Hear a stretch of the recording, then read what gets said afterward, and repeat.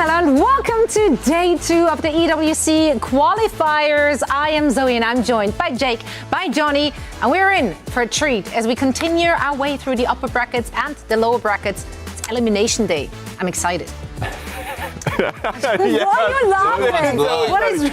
I do want blood, all right? I'm here for it. Are you not?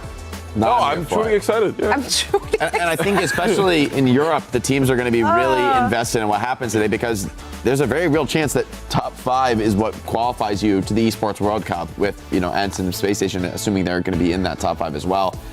For me, I think this is going to be exciting matches. A lot of these teams in Europe that maybe wouldn't have thought they're going to get a placement could be coming to the Esports World Cup. Yeah, if you lose the first round of losers bracket today, that has to be massively disappointing, considering the opportunity to just get 5th and you qualify for the Esports World Cup. Homie, you already sound disappointed. They haven't even started the games yet. I'm building suspense. I will be disappointed. I think I am. Actually disappointed. Now, we already dropped the name several times, EWC.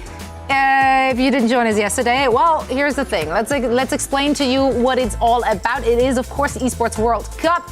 See the dates on your screen right now, taking place in Riyadh, Saudi Arabia. We have now 21 games in the mix and 60 million, yeah, that's right, million dollars of prize pool. That's a lot of money. Quite unfathomable. I can't wrap my head around that number. Beyond the imagination. It's too large. I make it a little smaller for you. How about that? Change the graphic. There it is. $1 million? $1 million. No, that is more my number. Is that your number? Work with this. Yeah. Yeah, we can cope with 1 million. 6 zeros. I understand that. Yeah. It's simple. Everything's simple. And the way to get there simple as well. We already have some teams which did, in fact, qualify. You can see the breakdown right here on your screen. Most of them, of course, coming through the Dallas Major. Just win, Forehead. Just win, Forehead. Play a little better than the opposition, and you're in. Or you just have other teams opening the door for you. Looking at you here, Bleed Esports. Yeah, if you're a bit confused about some of those teams on the screen, of course, like in Korea, for example, From the Gamer, Yeti, they were picked up this week by franchises like Fnatic, of course, and he's bringing it back. There you go. Break it all down for you. There's a lot of new names. So, Lots of new names on the screen. I love that, though. There's a lot of new orgs or old orgs getting involved now in Overwatch as well in this open format. You love to see it. We're flipping back to the graphic we just had on your screen for 2 seconds.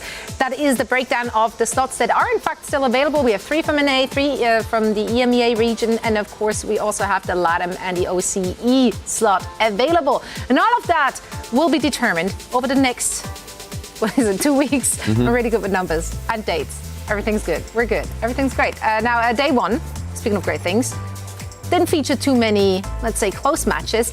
However, a couple. We ended on a high note. NA is close. NA was close. Less close. EMEA, not so much, but we ended on a high note because, quite frankly, there's something to be said about dominant performances. We can't show enough of this funny Astro shield bash. He really did bash that Roadhog. He really did bash that Roadhog.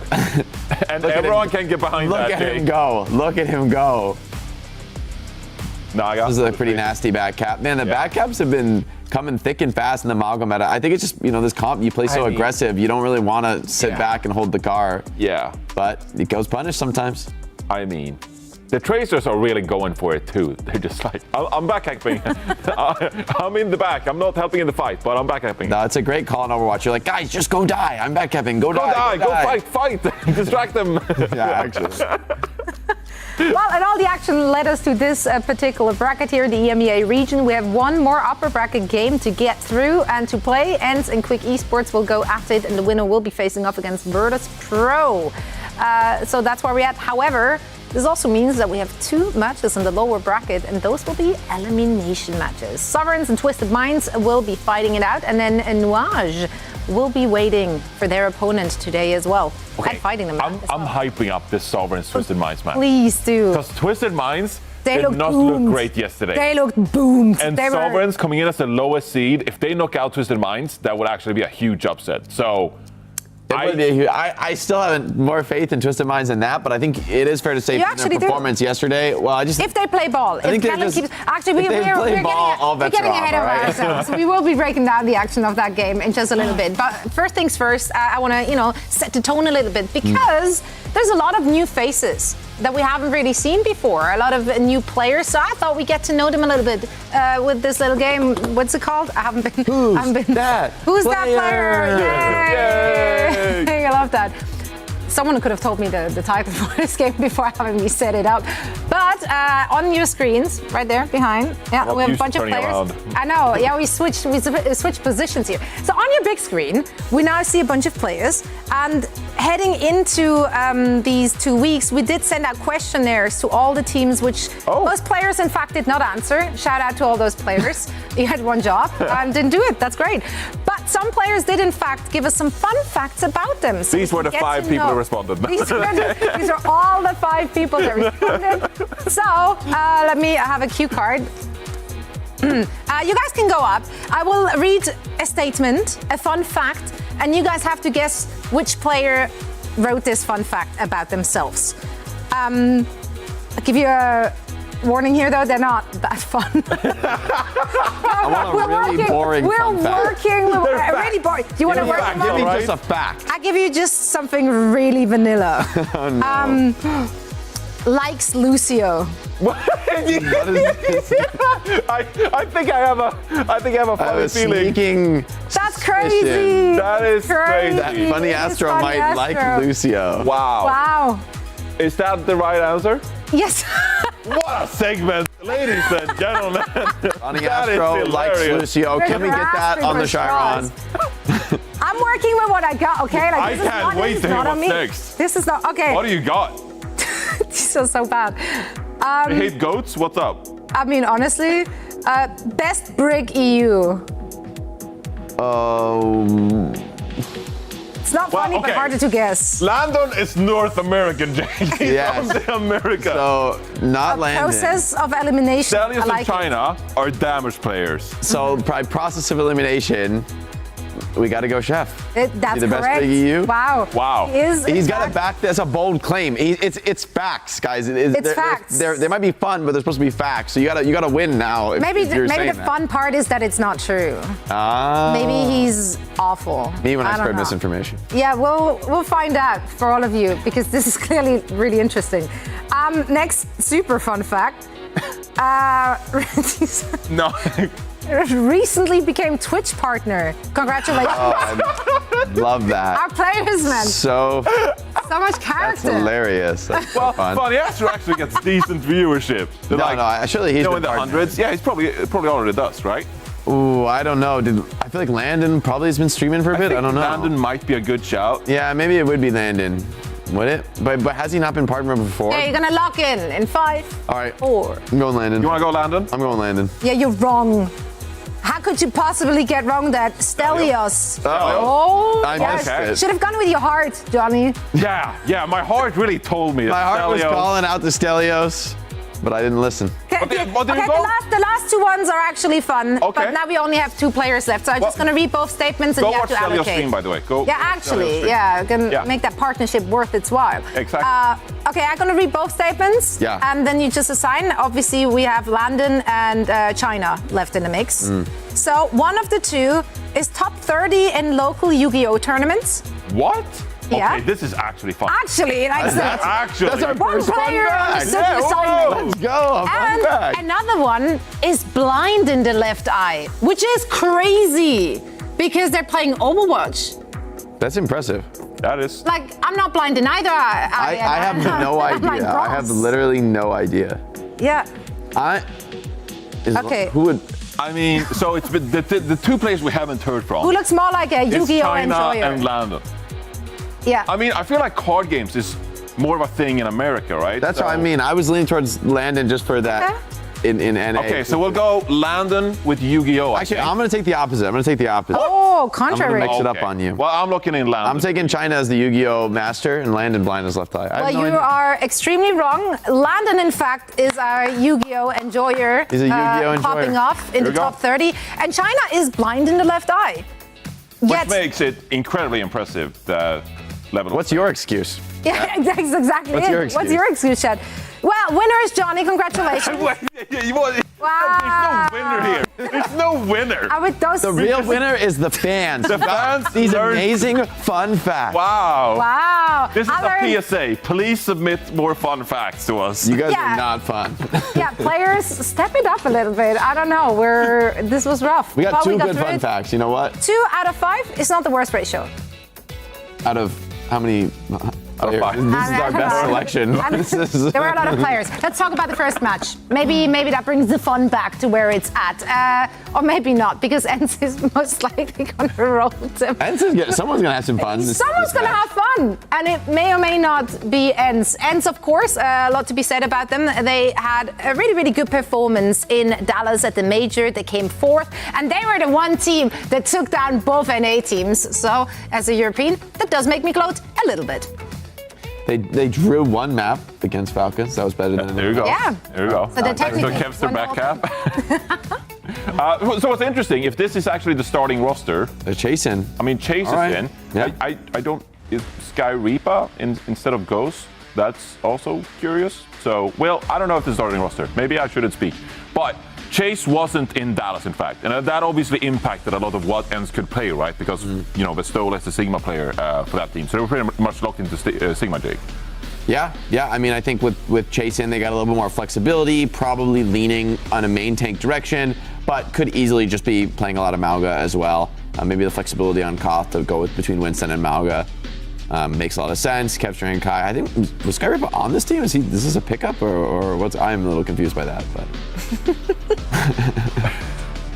But hey, it's on the screen. I trust it. Listen, we're just rolling with the punches. They got Sky Reaper on the team. Speaking of punches, from Twisted Minds in Dallas, might be playing Tank and Torb in Dallas, 2 end starting lineup.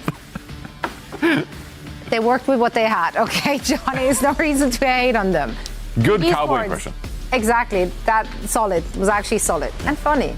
There we have it. Our players are funny. Yeah. In fact. Well, it is a pretty good. I really want to talk about Quick Esports. Okay, yes. But I will say, if that is the case, good pickup as well. Yeah, Ghost primarily just plays Baptiste, right? Yeah. Or that is Ghost's primary comfort zone. Comfort hero, right? So being able to have a bit more of a flexible flex support hero pool, that's going to help ENCE as well, alongside Chase being on the team too. Yeah. Now on the other side though. It's going to be an uphill battle. Quick Esports. There are familiar faces, though. If you watched, I think, Stage 1 or Stage 2, a lot of those players have been playing for Team Pero.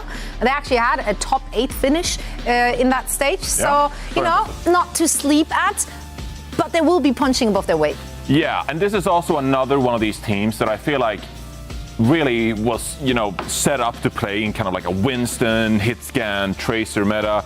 China had a pretty good tracer early on this year, of course, and you look at a player like Keo, locked into the Cassidy Sojourn a lot of the time, right? But now you're going into this Mauga meta that yesterday we saw a lot of these hit scan players are actually forced to swap and play some different stuff, right? I still think they're going to play around Keo's Cassidy, and actually an adaptation we've seen is that China, just like Rocket, for example, flexed over to the Pharah, and so they play this kind of like poke style Mauga composition where you play Mauga, Pharah, Cassidy.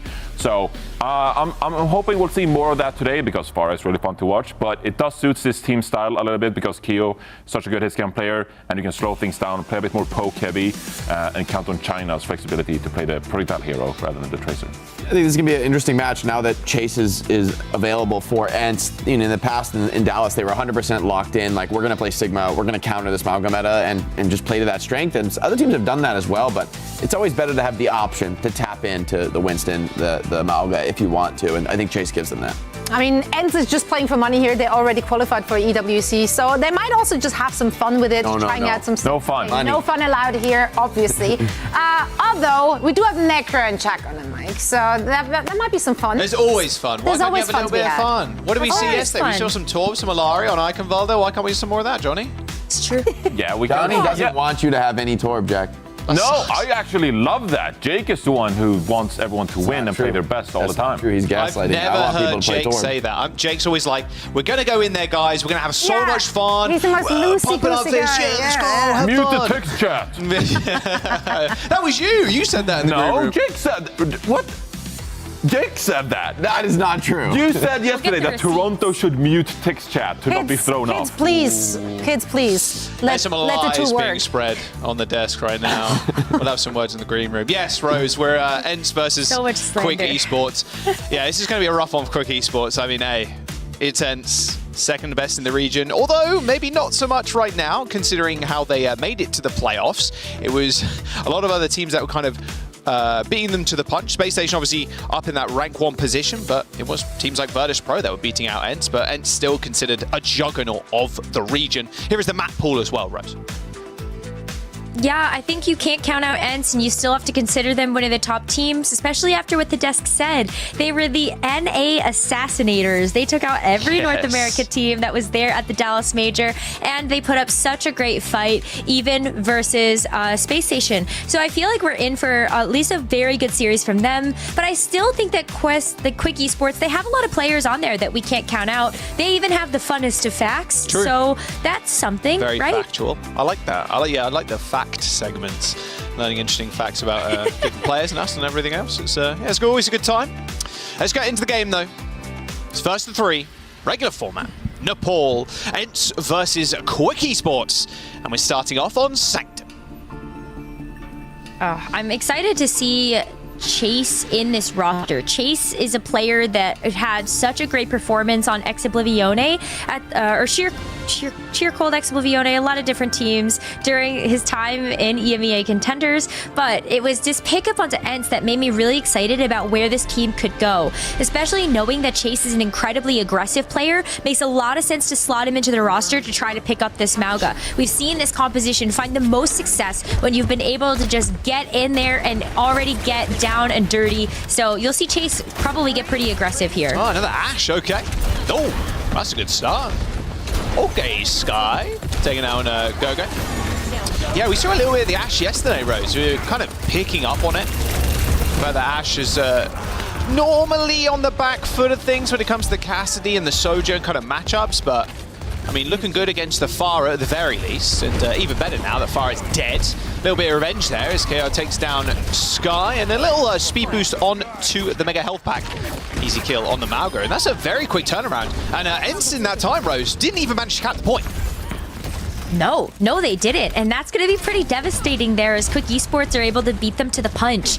And they're going to start to have ultimates online as well. I think China putting in a lot of work there is going to start outpacing Kevster with that Pharah barrage. But I'm looking at Keo right now that almost has the Bob is sort of the big swing difference in this next fight. Just knowing you've got that extra presence. And as I say that, Ents knew it was up. Ents knew it was up. The aerial assassin there in the hit scan Ashe, instantly taken out by Kev. And then Crocs, who tried to get on that point. I think this is a very quick flip. A lot of the times on Sanctum, the fights are pretty damn fast. The ability to, obviously, environmental is really nice. And how quickly people could die in these comps. A lot of burst damage, you're hitting a shot, a headshot, and then a rocket. I mean, your health bar is just... So much spam. Boom, it's gone. Yeah, but that's why it's so good into the Mauga. Well, here comes the rush. That's also very good with the Mauga.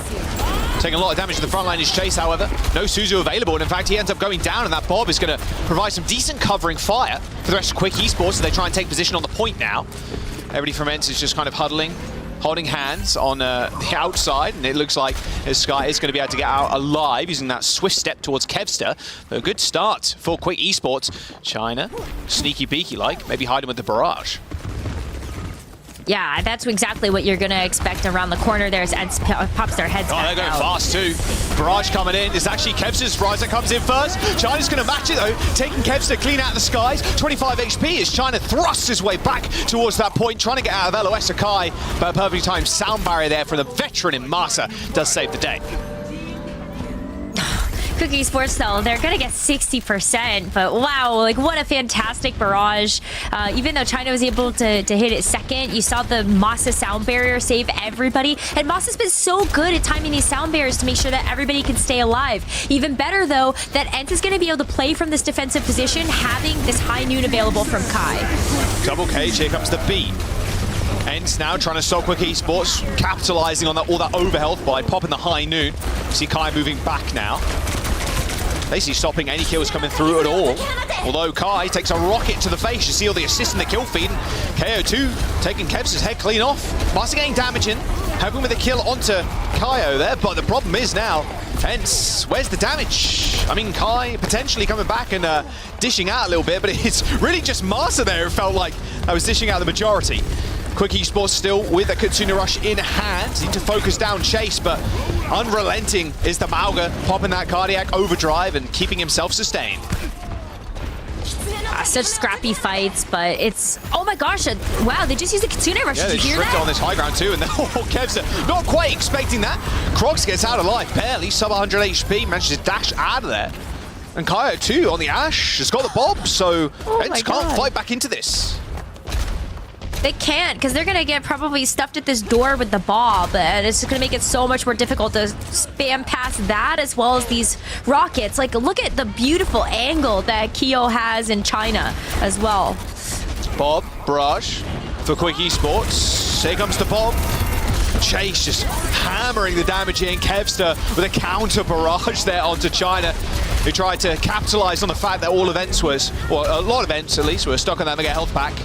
Almost overtime for Quick Esports, but it is Ents finding the flippers. Quick only gets that 93%. And now it's Ents' time to go. Go button has been pressed. Sound barrier from Master 2. Does manage to tag everybody except for Kai there.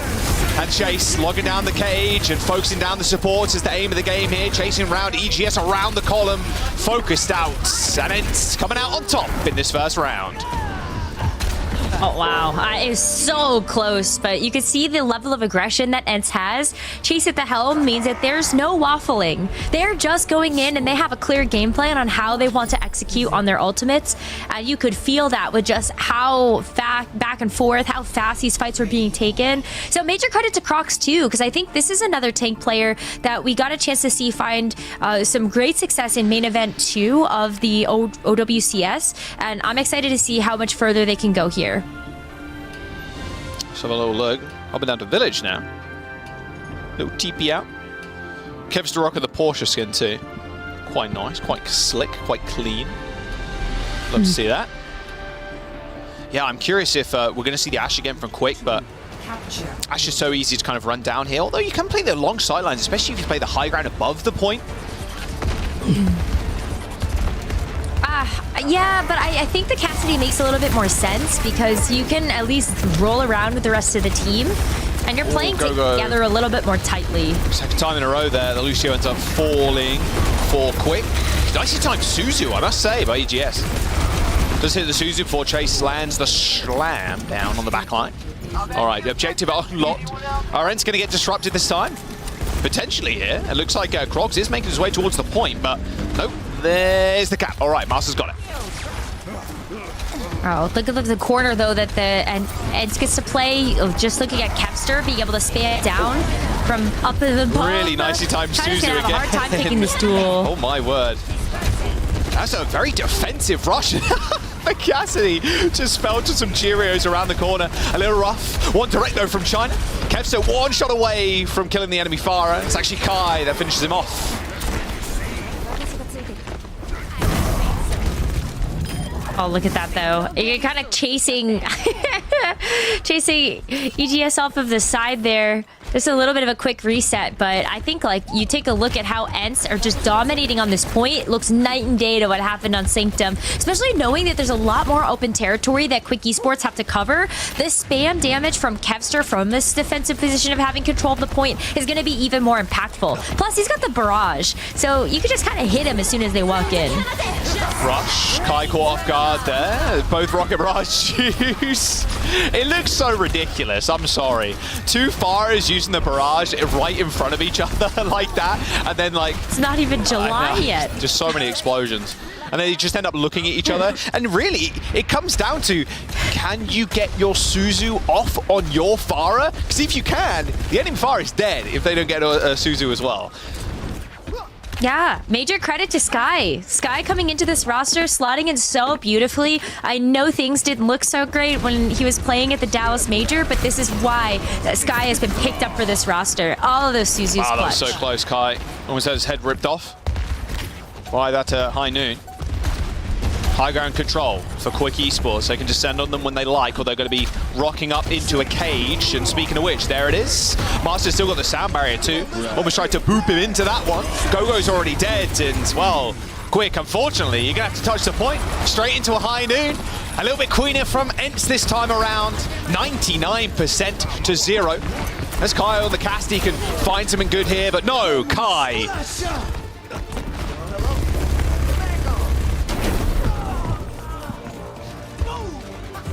There it is. 99, 100% for Ents as Quick Esports wiped off the map. Much different on that second round than what we saw on the first one, but that's what we expected from Ents. Just the close corridors of Sanctum, maybe allowing for a little bit more of that scrappy back and forth when you've got all of those pillars to play around, but when they got control of the point, they were dominant. So we like to see that from Ents, a team that we are wanting to see perform this way. Yeah, I mean, you called out perfectly at the very beginning as well, like how aggressive Chase likes to play. And they were always kind of playing up, especially in the Mega Health Pack room area. I mean, always kind of forcing fights really early on. It forces the enemy team to have to regain all that space that normally a lot of teams would kind of give them. It's like, okay, you can fight us in the mid. So they're very happy to kind of push them to their limits and make them have 1.5 to 2 fights to actually get close to the point or even on top of the point. Yeah, and playing these compositions makes it much harder for any team to have to play reactively because you're giving up so much space if you're waiting for the team to aggress onto you. It gives you way less room for error when it comes down to using your cooldowns. So I think like when you're able to play from this aggressive position, you're always going to find more successes than Mount. Yeah, it's kind of expected as well. Ents taking this first map, and Quick Esports, of course, they will have another chance if they do get knocked down to the lowest. Of course, double elimination format allows that. Exactly, but Ents going through here, not too much of a big surprise. Obviously, jumping into the next map in just a moment. It will be picked by Ents this time around. I believe it was Midtown is the map we were going to go to. They've been pretty good at Midtown. I think that would make a lot of sense for them to want to go there, especially knowing their win-loss record on the Dallas Major. I think that a lot of teams, especially in EMEA, have had a lot of practice with Midtown. But I'm curious to see if they will keep Chase in the roster to try to keep pressuring out the Mauga, or if they want to bring Vestola back in to try to play the Sigma, which plays so well on a map like that. Yeah, it sounds like we're getting no substitutions at all, Rose. So we are actually going to see Chase stay in the roster. Worth keeping in mind too, you can see in the little lower third here. Oh, I almost did the... they have locked their place in already at EWC, so they are looking for just some sweet, sweet revenge, I guess, against Space Station Gaming, maybe a little bit later on. We'll have to wait and see as they do work their way through the bracket. But they are fighting for just kind of knocking people out just because at this point, which is it must feel pretty good jumping into a server knowing that your space is already locked in. That must feel really good, especially knowing that, like, today, we're sending 2 of the 3 teams home that will not have a chance at being able to make it to the Esports World Cup. So there's a lot of stakes on the line. And then we get to tomorrow where we send the 3rd team home if we're only looking at the top 5. That gets even scarier because you don't want to be in that 6th place spot. All right, Midtown's up next. It was picked by Ents. And I did like the fact that you... picked up the fact that Ents were kind of the NA slayers at DreamHack. It was always nice. It was always going to be good to see NA and EU. That rivalry's been going on since the dawn of time. Not even just in Overwatch, in a ton of esports, of course. It's always been nice to see. And then Korea just dominates everybody. So all good. All is right in the world. NA and EU. It's like the Simpsons meme. The world is in equilibrium and balance. Exactly. It does remind me of the Simpsons meme, the one when they're on the boat and they got the 2 monkeys and they're fighting each other with knives and stuff and everybody's around them like, yeah, and that's NA and EU fighting each other. Oh, yeah. Let's get a quick Ents listening, though, as we go into Midtown. You want to go top? Yeah, or maybe. Not? Are you going fire or are you going to under? Probably Genji. Okay, Genji then. Yeah, let's go top. Masa here? Yeah. Let's go, dude. I'm so excited. Incredible. Margaret top. Fire. Mara. Flash. Flash again. Okay. Ready? Let's hard out. On like plus Yeah, time. okay, this is up. Ready? Ready? 3, 2, 1, go. No, Maga. Keep going. They have Blacklands. Oh, I'm in. Oh my god. 3, 2, 1. Oh, show me all one. I'm pushing. Lucian fireball. Yeah, I'm pushing. Okay. Oh, Ash didn't die. Fowler. For one. Do you wanna push this? Yeah. Come with your chest. Get your chest, bitch. Go. Wasted. Thanks, dude. I thought their Ash died. I think that was Chase just mimicking all of these sound effects. New sound pack just dropped. Chase as Malga. I remember listening to an interview with Chase like a couple of weeks ago, and Chase called himself a terminal yapper. That makes sense. And All right, really quick to talk. Yeah, and definitely likes to be vocal. That all adds up. Kai getting taken down. I do really like the Ashe look, especially on these kind of maps. The Bob 2 versus the High Noon Rose. The Bob has got obviously a lot more utility there, and it's very easy to kind of win fights off of the Bob and the pressure that it provides, especially when the fight kind of breaks down. You throw out the Bob, maybe you see somebody gets knocked up and you can just pop them. Versus the High Noon, which is more of like a space-taking ult, right? And just kind of pushing everybody back. And Bob does way more damage now. So Facts. it's nice to know that even that extra little bit of damage can help you to just get a random pick onto somebody. Maybe Bob should headshot. Oh, no. Just randomly? No. Another free bad idea Yeah, for exactly. the two of us. They're free. Hey, you take them. They're free. You take them. Don't have to use them, but... All right, Kev, what you got with this blade, huh? Enter with 5 ults rocking up to this next fight. This guy's pretty low, though. That Dynamite's doing a lot of damage. In fact, that Bob's earned pretty quickly. Ooh, we've got to be careful. Barrage from China is going to get locked in that cage. Here comes the blade. Both sound barriers being utilized as well. Easy cleanup now. You've got to imagine that rush and the blade just so good. I don't even think they needed everything else that they threw on top of that, quite honestly. But overkill, I think, is what should have popped up on that screen instead of a team kill. They're able to get the job done, but this does leave them a bit vulnerable, knowing that Quick Esports can come back into this with their own Kitsune rush to get the recontest. 0.5 meters away. All right, use the rush instantly and disengage. No way you're going to be able to lock down the Kiriko. No, there we go. Just teleport away. Yeah, but now Crocs really wants this cage. You are so close, and Quick Esports should be able to use that to help give them another team fight win. Knowing that Ents just used everything else a couple of fights ago, they've not got anything to respond to that. Yeah, I mean, responding here is, I guess, just sending in your Malga alone. They're just hoping you can kill everybody else. We'll have to wait and see. Of course, they're all on the point right now. Cardiac overdrive pop by Crocs. As the Ashe has already gone down to a bullet from Kai. And there is the cage. Pretty much everybody locked in. It's just and now it's just the Lucio dancing around the payload. You didn't lock us in here with you. Wait, what's the saying? You didn't lock me in here with you. You locked me in here with me. Wait, what is it? I don't know. You didn't lock yourself I'm gonna leave in you out to drive with me. that one, 'cause I locked myself in here with you. Well. I think something like that, because it's like, oh, well, I did this to myself, you know? Like, I wanted to be here, something like that. And apparently Ents wanted to be there. That cage did nothing. And I think that speaks volumes to how well Ents have been able to play together as a unit, because otherwise, the cage should have been a good team fight win here for Quick Esports. And instead, it's going to be potentially a quick map end for them. Yeah, especially after that rush. You can see China, Rose, was in a position there to try and get that barrage off. Sound barrier from Gogo. I think it only hit him and Crocs in the front line. The DPS were left out to dry completely. Both DPS ults still available. I mean, Ents are just going to run away with this one. They got Blade Cage coming up. Exactly. I mean, Gogo was just stuck in that small room, but not having a sound barrier here for Cage Blade feels so bad when the cart is this close. I mean, China popped the ult and instantly died. Oh, even Kevster paying Bob a little bit of a visit. I think it's about all over. Rose, High Noon too. Try and catch me now. Crocs. Oh, got Suzu. Wow. Unbelievable timing there from EGS to Suzu the Mag before he gets his the High Noon. in his face. But there we go. 3 minutes almost. We'll call it 3 minutes. 2 minutes and 58 seconds for Ents. We round up. There you go. 3 points. It's okay. We'll be generous with the 2 seconds. Yeah. So just Quick, give me like, no, 3. please. Give us 2 seconds back. Yeah, wow, what a quick 0.3 push.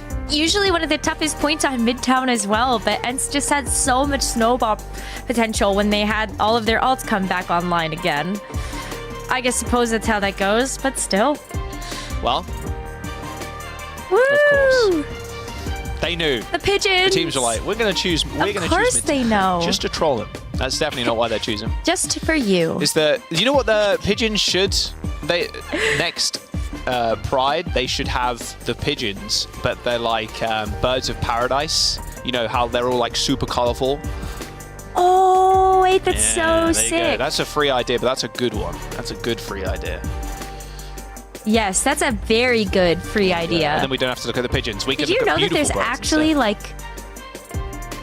like there's like actually really colorful pigeons. Really? That like naturally exist.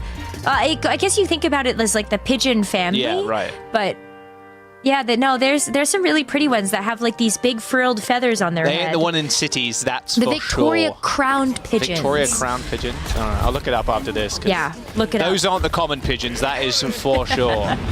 Those ones just look like they're going to eat your soul at 3 a.m. Jeez.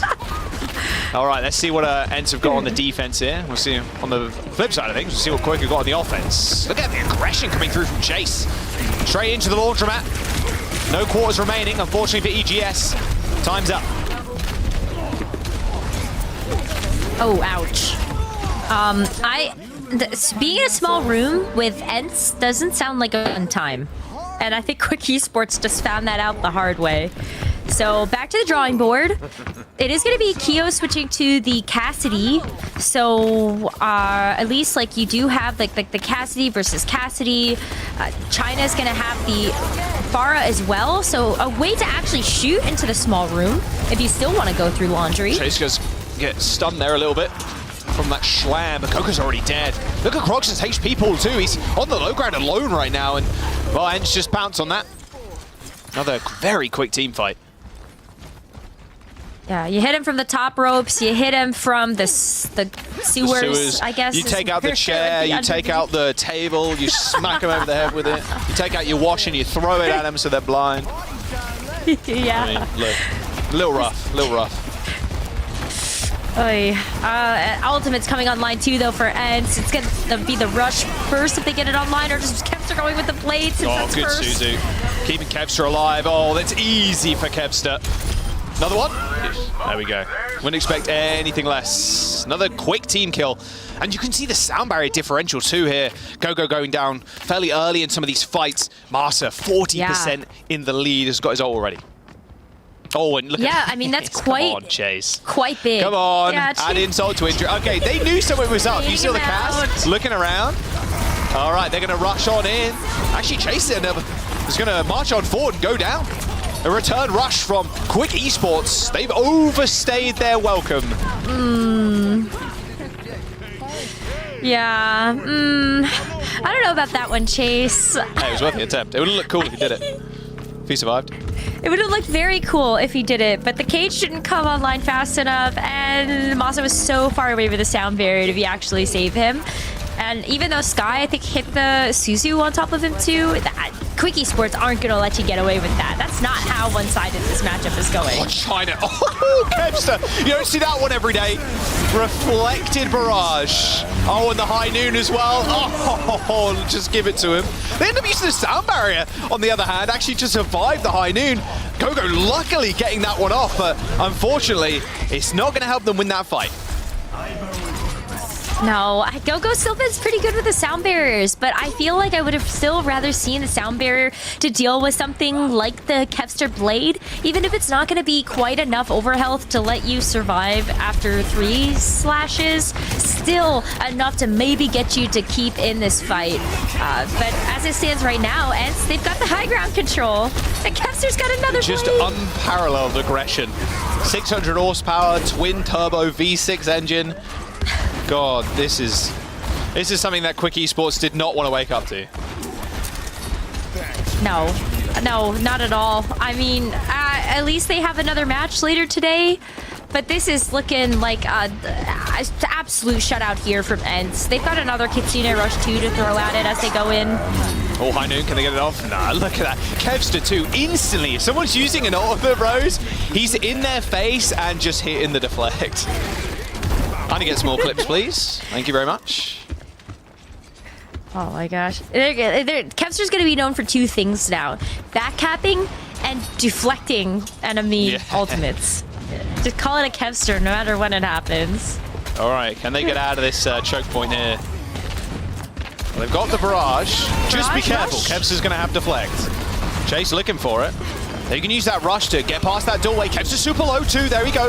Burnt alive with the Mauga guns there. Chase is going to jump straight into the backline, pop that cardiac overdrive, but they burst him out before their health can be regained. And there it is. All right, quick. 2 minutes to go now. Moving on to that car wash. And they got a chance to hold on to the barrage as well. So not a bad ultimate to have, knowing that ENCE probably want to try to recontest this high ground through this room, or they might want to stay behind the point. Either way, there is a lot of cover for trying to play around to make sure that this barrage can actually find multiple targets. Sound barrier from Master 2. Here comes Crocs. Cage available. He's going to try and boot him out of that doorway. There's the beat. Oh, Master's trapped in there. Oh, goodbye, Master. He needed to get in, but unfortunately, he could not get out. Little barrage and perfectly placed Cage from Crocs. Very good effort there by ENCE, but unfortunately that overhealth from the sound barrier just not quite enough, and you're gonna have to see ENCE go back to the spawn, but they've got a cage of their own now. They've got a cage, and Kev's just got the blade. Everybody's grouped up. Sound barrier is gonna be good for a little bit more survivability, but the amount of slashes you can get off now with the Genji, not enough health in the world to survive against that. Oh, another one for Kevster. I've got to give him the 5K at some point, ENCE. Come on now, I think the man has earned it. But this rush could seal the deal here. Jaws, we've got 35 seconds left on the clock, and Sky holding so close with this Kitsune rush might be enough. Oh man, Gogo is already dead. Yep. I think this might just be it, Rose. No anticlimactic finish, it feels like. They're just chasing him all the way to spawn. China trying to play a little bit sneaky, but unfortunately, with 15 seconds to go, it's going to prompt the emergency swaps to the ball. They know it as well, so ENCE are going to back up because the ball can just roll all the way past them. 1000 HP in a dream for Crocs. Does hit the payloads, but it's too far away for him to get the back cap. And it is just the ball exploding. Even with the rush, looks almost inevitable now. Yeah, I think it's just a matter of time, especially when Kai is still going to be kept alive with that Suzu. Oh, almost got the reflect kill again. Kevs is going up, just finishing the job. Only the Tracer onto the point, and that'll be it. ENCE, they're going to take this Midtown. It's going to be a 1-0. Okay, there. I was hoping the ball wouldn't touch again. We're all good. ENCE with a 2-0 there on Midtown. Put themselves on match point against Quick Esports. Not super competitive right now. Although Quick, like I said before, they do have a big chance, big opportunity to fight through that lower bracket. But this is kind of shaping up how we expected it. Yep, absolutely. I think if I were Quick Esports, I would still try to figure out as much as you can for warm-up. They're still going up against a tough opponent, and sometimes that's where you can learn the hardest lessons. So maybe something that they could take into their match that's going to be happening later. I want to see if ENCE is going to kind of continue the way they're playing right now and how aggressive they've been, because they are playing up to the spawn door. They are holding Quick Esports at every possible opportunity, not really giving them any ground. And it's something that this Malcolm can do extremely well. The tempo can be swung very quickly with this cardiac overdrive. And like you were mentioning, how Chase likes to play is very aggressive. And it's kind of opposite of Vestola and one of his best heroes in the Sigma, who wants to play a little bit more passive in a way, just holding quarters, holding angles, and just very like Circuit Royale-esque. We're going to hold here, here, here, and here. And these are where the fights are going to hold. But with the Mauga comp, it's like, we're taking you at every single pixel on the map. Like, that's exactly how Chase has been playing. So it's really nice to see the two complete differences in each of the tank players for ENCE. For sure. And I think something else that Chase was kind of talking about in that interview a couple of weeks ago that Commander X did was, you know, a little bit of a big difference in play style and communication between how Chase and Vestola both slot into the roster. Chase, as he said, maybe a bit of a terminal yapper. His words, but because the rest of the team is so vocal, like Kai and Kevster are constantly talking, it can be a little bit difficult for everybody to be on the same page. So Chase recognized that might be one of my downfalls, being on a roster like this, but it wouldn't work. This Mauga comp, this aggression wouldn't work if they weren't all on the same page now. So something must have clicked for them, and they must have all been able to work out those communication things so that they could have a composition and a team as strong as this. Okay, I just had a little smile on my face because my producer just whispered into my ear, sensually mind you, Cloudy in for Ents. So we're probably going to be seeing the ride. Really? Now, a little bit of fact on Cloudy if you didn't know. Oh my God, Cloudy recently please. dropped from champion to master. And then, oh, he's back. He's so back. I saw him in the holiday pictures as well, reading the Art of War by Sun Tzu. You know, he's a bit of a grind lord when it comes to ranked in general, and I'm excited to see it. We're going to Colosseo. Cloudy's going to be in, and that means there's going to be a whole bunch of Reinhardt. I cannot wait. One of my favorite players to cast back in the day as well in contenders was Cloudy, and I'm excited I can do it again.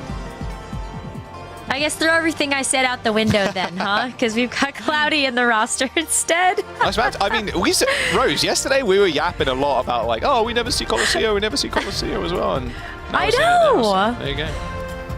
I'm so excited. I mean, Crocs is also one of those players that I think you have to look at as being a fantastic Reinhardt. It's one of his top heroes. It's one of the most played for him. And so I cannot believe my eyes in 2024. Jazz, we're seeing Reinhardt versus Reinhardt, and Space Station isn't playing. I'm here for it. The EU special. That's what you call it. Ghost in as well for Ents. Yes. Baptiste specialist. Oh, yes. And, well, they're doing exactly what a Rhine team would do. Go on an Omega flank, the Giga flank. They flip the map completely. Wait, they both flanked. Trying to catch quick esports off guard. And yes, they have swapped sides. Almost there. Oh, so funny. All right, well, it's Poke War right now. Which Sojourn or Cassidy is going to pop off first? Oh, Cloudy really low. Nice lamp, Lampington. Oh, taken out. However, both Ryans are dead, but Sharpshooter Kai is going to clean up China. A little bit easier now to clean up a lot of these kills. Magnate thrown in, and now the bot is walking away from you. You've got to reset here if you're Quick Esports. Oh, my word. Kai. It's looking like Idris Elba in the Dark Tower there. Pure gunslinger mode. It's like he's doing warm-up for something. Games. Maybe this match with like Aim Hero or something. It's all paying off. All right. I'm waiting for these shadows. I'm waiting for Cloudy and Crocs to go head-to-head. Same. All right, what you got for us? Cloudy playing up, taking the manly duel versus the Rhine. Oh, Marcy, you got to be a little bit more careful than that. China's still got wicked aim. Though Crocs does lose the Rhine duel to a fire strike.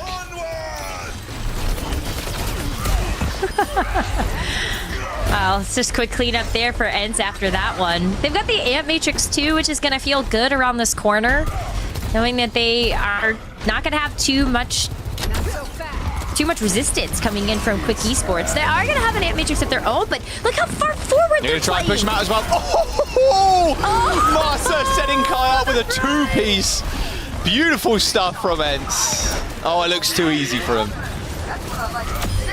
Well, Cloudy can do it too. If Chase can play aggressive, so can Cloudy. This Reinhardt knows no fear right now, and it helped out so much to make sure that Ents were going to be able to get this checkpoint. Oh, don't let him get the free fire strike kill.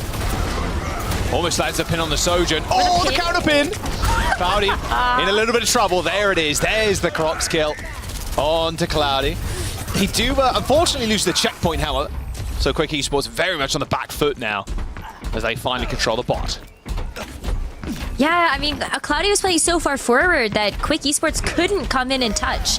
So especially knowing that the amplification matrix got popped down, Quick Esports would have been in a really bad position if they had stepped up to the plate. So they gotta let it go. But now is their time to start making some progress with Keo on the overclock. Shatter hit straight in the shield. Cloudy looking to go on the back line. There it is. Hits one. Sound barrier comes through though just to save EGS. Kaiser's and them going down. Cloudy, no fear though. Pings through the window. Receives a lamp as well. It's just 360ing with the Rhine. I mean, sure, why not? Does need desperate heals though. Marsa and Ghost there to heal him all the way back up to full HP. Quick Esports unable to take down the Rhine Goats.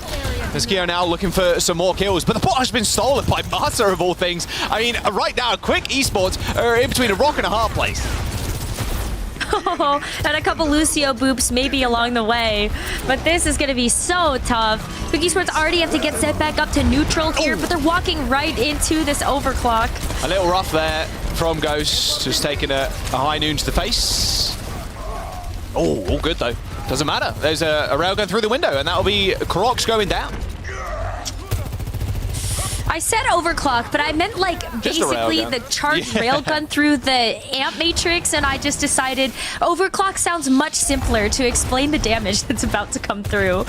But now they've got high noon as well, so Ents can start to just keep away at this mid section. They don't have to move. They have the lead. They just want to make sure that Quick Esports don't get a chance to actually move forward themselves. Well, there is the window. High noon through it, though, from Kai. Does stop Quick Esports from using it, at least for a moment. Nice pin kill from Crocs. Cloudy down. An honourable duel between these Reinhardts. Pretty about even at this point, I'd say. Shatter's coming up for both Rhines, too. Cloudy a little bit closer. I cannot wait. Another Shatter duel between these two.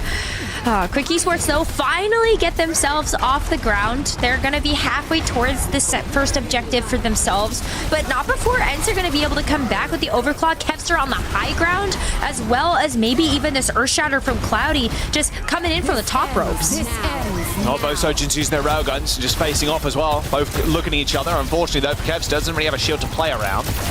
Can't fire through it. Eventually, they're going to run out, and it's going to be all up to Cloudy now. A couple of percentage points away from that Shatter. Same with Crocs. He's going to get it. Cloudy needs some heal, some love, care, and support, please. Crocs speeding around. Oh, Kai, you're in a little bit out of position, my friend. Getting booped, and see you later. Okay, quick. They might be able to get this checkpoint, too. I think so. It's starting to look up for Quick Esports right now. Cloudy still hasn't had a chance to use this Earth Shatter, but Quick Esports, they've got the ult advantage right now. Gogo's gonna have the sound barrier up, maybe even after Masa uses his. And Crocs, look how he's waiting to make sure that he could shield for this high noon. He's looking for it though. Around that corner. Doesn't want to test it. High noon. That's checkpoint. Down. Checkpoint secured. Lead not, though, as Kylie's got the shadow around the corner. Big slam, too. Straight over the edge of Gogo. Goodbye. And that is why you know and love Cloudy. Big slams. Even in the year of 2024, this guy is still putting up highlights. Just the whole shift to knock a couple people off. This is what you expect out of Reinhardt that's also rocking the Emerald Hammer. Legend. What a flex, by the way. Yeah, he's got a ridiculous profile level, Reinhardt hero level as well. Probably one of the highest. It actually might be the highest Ryan on any of the servers. Windows coming in. Kai's in trouble. Kai has to get out of there. Does receive beat. Look at that sliver of health remaining. Eventually, Cloudy pays for his sins there, dashing into the backline, or charging, I should say. Oh, good pin by Crocs. It's good to see some honest Overwatch here. This is professional Overwatch at its finest. Very good professional Overwatch. I think Johnny will. I think he would agree. He would definitely agree with that. Very professional Overwatch happening right now. All right, Crocs, what you got for us? We already saw Cloudy's. Now it's your turn to get the Twitter clip. Come on. He's looking for it. Get the big swing, the bigger shatter. Cloudy knows though. Oh, okay. Being a little cheeky with it. Showing his back to the enemy Ryan.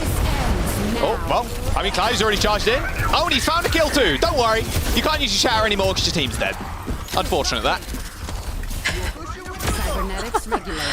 Oh, man. Yeah, Kevster on this high ground. The only way that you can actually remove him is if you shoot him. Like a Keo, China, that's a lot of investment to have to deal with just one single player. And so another good team fight win for ENCE. 2 minutes remaining on the clock, but Quick Esports are the ones that have the meter lead. So ENCE actually kind of on the back foot here in terms of having to make up some of that progress. Starts with this Ant Matrix though, or even just a pick. Wow. And Quick Esports still have the shadow to their names too, but they don't have a chance to use it, even with that lamp coming down. Good kills from Kai. What's that, 1, 2, 3, 4? Okay, Kai. Little team kill from the Cassidy. Quick Esports now swiftly losing this lead. I mean, like 71 meters to 90. And look at the ultimates for ENCE. I mean, they can play on this bridge. Krogs has to hit a big shatter here. He's almost been lapped. He does. In shatters. Minute and 30 seconds to go. Window used. Kai doesn't want to mess with it though, especially without overclock. That is a one-shot if he has the body shot. Just dashing over to this high ground. There's the shadow we wanted to see, but Krogs needs to get rid of that lamp first. He's getting taken extremely low. ENCE eventually going down. Shadow hits from Cloudy. He does find one in the backline, but unfortunately the rest of his team already sent back to the spawn room. But that's big. That's super big for Quick Esports because they're the ones that still have the meter lead. And with 1 minute left, ENCE are running out of time to try to grab the rest of that meterage to end up winning this map and end the series. So Quick Esports, Jaws, they're not out of it yet. They don't have much to work with. Maybe the sound barrier from GoGo is going to come up soon. But the fact that Masa has it first might be enough to help push ENCE over the edge. But they're still going to have to win one more team fight after that. Must-win fight here for ENCE. They've already managed to kill Krogs, who was isolated in that like a middle portion where the bot normally stands. Can't lose anybody here if you're ENCE. Unfortunately, they lost Cloudy. The rest of the fight should be pretty clean. And there it is. Okay, Cloudy's going to come back in just a moment. I'd imagine Masa is either going to taxi or just let Cloudy come back with the charge. Of course, Masa's got that sound barrier, so probably no taxi here for Cloudy. He's going to be pretty quick back here. However, perma-stall on the bridge. Luckily though, Krogs' shield does end up getting broken, so the bot will now start moving this payload. But here comes Krogs. Already though, Kevster taking this game into his own hands here. Not sure there's much more that can stand in the way. There's 3 kills for the Sojourn, and in OT, it's ENCE claiming the map and the series 3-0. It was so close though, and honestly, as we saw in the chat, GG, well played. Quick Esports kept themselves in this series. Jaws was very impressive how they were able to work together as a team in the final moments of Colosseo to even bring it as close as they did. They were down so much in that halfway point and were able to bring it back. So, you know what? I think they're warm now, and ENCE were a tough opponent, so maybe they can carry a little bit of that momentum into their next match later It's a beautiful today. thing seeing Cloudy back in the server, picking up the Rhine. I do want to see him versus Hardy just once. Maybe we'll get that in the near future, but a 3-0 from ENCE. Didn't really expect anything less. However, Quick put up a big fight there on Colosseo. Desk, more Reinhardt action. Johnny, was that professional Overwatch? That was great. That was great.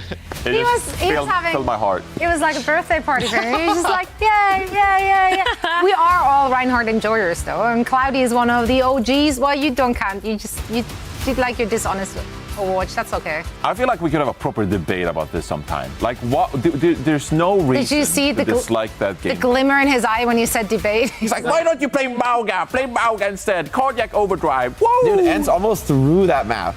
They should never, ever lose a map. That's such a non-competitive series. You got to see Cloudy on Reinhardt, though. Right. Like, you got to take a dub when it's offered to you. They did get the dub in the end, and it was a quick one, regardless. I love Necros spinning here. Quick Esports now warmed up for their lower bracket. That was actually... Let's be honest. We all knew they were going to the lower bracket game. Let's be honest. If anyone saw those first 2 maps, they were punching above their weight, and that is absolutely okay. Yeah, it was a bit of a team diff. You know, let's be real. There's an enormous team diff in this match. Yeah. So, tough. But anyway, I mean, good look from ENCE here. Yeah. Getting Chase in the starting lineup as well as Sky Reaper, of course. Adding some more flexibility to the roster after they were kind of like locked into the Sigma composition at Dallas. And that is obviously going to help them moving forward, especially in this region, because ENCE hasn't been the best team in the region. It's been Space Station and Twisted Minds. They won stage 1 as well. So ENCE yet to ever really so far this year win a tournament and be by far the best team in EMEA, right? So hopefully with a couple more options in their roster for the rest of the year, that will allow them to play their game a little bit more.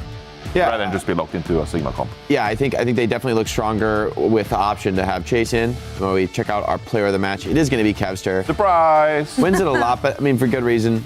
Massive performance. I think the Genji is just a particularly exciting hero to see Kevster on. I mean, we know how good he is on Tracer, but I think Genji is really that next level explosive snowballing hero. The Pharah as well, incredibly consistent. And I mean, I think Kevster's flexibility really is coming into play more now than any meta I can remember in recent memory, where Kevster is always very, very good, but now we're actually able to see him play many different heroes back to back to back. I mean, that's a general thing, though. I feel like so many DPS players really have to step it up right now when it comes to flexibility. Like, you can't one-trick anything anymore. No. We used to say that a lot about the tanks, especially when we shifted to 5v5. But now DPS, so much is riding on them and their flexibility. Yeah, and I mean, that is one of the great reasons why this is a fantastic meta, right? It's like you see all these different damage heroes, right? I personally made my opinion felt about the tank matchups, but it is really fun to see a lot of these damage players at least flex it up. I think Malga is a little bit too strong right now. I think it's fair to say, but certainly at least there's variations. Yeah, exactly. It's not just different one teams combo fits all, and have also totally different styles on different maps. On different maps and different points in different maps. So it's some 5D chess we're playing. Also, appreciate the moment. I'm excited right now. What you have. You want to look behind you guys. I got just the right person. Whoa! So right there. It's been forever and a few days since we got to talk to Cloudy. How are you doing, Cloudy? What have you been up to? I've been doing great. I've been playing some Korean ranked lately, so this match was a little bit demanding for me because I think I was on 500 ping the whole match, but honestly, it went pretty great considering that fact. that starts to explain things. I mean, that explains, like, I think I had one fight, like 5.5 minutes in, like, I think Ghost was getting run on, and I'm, like, teleporting across the entire map. I don't know what's happening, but... I just want to say I appreciate you for not calling for a pause. That's so real of you. The fans appreciate you. I mean, honestly, like, no, I don't need a pause. Like, I'm playing Ryan, like, ping doesn't really matter. It's only a number anyway. I love that. Put it on a t-shirt. Yeah. Look, how's rank going these days? What's your rank like? The Ryan I mean, ride. it started pretty strong this season, right? And I was like champion, then I was like rank 3, but right now I'm like Masters 4, I think. So okay, yeah. I think I've dropped like 9 skill divisions, so it could be going better. But is it easier to play Reinhardt in a pro game, or is it easier to play in ranked against non-professionals? Honestly, I feel like in pro play it's so easy, but in ranked it's like impossible. Ranked is tough, man. Ranked is harder than pro play, I'm not even kidding. Like this match I was on 500 ping, not doing nothing, teleporting around, and I still won, so I think that's proof. Skill difference, man, skill difference, what can you do? What was that shatter, by the way? How confident were you in that shatter? Were you just like jumped across the wall and just jump shatter around the corner? What was that like? Oh, the one after they capped, right? That one, right? I think.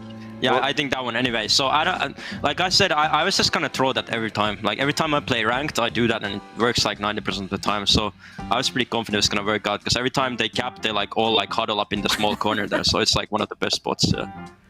Love Prediction. There we go. Yeah, I love that. Cloudy, obviously you and your team, you're moving on in the upper bracket now. Is there a particular team you really want to play against and take down? I mean, it would be nice to play SSG, right? Maybe I'll play Ryan again on 500 ping and see how hard it does that since we take down one Ryan guy. So SSG pretty much on Twisted Minds is always fun to play. We'll see if they make it up from the lowers, but yeah, those guys pretty much, yeah. Right on. Well, we're excited to see you back on the server. I hope we get to chat to you again. Cloudy, thank you so much for joining us and best of luck in your next match. Thank you. Thank you. Great to see you. Great to see some Reinhardt. I know. Don't go. Don't go. We have to say goodbye, Johnny. Sorry. I stand corrected. The man did not call for a pause on 500 ping. A man of the people. I was wrong. I appreciate you, Cloudy. That's I right. appreciate you. That's big up. That's big ups. Big ups. And with that attitude and with that performance, they're moving on in the upper bracket. Let's take a look at where we're currently at here in our EMEA upper bracket. The matchups are set now for our next round. Space Station Gaming and GG Peps will be going at it, and Virtus Pro will face off against Ents. This upper bracket is stacked with Virtus Pro really peaking and being in top form right now. I think VP, they want to throw a wrench into this top 2 narrative with SSG and Ents. I mean, usually I say the scores don't really represent the match. Here they did. I don't think any of those teams which moved on were truly tested. That's like in Dallas. Yeah, but therefore I now hope that in our lower bracket, it's going to be a little bit more contested. Hope is good. I mean, this is hope. you're fighting. I'm living for it. If you're in the lower bracket, it's basically win this game, and you're gonna have a chance at that 5th, 6th tiebreaker. Yeah. This is the game that if you lose, you are not coming to the Esports World Cup. If you win, you've still got a shot. So really, these lowers are counting for a lot. Quick maths, obviously, with ENCE and Space Station having already qualified. As long as you're not bottom 3, you're going to EWC. Is that correct? Bottom 2 don't go, and then Bottom 3 Then don't? there'll be a tiebreaker. And then Yeah, there's a yeah, tiebreaker. that's true, that's so true. technically bottom 3. You're right, you're is right, out. you're right. I Yeah. am correct, that's right. Now, we do have more matches coming our way. Of course, we will now be heading into that lower bracket and fight it out. We're gonna fight for their life. Can't wait to see it happen. All of it and more after this break, so don't go anywhere. Fighting for lives. It's dramatic. Soon. Soon.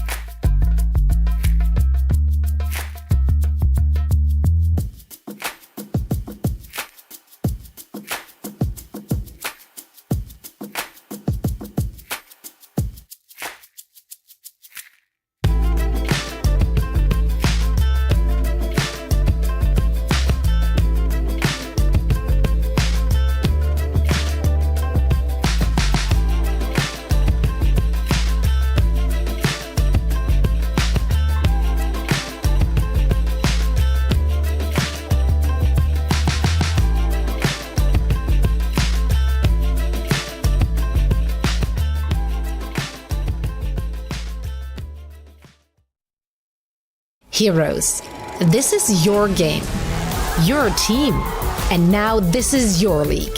This is your community's future, and this is your prize pool. Win your matches, battle for your progression. Go far, go further, even as far as the Esports World Cup. It is your time to shine. Build your team, register your team, go the distance with your team. FACEIT League, powered by you. Hey Heroes, Season 2 signups, they're open right now, so you should totally get in on all the action. How was it for you, Season 1? It was fun, actually. It was fun playing with the team and, having some fun, showing up the matches, playing comps, and working together. I think it's a lot of fun for anyone who wants to get into competitive Overwatch. The expectations don't have to be that high. If you're like me, just play for fun, show up with the friends. Because that's what you're known for. play for fun. That's That is Jake true. in a nutshell. He's just here for the vibes, and so are we. We have good vibes coming our way, in fact, because we've got a very important match heading our way. Yeah. Yeah. Elimination match. Elimination matches, we love to see those. This one, hopefully a little more closely matched than their first bouts in the upper bracket. It's going to be Twisted Minds taking on Sovereign. Let's talk about Sovereign here first, because quite frankly, even though they were on the receiving end of quite a beatdown yesterday, they did show us that they have an idea of, you know, different variations of the Maga composition. I'm hopium, copium, I'm combining it all. I'm hearing you out. I'm hearing you out. I feel. I am hearing. I feel like this could be a better matchup for them. Definitely. They've played the meta and they've not looked atrocious. Yeah, I mean, look, they played Mauga, Genji, Venture on Volcano here on Samoa. So that's a good sign. They had a very tough opponent. But let's just avoid the Wrecking Ball perhaps a little bit. Both teams, actually. Please, both teams, don't pick Wrecking Ball. I was just about to say, can we just transition from there straight into Twisted? But also, this might be a match where like both teams are like gentlemen's agreeing, just like, let's just play Winston. Honestly, let's go to a map like Paris, for example, and let's just do that instead.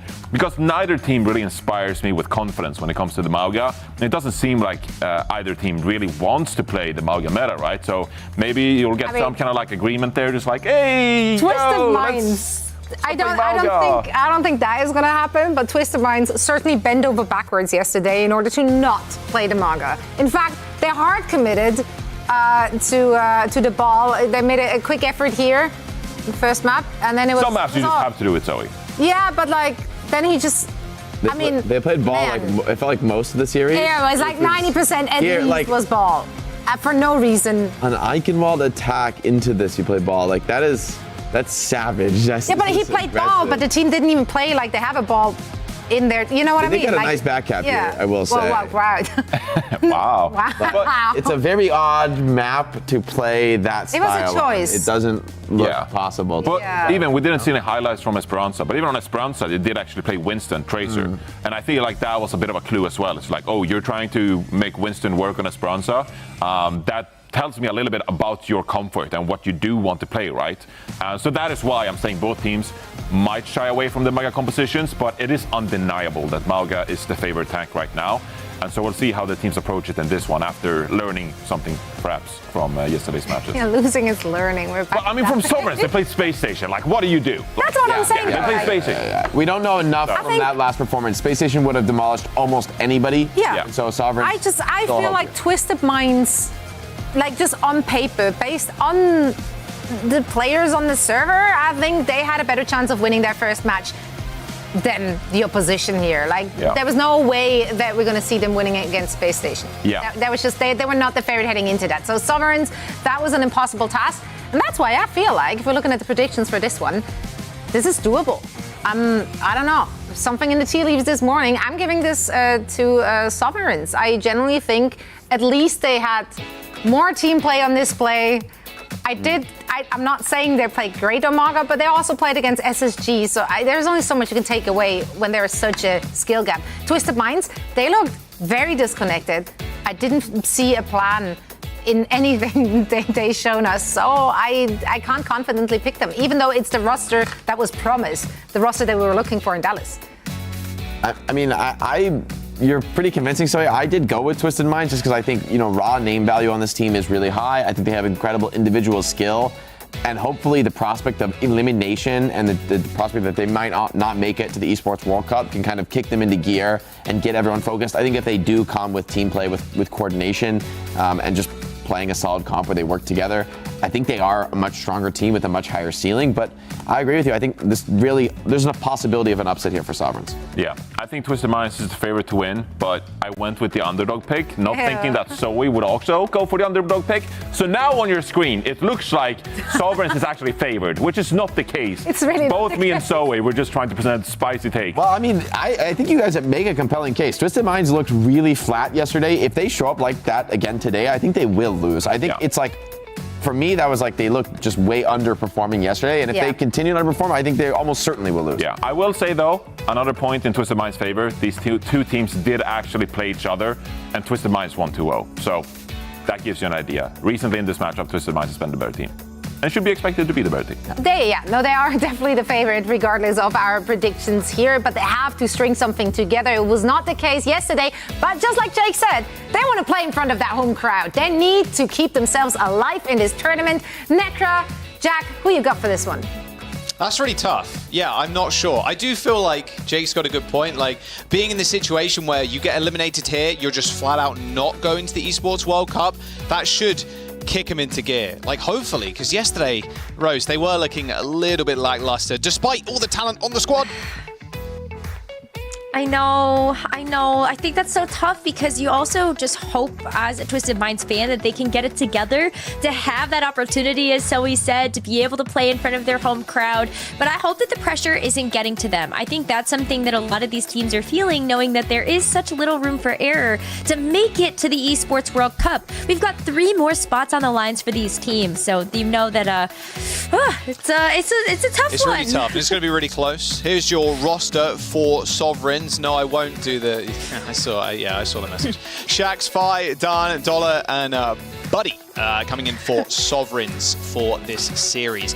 And then Twisted Minds, of course, probably going to be running the same old 5 there. Of course, Vigilante and Kellen coming in as the import players for the team. And then you have the Superstars, Quartz, and Newbie. Like, that's a very powerful team. Like, at its core, too. Of course, they had some roster shuffles during Stage 1, Stage 2. Didn't have a big shot at Dallas, but this is where they're really going to cement themselves and hopefully go to Esports World Cup, right? Sovereigns, though, they could be the thorn in their side. Going to Nepal again as our first map hit. Okay, going to Nepal, I'm interested to see then what we do end up seeing out of Kellen, because like, yesterday wasn't super happy seeing the wrecking ball from this team. Right. I do not think you can run it on Nepal, but I could be stand to be corrected. I don't know. We'll see. I wasn't a massive fan of the Wrecking Ball either, but I mean, it could work. Maybe they've tried it a ton and found a lot of success with it in scrims. I have to wait and see. Going over to Shrine as our first stage for the Nepal. I think what makes this matchup really tough between these two teams is that we have seen Sovereigns be so comfortable leaning into this meta composition of the Malga, the Genji, maybe even sometimes the Venture, but I think Fi really finds his firepower from being able to play a hit scan hero like the Cassidy or the Ashe. And Twisted Minds, they don't want to run it. Maybe Kellen is just uncomfortable with the idea of running the Malga, but seems to want to lean into playing more in his wheelhouse. The Winston, the Wrecking Ball. I really hope this is not what we see, but I suppose if there was one, it would be Shrine. Okay. It would be Shrine. More Alari too, we're seeing from Twisted Minds. It is weirdly just kind of a small off-topic thing. I've seen a lot more Alari in comp recently. A very fun pick. Teams may be finding, and players in general may be finding a little bit more success with it. Are you a trendsetter? No, I don't think I'm the trendsetter, Rose. I'm gonna keep it 100 with you. I don't think I'm a trendsetter at all. I was gonna give you credit for that. Well, they do manage to run down Yubi. I mean, again, this is kind of the composition, what it's set out to do. So just run one person down, and Twisted Minds, they want to hold these massive off angles. Yubi and Kellen are the only people they can theoretically lock down, Rose, because everybody else is on high ground. But that means that, like, Twisted Minds, they've got to come to them. And so how exactly are you going to do that when Fi is on the Pharah? He's going to be able to get some good damage down into these lower corridors. As Shax follows it up, too. Yeah, my guy Kellen be balling right now. Here. Guy's got 50% towards ult. Rest of his team has died, but he hasn't. Rolls back to spawn to get Mega. And all good. We're chilling, guys. Crispy switching over to the Lucio.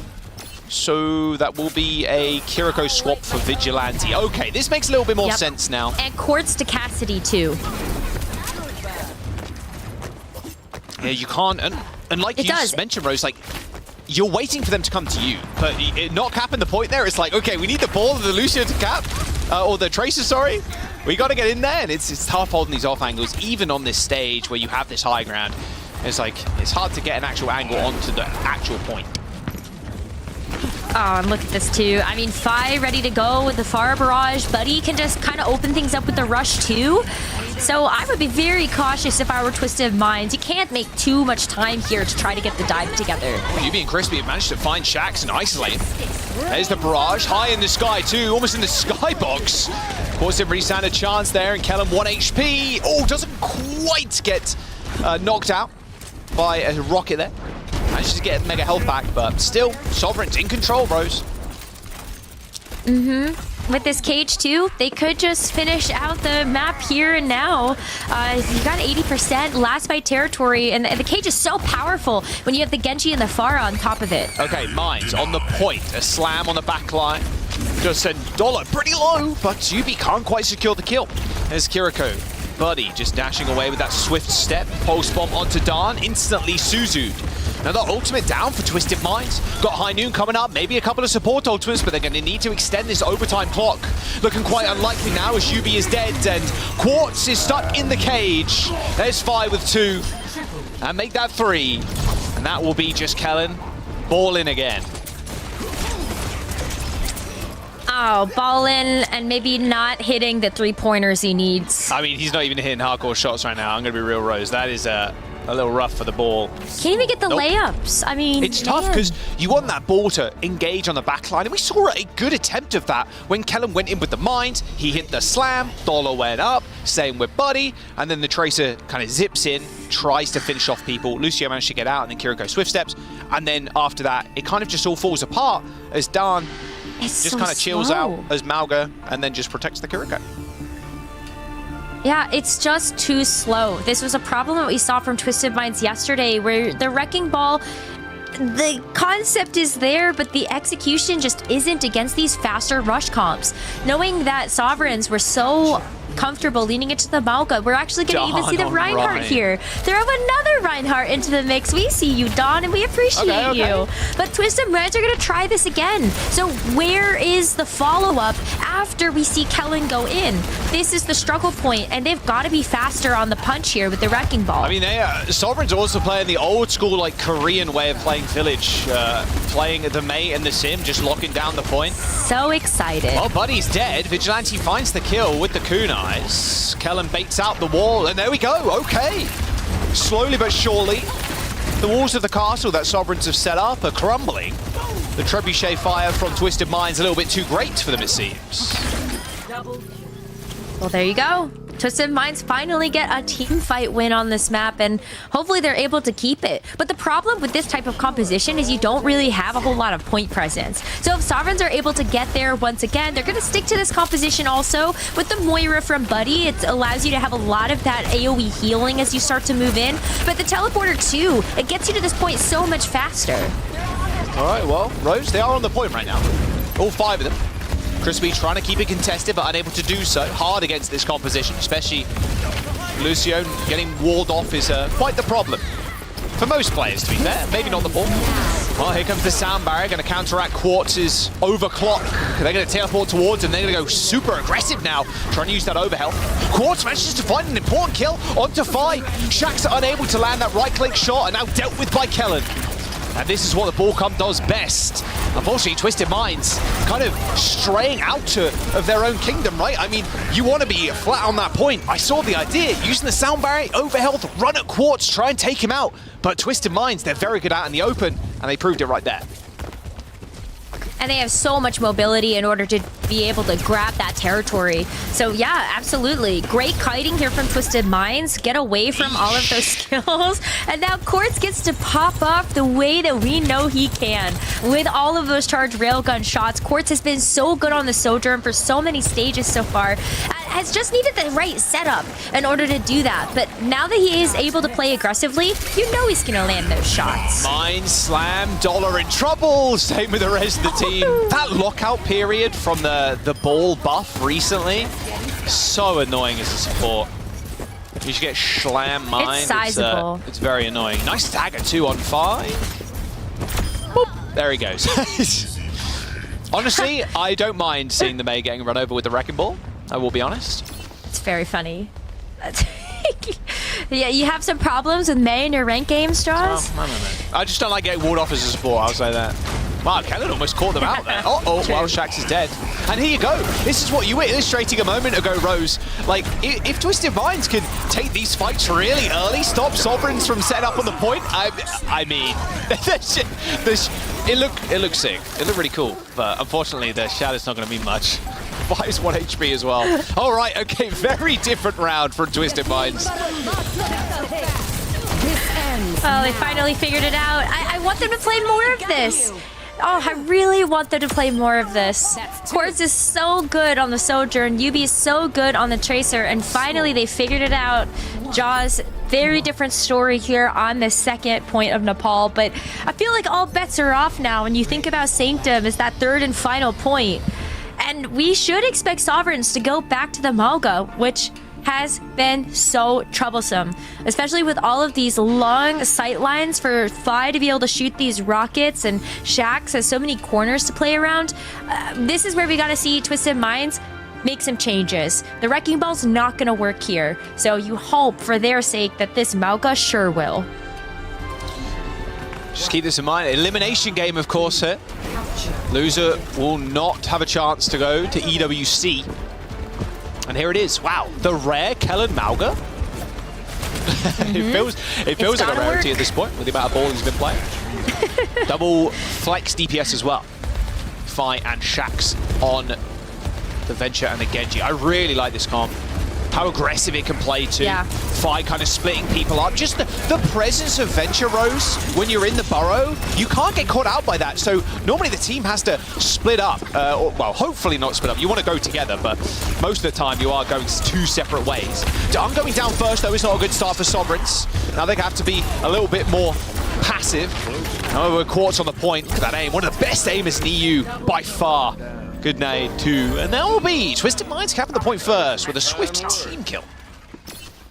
Okay, well, the Malga is holding up so far, but we gotta keep it up if we want to see Twisted Minds be able to get this map win. We haven't seen a whole lot of Malga from Kellen, so I'm still a little skeptical, but this Venture has an opportunity to really open things up here for Sovereigns to at least get back in. These fights are gonna be fast. The winner's been opened up, but Shax is on the other side of things. Got quickly checked there by Quartz. So I think that was a pulse bomb onto Dan. Didn't take any damage by the looks of it, but it takes a lot now as he does dive into the back line. Quartz still with a high noon, but a latest sound barrier here from Sovereigns might just see them through the fight. A tectonic shock too, but you got to be careful. Quartz is looking at you around the corner. Fi can't quite stand up to the mighty Quartz as he does just lay waste to Fi. And Sovereign still unable to find a fight here. And after using so many ultimates as well, the tectonic shock not finding the value you would have wanted, but Fi on the Widowmaker. I like that. That's a great headshot. Immediately back over to the Pharah though. This was a pick that he hovered over before they ended up coming out of spawn on the Venture, but I think this plays and makes so much more sense when you know that there's a bit more of a static backline there with Vigilante on the Baptiste. You're just gonna have better targets to hit. Vigilante taking a lot of spam damage right now from these rockets. Same with Quartz, to be fair. Point has been capped by Sovereigns. Twisted Minds trying to find the reflip pretty quickly. Who from Sovereigns is going to touch? Looks like it's going to be Shax. Burns the deflect to get onto the point in time. Now Dan maybe trying to cycle here. Shax 1 HP. There's the cycle. Dan goes on. Cardiac overdrive in session in a moment, but Kellen's going to match him, and there's the flip from Twisted Minds. Now the kills have to come through from Sovereigns. Started the fight pretty well, killing Quartz, but Kellen could kind of change it up here. Well, that's a little rough. Kellen recognizing his own mistake and just using the ult as a giant shield. I mean, you might as well at this point. Fi taking 2 in this fight pretty rapidly, though. And here comes the rush from Sovereigns to try and regain the point. Twisted Minds, 89% at the end of that fight. Oh, that feels so bad to have used the cage there and not got anything with it. But that opens the door here for Sovereigns to maybe find a bit of an advantage heading into the final parts of this map. It's been so back and forth so far, but Sovereigns finally get a chance to have the ultimate advantage. They have this Farrar Barrage that they could just kind of use as a door. And then they got Shax's Blade, too, to kind of keep things up. Oh, well, a flip's coming through. Sovereigns have to answer this somehow. There's the flip. Twisted Minds now gaining progress. Yubi has been killed, so no threat of someone trying to back up on the point again. Does pull them back, however, as they don't want this to go into OT. There it is, 97%, but with Fi going down, Sovereigns have lost all their damage. Shax to follow too, as Quartz pops the high noon. A boot bomb is landing down in the drink there, but it is all Quartz. 3 kills for the Cassidy, now chasing down the last 2 members. However, Twisted Minds still need to cap the point. Eventually they do so. Quartz stunned in the front line, but it's too easy for Yubi to clean him up. And that is Twisted Minds finding map 1. Even up the back of Kellen, maybe hitting a fat finger on the ultimate, they still got the point and they still got the map. All coming up pretty good here for Twisted Minds, especially on the Malka comp, which we haven't seen a whole lot of. Yeah, it does feel like a rarity, right? With Kellen, it's like Kellen's not on ball. What's really going does. on? I was ridiculous at the very end. I mean, to be fair, Kellen did the thing on like any hero. To be fair, when you use an ult, it gets absolutely nothing, and then you go the. Okay, my bad, guys. Right. Whoop. Oops. He did. Yeah. Was that me? Did I do that? Ooh, my bad. Like, you know, someone was right in front of me. I would have got him if they actually stood there for more than half a second. I mean, look, he did use it as a shield at the very end. He was just like, I mean, I might as well use it. What's the point of, like, you know, whatever. It ended up working out at the end, Rose. They switched over to the Malga comp and they made it work. On Control, elimination match here. Sovereign's going to need to come back, but pretty close so far. It's been very close, and I think it's just always going to be a game of inches when it comes down to these Malga comps. Dawn also just been so impressive, and I think the rest of this roster from Sovereigns really can't be underestimated. This is one of the teams I feel like would be able to make a deep run through the lower bracket, as long as they don't run into it like maybe some of the other powerhouse teams. Those quarters are going to be really tough as we take a look at maybe some of those later on in the upper bracket. But still, great pop-off moments from Shax and Fi. I think Dala also hitting some really great sound barriers, but at the end of the day, somehow Kellen got this Wrecking Ball to work when they were finally able to play really aggressive and very far forward with it. Yeah, I mean, look, they're looking real good. We're going to Eichenwald as well as our next map, Rose. I mean, again, this is the map we saw Kellen play the ball on, but after having a lot of success here with the Malga, maybe they just end up switching up here. Curious how their kind of scrim record is going to with this ball comp, because obviously it's definitely something they've practiced. They're not just, Kellen's not just picking it on a whim, you know, so I'm interested to see where they want to go for with Eichenwalder. Yeah, I mean, look, Sovereigns, they're a map down right now, but it is looking incredibly competitive, and I want to see Sovereigns make it all the way to map number 5. I don't want this to be another 3-0 shutout, which has been kind of the name of the game over the last day or so. Well, the last time Twisted Minds and Sovereigns played each other, as Johnny called out, it was a 2-0 in favor of Twisted Minds, and they did play on Eichenwald, which we did see Kellen play the Wrecking Ball. Ended up switching to Malga, I believe, on the attack, but on the defense, they did play Wrecking Ball. So I don't know how I feel about that one, but I would really hope that they would continue to play the Malga and just get practice with it. All right. Well, Kellen's hovering it right now. Could do the Petal, Grapple, Mercy damage boost, hopefully find a one-shot with the Widow. You might as well. I mean, I know Jake hates it, and I'm like, it takes like... But if it works... Yeah, it's like, I think it's the percentage probability if it actually working is pretty slim, but I don't know. I like it. If you get the pick, it's really sick. You end up rolling over. Let's get Twisted Minds listening, though, for our first attack here.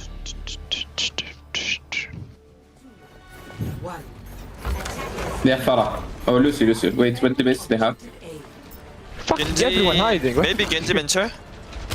Genji Farah, yeah, play our composition. Okay, go for Farah, okay?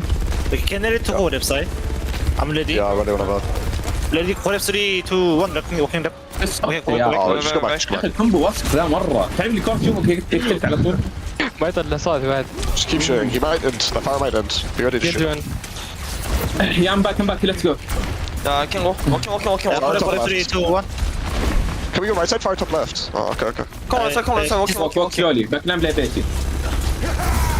Too much damage, Colin. We can't go. Can we go right side? Go right side. The fire's correndo. Nice, just shoot now. They have to push. Nice. I go left now. Throw one. Get you the dash. Going right.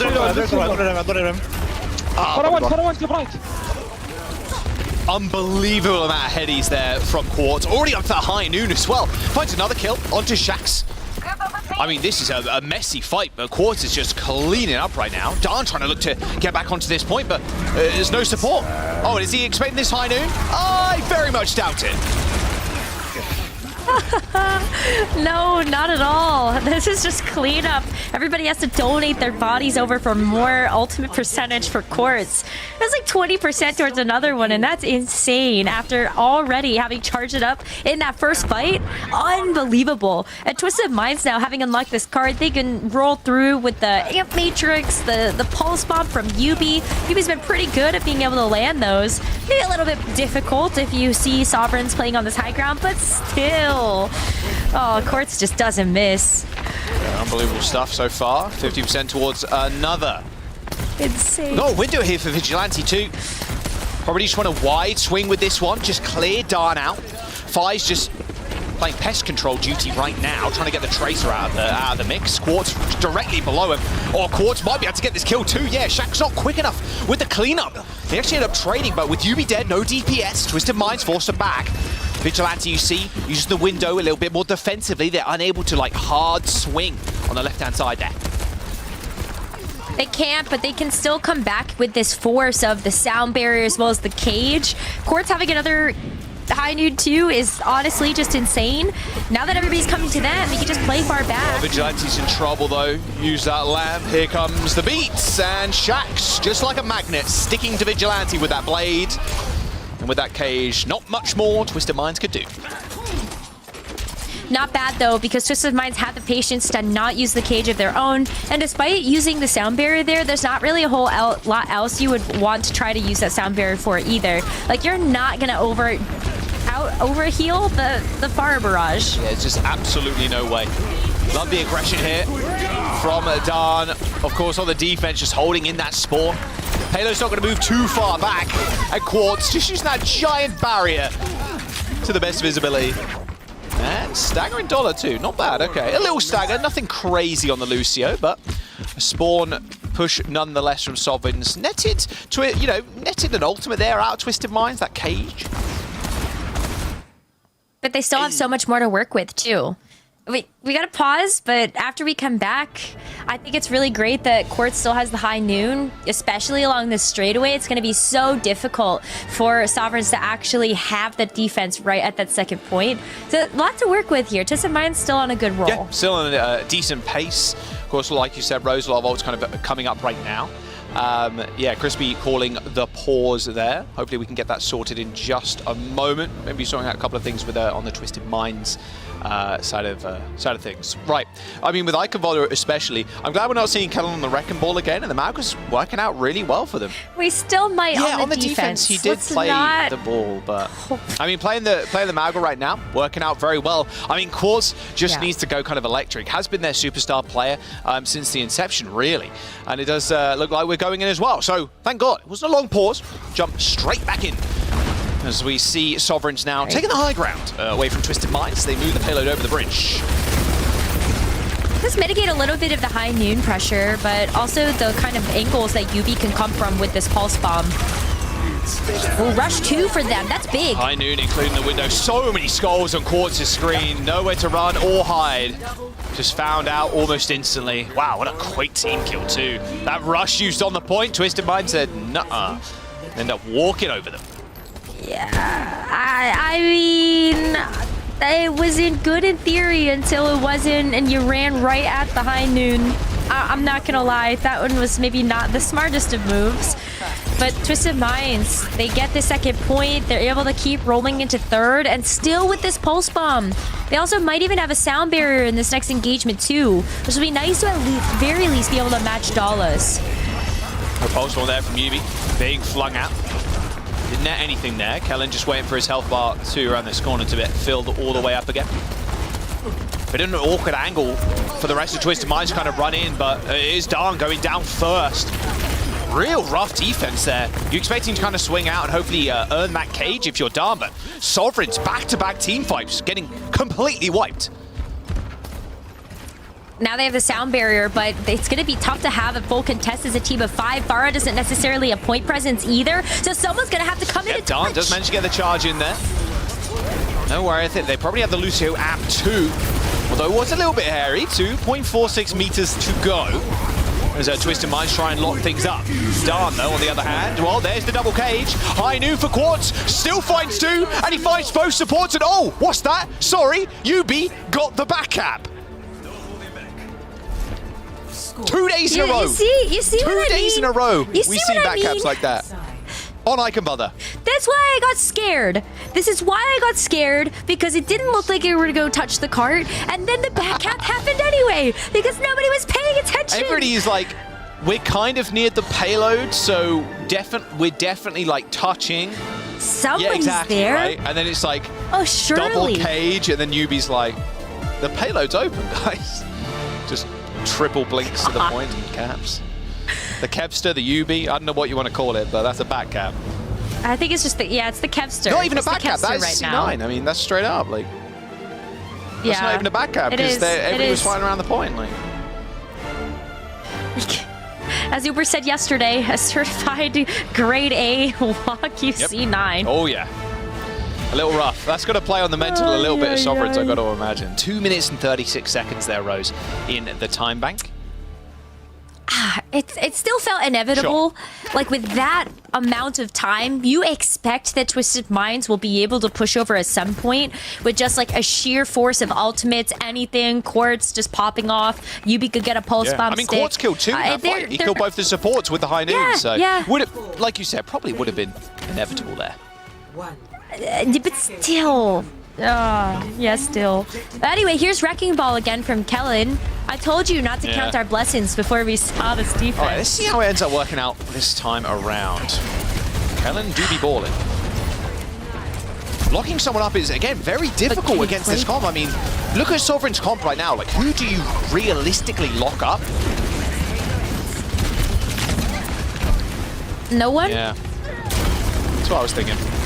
No one. Well, Buddy Down's a good start for Twisted Minds. Will be Sovereigns getting 1-2 ticks before Kellen can get back on the ball. A lot less healing now for Sovereigns, of course. And Kellen is just rolling around the point. Probably one of those funny characters to watch over all time in Overwatch. All right, 5 dead. That's a team fight win there for Twisted Minds. Do lose 2 ticks, though, which is a little bit unfortunate. It was 69% on the board. Nice. Very nice. At least they were able to come back in. To Kellen's credit on the Wrecking Ball, this Wrecking Ball is very tanky. It has one of the highest HP pools out of any of the tanks in Overwatch. And you're rotating so fast. Who is actually going to be able to hit you? There's no stun lock on Sovereigns outside of maybe hitting an overrun at the right time. And it's going to be tough to even land that. Nice, Suzu. Just in time from Buddy there to save his Lucio. However, Fi unable to get many heals in. Buddy desperately trying to keep everybody up. See, not even really doing a ton of damage right now. Just everybody getting kind of rolled in the front line. It was almost a deflected pulse one there from Shanks. That would have been an exceptionally rare deflect. Backing off. Still got the blade. Yeah, that would have been sick, knowing just how they changed the projectile size of the pulse bomb to be smaller. Would have been so funny, but not to be this time around. Still got a lot of firepower behind Sovereigns, even in this last 2 minutes. They've got the blade, they're gonna have the barrage as well, but they could open things up with the Kitsune Rush to get in here. Oh, they saw the Sojourn dash. Nice Suzu. A lot of slashes required there to kill Quartz. It doesn't matter in the end. He's got all the time in the world there, especially on top of that rush. And there's that 33% that they needed. And Sovereigns, they unlocked the points. They did need 4 ultimates to do that, though. At least Dawn could hold onto this cage, which will be great to try to fight around the point. But who's going to be doing that? Twisted Minds are playing the kind of semi-dive comp now, or a little bit closer to dive, as we see Kellen actually switch over to the Winston instead of the Wrecking Ball. Love this. Love this. The Wrecking Ball did work, at least to play around this first point. To their credit, they did get like 3.5 minutes off the clock. But I think this Winston's just going to play a little bit better. And, yeah, especially with the bubbles. You're just blocking off all of this choke on the set. Yeah, all the heals are blocking off, yeah, the Suzu, etc. One of the more powerful abilities in Overwatch, that bubble. If used correctly, using the right hands of a master Winston player, can be the best ability. Or at least top 5. Excluding ultimates, of course. That'll be insane. What about a hero that deploys a giant bubble for an ultimate? Don't take that idea either. Well, there's a cage coming through from Dom. They ended up killing Shax That's Crispy in the kill feed with that one. So Dan has to get out of there. Lucio traded as Dan lobs down the cage, and Kellen just trying to survive for as long as he possibly can, but an inevitability as it looks like Sovereigns are going to be able to push through this archway eventually. It's cost them dearly though, Rose. A lot of time, a lot of ultimate rotations too. Yeah, at least it was the cage though that bought enough time for maybe like a couple of extra ultimates to come up. Because you do have the rush now, but Twisted Minds are playing on the high ground, so it's not like it's the easiest thing to be able to land here unless you want to make this rotation up the high ground yourself. But you could. Both rushes used, and wow, almost instantly their Buddy and Shax end up falling over on their own rush. Rough stuff. Kellen with the triple. You take that. Now you can play super aggro. Oh, Twisted Minds, very, very good, like, calling there, it feels like. Just they're getting so many, like, instant team wipes on Sovereigns. Looks really clean stuff, and I really like these forward holds from these teams. And a D.Va switch from Dan. What is it? Kind of a vintage Dan pick in the D.Va. It's been a long time since we've seen Dawn on this hero, but it really, like, to try to soak up these charge railgun shots, but not able to do so because Quartz is playing on that off angle. So maybe Dawn still thinking about how to approach this. But yeah, it doesn't feel good that Sovereigns are in this position to have to play really reactively. Again, like Twisted Minds, they finally seem to have found their footing to just trust their gut when it comes to using these ultimates and setting the pace of these fights. Working out for them, and now only a minute and a half on the clock here for Sovereigns. Suzu, Crispy dead, and Crispy had that sound barrier too, so Twisted Minds don't have an ability to utilize that now. Quartz pushed away. It's exactly what you want to do, is to even just get up in someone's face, get up in one of the DPS's face, and just run them down. Even not the strongest hero of all time, especially against this Winston, although with Winston getting out like this, you're imagining they're going to get another fight. Oh, Kellen's just got to survive. There you go, all right. Healed up eventually by Vigilante, so a very quick re-engagement here from Twisted Minds. Yeah, around this first quarter, too. With less than a minute, yikes, like, Sovereigns are starting to run out of time and run out of chances. Oh, nice little boot there from Crispy. Not sure they're going to be able to get D-Mech, but, I mean, there is a potential. Oh, okay, he does. In fact, self-destruct used. I'm getting another chance at life. Fire using the High Noon as well, spotting Twisted Minds coming very deep into their backline. And Twisted Minds are able to get out of there. The High Moon meaning absolutely nothing by the end of it. There's the sound barrier, just a constant aggression from Twisted Minds. A little bit too much for Sovereign to handle by the sounds of it. Stick from UB, insta-kill onto Dollar. They're just running over them. This is the Twisted Minds we expected to see yesterday. And they're showing up in a big way now. 15 seconds to go from Sovereigns, and they are barely through this gate. This payload just permanently rolling back, Rose. I don't think they can make it through either, because Buddy hasn't come out of spawn yet, and take a look at how far forward Twisted Minds are playing. You need the rush to just get out the door. Don? Someone's pushing though, actually. Shax on the points. Triggers overtime, and Pulse Bomb at 15% as well. Hits the recall at 25 HP and looking for a target to maybe land it on, even if he can actually get it. The Widowmaker is going to be good for one, but now you have to actually deal with Quartz. He gets punched out of the small room by the Doomfist, actually taken out by Fi. 2 headshots, 2 kills by the Widowmaker, and Sovereigns might have just seen themselves back in this fight. Dan has gone down, so a lot less point presence available now as Fi gets taken out by Kellen. The savior of the hour here by Twisted Minds. Quartz is jumping over to a Widowmaker of his own to try and be the big difference maker. As OT ticks down, Kellen pops the Primal Rage to get everybody away. A swift step target has been found by Buddy, gets back to the points. We're still in OT, but they cannot afford to get off now for not a single fraction of a frame. Yeah, I mean, Kellen's just going to back up here because the threat is huge here from Sovereigns, and Twisted Minds know as long as they get this team fight win on this bridge, they are able to seal the deal on this map. But Don, he goes so far hitting in. The differential. Fi coming alive on this Widowmaker pick, got taken out, but is now a free reign almost. Crispy in the sights of Dan, but can't quite go for the chase kill. However, the sound barrier will allow him to get to the backline. There's still 3 people touching the point as well for Sovereigns, and Fi is very free to do what he pleases. Can sit all the way in the backline as Quartz now switched over to the Sojourn to help the frontline duel. Dan going super low, receives the Suzu just in time to keep himself up, as with 1 minute and 28 seconds to go, they managed to actually cap the point. Somehow, some way, Sovereigns managed to get back into this, all on the back of Fi's Widowmaker, realistically. The clutch was so big. I mean, Dawn also playing so far up to the doors gave so much space for Fi to operate. So all of those headshots paying off in spades here for this team and buying them an extra life. But they still have their work cut out for them. Jaws, they only have a minute, and they've got to complete this map if they want to hope of even getting a chance to draw. Meteor strike kills Kellen. Okay, here we go. Dawn is in there. Oh, nice headshot too from Fi. Had the sights to aid in that kill. Are they going to stick on the Widow? I mean, you got 45 seconds to go. Be a bit of a... Surely yeah, have to. I mean, it would have been a bit of a throw, go all the way back to spawn, change over to maybe a Sojourn, but if you can land another pick... This is your last fight. This could be the point. Gotta get a couple of quick picks here. Midwaker can definitely help you to ensure that this team fight is fast. Well, the rush comes out from both teams, and Dollar's the target.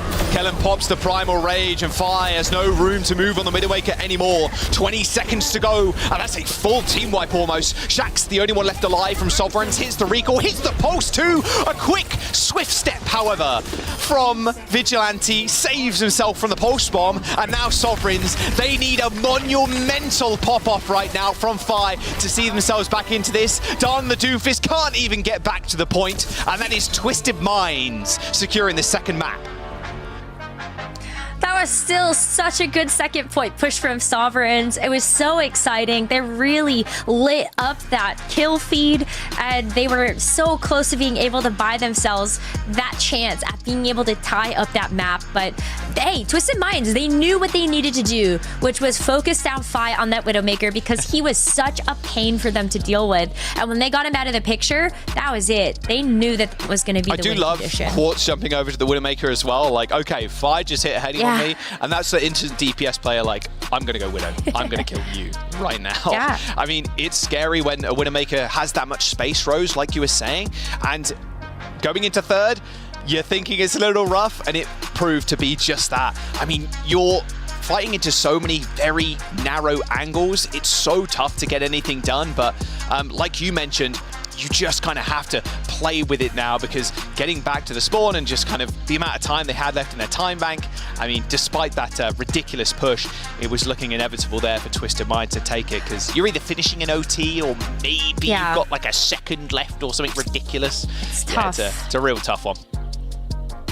But you also want to ensure, like, the Widowmaker still made sense regardless, because you want to win those team fights quickly. On the attack, if you get 2 picks, you can ensure that those spawns might actually start to roll in your favor, where, like, you know, it's tough to finish out that third part of the map. You're coming out of spawn very quick on the defensive side. So Widowmaker, just go 1, 2, 3, and you might be able to actually win it out. You're hoping the Widow can hit. Sometimes the Widow's hits, sometimes it doesn't. It looks pretty lackluster in the kill feed. So yeah, see, you got locked into a corner with Kellen's Primal Rage. You cannot. Yeah, it's really rough. You can't really play Widow there, realistically, but you had so little time left. I mean, that was an unbelievable push from them on second, to be fair. It looked done from Sovereigns. A very close series thus far, despite the scoreline. A 2-0 for Twisted Minds. This is an elimination game too. The team that loses here will not get a chance at Esports World Cup, and maybe Jake was right too.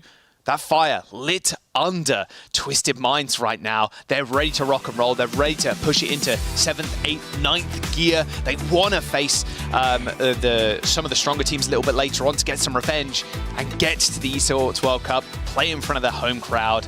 Let's go on to the third map though. Esperanza up now. Match point for Twisted Minds. Esperanza, what are we going to see here, Jaws? We see a lot of teams try to opt in for the Winston, which we could totally see Kellen play, but we also know that a lot of teams can still run the Mauga. There's really good access to that high ground, and you may as well try to just walk on top of it instead. The rooster. I like it. It's like a bird. There's some really fancy roosters too, actually. Did you see the fancy pigeons we shared? I did see the fancy. I also saw the ridiculous, like, pigeons with the giant necks. Yeah, those are not so cute. But... Not a fan of them. Birds of Paradise or the fancier pigeons? Okay, I can get behind that. All right, again, Rose. All right. Kellen just refusing to play Mauga, but the Winston was working out well. Definitely one of his best heroes. It was. Hands down. Kellen kind of known as a Winston player previous. So having this different look to the meta, a different take on it, a different read. Worked out very well for them on Eichenwalde. Very diveable map, though. Esperanza, a little bit less so. as you're fighting around this central objective most of the time. But you have better access to the Pharah and the Genji, which I think is the important difference between the Winston as well as something like the Wrecking Ball. Just follow them around in the air with the Tesla cannon, and you should be able to get the job done. Plus, Genji can't deflect you, which is also a great feeling. You just burn them through that. Yeah, I mean, we saw the Genji player from Sovereigns end up switching over from the Genji as soon as they saw Kellen run the Winston. I can imagine Shaxx goes Tracer here after a death. Because Kellen is going to perma-run Winston. You can almost guarantee it at this point. Tesla around, though. Waiting for Fi or somebody to get a pick here if you're on Sovereigns. Shaxx farming up a Storm in the front line right now. Of course, they're getting a lot of damage up high ground, too. It would be a good idea to get up there. Oh, okay. Just a random right click kills Crispy, who just poked his head out a little bit too far. However, with Darn going down, a little bit of worse for wear now. Sovereigns having to back up, play a little bit more passive. All right, and there's the kill onto Fire, like you were saying, just kind of following him around. Don't let Shaxx get some recess here on the Genji, surely not. Very scrappy. So okay. He saw a ghost. Wow. He saw those in the tea leaves or something. He did the cloud. He just jumped around the corner, hit the ultimate, and hope it gets somebody. But that did not. Glad we caught that in 4K. It's fine. All right. They all get one. Exactly. There's the rush from Buddy. Vigilante's going to match. A little bit later one here from Twisted Minds. They're going to be able to play on it for a little bit longer. Actually just going to run past theirs, and now Quartz trying to set up something big. Sound barrier coming in from Sovereigns, trying to waylay this push. And now the overclock can come through, and a later sound barrier from Crispy. It's looking all too clean from Twisted Minds right now. They just need to guarantee themselves the kills. Dollar trying to hide away from Quartz, but you can't hide away from Long. I mean, look, at the end of the day, Quartz is going to chase you. There's no chance for you to dodge out in the open there as the Lucio. You're just sailing to your death. And there's Twisted Minds. Later sound barrier, later Kitsune Rush, later ults. And they come up with the win.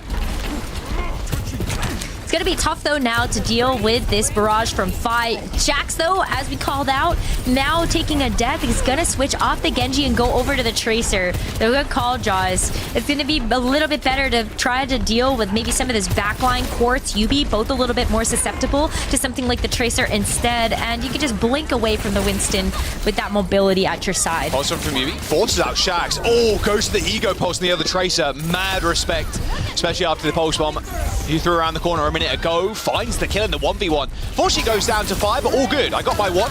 Barrage from Fire on the high ground. Quartz handily dealing with it without a railgun shot to the face. Checkpoint so close for Twisted Minds. It's going to be tough for them to stay in this fight, especially as Darn's alive for Sovereigns. But they can stay here and wait for Kellen to come back. Kellen sacrificing himself sort of for the greater good there with that Winston bubble to allow Quartz to get that pick. And they're not giving up too much space outside of that as they're able to kite away from this Malga damage. Watch out for the cage, Focus though. fire from Darn there, just directing all of his bullets towards Quartz. But look at that rush and the healing. Too much to Darn to stand up to. I mean, Twisted Minds, when the cage does end up going down, the whole team really just has to kind of leap in there and help Kellen out. Kellen can help himself out in a way, I guess, with the Primal Rage, but there you go. There is the fight win. They're going to push this bot, guarantee themselves the checkpoint here as well. 6 minutes to go. Not a bad time for a checkpoint. Yeah, it's really not. And that's so much time for Twisted Minds to work with to potentially even finish out this map. Something that you don't have to worry about as well is like with Sovereigns playing this Malga, you kind of know that they're always going to try to come in from the high ground, or there's like some really telegraphed ways that they might want to try to take these rotates. But it's all a fight over the point right now. Oh, Quartz using that overclock again. Fi just booped into Quartz's LOS with that Primal Rage. And now Quartz has taken names, numbers, addresses, social security numbers, everything they could possibly squeeze out of them. Darn dead, 3 kills for Quartz in this fight. Just Dollar, just the lowly Lucio now, just trying to make it back all the way to spawn. And that is a very sad looking Malga, my goodness. Oh no, getting pushed around by the push bot. But yeah, you can see how that worked out, where like Malga wants to try to play for the low ground, and Quartz knows exactly where they're going to be coming from. Oh my god! Stop staggering, man. please! It's a steamroll. You gotta stop staggering, man. Oh, Fi's gonna go down. And Kellen survives the pulse too. Oh, this is so rough for Sovereigns. They lose another one. It's okay, so resets over. 5. All to spawn. Do you not like Quartz get another kill? Dollar, don't do it. Don't challenge him. Ooh. Fi's over to the Venture. Wants to get at a spawn faster here. They'll have a little bit more point presence as well to stall it out, knowing that that push bot is almost near its destination. And this is tough. Sovereigns could go home here. Taking negative damage from that pulse spot. Shrugging it off, as you would with the Mauga. This rush, I mean, look at his placement. I think they completely split off Sovereigns right now. They at least managed to kill Yubi, but for how long are they going to be able to keep this fight going is the question. Without Darn and Kellen being alive nearing this Primal Rage, they eventually slay the beast in the front line, but 4 minutes to go. That checkpoint around that final corner too. Twisted Minds are in such a good spot to just take the series. And send Sovereigns home. They have to make up 100 meters on this map in order to keep themselves alive in this series as well as this bracket. And it's not looking easy. Twisted Minds, they've got 2 more ultimates at this next fight. And Quartz, if they have high ground control again, can just hit it with the overclock like they did last time. Flipping the map here. Sovereigns on the high ground. They're going to have to go down to low. Vigilante taking a lot of damage from the Venture, but here comes the Railgun. Buddy with the Suzu. Quartz patiently there, waiting out the Suzu's immortality duration. UB falls, okay. Turn around for Sovereigns here. Killing UB is a big one. Stops Kellen from going super aggressive, and the stick from Shax. Oh, he's going to net 2. He stuck Kellen, but killed Crispy and Quartz. You take those. 3 minutes to go for Sovereigns. BM? Hey, look, what? I don't know. Was it like an ego pulse there? I'm not really sure what happened. But Sovereigns, they got 1 team fight down, but they still have to win probably 3 more in order to make up this differential.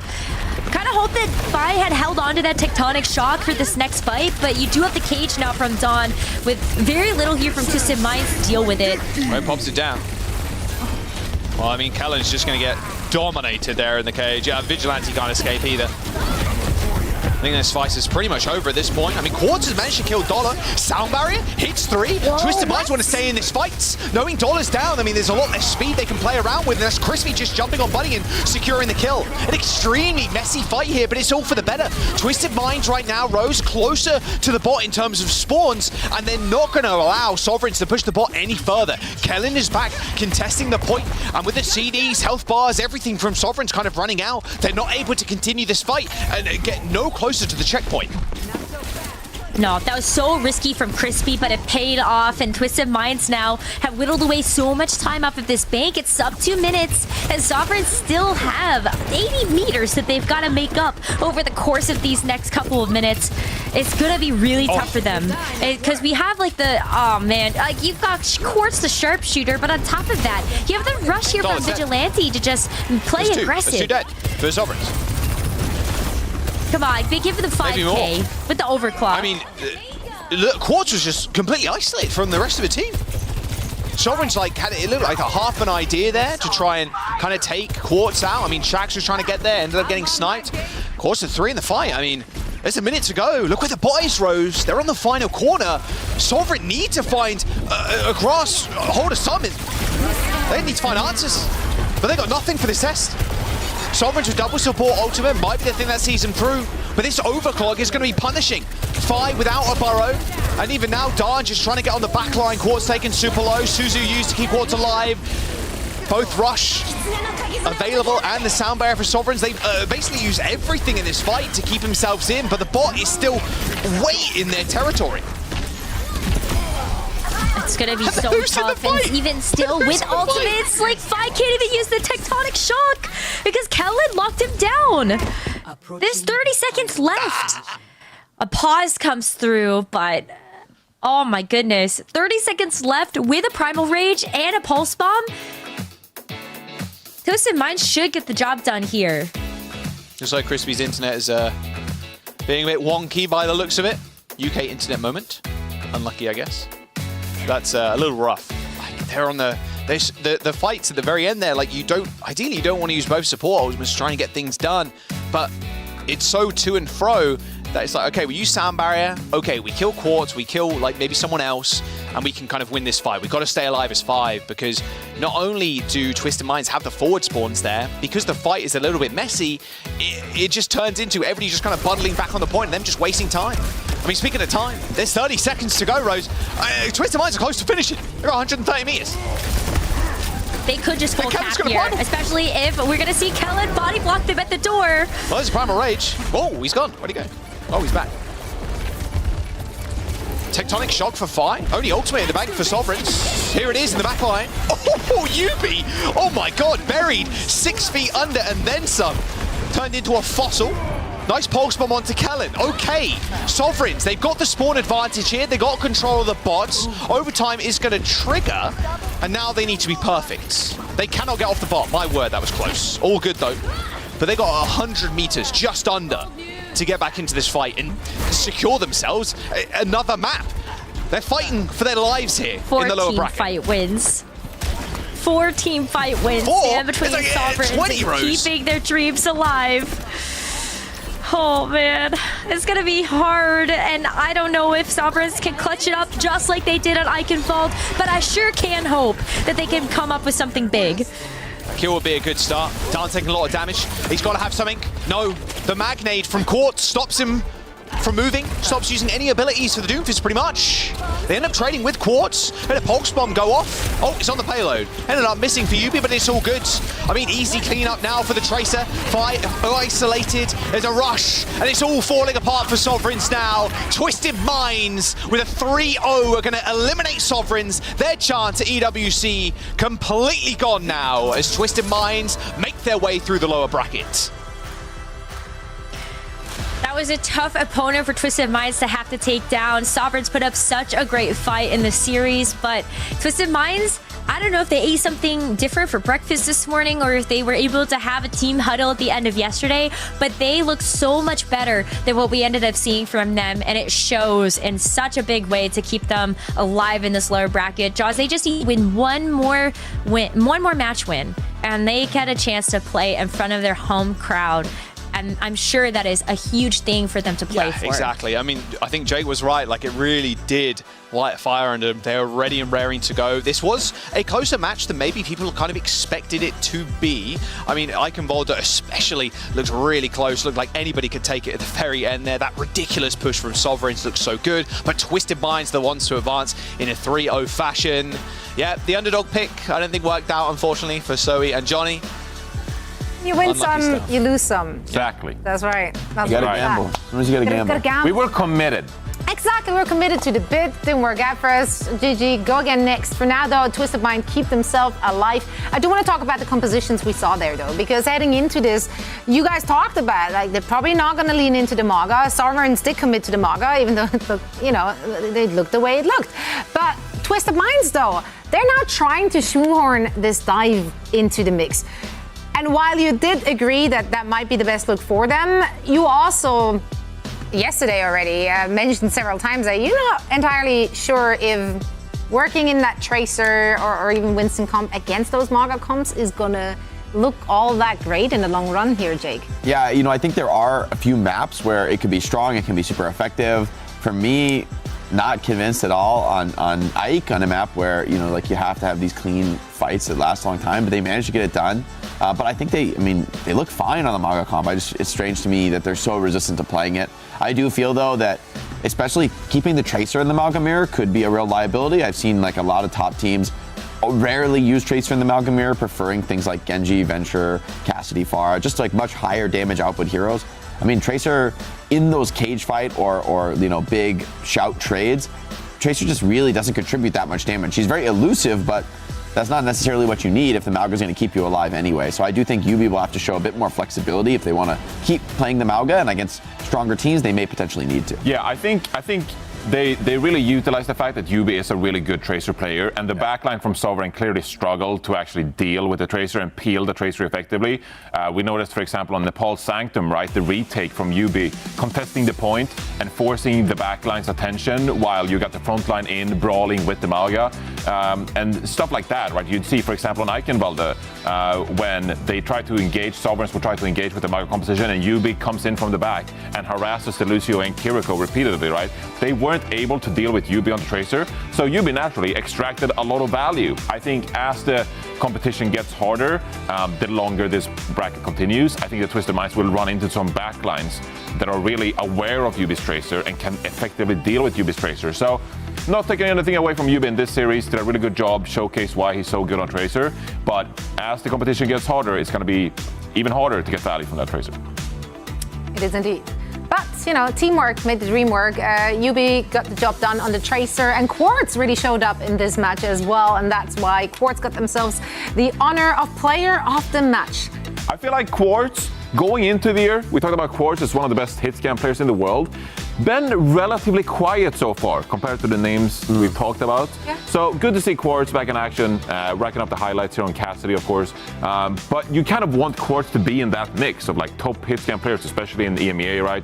You got players like Sparker, Kai, for example. Like Quartz should solidly be in that mix, and we talked about it's one of the best hit scan players in the region.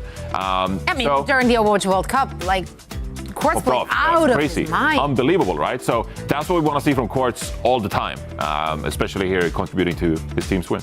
I mean, I think he is passing the eye test. He looks really good, really, really strong performance today on just the raw hit scan, finding the picks he needs to find. And on a lot of these comps, I'm questioning the comp, but Quartz individual picks on the hit scan are what's keeping them alive, making these fights competitive. So if you have a lot of faith in your Sojourn, sometimes these high mobility dive comps with Ball and Winston do present chances for Sojourn. Just a little bit scary because you only get so many of those chances, and eventually you might get outvalued by different picks. And so definitely a lot of pressure on Quartz here to really, if they're going to make the dive work, there is a lot of pressure on him in particular to find those burst shots with Rail. It's not so easy to do, especially after the Season 9 patch. You don't solo one hit on Sojourn. You need a little bit of poke damage first. Indeed. Well, you know what? We actually get an opportunity to pick Quartz's brain as he's joining us with an audio interview. Quartz, can you hear us? Yeah, I can hear you guys. Can you guys hear me? Yeah, we got you. What's good, Quartz? Thank you so much for taking the time and joining us. Congratulations on the dub. Let's talk about what we just got to see over, the last 2 days. It looks like you and the team are straying away a little bit from those Mauga composition. Is that just not within your wheelhouse, or are you just not convinced that that is the meta that needs to be played? First of all, thank you for the congratulations. And second of all, I think the Mauga comp is good, but for us, I prefer the Monkey comp or Dive comp because I can play Sojourn, and Sojourn is my best hero, and I can do stuff, click hits. Click hits, that's right. Yeah. You can't argue with that. So, Quartz, I want to ask you, what you're playing for here in this tournament, the chance to play at the Esports World Cup, and for you guys, obviously, not having the full strength of roster we would have hoped for at Dallas. The Esports World Cup could be the first chance for your team to really play on that global stage. What does that mean for you to play in this tournament and to be competing for that chance? It means a lot to me. I really want to get a good place at this tournament because first of all, it's at my country and I want to represent my country and get a good place. And second of all, I just like winning. I don't like losing, so I'm going to give it my best. That is a primary motivation for a lot of competitors. That's a good motivator, honestly. You hate losing. You hate losing. So I like those words. How do you feel about your own play? Obviously, as I mentioned here before the interview, going into the year, you were talked about as one of the best hit scan players in the world. Do you feel like you can take it to the very best in the world as you're playing right now? Hopefully I can. Yeah, I'm very confident in myself. Maybe the last couple of days I wasn't playing my best, but it's some inside issues. Hopefully we can fix it and I'll be back at the top again. Yeah, it's good to see you pop off, so I'm hoping to see more great performances, more player of the match performances from you, Quartz. That's right. Thank you, I hope so too. Well, Quartz, thank you so much for joining us. You're just one victory away from playing in front of the home crowd. We're all cheering for you and the team to get that done. Thanks again, and best of luck in your next match. Thank you so much. And that was Quartz from Twisted Minds. They're keeping themselves alive in the lower bracket. Now, of course, awaiting their next opponent. And we'll find out very soon who that is going to be. But first, a quick break. So don't go anywhere. We'll see you again at the other side of this.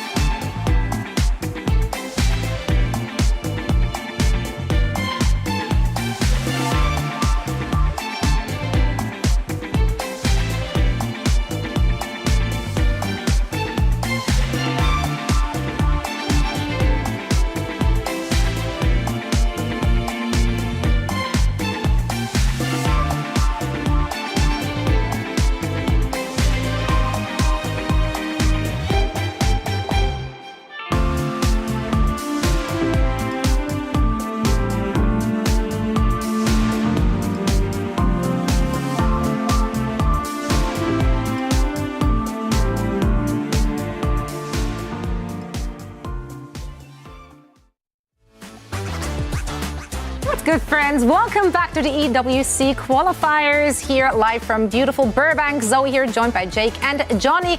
We're here to break it all down for you. We're almost wrapping up our EMEA region for the day with one more match to play. This is going to be an elimination match, and it will be fought out between Quick Esports and Noage, two teams which obviously ended up in the lower bracket. That means they received a beating in their first match. Quick Esports, in fact, had a rough start to their day, but let's take a look at Noage here first. They were punching above their weight class yesterday. They did go up against Virtus Pro. Didn't look great. Were there any signs of life, any hope? I think Sharp is the first name I think of on this team as sort of their hope, and the downside for them though in that situation is I think Sharp's best hero is Tracer, and for me the Malgamir, not a hero I'm super excited to see, but I think maybe for Noage if they can keep Sharp on Tracer, maybe play some dive comps, bring us to maps like Princely, like a Paraiso, where the Winston dive could be pretty strong. Maybe that can be a strength for them. Because if it does come down to the Malgamir, it's going to be all about the team play, all about those cardiac overdrive usages. And so for me, I think it's less about, unless it's that one individual Sharp on Tracer, most likely this is going to be a game decided by team play, who's got a better read on the meta and a better coordination within themselves. There's not, for me, in this match, any one superstar player who's expected to kind of go above the rest. Yeah. Well, on the other side, reinforce Quick Esports. Yeah. Well, okay. It was rough. They played against ENCE earlier today, just a few hours ago. They lost their match. They did. But last map, gotta be fair here. They played the Reinhardt mirror. They played the Reinhardt mirror. Let me cook, man. Let me cook. Yeah. They played the Reinhardt mirror, and they made them sweat. Granted, it was cloudy coming in hot, or rather cold, and he was on like a 5 bajillion ping. So, that may or may not have given them a bit of an in. Zoe, I'm going to be honest.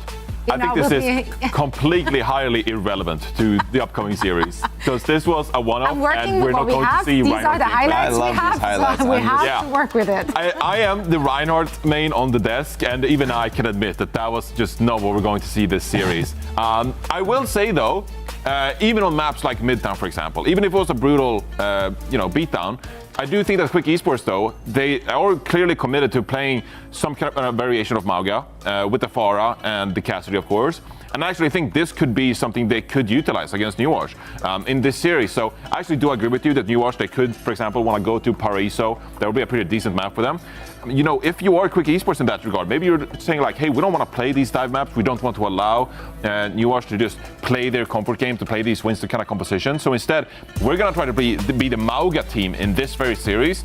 And that's how we're going to get away with it. Now, I do think that Quick, they could match it, of course, because we've seen them in the past. They like to play Winston, Tracer, Cassidy with this trio that I mentioned earlier in the day. So I could see Quick maybe catering to that style. But this is where I'd go like, hey, this is a Mauga meta. Let's just commit to the Mauga composition that we're playing with the Cassidy and the Pharah. And this is what we're going to run the rest of the series. And that's how we'll get the win against Noage, who has clearly shown that they're a little bit inflexible in that regard. Well, I'm very interested to see where we're going with predictions, because quite frankly, I may or may not have flipped the coin for this one. I don't think there was too much to take away. At least you're honest about it. At least I'm honest. We didn't really get much data about these teams. That's the problem. You can't really get data from what we've seen in their first round play here. I do think it's hopefully more evenly matched, but I could be absolutely wrong in that. So I flipped the coin, made it spicy with a 3-2. Let's go Noage, I guess. Yes. I guess I don't know. I'm not committed. Invested. Let's go. I'm not committed. This is the I'm one. not invested. My heart is not in this one. I gotta be honest. I went with Quick Esports. I just think I went with the meta on this one. I think the Mauga is really, really strong. I think there's a lot of maps. Although we might sneak in a dive map or maybe two, in the end, I think the series is going to be decided by the Malgamir, and I favor Quick on it. He sounds as committed as I am, or not. Which is to say not. Which, yeah. Yes. I'm committing to Quick Esports. This is your time to seize your moment in the lower bracket. You are 2 series wins away from qualifying for Esports World Cup in Riyadh. So you might as well. This is the series of your lives. Come on, China, it's time to pop off on the Pharah. Let's see it. I am committed. That was way too much commitment. Like, I'm not. Let's see what the community thinks. Like, yes. Bravo. Yeah, community. Let us know. Oh. There we go. Let's go, chat. Voters. You are chat voters. So bad. You are chat. That's right. Johnny and chat, you're like this right now.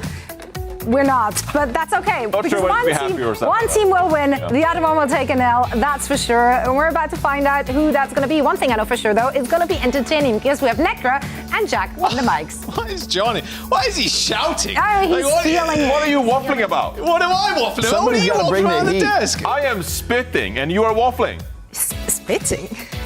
We need a rap battle in the studio. Yeah, I don't know if I don't think we need that. You have to don't rap know in if I want Swedish, that. Johnny. If I that's can do going to that. happen. Yeah. Actually, Swedish rap goes hard. Okay. Does it? Yeah, it does. Actually, it it does. goes hard. Really? Swedish rap pops off. True, Actually good. actually Don't sleep. true. We don't get Johnny started on this. It just never stops. I can't. It's just. It's really good. We've got to It's listen really to this. good. We've got to listen to this. Next road trip with Johnny is just all Swedish rap music. I mean, I personally, I never heard it. So maybe I need to be educated. Jack, we've got to like get you cultured. Or Well, we are going something. to Sweden Like, later this year, so maybe we need to do that. Yeah. We'll hit some clubs. We'll hit some Perfect. clubs, Go to a Johnny. concert. Hit some clubs. No, he's shaking his head. He's like, nah, there's no way. Dude, so he's down. Oh yeah, 100%, 100%. It'll be fun. Ah, so he's a real exactly. one. It'll be fun. We'll hit up the clubs. Johnny can stay home. That's fine. He can stay home with Matt. We'll watch NBA in the hotel. And and drink wine. Yeah, Matt won't be doing that. All right, let's get into the series though. Quick Esports versus Noage Rose. Elimination time yet again for both these teams. You wanna find a win here. It's gonna be a tough competition, tough road ahead for you. Loser is guaranteed to go home. No chance at Esports World Cup. Nepal once again is our first map of this series. Who do you have winning this series, Jaws? Who's your money on? Historically, Quick Esports have won against Noage. I think 2-0 is the last time they met. So it's got to be with Quick here. I've got to go with my boy Jake on the desk. Not sure. I think just the Mauga from Quick didn't look half bad the other day. I mean, what are you thinking coming into the series? I'm thinking the same thing. I just think that Quick Esports, they have the right meta read, as Jake said, and I also think that they have a lot of underrated players on this roster. Not necessarily at the same weight class as what we see from ENCE and from Space Station, Virtus Pro also falling into that category, but I just think that Quick Esports, they have a lot of players that have been so hungry for this opportunity. Chef has been such a great support player. You also have Keo that has been so powerful alongside China, and Crocs too, as we were calling out in their earlier series. I think like does have the right read to go in and get aggressive, just not quite able to stand toe-to-toe against those tougher opponents just even yet. against the Ryan 1v1. It was an honourable tool, I think, at the end of it. It was. No typing. Typing. No typing. Nobody type. Good luck. It's all business and all focus. Some friendly rivalry there between both teams. Quick Esports, of course, the map score there on the top of your screens next to each team's name, 18 and 14 versus 15 and 17. Pretty evenly matched, although like I mentioned before, Rose, Quick Esports last time they did meet Noage, it was a 2-0 in the FACEIT League. Oh, wow, that was one of the quickest kills I think we've seen today. That was fast. And now it's the go signal too for Quick Esports to just keep moving on it. They should be able to get the first point capture here, but at least Noage, like they backed up from that damage. They're gonna have that fifth player back in the mix pretty soon. So it's not like they're out of it just yet. They still have an opportunity to come back in and contest this point if they really want to. Oh, well, really Suzu used a mana though. Wow. All right. Well, there's the fight. At least give me something to commentate over there, but all good. That's a very quick kill initially. Once again. So much spam damage coming through, though, from China. I think that just the Pharah makes such a big difference in these matchups. If you have somebody that's confident in that hero, then you get a lot of spam damage in these chokes. Going through that small room is also kind of like a room of death. How do you get out of here? You don't have a shield to block this damage. You just have to tank it if you're the Mauga. Yeah, it's pretty rough. And the barrage is pretty damn fast too, because everybody's kind of grouped up, just trying to benefit from the Mauga, especially the Sharp needs some HP. Okay, all good. I almost panicked. Especially when you are receiving the cardiac overdrive. Speaking of which, yeah, Croc's going to push with his. Sharp taking a lot of damage to the high ground, and unfortunately didn't match the rest of his team there and didn't drop to low. Well, he does get flipped by Noage, however. And now, oh, he got hurt. That dash away, the roll, was not used towards his team, sadly, but the rush from Quick Esports will almost net them a point.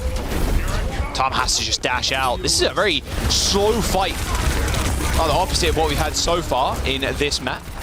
The EGS taking out Natsuki, popping the cage down, and Crocs, oh, you still tried to get out of there with a dash, the overrun. Didn't quite get out of there in time. Good cage coming through from Tama. Wow, a lot of investment though, because Sharp is able to pick up 2. So despite the fact that the cage didn't necessarily look like it was going to be like enough by itself, I think just being able to get those extra couple of kills from Sharp seals the deal. And as you said, Jack, was a very elongated fight. A lot of that due to just being able to throw ultimates into the mix and not even having a clean fight win. But we do see Noage take back control at this point, and with this high noon too to keep everybody away. Oh, what a boom. Beautiful stuff there from Tama, just like basically dashing in, CCing everybody in Sharp, just set up for success there. Getting a double kill with the high noon. Okay, Noage, keep it up. Getting more and more aggressive here, like you were mentioning, Rose, what you have to be, and even Tama like kind of stepping up to these doors. Gotta be careful. Yeah, you can too. I mean, especially when you've got the cardiac overdrive alongside this Genji blade, that's just so much damage coming your way, and a very unkillable Genji at that. Cage available from Crocs, and there he goes, and everybody from Noage just jumping into the cage.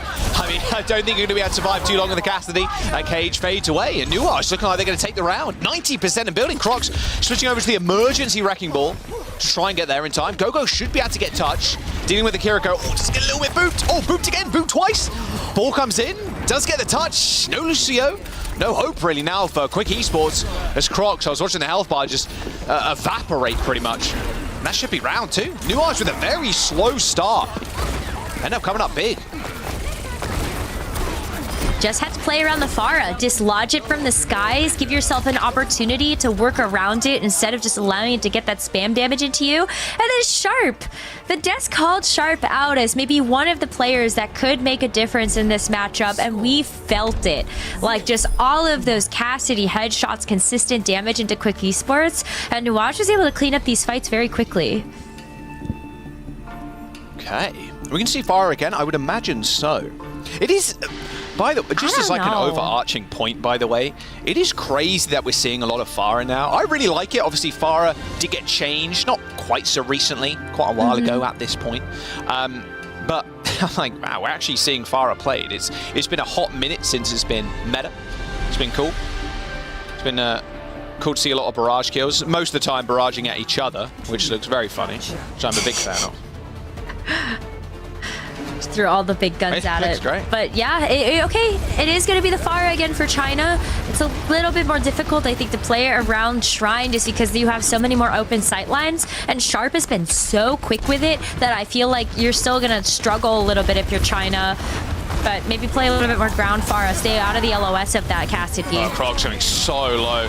All right, both Maugas have been slain. Now for some true, honest Overwatch. It's all about the hit scans. You gotta just tag China too. Make sure China isn't getting free rocket spamming. Good headshot initially there by Sharp. Onto the Pharah. China playing a little bit more safe. That Magnate landing onto the Cassidy. Kyo does end up falling, and a little clean up there from Dip. No dash, reflect in 3 seconds. No, but it's EGS that takes him out. Noage lost a player, but they got the point. Yeah, I feel like Dip overextended there a little bit, but it wasn't too bad given that Noage was able to get the point, and will be able to come back pretty quickly, but not before. China might get this Pharah barrage up in this next fight. Zirian, though, should have this Kitsune rush first, so I expect that to come out first from Noage and see what is able to come up after that point. Crocs just waylaying that charge, hits it on the ground eventually. Tama's so low. That's CC really hindering the Mauga's ability to stay in this fight, and there's the barrage. Shine taking a lot of damage, but getting spammed with healing. See EGS that entire time just flinging the Offida towards the Pharah. We saw the Cassidy cleaning up. Good flip from Quick. Yeah, the barrage was just exactly what the doctor ordered to get that flip back. And even though we saw the rush, there was nothing else that could realistically follow that up for Noage to keep control of the point. They still have 33%. It's not bad. They need just a couple of team fight wins after that. But Quick They've got the defensive position, having control of this point. China now gets to have all of this rocket spam before Noage make it in. And that's where the sound barrier could be really important. Well, here's the High Noon, sharp on his lonesome in the front line, realizes it too, has to just run out of there. 24 HP, manages to get out. Sound barrier used from Gogo, they weren't in danger at all. They're actually just chasing Noage. Now they've got nothing for this blade. The beat comes through from Noage to make sure the blade can actually stick around. Couple of slashes onto Crocs, sends him reeling off of the point, actually taken down by the enemy Mauga. Tama picks up that big kill, and now Noage just trying to find his flip. Yeah, I mean, another example of the later beat being the better beat, as Natsuki is able to just get Noage back into the fight with this unkillable Genji blade. And they're also rewarded here with the cage, as well as a Kitsune rush on top of that. So if you were worried about the Venn diagram of cages from Crocs and Tama, I give a bit of a better upper hand here to Zirian being able to lay that Kitsune rush on top. Well, there's the... Oh, okay, both cages. Everybody crowding all up. Everybody is in the cage right now. And here come the kills. The High Noon cage, the Blade cage, just... You could pair any ultimate with it. I'm going to be really real with you. Dip coming up big, though, with a couple of kills. Wow, the Genji coming alive at the very end, even without the Blade.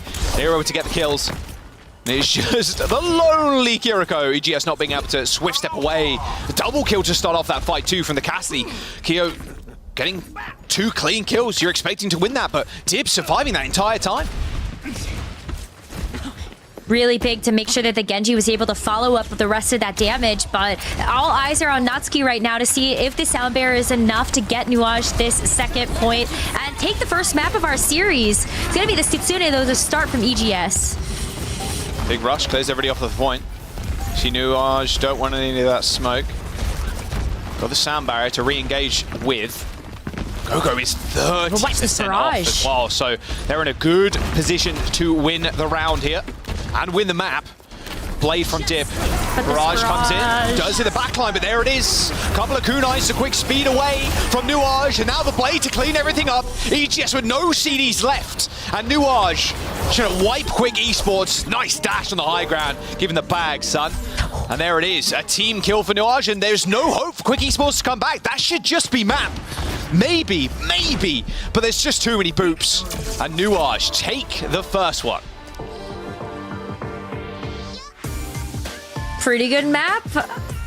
We said Quick Esports maybe having a bit of an upper hand in this matchup, but Noage heard us, and they want to show us different. Yeah. I mean, look, Noage coming up big. I mean, Dip, especially on the Genji, surviving that double cage fight. Like, the entire server was confined to, like, a few meters in diameter worth of circles. Like, ridiculous. Like, at that point, it's like, how much AoE do we have and how much AoE can we throw in?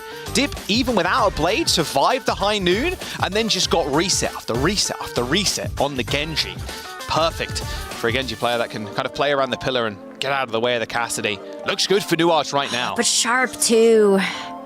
Look at that. I mean, there are so many instances where Sharp was able to get multiple picks with the High Noon, and that opened these fights up so much for Noage to continue being dominant. Like, major credit to the whole team, though, because these comps can be really difficult to run if you aren't playing together and you aren't all on the same page of when you're using ultimates, what you're going to use, and how you're going to be able to follow up this damage. I feel like every single time we were watching the kill feed, Sharp and Dip were both there to help each other out. Like, these clean kills were coming through so swiftly. Yeah, I mean, the very ending clip there from Dip just cleaning everybody up. You mentioned it at the very end of that fight, like, or the very start of that fight. Like, you got the barrage, you have to bait them in, and Noage knew exactly that. They knew their game plan, tried to step up, and then bait the barrage. They did so successfully, sped back, and then beat everything. Blade thrown in, no C's left for the other side. And there we go. Eichenwalder as our next map. Picked by Noage. Slower bracket game, elimination game. One team will go home here. So far, it's going to be Noage that takes the lead, but Eichenwald, maybe a little bit of a different pace here for both of these teams. But Tom has been able to play so aggressively with this Smalga. I feel like if you can keep that type of pressure up, then Noage might just be able to keep up this win streak so far. I think for Quick, I really want to see if they can just kind of match that Like they've had to play so reactively with a lot of these ultimates, and that never feels good in a matchup like this. Like, oh, well, you're running at us. I guess we'll try to use the Kitsune here. Not kind of working out. All right, let's jump in then. Ikenvalder. Seen a lot of different looks from this map today. A lot of silly things have happened as well, to be fair. A couple of back caps. UB Kevstar, I'm looking at you. Well, UB's one was a C9, really. But we'll see if anything more can happen.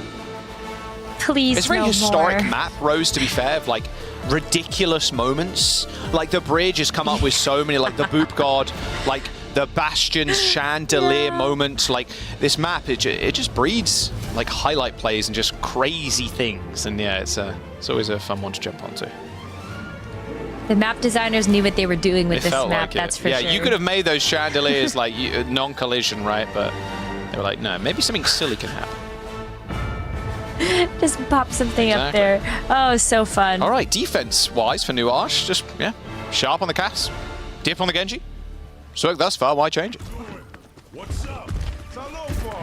I would love to see China try this Genji out a little bit more. I think the Pharah, Noage figured out a way to play around it really well. It's also a little bit harder to run on Eichenwald just because of all the high ground access. There's not a whole lot of places that the Pharah can hide, but still the point remains that I think Noage got the better of the Pharah. They really had Sharp be able to lock it down, so I like that China is coming out with the Genji to try something a bit different. Potential so far. A lot of damage, Dip. Having to deflect and go for a small cuddle with his supports. And both Cardiac Overdrives now being used, even a Suzu to save Crocs. You can't get taken out. The Lucio can be so vulnerable as well, especially to these Cassidys. Not only the Magnate, but just being anywhere near that's not behind your Malga, you are sentenced to death pretty much. The Cassidy's aim at this level is just so good. China down first though, as Dip finds the kill. Okay.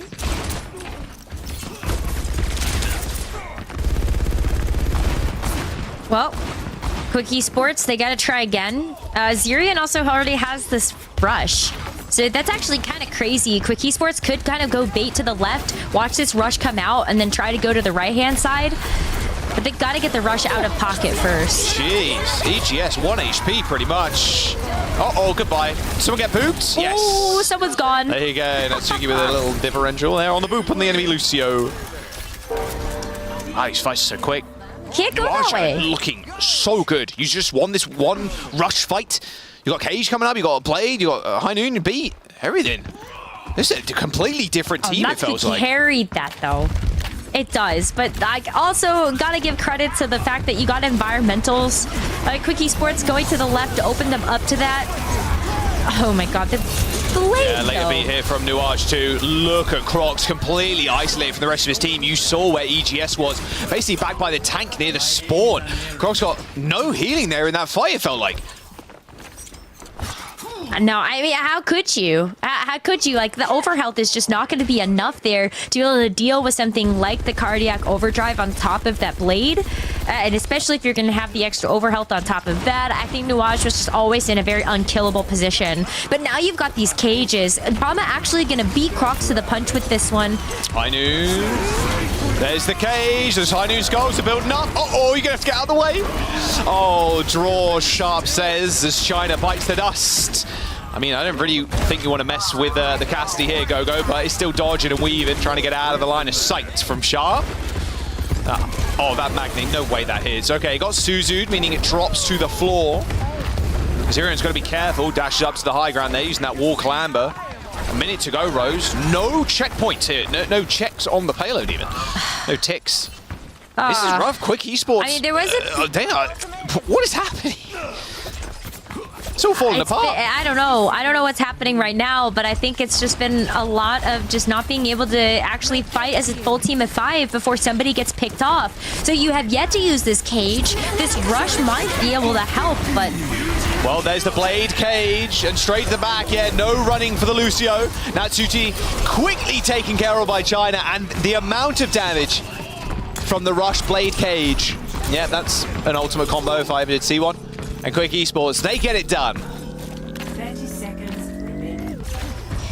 Just in the nick of time, right?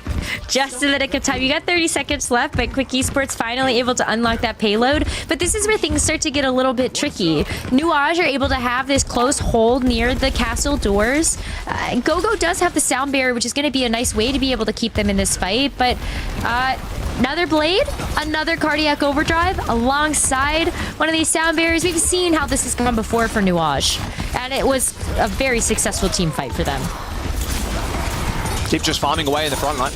Both deflects. How much deflection was that? Both Genji's just looking at each other, basically deflecting everything back at each other. All right, Blade, it's been used. Dip, no ultimate any longer. Quick Esports, quick off the mark there, just disengaging with the speed boost. Gogo with the sound barrier, saving that Suki, and with Sharp's High Noon here, looking for something, someone to click on. Unfortunately, though, Quick once again just being able to navigate around that ultimate. And here comes the rush. Zerion quite far away from his, considering this fight is going one way, and that's one way only, and it's actually Noage's. Somehow the Magnate managed to connect with EGS, and they get taken down. It's another pick when they've used an ultimate that they cannot convert over to a team fight win. Quick Esports feels like it's going to be another repeat of that if they can't get anything done with something like this High Noon. Well, Zerion eventually taken to the cleaners. Sound barrier not laid out quite in time for China to get the reset dash onto the Kiriko. And here come the kills for Quick Esports. Really making this one close, though. These close holds from Noage, they're looking real good. With only a minute to go, Quick Esports are fighting up this hill. And it'll be Noage re-engaging with a cage. There is a cage response, though, from Quick Esports alongside both of the DPS ultimates. So with that in mind, it should be Quick Esports winning this next fight. But we've seen Noage just take even those advantages and turn them against them with just an opening pick. So, I don't know. It's tough to say. Oh, okay. Good start. Yeah, Dip just dies. 3, 4 people. Gil just jumps in. He's got the Deadeye. Oh, where are you going to run to? Absolutely nowhere. That payload's going to get complete as well. There you go. Cassie finds 3 kills in that fight for Quick Esports. Q coming up large. Holy. Oh. That's exactly what you wanted to see, though, with the cage on top of the High Noon, just the extra damage coming out from the Cassidy. That is definitely going to be a team fight win, but you've got this blade alongside this rush that Quick Esports can use to start to snowball through this third point. No sound barrier for Noage, so you're hoping the damage is going to stick. Not before Dip and Sharp are let loose too. Oh, Dip's in trouble. Oh, well, China's just going to completely ignore him. Doesn't matter. That blade was pulled and Dip had no deflect.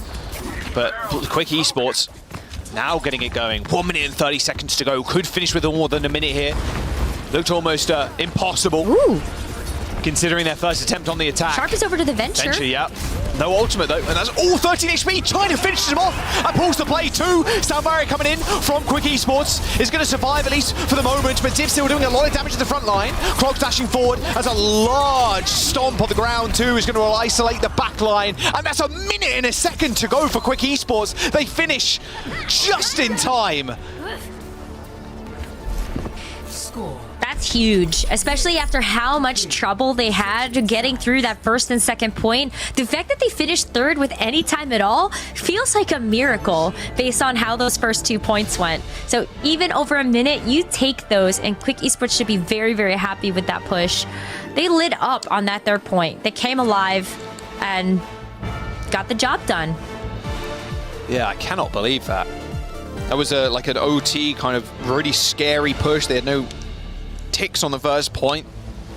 It was really just Noage just running rings around them, and then second as well, held to the doors in 1 minute and 20 seconds before they got to the second point. Jeez, that is a ridiculous push, considering, like you were mentioning. See what Quick can do now on the defense, the same kind of thing. I can imagine we're going to see these comps throughout the whole. I can't imagine we're going to see Venture maybe a little bit sprinkled here and there, but I feel like the Venture for this point, or at least at that last point, was just stall potential, right? Because you know that cart is so close. Venture is going to be one of the best heroes to actually get that payload stall because of how long they can burrow underground and still contest the cart and roll through those cooldowns. But yeah, I don't think we see either of these teams really feel comfortable on something like the Venture. So it wouldn't surprise me if they don't. But here's your Lifeweaver Widow strat. Yep, no peaks. Might as well. Could you imagine? I mean, it has happened in the past. That's why people keep doing it, but... Well, I mean, you heard the comms when we got the listen in on that second match, and they were like, oh, no, they're all hiding. They're all hiding. It's like, well, yeah, of course. You don't want to lose the first point just randomly to a Widowmaker peeking out spawn, basically. You'd look so exactly. silly. Like I said, it's happened a million times in the past, but the million and first time it won't get me, promise. All right, very aggressive now for Quick Esports as Crocs just overruns into the backline. Fair amount of damage coming out from Gio here on the Cassidy, but they do lose their tank. They're going to have to go quick, try and execute on the backline as quick as possible, get kills, get anything, or get out. Unfortunately for the Cassidy, a little less slippery than the rest of his counterparts on the team. And that's Noage. Well, that's just a cap, actually. Yep. It is, and that is so much time in the bank now. 5.5 minutes to roll through the second point. They're going to be the first ones up to Ultimates 2. They've got Zyrion's Kitsune Rush almost ready to go. So close hold here for Quick Esports might not be super easy unless EGS is able to grab the Kitsune Rush 2 before they get run over. Well, close hold again. It's always worth it. Sharp needs some serious help, though.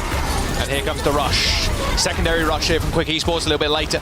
And now you can see them over-peaking around this corner. Got to save Crocs. 1 HP. Has to get healed up. EGS on the case, though.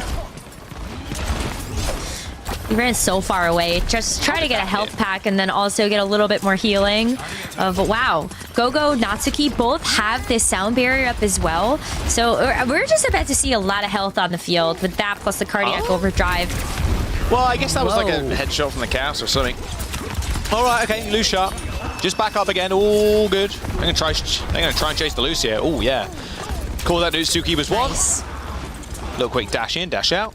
And there you go, jobs are good in. 4 minutes and 20 seconds to go. Yeah, so over a minute taken off this time bank so far. So this close-up from Quick Esports has been great.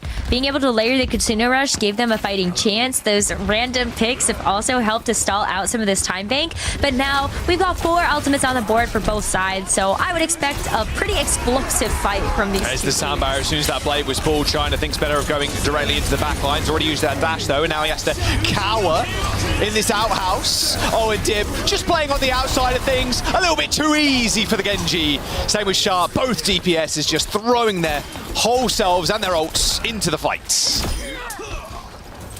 Well, that is one way to get the job done. Noage now really opening things up. That's so many ults.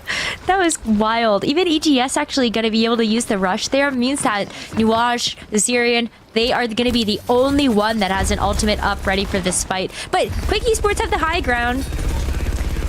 So you see a split, actually, between kind of Thomas staying by the cart and then everyone else going to castle. Oh, Grog's taking so much damage. Wow.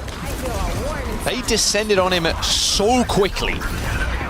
That was a bit disgusting. I think Quick Esports, or at least Crocs, a little bit caught unawares there, it felt like. The speed and power of Noage. This might just be the cap 2, 5xing it on the point. China might be able to get up.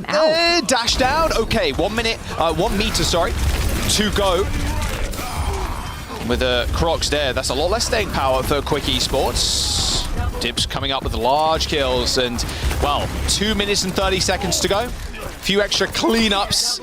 I think Quick Esports, every chance Dib gets. I mean, you know what? I respect it. I think Quick Esports Rose are pretty happy that they got a minute and a second here.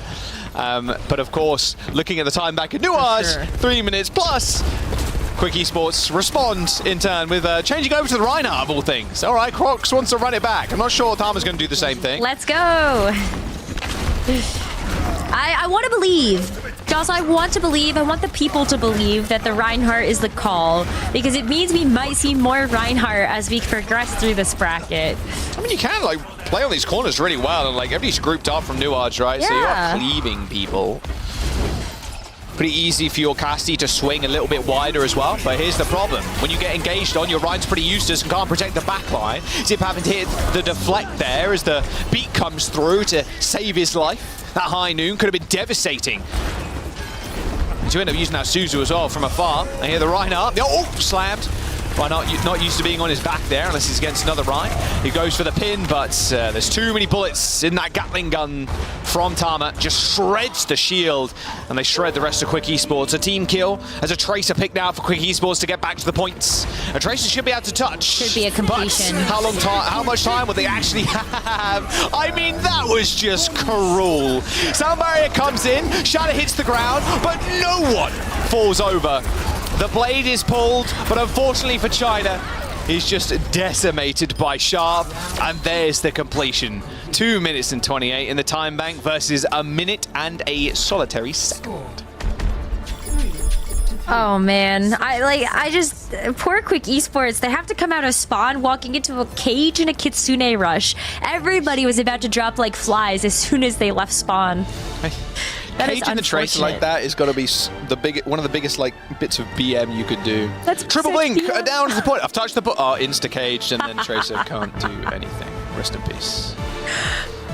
It's like unintentional BM because you have to do that just to be able to ensure the fight win, but it's into a Tracer. It just feels so bad. Let's get a quick Esports listening though, as they plan their attack.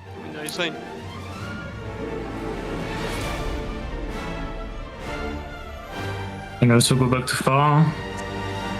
And but I thought Malga is hard. Can play Tracer or so. Anything? No. Not do anything with Tracer.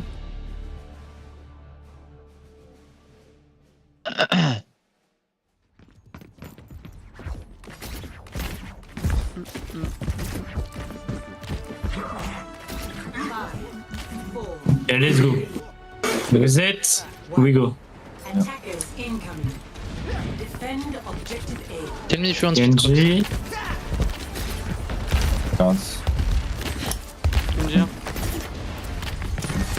I got. Oh, okay, I back Mauk. Care, they might push. Yeah, they're pushing. I'm flanking. Mog on me. Catch one, dead. He's sustained. Nice. Genji one, no.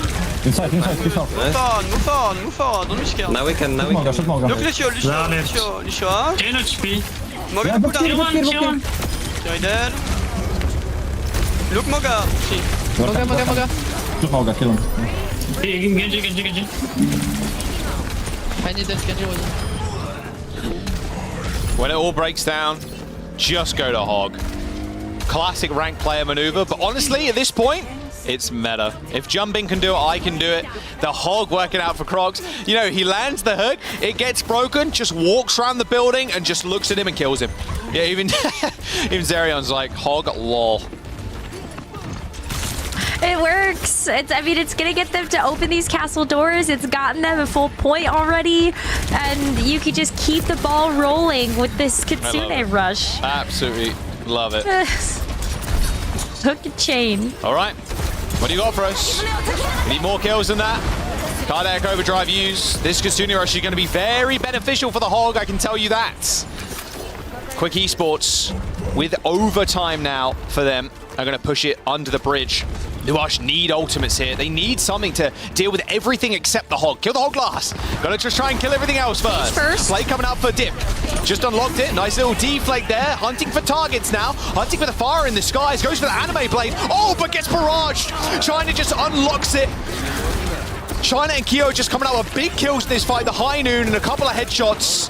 But this rush is going to be very annoying for Kyo to already deal with. The Tracer just playing around it almost perfectly. Magne goes a little bit wide too. It's going to be a little clutch here from Sharp, but no, Kyo shuts it down. The Tracer dead. The lonesome cowboy now on the points as Quick Esports just try to get back to him in time. Oh no, could you imagine though this fight's gonna take place on the bridge and Crocs is a whole Hog? They got beat.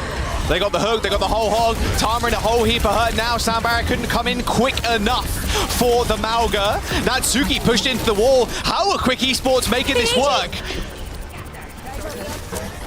Oh no, Natsuki couldn't land the sound barrier because he got pushed up against the wall. So nobody got that sound barrier healing, and Quick Esports, I think they're gonna get this second point. Sharp doesn't get the touch either.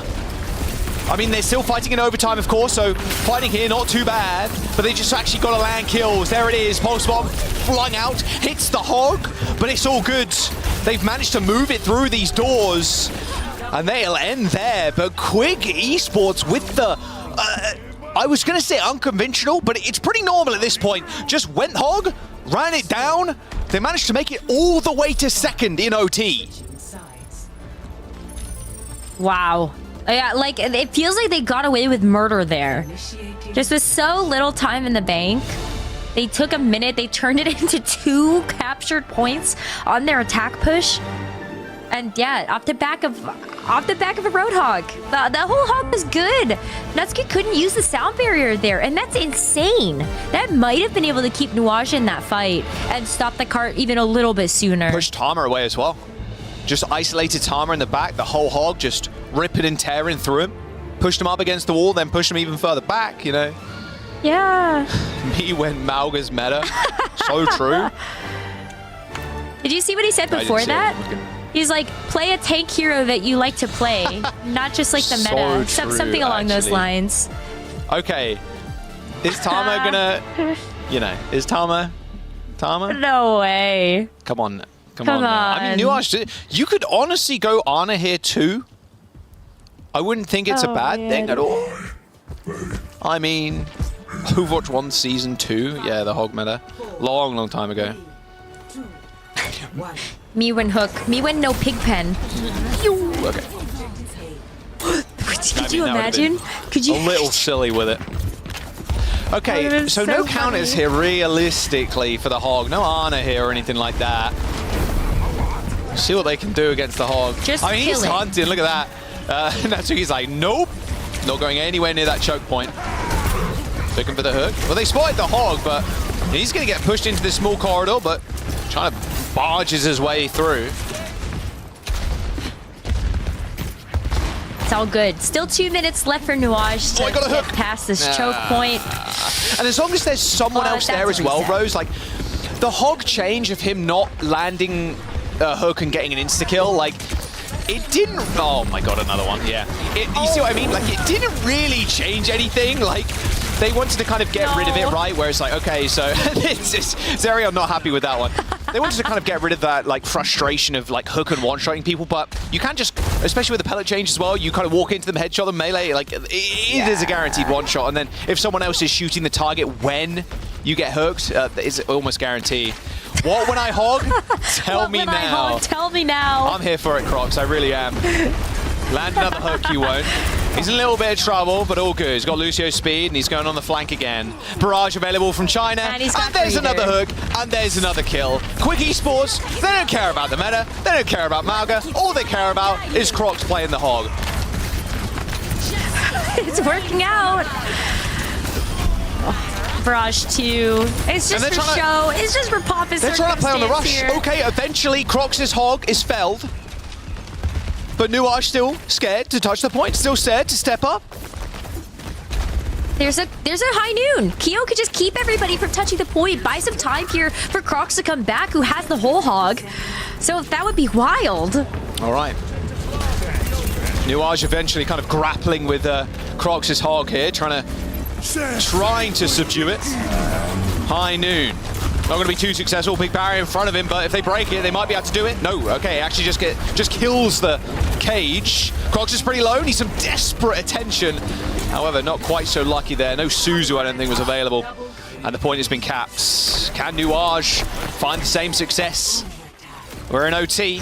They need to get it all the way to that second point and then some. Quick Esports here, they could just take an eco push, try to get out as many of these DPS ultimates from Noage as they can with that blade and that high noon. Even better if they can get the sound barrier out and then go ahead and use go-go's. That's really what they're playing for right now to even up the score of this series. Sharp, high noon, almost didn't know where it was coming from there. Oh, hook from Crocs. Natsuki's dead. Oh, it's all breaking down now. All plans going out the window when Crocs brings the hog out. There's the hook. That's going to be a kill, and that's going to be a stop of the payload too. Quick Esports are going to win this map right there and then. Crocs don't care about Mauga. They tie the series up. What a piece. Noage with no answers to that pick. Roadhog is meta. I love it. Junput is a trendsetter, and I'm so excited that we get a chance to see more Roadhog. Maybe not Quick Esports so happy about it, but you know, maybe. Probably maybe, I don't not. know. We are going to Colosseo next, by the way, as our push map. So I'm thinking less hog, you'd imagine. I don't know, though. I mean... Why not more hog? If it's working at this point, like, maybe you just don't change it. I'm looking at the lobby screen as well. Crocs is rocking the hog icon as well. It's really getting in their heads at this point. It's the mental games. I love it. I mean, this stage of the game, Rose, like, this is an elimination match, too. Like, loser here goes home. We're guaranteed a 4th map at this point, too. I mean, if you're in their heads already about what you're going to pick and even just picking the Roadhog anyway and then just finding these weird flanks and killing the Cassidy when they know you don't have hook, like, I don't know, anything can happen at this point, and I'm here for it.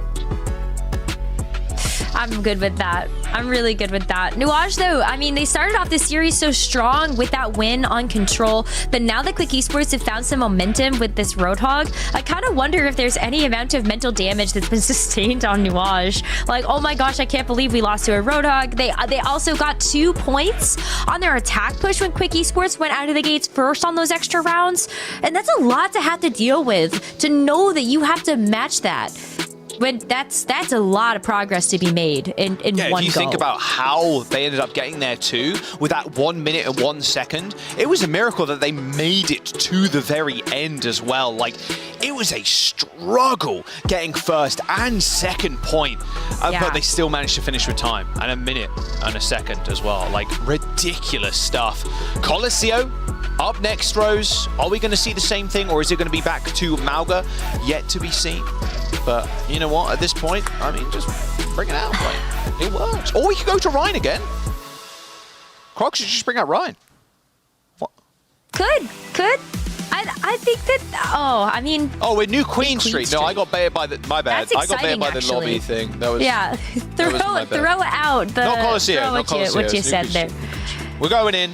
Map number 3. Well, that does change things, doesn't it? I think Mauga has to be the call here.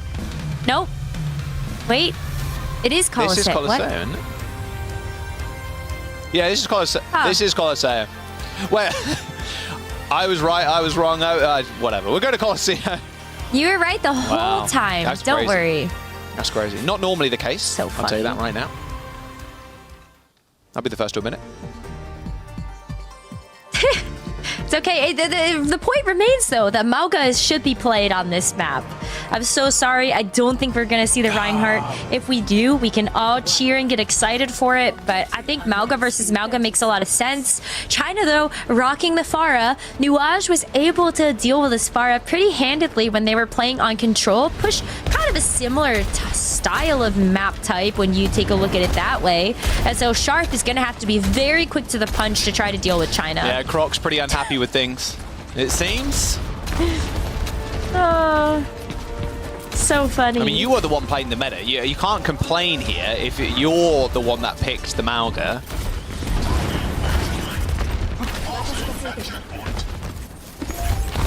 You know, you can still be upset about it, yeah. I think. You can complain. Just like every good Overwatch player, we know how to complain. At least, like, people aren't really stuck in Brig Jail anymore. I think people are quite pleased about that one. True. That is very true. Every role gets their chance to kind of moan about the meta or moan about this, that, and the other, right? I mean, DPS players are perma-moaning, but... Yep. I mean, the tanks get their chance to moan about Mauga, supports get to moan about Brig. He's literally taunting them in the chat. Like, oh, you want him to come to us? Please come fight. What is he doing?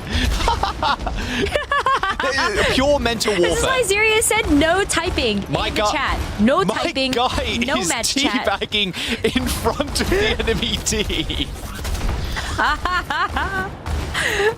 Oh my god. You come here also, now. Come I to just us. realized, Rose, this actually, we are approaching the record for no kills. Yeah, it's almost 2 minutes, and we've not seen a single kill. Okay, here we go. Now the kills come through, potentially. There you go. Please? 8:15, I believe that was, when EGS went down. 8:15, almost a new record. 1 minute 45 minutes of lap. Oh, that might be a record. I'll have to double check, but that is a pretty long amount of time before a kill, that is for sure. That is so funny. Oh, I'm so glad that both of these teams can still show that they're having a fun time. Also, Crocs is like significantly less ult charge because he was just teabagging in front of the enemy team the entire time. That he a little bit of a earned hindrance. that. All right, a lot of skulls, It's but okay. nice deflect there, making sure it's not a team wipe. And we're back to the mid again. Oh, sharp with the high noon. It's going to get sped up here by the Lucio. Suzu's coming out. Oh, it's Dip that actually goes down first. Sharp has to be careful. Rolls back. Here comes the rush. Straight into the front line for Crocs, just focusing down the Cassidy. No mobility, even with the Lucio by his side. Cassidy is easy pickings. All right, so a little bit more revenge coming through from Quick Esports. Double sound barrier, though, for both teams, but I'm really looking at this barrage from China. If Dip is just going to go for the blade, I feel like China has free reign to hit the barrage. Let's see if the duel can happen. EGS swift stepping away, all good. I always get worried about that, the Kiriko randomly like exploding before they get the swift step off. And now we're back to mid-fight. Oh, Noage is working up to the cage. Right. Croc's still Here's behind. the rush. Now they can move on. Uh-oh. Do they know Kyo's there? Surely they know. Yeah, all right, they're pinging him out. There's no way the Cassidy survives that, unfortunately. All right, Noage not messing around here. Want to get this lead, and they're going to be able to secure it. And there it is. Yup. Still a bit of a fight, though, to try to get that checkpoint because Quick Esports can keep this high ground control. With the barrage still in tow as well, I think it's tough for Noage to actually find a way to deal with the Spara without sending Dip up there on the Genji, get a deflect or something like that. But there's a lot of ultimates coming online for both teams. Quick Esports, Crocs is finally going to have that cage up and running. So 5 on the board here for Quick Esports to Noage's 3. Gotta love mid-fights in Colosseo. Rush, cage, high noon, barrage, sound barrier. Oh, and the dead eye. Oh, it finds 3. 3 juicy kills for Kyo. Oh, get him, Crocs. And there you go. That's a team kill, and that is the lead. Yes, I mean, it used everything. And Quick Esports, yeah, needed 4 ultimates to get that done. Noage just kind of used the cage, sat there, allowed themselves to get run over, hoping to stop this push to this first point. Samurai comes in, and every single Noage member now just jumping into the cage to help the rest of their team. No one's contesting. Oh, they are now. Luckily, no checkpoint garnered by Quick Esports. Quick and clean kills there from Dip and his blade. That was so close. It's just another one of those scenes playing out where you see that they are like all fighting in one corner away from the checkpoint, so someone's gonna push it regardless. Crocs is back on the Roadhog. I repeat, there is a Roadhog in the server. Now that Quick Esports have the meterage lead, Crocs is doing hold it down. Oh, that was a swift step I just saw. Crocs knows it too. Pigpen on the point. It's going to get destroyed. They're just running at it. Full sail. Look at this. Full sending into the Roadhog. All good, though. You got the backup. Both supports just coming in the nick of time just to save. Crocs, however, the perma bridge stall might be the name of the game here. Looks like it. Crocs trying to find a hook. Once again, they're just trying to get on top of it. Healing isn't going to last all too long, but China to the rescue. That barrage. Just, well, you know, Crocs is a distraction tool, right? And then you just hit the barrage straight on top of them. Team kill. Yeah. All thanks to Crocs. Exactly. Crocs is just there to be a distraction, soak up some damage, and BM the enemy team. It's perfect. Let the DPS do the hard work. Good skin, too, using the Mako skin. It's got like a shark head on it. True. It's pretty cool. I feel like that would be your favorite Hog skin? There's like a bio warfare one or something where he's got like a gas mask and his hook's all funny. That's pretty cool. But this one's got an anchor, which is pretty sick. Let's get a quick listen in with Noage though, see how they're going to counter this off. I'm gonna die. I'm stuck, I think. Yes, I'm willing to fight. I think. Fight on Mega. Give me. Wait. I won. Class one. That's I'm on low. Low. One. Oh, they get him. One kill inserts. Kill low. Actually. They're gonna get checked, it's fine, we get good spawns. They use Fox, anything else? No. Nope. Okay, Noon beat close for... Supposed to rush again. Just look for Cage Noon again. All right, Dip jumping over to the Echo. Do you see the dance? Yeah. Crocs just left the fight, decided to go emote dance, and let everybody else finish up the fight. Oh my god. Whole new layer of BM. And Crocs has had some fun already with the Ryan versus Ryan a little bit earlier on. And they have the lead and checkpoint now, Rose. I mean, they're in good standing for Colosseo. Yeah. I mean, with 2 minutes and 20 seconds left as well, like, you still have to put up a good fight here in order to secure the job, but we got 4 ultimates to do it, 2 Noages, 3, actually. But yeah, the Amp Matrix here, which is going to be nice. Yes, Dip on the Echo to help do a little bit better with those aerial duels, but Sharp first here with the high noon. Beat comes in as Crocs just donk walks forward. They have to play around this window. A lot of damage coming out from this Echo, but I mean, Dip is just running around the place, just trying to find an angle, but Quick Esports are not giving him. And the dude pods the hog. I'm the only hog at this server, says Crocs. Has got the whole hog too, just blowing everybody away. Hits the breather real quick, but hasn't got much of it left. It's gonna need some heals, doesn't quite get there. And Noage finally kill the hog and get that bot going. Can they get checkpoint is the question here. Maybe. They got a late kill on EGS. It's going to be close because Gogo is alive to help taxi some of the others back. But I don't know. I don't think so, actually. I think they might be able to get it. Tough to say. 2 meters, 1 meter to go. They get it. Nope. They get their checkpoint. Yeah, just a little too far away. So. Oh, Dip. Yeah, Dip, no duplication. That lamp couldn't have come quick enough. Same with that sound barrier. Noage have already lost 1 DPS. And look at that. Tama is just farming Crocs. Crocs completely ignoring the other tank, but maybe should pay a little bit more attention to him because it's a very quick cage once again. And even a window being utilized too. There's a lot of damage coming out from the Cassie right now from Sharp, but Kyo that entire time was not giving him an angle to use that window at all. Was dancing around the frame of it. I mean, this bot's coming back. And China is going to be out to touch, so stalling out for a little bit more time. 20 seconds to go. Quick Esports in a good shape right now. They could just take this map. I mean, Crocs' hog, it's looking sublime right now. Yeah, we can't complain about the Roadhog right now, especially when Kyo and China are also playing around it so well. You've got the follow-up damage every time you've seen Crocs land a hook, and they still have the lead. They got the high ground control as well as Noage have no choice except to step out into the open to contest this spot and try to push Crocs has found a kill already on Sharp. Pulse bomb connects to the Mauga, a lot of damage. A Deadeye. Oh, you can't get through the hog, not that easy. Oh, good shot too. I mean, that's all over. It's done. It's in the books. Crocs has had too much fun on the Roadhog. Sound barrier, and that's all she wrote. Quick Esports with the win. And Crocs laughing his way to the bank there is Quicker now on match point in the lower bracket. And it couldn't look anything more like a show match right now, honestly.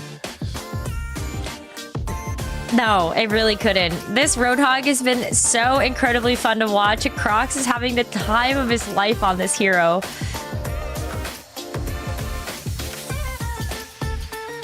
Hello?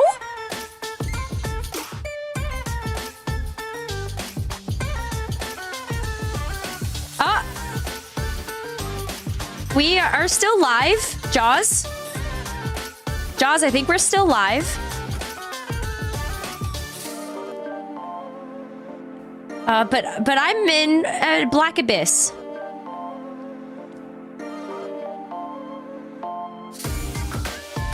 I don't think Jaws can hear me, and I can't hear Jaws.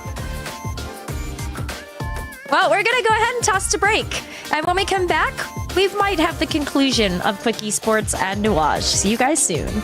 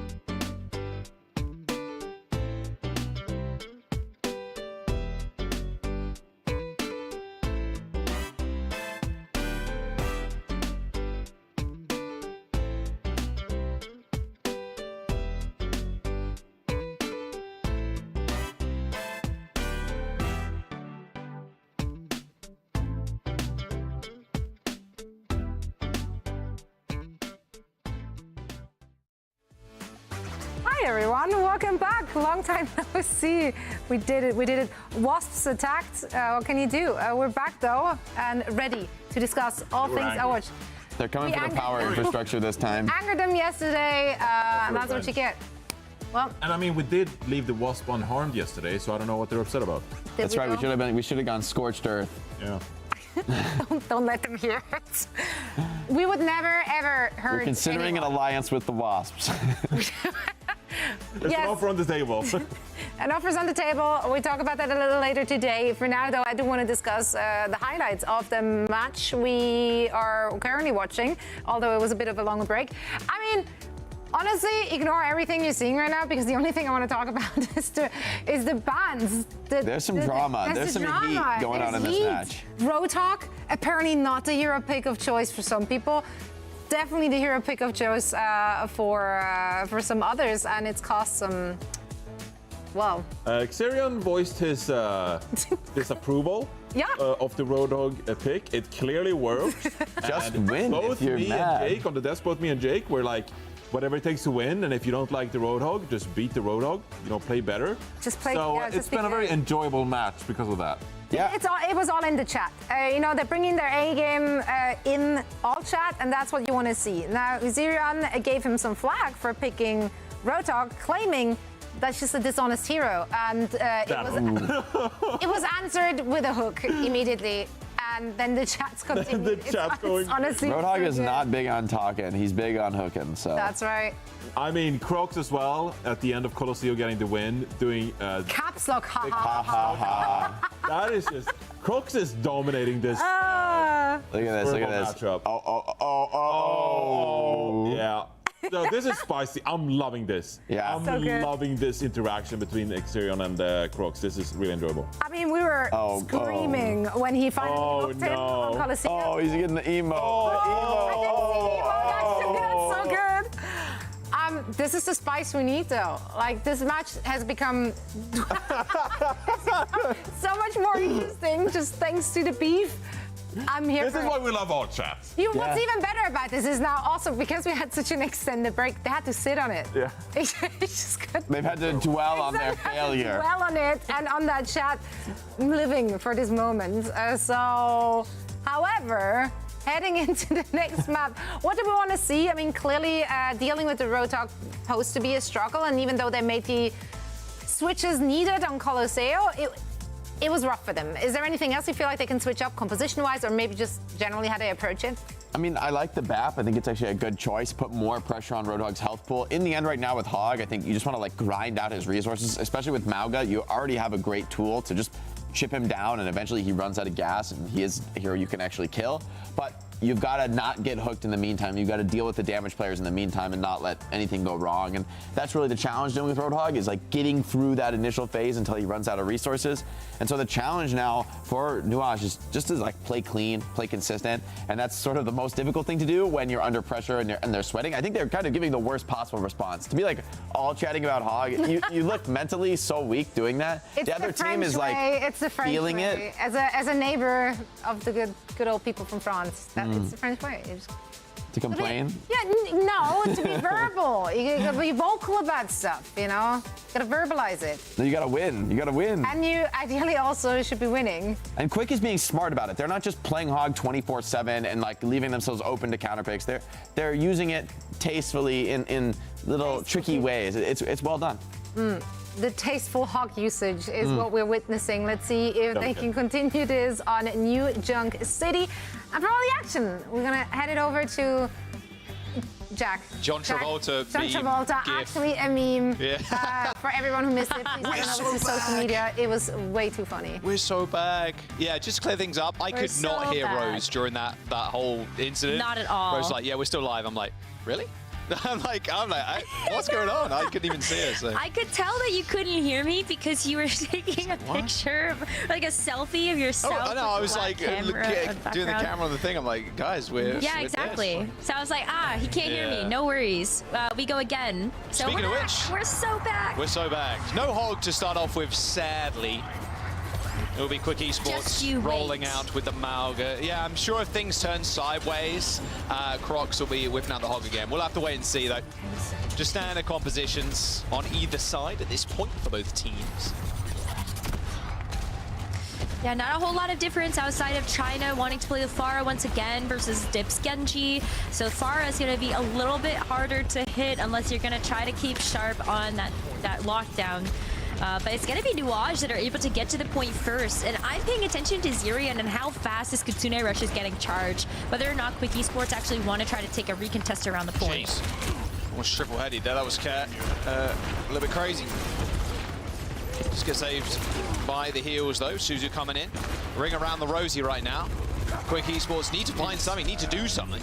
They are going to use the high noon to try and find a little kill onto Natsuki. However, it's going to get responded in kind with a rush. However, Kyo quick on the mark there with the Cassidy. Takes care of 2. 45 and building now for Noage. They've lost their Kiriko. And there's pressure on the point from Quick Esports. And what's that I'm seeing? Oh, yeah. Crocs has gone hog.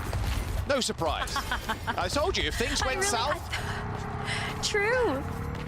I really thought, though, if it was going to be Crocs switching to the Roadhog, it would be after Quick Esports captured 2 flashpoints. And then I'm like, throw in a Roadhog just for fun.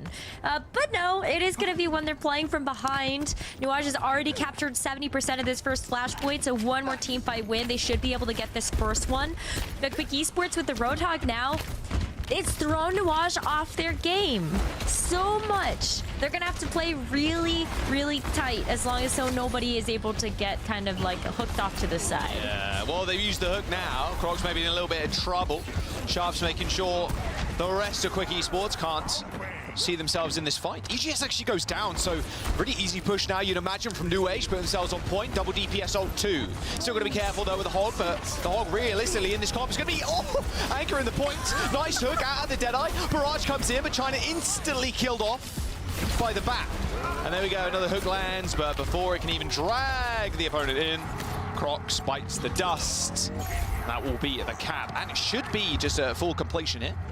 An 80% about there, and I mean, Quick Esports, Crocs jumping over to Doom. EGS is going to get to the point and trigger OT. And can teleport away. Should be able to. Spotted out, hits the swift step. Wait, that might not trigger OT. I don't think he was on there. Yeah, okay, so they're going to have to go in yet again. Crocs does. I mean, there's a blade from Dip. China ends up going down to a rocket of their own, sadly. Kyoshi takes 2 with him. Overtime here. Can the Cassie actually clutch up? The high noon hit the reload. There's no more Lucio to deal with. And Kyo is just, it might just end up with a 5k if they're not careful. But no, finally Dip bringing him down. The Titan of Quick Esports in Kyo, unfortunately not able to successfully flip the point over as Noage. They're going to cap. And Crocs is back over to the Roadhog. Doofus to come back to the point really quick and go back to the tried and true, that Roadhog. First flashpoint going over to Noage, though, probably feeling really good about that one. They also were playing much better reactively to this Roadhog, waiting for those hooks to come off cooldown. Because Iziri is not super happy about seeing the Roadhog again with the triple dots and the all chat. Yeah, I think it's one for 3 on hooks right now. I think he's counting. Oh, geez, that's a lot of damage through that window. But the opposite way. Zerion not able to kill anybody off. Actually just suffers the fate that he wished to deal to somebody. And that should be the cap for Quick Esports. Sharp, though, at least taking one with him, but yeah, there's just no way at this point. Now where do you attack from, though, if you're Noage? Because you have to worry that Crocs is around any given corner on this point, just waiting to hook somebody. You've got so many great targets. Sharp, Zirian, Natsuki, all pretty squishy. But then you look at somebody like Dip on the Tracer now, and a better way to be able to at least deal with China, but still even squishier than the rest. I'd be very careful to be that Tracer. Well, Dip's going to pressure the point. Hits the recall, doesn't want to go too low. Kyo's looking directly at him. And now they're going to rotate onto the high ground. High noon as well. Going to push Crocs at least onto the point. A lot of skulls building, but no kills, no damage even. But there's the kill onto the Hog. And now it's up to Quick Esports to try and find some kills. And it's going to be tough to do so, especially with Mauga's cage being in full effect. Or can be used if he wants to, but with the China dead and go down, that should just be it. Boom, just stomped into the earth, and there it is. All right, Noage. They do manage to find the flip, but Quick Esports with 5 ults. Oh, pretty much. I mean, Croc's 30% away, maybe 4 into this fight, but they got 90% on board. Depending on how long the fight takes, then it's definitely going to be 5. It's going to be a long time. So Cage, as long as they're able to get through the cage, if the sound barrier to at least do that, maybe the Kitsune rush as well to keep some people at bay. But as long as they can do that, Quick Esports, they definitely have the ultimate advantage heading into this one. And just jump into the cage, join them right in the middle. Well, Whole Hog available in 15% now. Looks like they're going to take the lower passage onto the point. How's this cage going to get used? Ideally, you just jump onto the caster, even the Tracer. It's the window. Good response. Going to force the sound barrier out of Quick Esports. And here comes the Whole Hog directly in the center of the cage. Nice pulse bomb from Div. Doesn't land connection, but still finds the kill. But Croc's just taking over the game on this Hog. Oh, and he's going to shuffle on him too.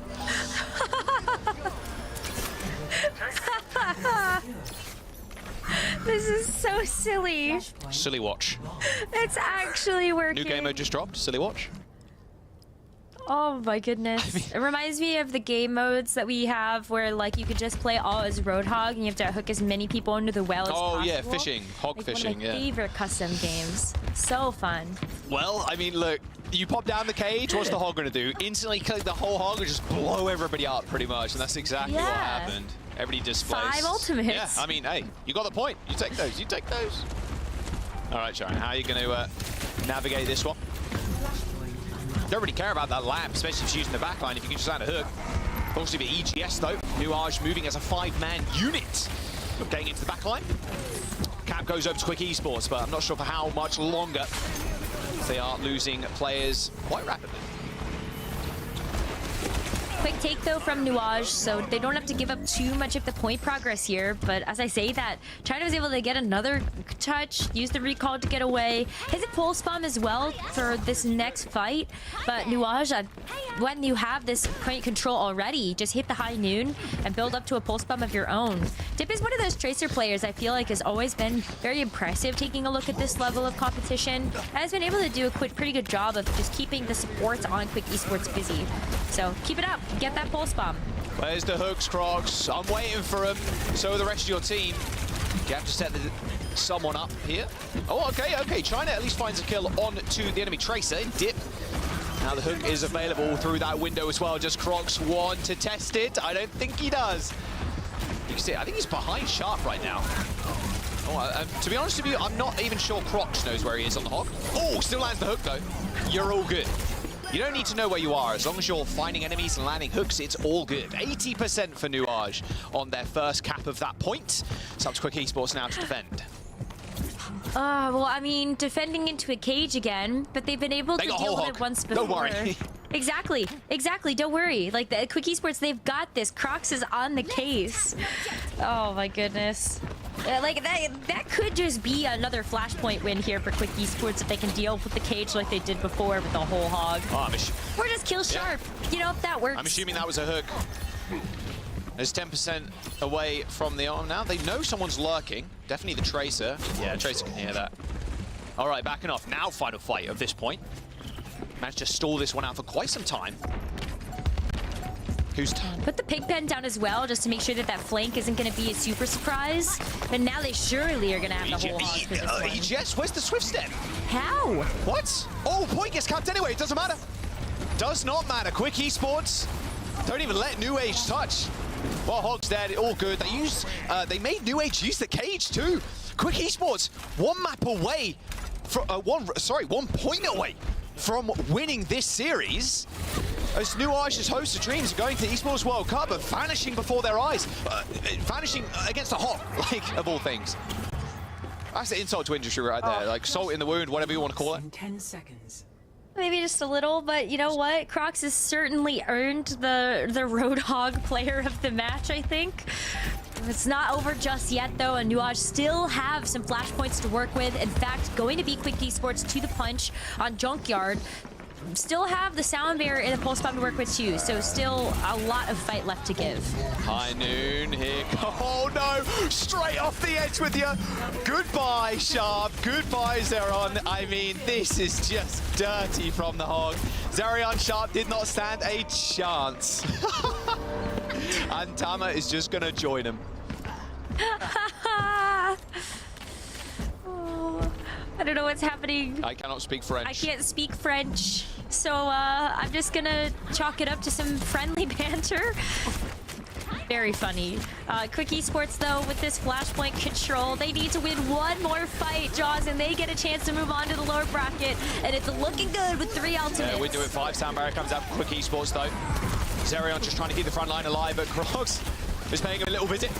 Luckily, though, they got enough damage to keep him at bay, but EGS with a beautiful duel against the BAP. Big trades here, but Crocs is dead, so carry down for Quick Esports. Noage should be able to get onto the point now and cap. They can stall out for a little bit longer here. Gogo gets booped away, jumps on the point for a little bit more time, and that will be 80-something%. I mean, you've got China back in. Triple blink onto the point again. Yeah, you might as well. Was that 92% for Quick Esports?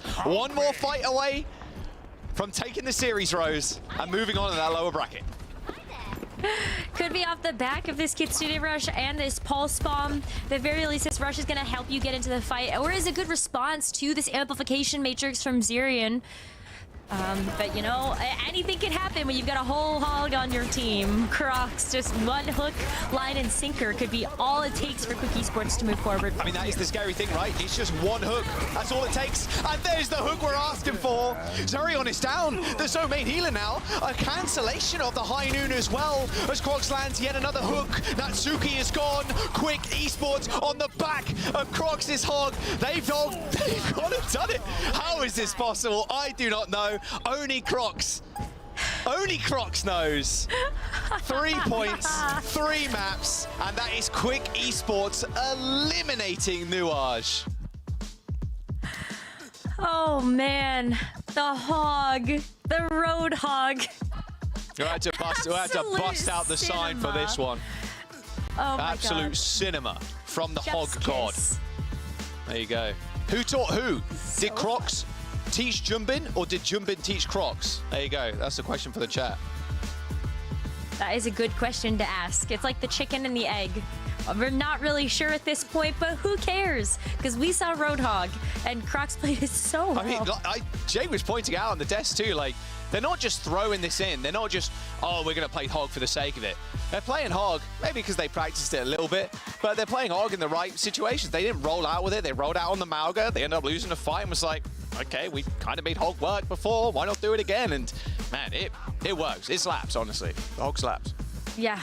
Maybe that's going to be the new secret tech for teams as they take a look at Mauga mirrors. Who's going to be the team that switches off the Mauga and goes to Roadhog? I have no idea. At this point, I don't know. I need the desk to help me, please. Toss of the century, there you go. Guys, breakdown EU. And yeah, what do you think of the Hog, huh? Hell, bring the adults in. Honestly, I'm a Hog stan. I'm an enjoyer, a believer, an enthusiast, if you will. And honestly, as I was picking Jake's brain right after this, like, is Hog maybe an answer to moments, situations on certain maps where you just really don't want to play that Mauga mirror? It's not super outlandish to think it is. Yeah, I don't see it as like a counter to Mauga. I think if a Mauga team plays really well, understands the matchup super well, they can absolutely answer the Hog and don't really need to counterpick, maybe more than a DPS or support swap here and there. But in the end, compared to a lot of metas, it's not that outlandish, right? Mauga has no way to save his allies from a hook. He can't even block hooks himself, so like very vulnerable in a lot of situations. Whole Hog is great against Cage, so there's a lot of places where Hog skills do stack up decently well and offer good value to his team. And a lot of teams, I think, playing the Mauga comp, they're playing it because it's the flavor of the month, and they honestly just don't have a great understanding of what makes it strong and how to respond to different matchups, what counterpicks they need to go.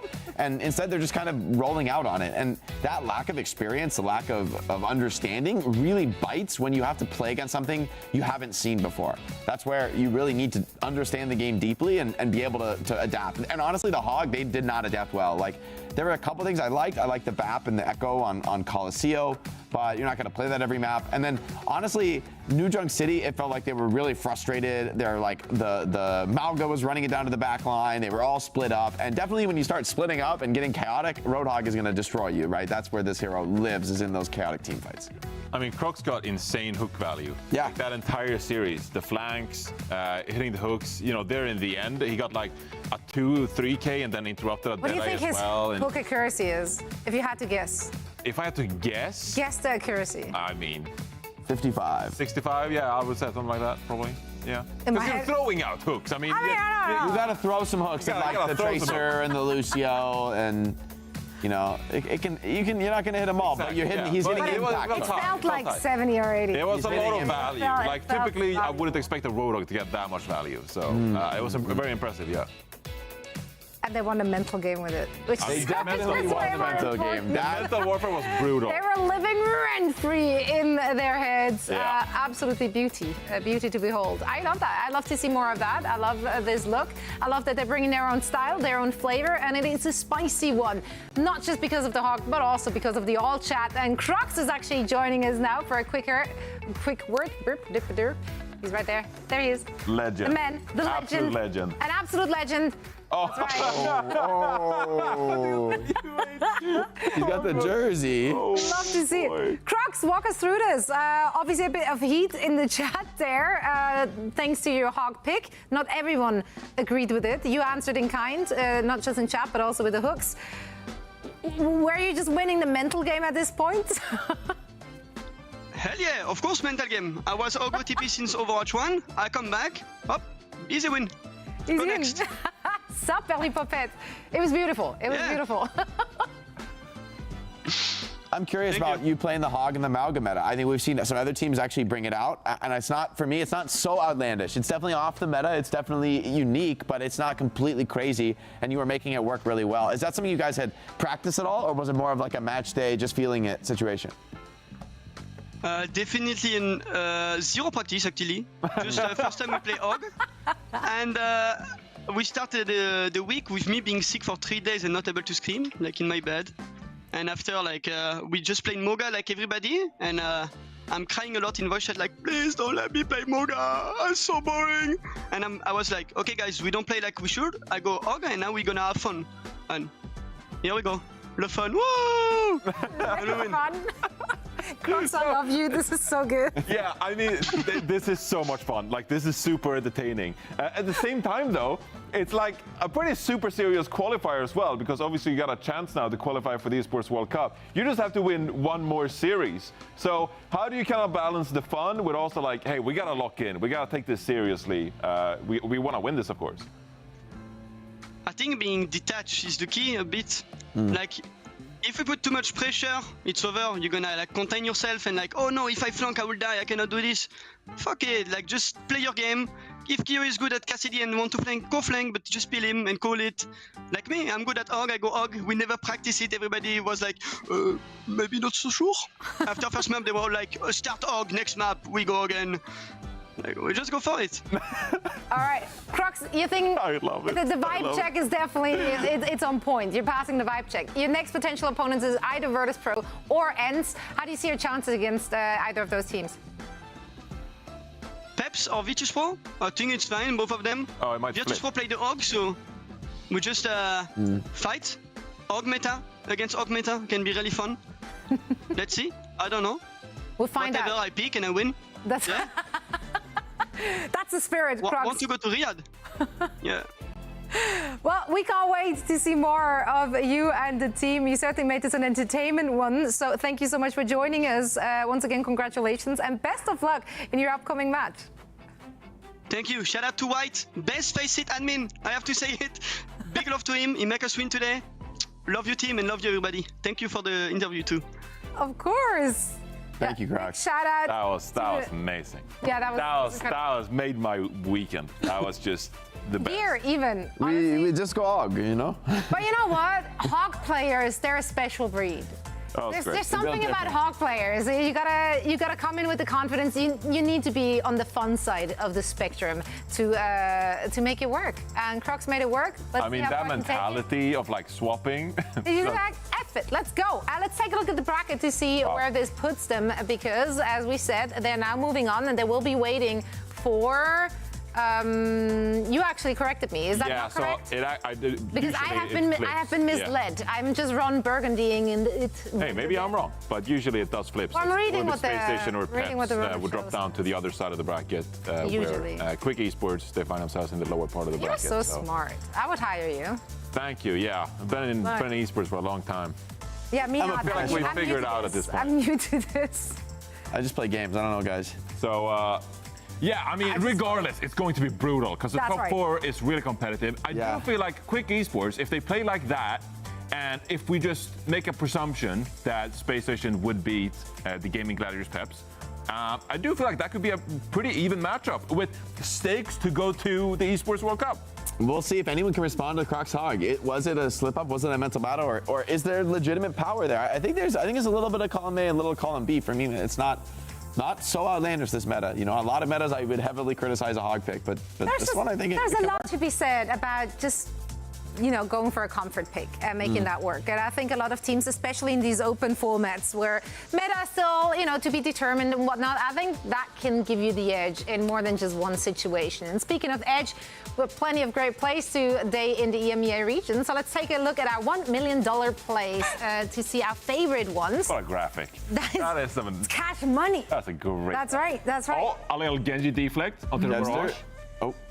You'd love to see it. Honestly, Kevstar and Genji is just, that's a mood. That is a mood, yeah.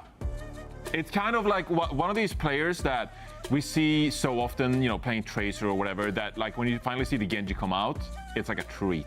It's like a little treat. You only get to see it once in a blue moon. Yeah, it's like his Sunday best. It's beautiful. Genji's just a beautiful hero to watch. He's just a beautiful hero. Kevstar's also just a beautiful player. So, yeah, you know, Genji and Reinhardt. Oh no, the special delivery pulse bomb. Oh no, he kills both of his teammates, and that's actually what we call an XQC. That is an XQC special. Yeah, 2017. Man, that is pain. Yeah. That is actually so painful. Dorado, second point, I believe first happened. So, you know. This one's for the homies out there. It's a Hog Boy Summer. Oh, the all chat is just. The all chat is absolutely merciless. Why is there always so much hog? When there's a hog on the server, there's always the all chat is popping off. It's controversy. Yeah. Hog is like a single player game, you know. It's just you're just doing your own thing, and like you're hoping the best. Sometimes it happens. This was so BM. On the player who was talking first too. Yeah. He was chirping. Yeah. He got real quiet. Yeah, I didn't like at the end when it turned into French, because I don't understand French. So I was like, what are they saying, Zoe? What are they saying? They were actually complimenting the hog play. Oh, they were. So it was not. When he whole hogged him off the map on Midtown City. talking about himself. I don't know. I didn't catch which player it was. It went too quick when you started panically like yelling for me to translate. Translate the BM. We want to know what they're saying. It was good. Good times. But that also means that we are done with EMEA for the day, actually. We have one more day of play, of course, tomorrow, and then 3 more next week. So we're actually far from being done. But we're done for the day, and we will now shift gears to our NA region, where we also have 2 elimination matches and 1 upper bracket match to go. But first, we're heading into a very quick break, and we're going to see you on the other side. So stick around.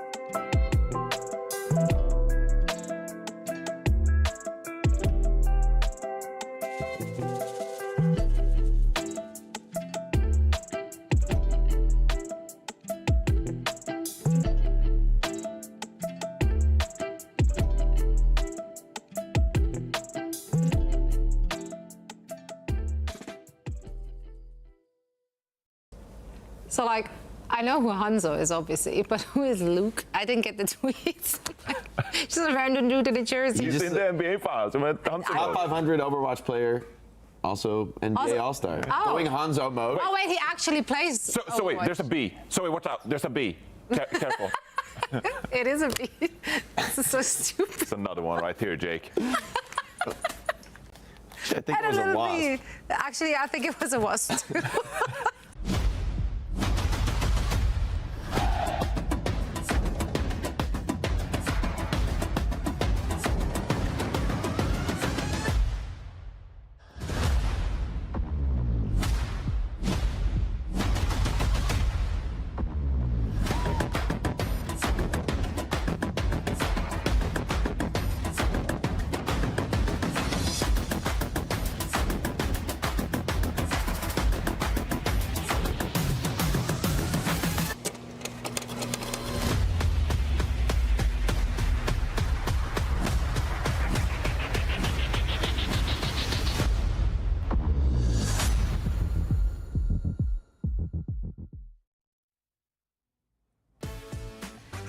Welcome to the EWC Qualifiers NA edition. Zoe here, joined by Jake and Johnny. We're here to break it all down for you.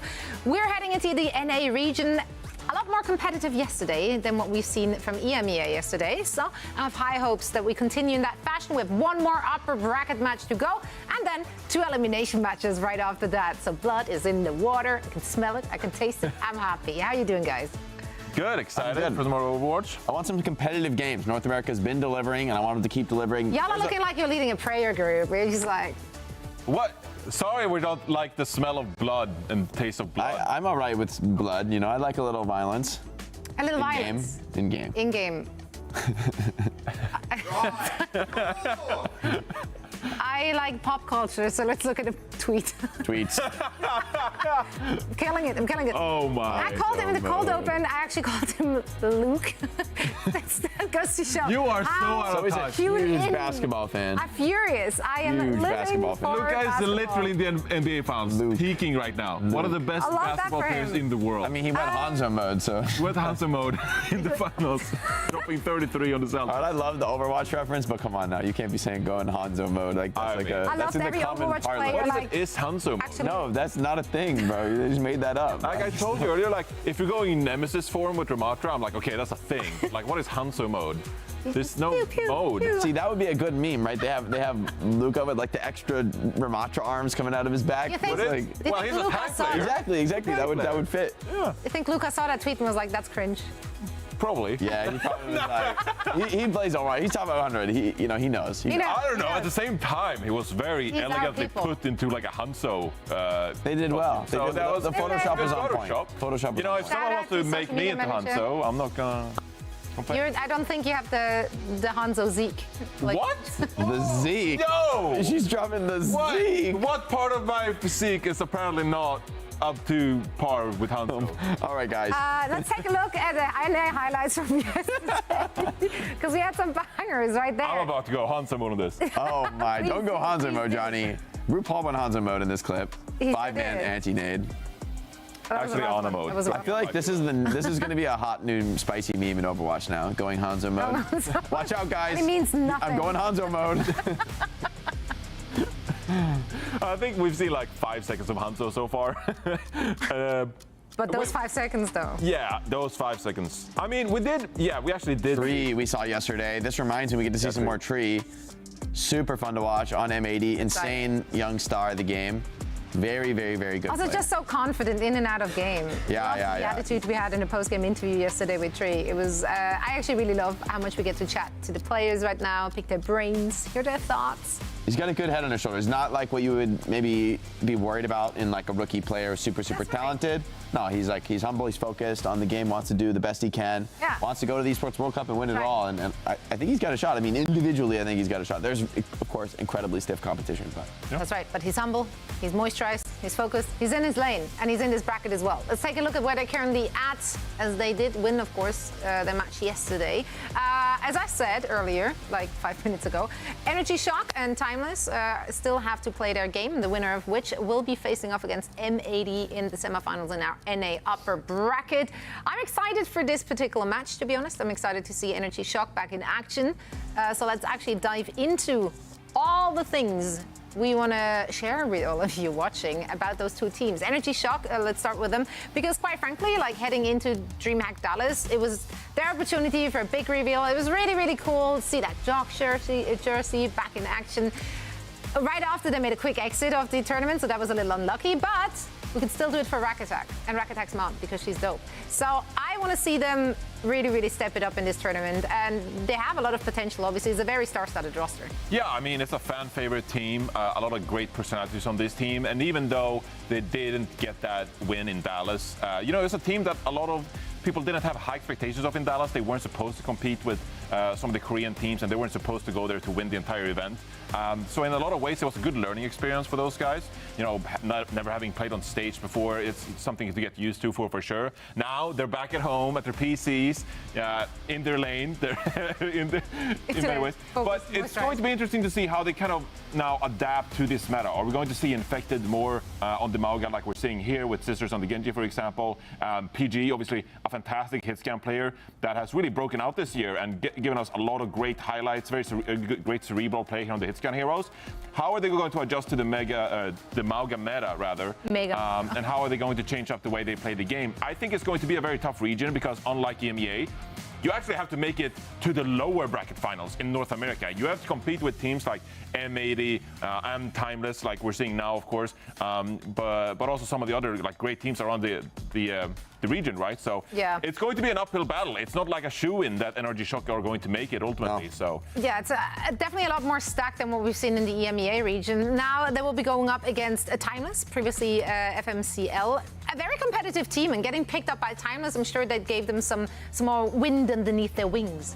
Yeah, I think Seeker and Zera on the DPS line are really, really solid. Zera with great flexibility. I know he's confident on the Genji. Could be a good look for them if they want to go in the Mauga direction this meta, as I think most teams will. And then Seeker, I think, can go toe-to-toe on hit scan with just about anybody.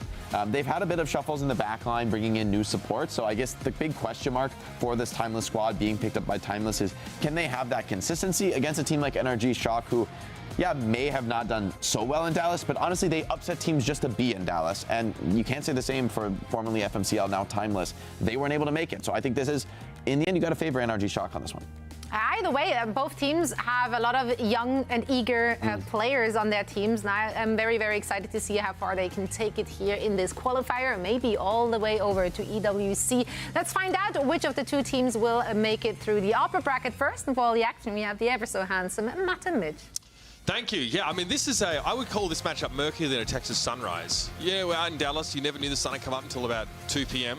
Pretty hard to know what either of these teams are bringing. But we do know, at least, I mean, I'm sorry, I'm shading folks out there in Dallas. I had no idea what time it was at all.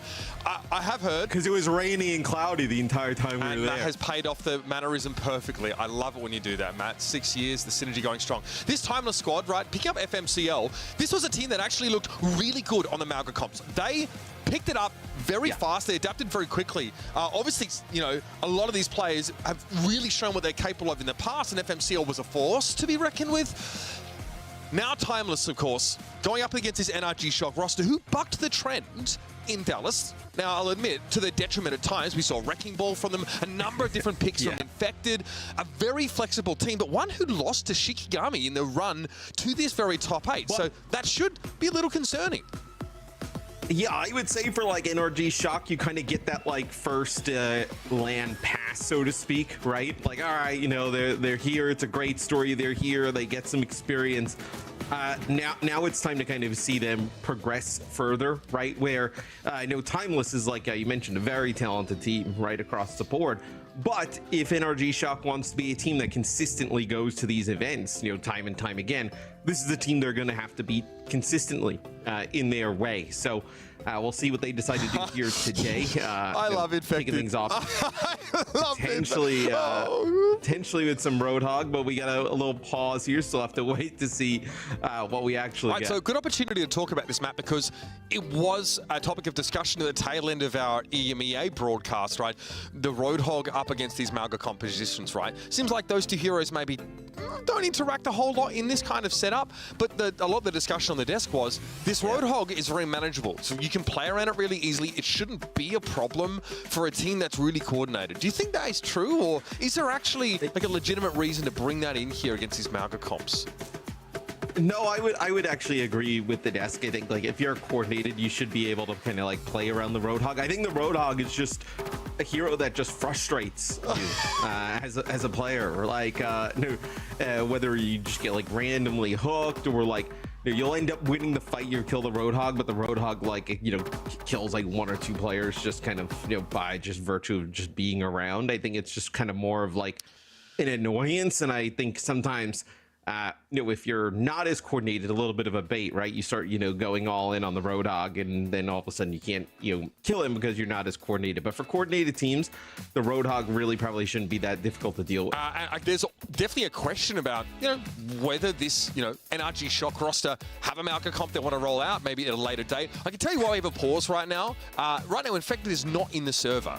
He looked like he was lined up at the spawn door, ready to walk out, on that Roadhog pick, but he's going to go away from it here. Now, seems like he would be essential for the game to be unpaused. I'd suggest that having 10 players in the server is going to be pretty crucial. So Rack Attack is saying he's not sure if within 30, because we have a pause timer, right? He has 30 seconds to get back in the server. From that point on, who knows what could sort of happen. But we saw the comp out of the gate, right? We're seeing a lot more of that Venture Genji look here. Seeker, more commonly known, I think, is like a hit scam player. Generally, incredible hit scam player. Like someone from NA that we were like, this is like a rising star. Like people talked about him the same way they kind of talk about Tree now. Over on the Venture, this team is really well drilled when it comes to that Genji Venture look, and they've had to repause the game because the timer ran out, and in fact it didn't get back in. So now we have a 15-minute timer. But you bet your bottom dollar I won't be yapping for 15, folks. We'll keep you updated. What do you mean? Will you talk about what's your opinion on Hanzo mode? It's so far. I think it's the perfect. It's the perfect mixture of like a meme, you know what I mean? Like it's like a like something that is like topical going on.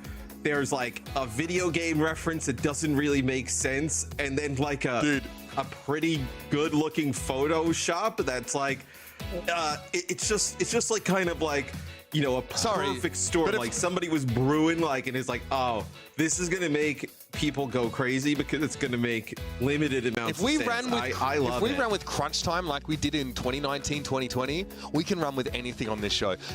Well, now Hanzo mode could be anything. Like anyone could go Hanzo mode. Jack literally, like, you're going Hanzo mode right now. I'm throwing my boy under the truck right here. Jack literally came to the green room and he was like mad. I was like, oh, Jack, what's going on? He's like, I forgot to fit Hanzo mode in my commentary somewhere. He's like, oh, Mitch. He's like, that's he was crazy. so upset. I was like, oh, okay, yeah, fair enough. He's like, oh, Mitch, you can use it. Kid somewhere you can use ripping up a Jaws poster in his bedroom. Thank you, Jack. Thank you, Jack, for giving me your permission to shoehorn the Hanzo mode line into my commentary somewhere.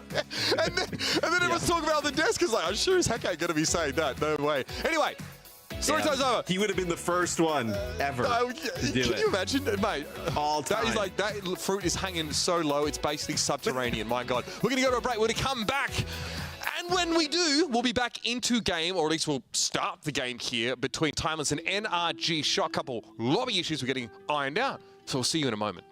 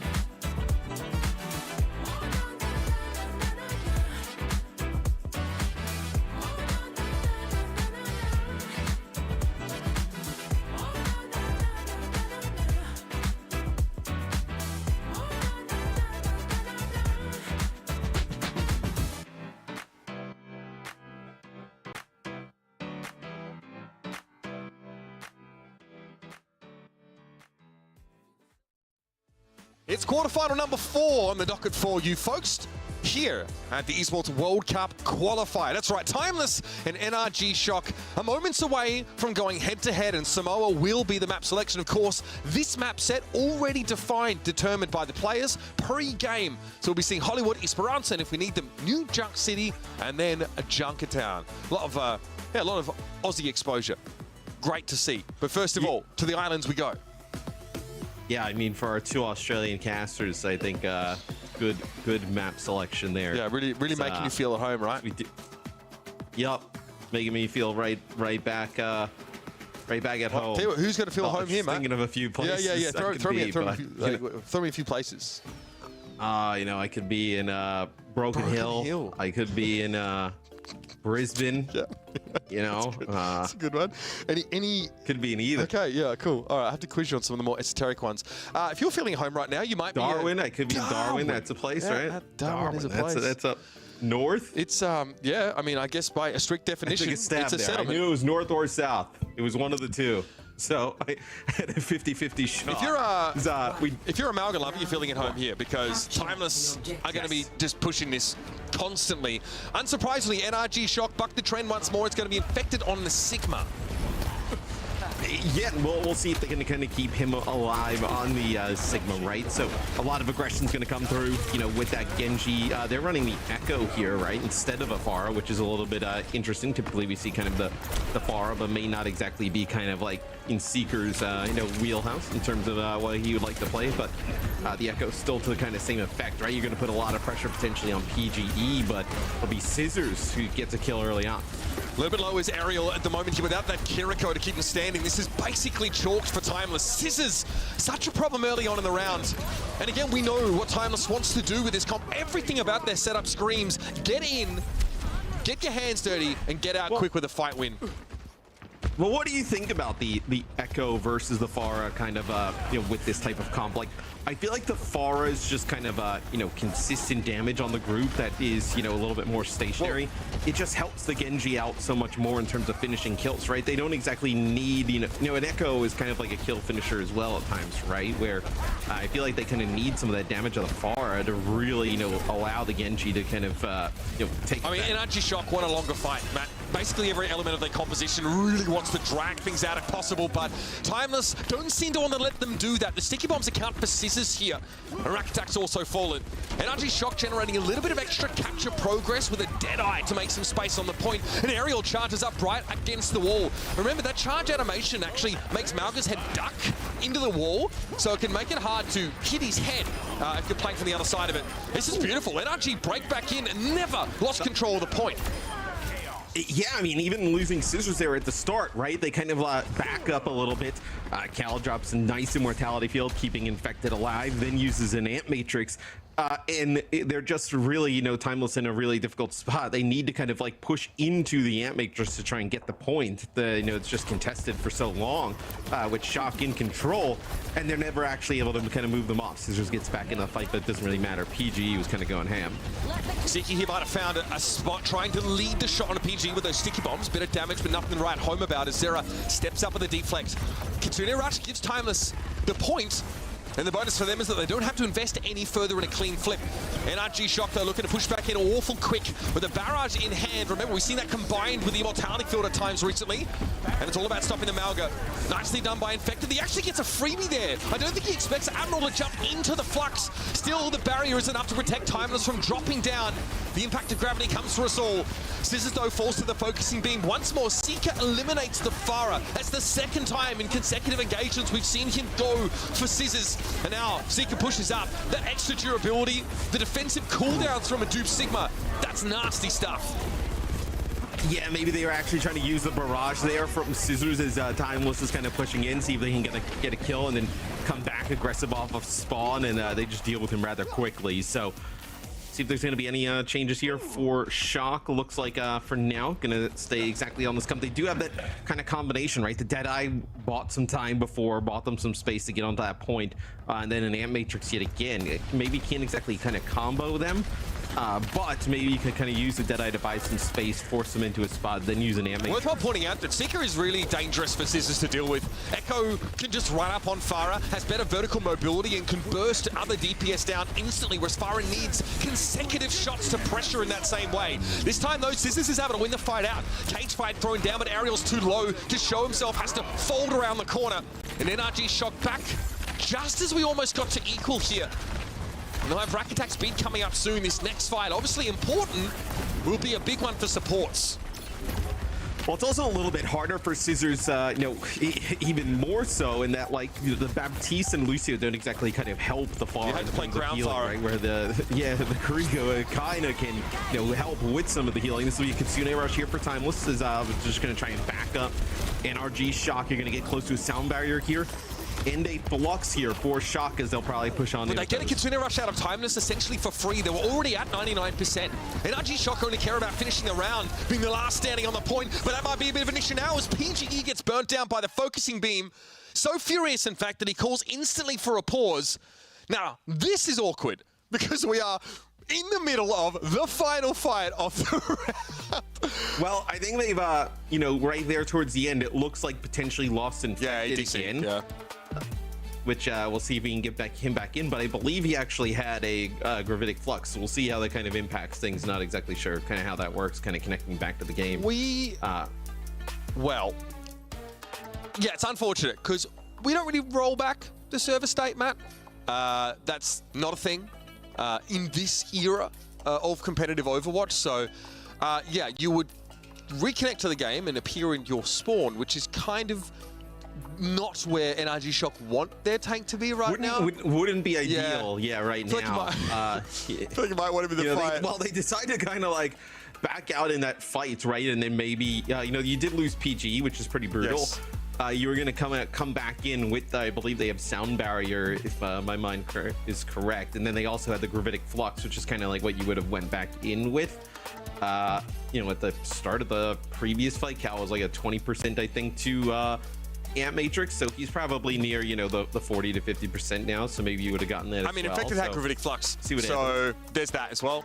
Sigma Ultimate, pretty good, especially when your opponents have already sound barriered at the start of the fight. You definitely want to flux them now.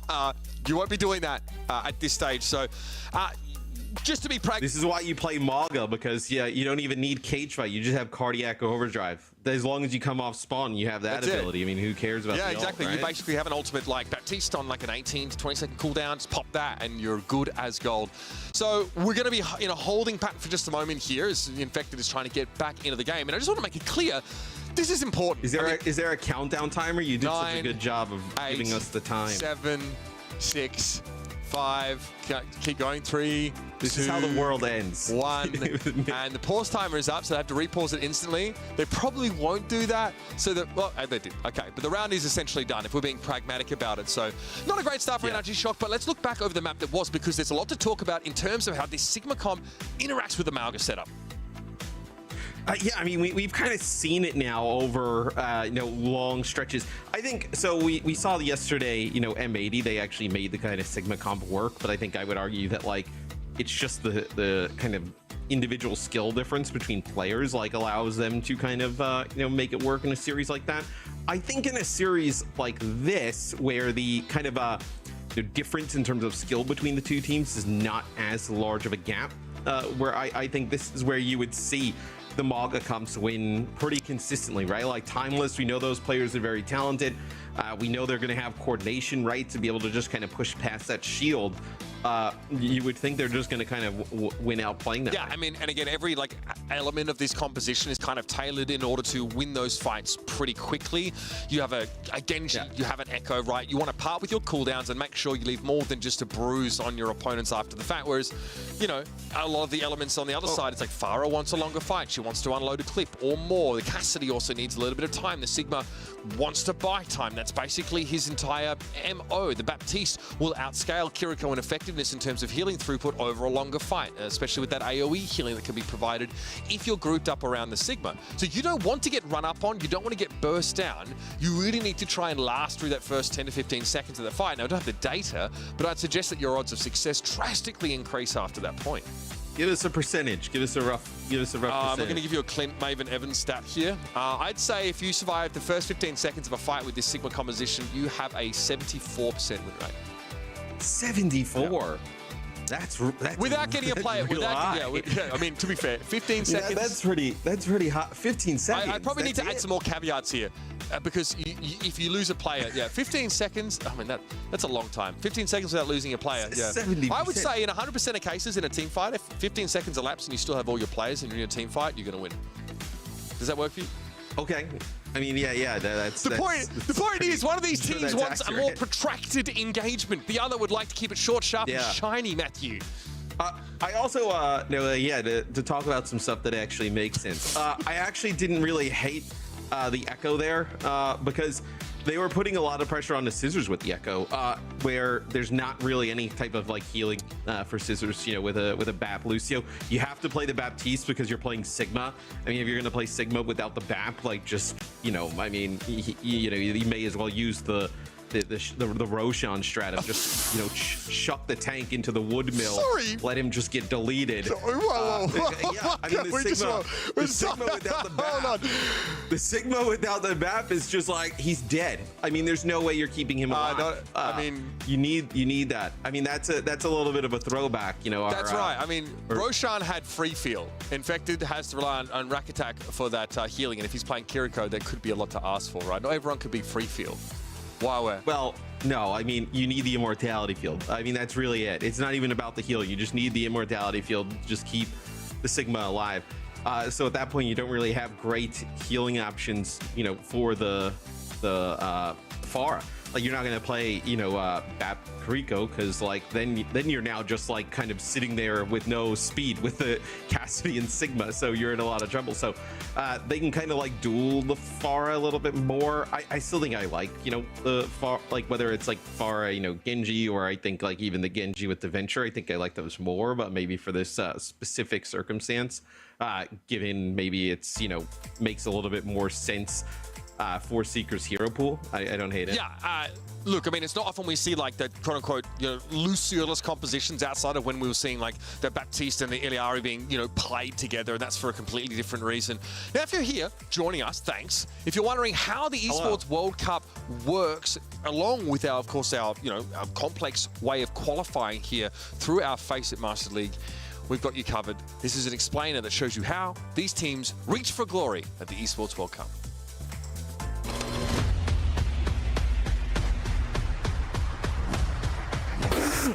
$60 million! You've been seeing that a lot, right? What does it all mean, though? Here's my friend Alex Machine Richardson to help explain. So, 60 mil, 20 tournaments, 8 weeks. You probably already know. But how does a club prove themselves to be the very best in the world? That is where the Esports World Cup Club Championship comes in. The Club Championship is where things really heat up. $20 million awarded to the top 16 clubs, with the newly crowned best club in the world awarded an astonishing $7 million. Wait, so how does that actually work? It's simple. We've got 20 tournaments. In each tournament, the top 8 teams get awarded points towards their club championship total. The higher you place, the more points you get. Now, these points are worth the same in all titles, so it is important to not put all of your eggs in one basket. But it's important to remember that the club champion needs to win at least one individual game tournament. Nice, so we'll probably be seeing clubs trying to qualify across a range of games to have the best chance of getting their hands on $7 million. Yeah, man, there's your incentive. More clubs across more games, more competition. And so the race begins. This summer, we will crown the best esports club in the world.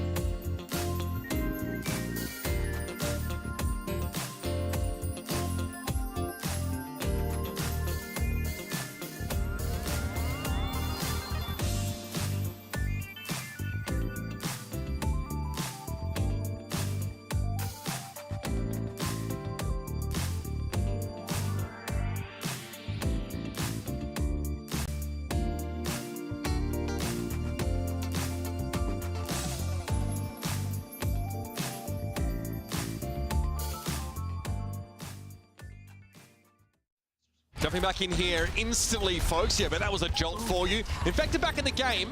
We won't be pausing for any more disconnects, but NRG Shock at least with enough presence on the point here. And Infected has returned to the fray now. No flux, no problem.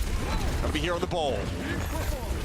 No, gets back on the Wrecking Ball quite fast. They actually push Timeless off the point. The Timeless now. They're going to have the duplicate here onto the Pharah, but then also this Blade that's going to come in. Dupe there of the Pharah for Seeker. Eventually, they're going to be brought down by the real Article.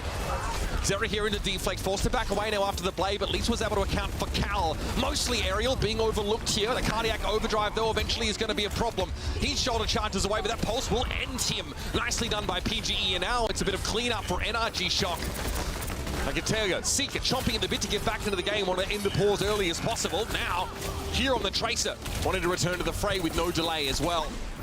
Recall for PGE, time short, but there's actually timeless numbers here on the point. Sushi used for PGE to try and keep them alive. It's going to be 2 for PGE.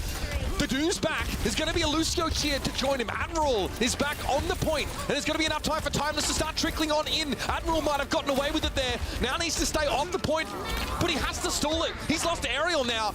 There will be reinforcements, but they're coming in too slowly, and ZSS can't touch. NRG Shock wrap up a ridiculous round. Rule back and forth final fight.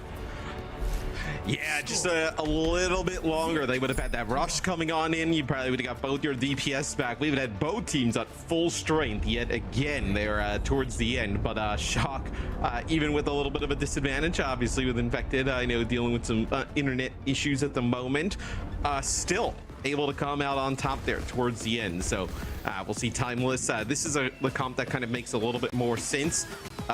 You lied to us. You said no more of the pauses, no more pausers. But we're back. Listen, I mean, would this be non-Hanzo mode? What would this be? What is the opposite of Hanzo mode? Non-Hanzo I would mode? call this Sombra mode. You know? Yeah, this is DreamHack, which is Winter Sombra mode. Who remembers that? I reckon that was like a Fnatic versus Ninjas in Pajamas final? No, Misfits, actually, versus Fnatic. No, I think you were right the first time.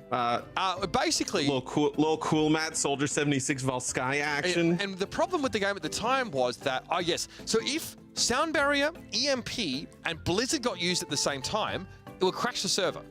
Like, unrecoverably crash the server. So we're at LAN, in a LAN final, and it's 6v6, so this is happening a lot. There are a lot of these ultimates, and the server's just, you can't like rejoin back in at any point. It's just done, and you gotta remake the whole game. So yeah, that was an experience. The early days, man. Yeah, so we'll see what goes on with Infected's internet. We'll get a kind of a clarification here from Compots probably shortly in terms of what this means for Shock for this series, potentially the remainder of the series, right? I know clearly how do you feel, having some issues. How do you feel about a 4v5 map?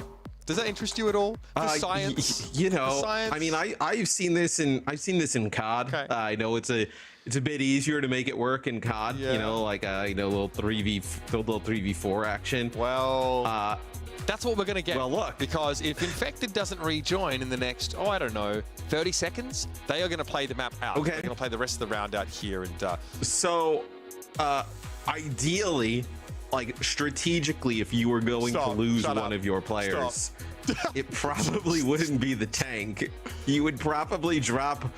Would you drop a support? Listen, would you drop a DPS? You know what? People couldn't believe it when we dropped the tank, went to 5v5. What if we dropped 2 tanks? Now with 4 players. What if we just dropped tanks entirely, chat? Thoughts? Feelings? And here's the issue, right? So, presume. Oh, I love this. Okay, Rack Attack. So here we go. Considering stepping up. Here we don't go. You know, tanks are strong. You should definitely pick one. NRG Shock have to play with 4. No. I am being paid to talk about a 4 versus 5. This should be a scenario where, like, if Timeless loses a fight, like the game just ends. You know, like in those pick up basketball when somebody just like dunks on somebody, embarrasses them, they just end it. Like the game just ends. It should be kind of like that. Now, with the fact that the Timeless is very good. I imagine this is not going to go very well for NRG. They want us to Shock. listen into NRG. I'm so ready for this. Let's cross over and hear what the comms are like. Okay, just shoot Mauga. Just get your ults as fast as you can. Infect you can join whenever. Infect is on. Yeah, no, just wait a little bit. I'm chilling, chill. Don't die. Muggle. Our infect is back. I'm back. Alright, lock it in. They're gonna be like swim Curie. Okay. Locking up main. Oh my god. Alright, I'm walking main. 3, 2, 1. Shooting Mauga. Let me go. Okay. Oh, chill. Kai. Maybe we can get a killer. I'm shouting. They have no shot either. Come on, Mauga. Mauga, on, keep cutting. Alright. We can farm for Curie and then push the Curie main. Did they use anything? I don't know. No. Okay. Yeah, everything. Farm for Curie. Let's just try to play normal and play to bait one of them, okay? Let's try to bait one of them. I'm shooting main. We can push the Curie TC. Get ready. Yeah. I have no deflag. Wait for Curie before we go. I'm gonna mirror. They're walking. Walking. Push out. 3, 2, 1. Better shout. Venture. I believe you. I'm venture. I have B for blade. Mauga 1. We have better B. Shoot Mauga. We have better B. Yeah, B. Come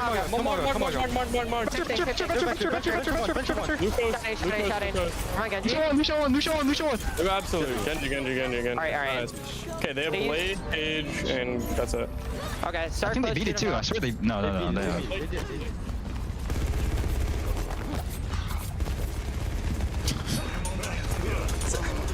They say, we'll spot them 80% there, Mitch.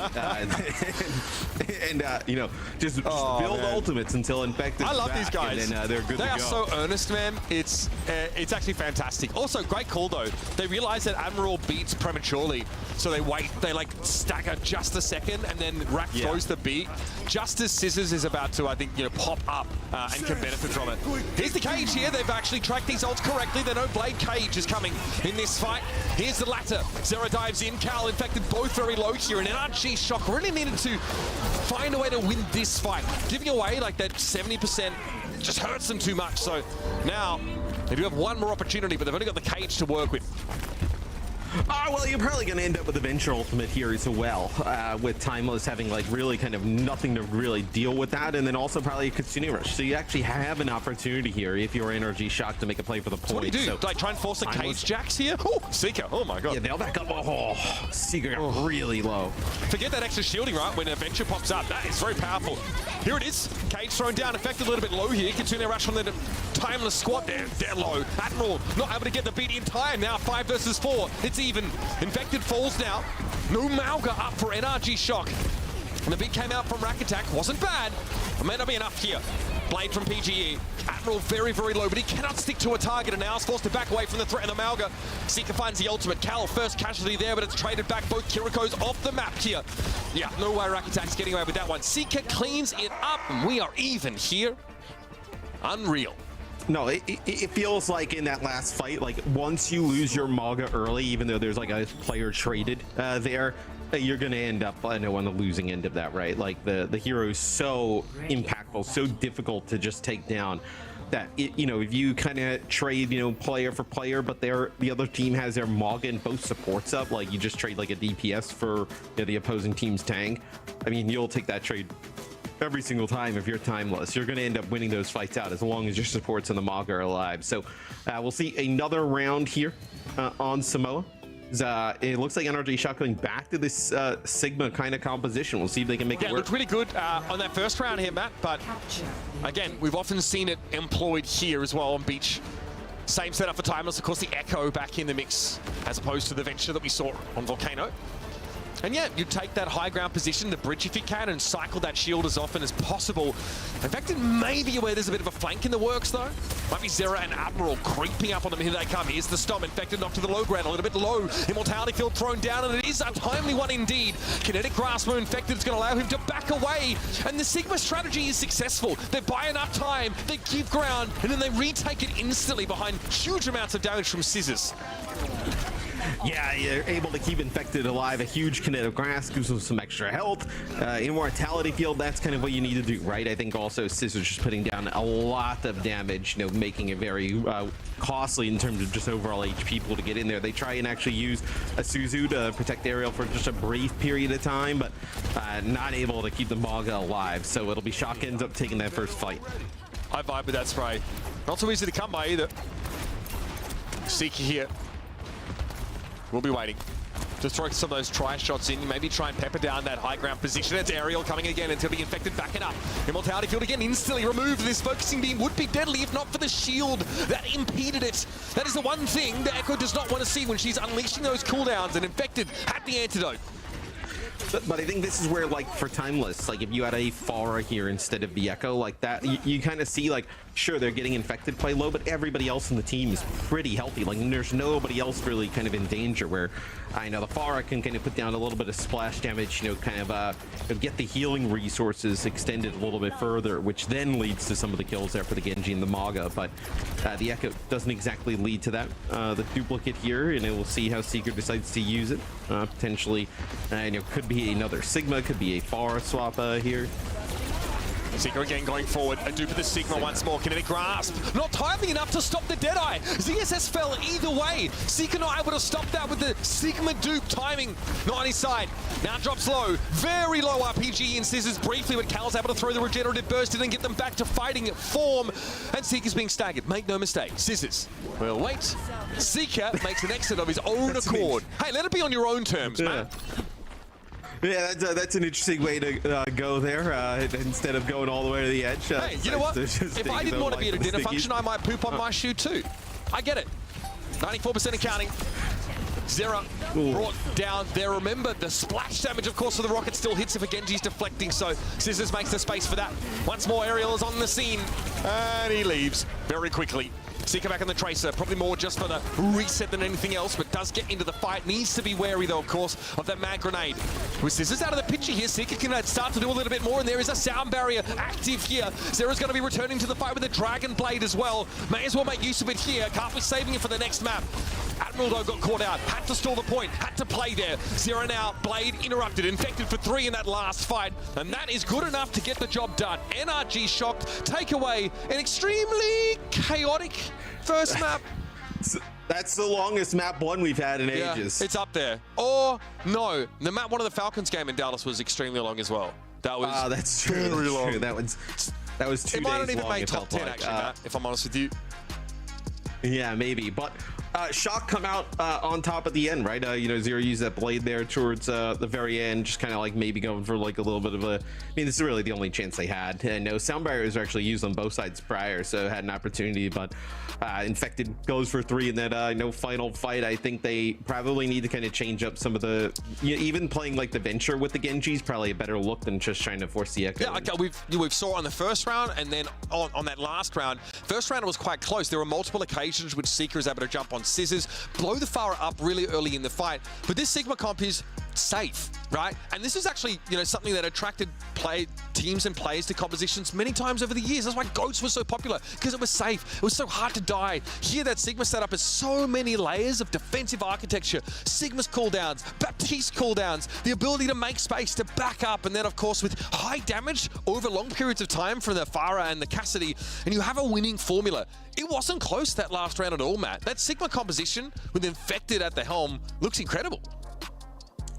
Yeah, it's pretty strong when you can obviously make it work, like we saw, M80 do the other day, and we've seen some teams work. It just seems like that when you kind of like run this aggressive Maga style with some of the heroes we've seen, whether it be Falcons or Crazy Raccoon dudes, can be pretty strong. Is that right here? This actually it's a barrier there from Seeker on the duped Sigma that just tries to get in front of that Ant Matrix with the Deadeye, just doesn't make it in time. Again, like it could have barrier, maybe try and grasp it, but you have to really fill up the Cassidy's field of view if you're going to stop that with a kinetic grasp. So yeah, timing wasn't quite there, but the idea was decent. We've seen Seeker try and dupe that Sigma on a couple of occasions over the course of Samoa.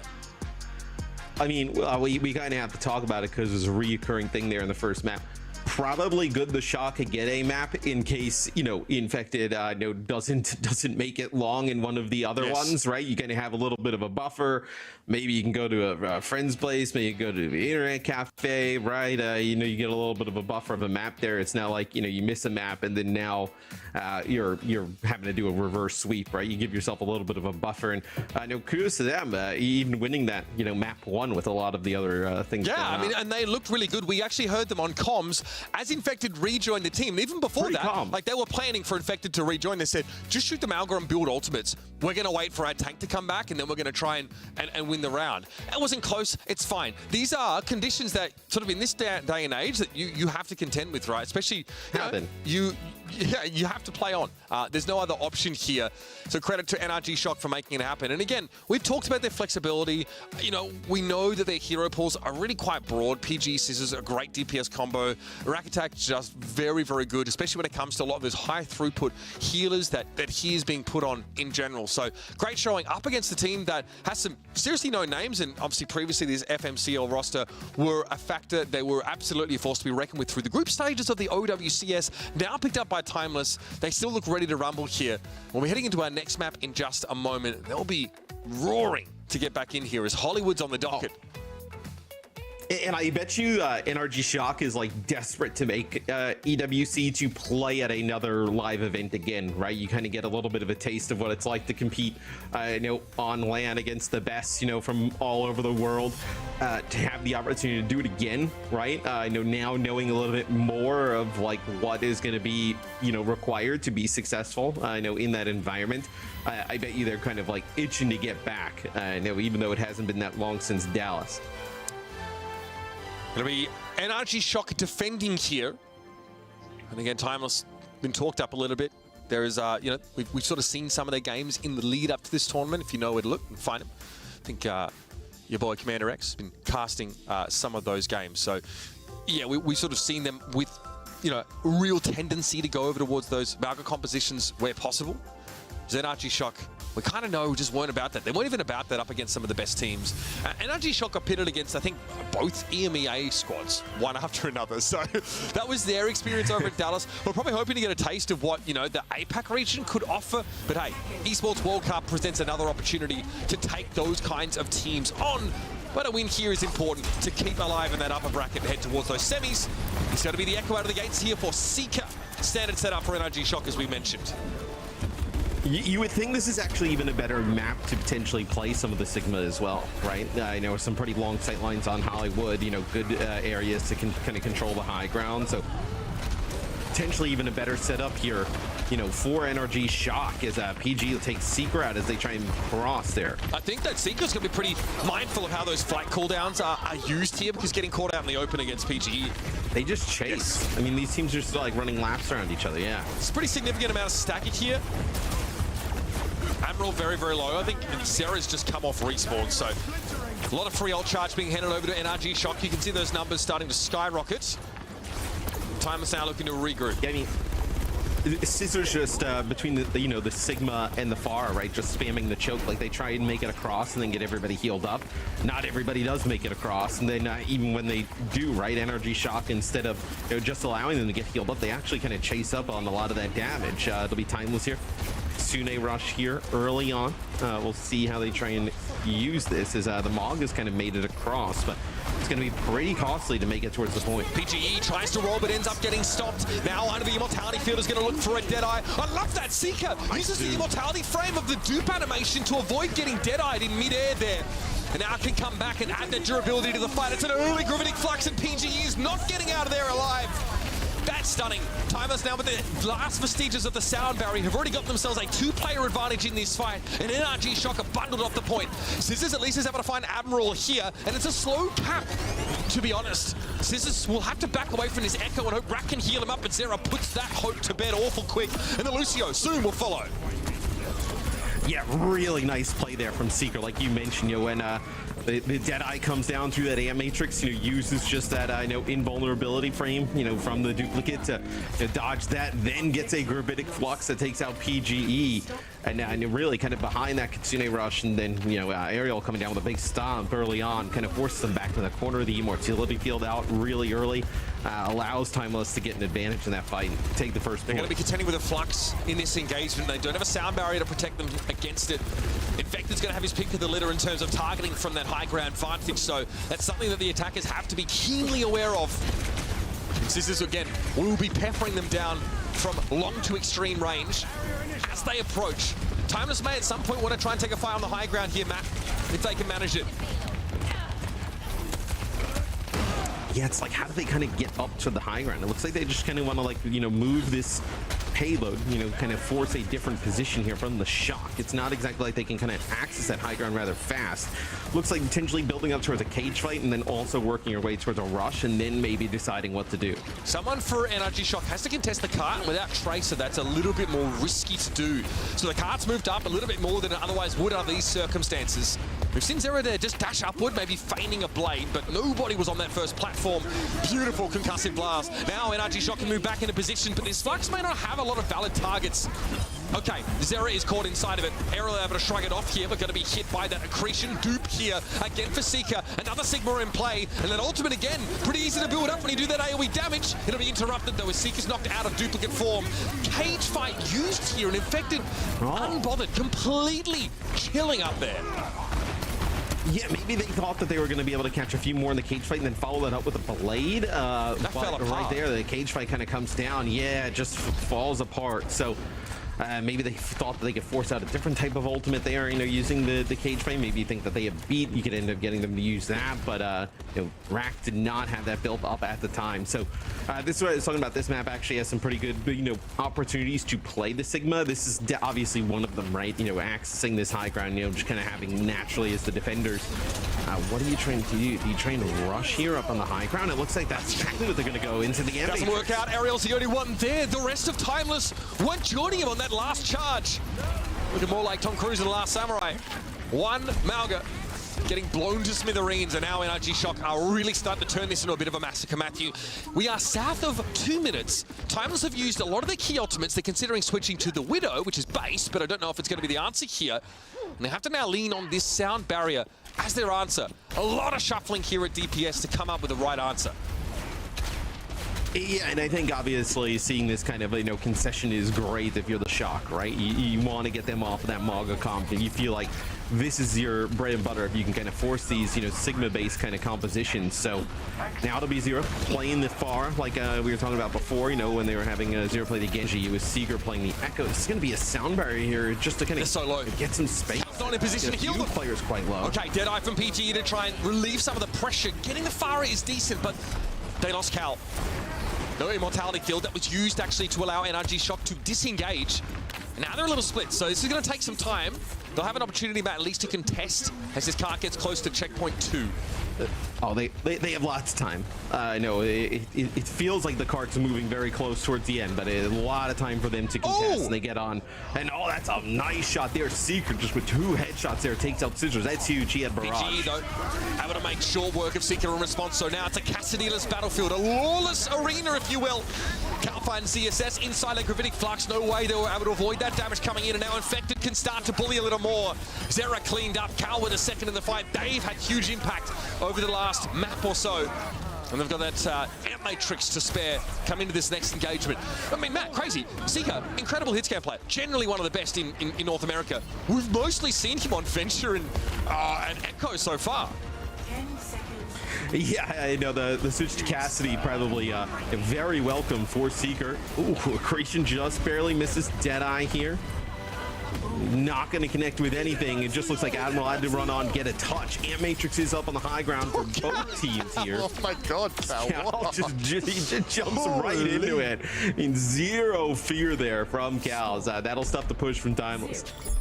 Well, we've seen it under multiple top franchises in the past. Cal is incredible on that flex support role. Nicely done here for Energy Shock. I mean, the fact that Timeless concedes to such a degree as to switch to a mirror composition that features the Sigma Cassidy and Farah should tell you a lot about how they were feeling about Mauga's inefficiency to actually engage on that second part of the map. Is that your car right there? Rich. That's your license plate, for sure. I'm an esports caster, bro. I'm driving a Civic. Let's just be reasonable for a second. It's 2024, I'm an esports caster. What do you want from me, dog? That's not my car. Jesus Christ. I have kids and I work in esports. What is wrong with you? What? It's not What my did I car. do? It's not my car. Mine's a Bugatti, bro. Come on. That ain't a Bugatti. Yeah. Jack's you so would upset. never drive Jack's so something upset as at you that you've failed to. Old looking is that one. No, catch me in the new model, bro. Yeah, my dating. Yeah, jeez. If it's got more than 5,000 miles, Mitch won't get in it. Oh my god. Yeah, it's tough to get an Uber like that, actually. There's already a stipulation in the app for that, but such is life.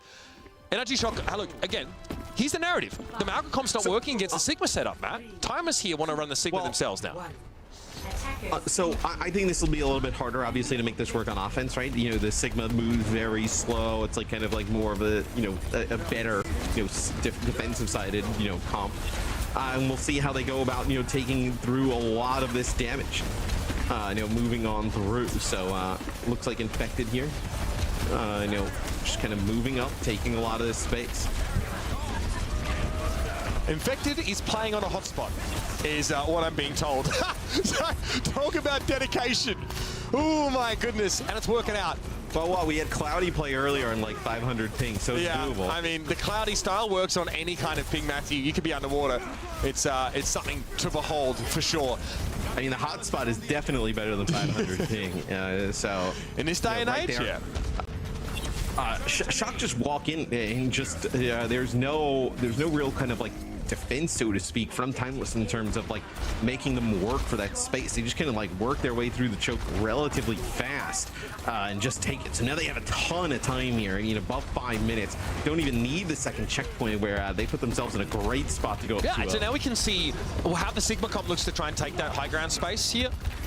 Again, neither comp has like the Tracer or something that has great verticality to touch, contest the card, but eventually for the attackers, it's just too risky to expose yourself to damage from that high ground. So we'll see Timeless drop down to some degree. Well, and harass. They have to eventually, right? I mean, because the where the cart needs to go to. I mean, you're going to have to fight this eventually. And there's actually, I believe it's Aerial gets knocked down to the low ground there. That's like a conk there that comes in from Scissors. How does he get back up? How does he get back up, Matt? He can't. I don't know if he's going to. Well, he had to walk the long way around. That is ridiculous. Someone get him a bus ticket at the very least. That concussive blast completely decimated Timeless. Aerial had to walk back around to the lift, which in this day and age, at least, like they go up and down straight away. Not like the old days, we had to wait for it. But, I mean, that was just perfect for Energy Shock to start a fight at a huge advantage. Seeker, that's a big kill. Can you do more with it, though? Scissors eventually gets brought down by the old Sigma Shield trick, a classic here.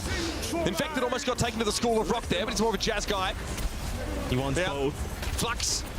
Okay, most of the focus here on Aerial, who's low. Has a gravitic flux of his own, but a little risky to use it now. He's too low to risk sitting up in the air like that.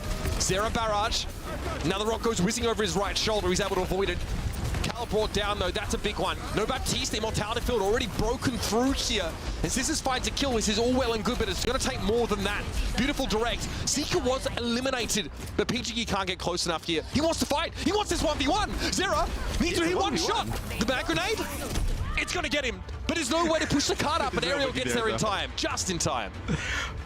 But still, just off of that one fight, basically getting all of this payload progress, right? They kind of knock Aerial to the low ground, they finish off the tank, as they kind of try and ramp around towards that high ground. Winning that fight basically gets them, almost the victory here, and now they can fight much easier for this high ground. Concussive blast being thrown by both sides here, obviously far more deadly to the defenders as the attackers can just reset and go again. Flux is going to be a big one. Oh my goodness, it is big. 4 players in that, and the Immortality Field hastily deployed to keep NRG Shock standing. It works, but PGE and most of the Shock have to give up that high ground. Aerial again has to go back upstairs. Might be a bit awkward positioning-wise here, and Aerial actually has to give this up. He's got to go to the low ground. Now NRG Shock have such a powerful spot to play from. They've managed to cross the bridge. They've made Timeless walk the plank. And now they need to finish the job. 2:42 to play. Big Cock, Seeker very low. Deadeye now to zone and allow the card to move up. There'll be a Deadeye from both teams here. Admiral has beat. He uses it, but he only gets 2 people with it, including himself. The zoning of the Lucio man inside the jail. Massive for NRG Shock. But Zera back in the fight. Found 2 with Scissors trying to end it here with a barrage. Somehow Zera survives it again. Has to be in a 1 versus 2 situation. 2v1 at the very least. Timeless survived yet again, but they are hanging on. Just. I mean, they are fortunate, right? They end up getting both supports there for Shock, who had 2 of the support ultimates even after PGE gets 2 kills right off the rip, right? 1 with the Deadeye, and then another right after, I believe the second one on the Seeker. So taking out the Cassidy of the other team. So that's a huge bounce back win for Timeless. And in a situation that was like 5:26, 5:30 almost, you know, you're now down below 2 minutes. That's a huge flux though. Admiral caught out there. At least didn't die with a beat. Immortality Field has to be moved away from for Timeless now. They cannot benefit from it any longer. PGE might be down to 0. Another big barrage, and all of them have been good so far. But the sound barrier means that NRG Shock are now free to group up. DSS brings Scissors down. Aerial a little bit low. That Amp Matrix though is threatening, and that shield of Infecteds is broken. So he cycles now into the kinetic grasp and wants to push up onto the Lucio, but the boot makes it hard for him to close the gap. Immortality Field instantly removed though. The focus was very good for NRG Shock, but here come the reinforcements, man. They're back. ZSS is low, but still able to keep fighting and still able to keep healing. Crucially, Zera's a problem. Mag Grenade misses the Farah, so Zera can take off whenever he wants to, but Rack Attack descends upon him with the boop and ends it right there. NRG Shock. A scrappy fight to be sure, but I come out on top here on Hollywood after like a first half that made it look like this would be a sweep for them. Yeah, I mean, an extremely good defense there from Timeless, right? I know on their second point. Their first point defense just didn't even happen, right? I know it was basically just Shock walking in, taking the point. You know, 5 minutes, 27 seconds on the clock there to take that second checkpoint. Not even have to take the full checkpoint, right? Just get it very close. And Timeless gets it down to like below a minute. So pretty good defense overall. It was really just kind of their offense that let it down. And the fact that they defend from that position, Matt, just outside of the studios where they have to fight from it is really hard, especially when you give up that high ground. Well, the Sigma mirrors, they do have a 6 spawn advantage. That's true. I mean, the spawn advantage is and next, again, though. that came into play on multiple occasions, right? The fact that there's reinforcements that can get to that fight nice and quickly. But again, the Sigma mirror with the Fire Concussive Blasts on those buildings, Matt, is so positional. I mean, knocking Sigma to the low ground for 3, 4, 5 seconds is as good as a kill. Yeah, I mean, a few times we kind of saw that, right? This is the first fight. This is where we saw, you know, a really nice flux there from Seeker, the really awesome duplicate usage early on to just kind of get that, you know, invincibility. And then this is kind of, you know, towards the end, this is where Kala jumps up, you know, Amp Matrix v Amp Matrix, Immortality Field. I mean, does a tremendous job. This is really nice stuff here. Yeah, look, both Baptiste with a big job. That's after Aerial gets knocked to the low ground. That's what happens to your team when your Sigma is sort of away from the rest of your lineup. Here, though, the Flux was good, and this did force a disengagement, but no ability to capitalize. I do love... I mean, look, Cal, they are just pretty hard to rattle. You know, they've kind of seen it all here. The Baptiste play was excellent, answering those Fluxes very, very well. The Sigma mirror is interesting. It's a nice little variation to see after so much Malga play in general, but the story is NRG Shock up 2-0 here in this series. That was a Timeless map pick, and it didn't pan out for them whatsoever. They were forced off the Malga composition pretty early on in the map. They went to the Sigma, which I felt like allowed for a little bit more skill expression from our DPS players and our Baptiste players, especially with Shock still a couple steps ahead. Yeah, I mean, Cal, they're awesome on the BAP, right? You kind of saw there from that clip when the Flux comes down. It's like a regenerative burst with the Immortality Field. Kind of gets everybody, you know, topped up. You know, probably a healing amp heal there from Rack. Keeps everybody topped up straight away. And then they just kind of like push straight along that high ground. So the Shock clearly want to make these Sigma comps work, you know, in this meta that is really kind of in flux. If you're almost like the Shock, it's like, hey, you know what? We don't need to... No, I just see what you did there. It was nice. It's very, very me-esque, honestly. Good job. You're the only person who would say that's very me-esque. I mean, you know, there's other people who have done that besides you. No, right? It just is the kind of... It's the Jack Jaws Wright invented that. And you've just copied it. Yeah, well, look, I mean, I was here before him. What are you talking... All right, buddy. Bro was hanging out in Kiev, casting tier 3. When your boy was out here. You know what I'm saying? Man, I don't get you sometimes. That's crazy. When your boy was out we were here. out here, though.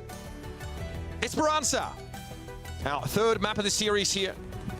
NRG Shock, again, Sigma very viable on this map. Seen it played, quite frequently. No reason for NRG Shock to change their game plan here. So I also was going to say, if you're, NRG Shock, right, it's really just about making it to next weekend. And I mean, look, don't know what happens with the patch, right? And, sometimes you think something's going to get nerfed. It ends up getting, better by, a different kind of path, right?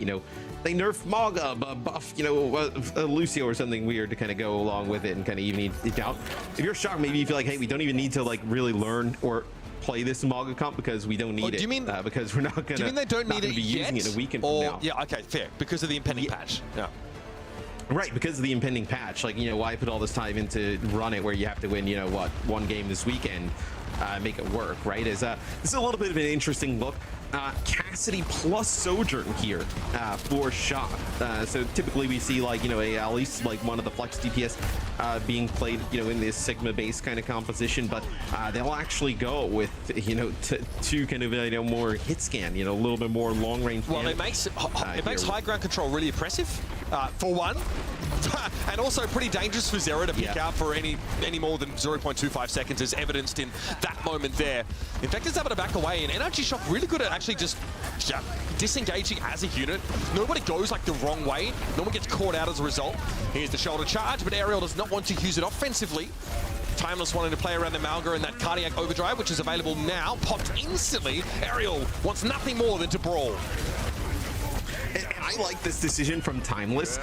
You have a much better chance, in my opinion, to win this with the Maga-based compositions and to kind of match Sigma. I mean, that's just kind of giving in to exactly how NRG Shock would like to play. I like the switch here from Scissors, though, on the side of the Shock. I think you just need the Forest splash damage to just make it all that much more costly. The burst from the Sojourn, with the railgun shots on the squishies is great, but it's really about punishing that Maga. If you don't get the Maga, eventually you're going to lose the fight in the end, right? So it's about putting down that big chunk down. Oh, PG knew what's coming there. The shoulder charge came in for the Malga. He's able to avoid it here. Admiral cleverly realizes the Deadeye was trained on him. Seeker, PG was hoping for a little more as he rolls out into the open. Another stop here, Accretion to answer the advance of the Malga, and the mag grenade to make it half Aerial to get away. Nice flux. Sound barrier, though, the prescribed response to that. And Seeker's hoping that NRG Shock peek out into the open. So a kinetic grasp that eats it up, and a checkpoint here, I think, yes. Timeless able to force the Shock away with that Deadeye, get a checkpoint. And this is also a little bit of a different Maga look here from Timeless. If you remember a little bit earlier in the series, they were running Genji Echo, and we were talking about potentially needing that Pharah damage, right? And now running this kind of makes a little bit more sense in terms of the hero pools for some of these, the damage dealers, right? I think, Seeker wasn't bad on the Echo, but you like him way more on a hit scan, potentially. And then Zero, instead of playing the Genji, trying to finish off some of these kills, just playing on that far, just putting in that big damage, which is going to force Shock to react. Aerial here, part of a trade of kills going down first to Scissors, and Seeker wins the Cassidy duel. Now reminding everybody that he was here first, and as one of the top hit-scan DPS players in North America. This is good progress here for Timeless. On a map, I believe, of NRG Shock's choosing. This is going to give them a good chance to stay alive in the series. And just pay attention to the health bars of the Shock, right? And kind of think back to, some of the times that you saw Timeless run the Maga Genji, with the Echo a little bit earlier. The amount of damage that Zero is able to put down on the entire team is just so much more than just playing that Genji and the Echo. I feel like it's such a better look here.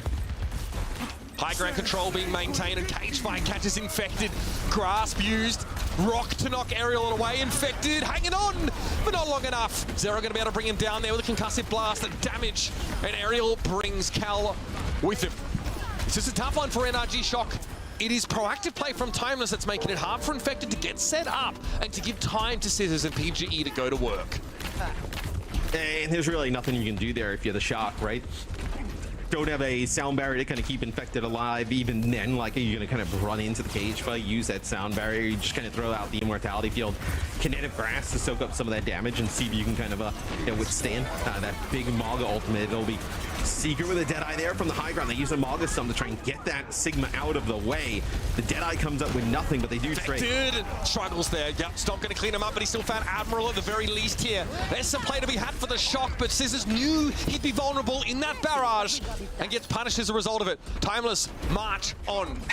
They are tireless. And you know, with that cardiac overdrive, you're able, you know, especially with the Pharah right there, you're able to live on through that. So this is going to be a very difficult comeback here for the Shock. They're the composition and team that doesn't exactly want to be kind of like, you know, moving forward. They want to kind of play a little bit more, you know, bunker, you know, force Timeless to kind of like overextend, live on throughout that, and then end up kind of winning those fights where now, I mean, this is totally in Timeless's hands to win this Flux match. here, but I don't know if Infected has any information about who was where up on that high ground, so he goes for it. Admiral doesn't use the beat. The call from Timeless is that this Flux is not particularly threatening.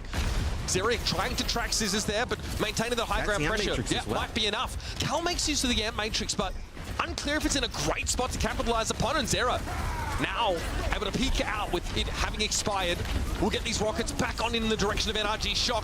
Rack beats. Oh, he was held aloft for quite some time and too long to keep PGE standing. Was it a concussive blast that knocked him up? It's unclear either way. The ult was way too late. Barrage damage from long range. Sarah's able to secure 2 kills there, and a mag grenade on Scissors means there will be no swift escape for the Pharah of NRG Shock. They can say the same for Rack. But look at how deep they have to go and like how much focus they have to put on the Maga to get rid of him there in that type of situation. Timeless gets close to completing the map. Let's go to a listen in. And we go with Q in our cage, okay? Okay. I can do in the cage. I'm playing top right. Just make Q. Wait, I can cage still on Sig. I can cage still on Sig. Ready. I'm gonna cage. So do one. Can we go? Come on, Yeah, I did it. I'm leaving. Come on. Sojuan. Nice. Stick inside. Lower. Just helping area a lot. Second. Okay, nice. Fair didn't die. Windows way. She's right side, I think, with Raj. Make our beat. We need to make our beat. Okay. We really need to make our beat. And then you have a Timeless with another successful team fight. Now knocking on the door of NRG Shock's spawn. They've really managed to put it together over the last couple of moments, and they've been able to play it their way. The Malga comp into the Sigma this time has yielded vastly superior results as the rest of the series might have given the impression. Here's Kitsune Rush now, and Ariel wants to come forward, but takes a face full of damage and has to think twice. Well, I mean, you can kind of you know, play a little bit more aggressive here, knowing that you're going to have this Admiral sound barrier in just a minute. You just want to get around this corner and give yourself an opportunity. Is this going to be a Flux here from Infected, just trying to track down one of the players? It's just going to be the Maga. Sound barrier used here to keep Ariel standing, but there's far too much from NRG Shock leveled at the Malga to be able to keep him standing. Timeless though, unperturbed. They've been able to force so much out of NRG Shock here. A couple kills for the team on the back foot here is not going to bother them.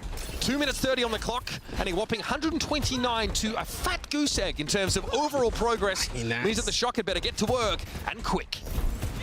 And think about that. That is you use a Flux to catch a Maga who ends up getting this sound barrier, and you have to use the Matrix there to just kind of deal with that. I mean, it's a lot to have to invest. I mean, this is a very, very difficult, you know, mountain for the Shock to climb. Sound barrier for this next fight. You have to pretty much win every fight from here on out in order to kind of take this. Dangerous game Seeker's playing there. PG able to get good damage with the railgun, but here's Zera. Good for 2, even getting through that Immortality Field. Oh, the beat only gets 2. Infected trying to stand up here. Yet another beat for Rack that doesn't really hit. Previously, I think it was because he was held in midair, knocked up by something, and PGE fell while he was waiting to get that beat. Nothing going right for NRG Shock here, and this is an utter flattening. No, and I think if you're Timeless, you're like, man, why didn't we run this type of comp, you know, earlier on in the series, right? They are looking lights out playing this type of variation of the Maga-based composition. So, Shock, you know, 1 minute and 20, you get a kill here. I mean, you're going to need to string together 4 or 5 fights, right, to even get this one close. An absurd number. A very unlikely number at this point. I won't try my hand at stats again, but it's going to take a lot from NRG to bring this one back. They'd love to have closed the series out here, but Timeless have found another gear. and they are really putting the pressure down on the Shock. So, under a minute, we are headed back to neutral here, and NRG Shock might actually get some meterage. They're working with a Flux and a Barrage coming to this next fight, but it's the support ultimates from Timeless, Matt, that I have my eye on. I mean, Timeless is in such a position, right, where Shock is going to be forced to use basically all these ultimates to win these fights because they're all must-win fights, where Timeless can kind of just bank up for that, one massive fight where, both support ults here, Jedi opening things up. Oh, massive. I mean, Cal, that was scrabbling to try and get themselves out of the immortality field, but not quick enough to save Rack Attack. It's been the story for the NRG Shock over the entirety of this map so far. Close but no cigar. Once more, Scissors attempts a barrage. Is brought down, only finding one elimination, and that, friends, is just not going to do it. 12 seconds left in the round. TS1 unattended here, as there's no reason for Timeless to move it back towards NRG Shock and give them overtime. Rack Attack has no choice, burning to a crisp here, who needs to go and touch, but there's just not enough time, and there's too many players standing in his way. Timeless stay alive in the series here. A lifeline extended to them after victory on Esperanza. Yeah, we had a very competitive, although odd map number 1, even kind of map number 2, and Timeless with a dominant performance in that third map. Like, can they kind of just string that on moving forward, right? Can you kind of bring that Cassidy, Pharah, Mauga base composition moving forward? Because clearly they were able to find something there that definitely gave Shock some trouble. We saw them, I think, favor the mobility of like the Echo, the Venture, Genji looks in the past here, but you can't argue with the staying power of like Seeker's Cassidy, for example. That's very impactful, especially shutting down Scissors, who's been a consistent problem for this Timeless squad over the whole series. So maybe looking to answer some of the individuals here with a couple of these hero picks has worked out quite well. Yeah, I mean, it's much more comfortable, right, for Timeless to have Seeker on a hit scan than try and have him play, whether it be a Venture or an Echo. So this type of variation, I think, makes a lot more sense. All right, we're going to head over to the desk here to break down the game we've seen so far. Timeless finally fighting back, getting a map here. No sweeps in NA yet, fam. That's right. Timeless, they live to see the sunrise for another day. And we have a series on our hand. I'm very excited about this. I'm also very excited about the compositions we saw there. Shock clearly trying so hard to make that Sigma comp work, but on Esperanza, that's where those toes get stopped, man. Yeah, I think it's just a very tough map for the Sigma, especially if you fall behind. I think if you get an early lead, the Sigma could actually look really good, as you can just play nice passive defensive, make the enemy come to you. And honestly, NRG Shock looked really well practiced on the comp. I don't think this is an execution issue. I think once you're behind on Esperanza, though, being forced to come back in, retake into these oppressive high grounds, the Mauga is just getting a free initiation on you every single time. But on most maps, I think the Sigma has been looking great for NRG Shock. I think they have a great execution, great understanding of how to play that tempo. Yeah, it looked really clean here on the second point defense. The story of the game for me really has been Timeless kind of like trying to figure out what is our composition, what are we going to do, how do we deal with this Sigma composition. Early on, like you saw, I was, for example, playing the Genji and the Echo. Didn't really get that much value out of that on Samoa, but I thought that listening was really insightful because you heard Seeker, especially on the hit scan. It was just so vocal about what he wanted to achieve. It was on a flank, it was on high ground. He was high noon calling targets like who is low. And I think that is really useful for this team, and probably something that Seeker is way more comfortable doing on hit scan, which is his go-to role, for example. So now you kind of find yourself playing this Mauga composition with the Pharah, with the Cassidy, and I think that could be the move forward. We're going to Flashpoint next, inevitably going to be a pretty good Mauga map, right? So it is something that I think that maybe Timeless, they have a tiny chance of a reverse sweep here. I'm going to give it, a tiny little chance. So I'm staying tuned. This is the first hopeful thing you have said on this test thus far, all weekend long. You've not. I haven't felt it. I'm pretty hopeful.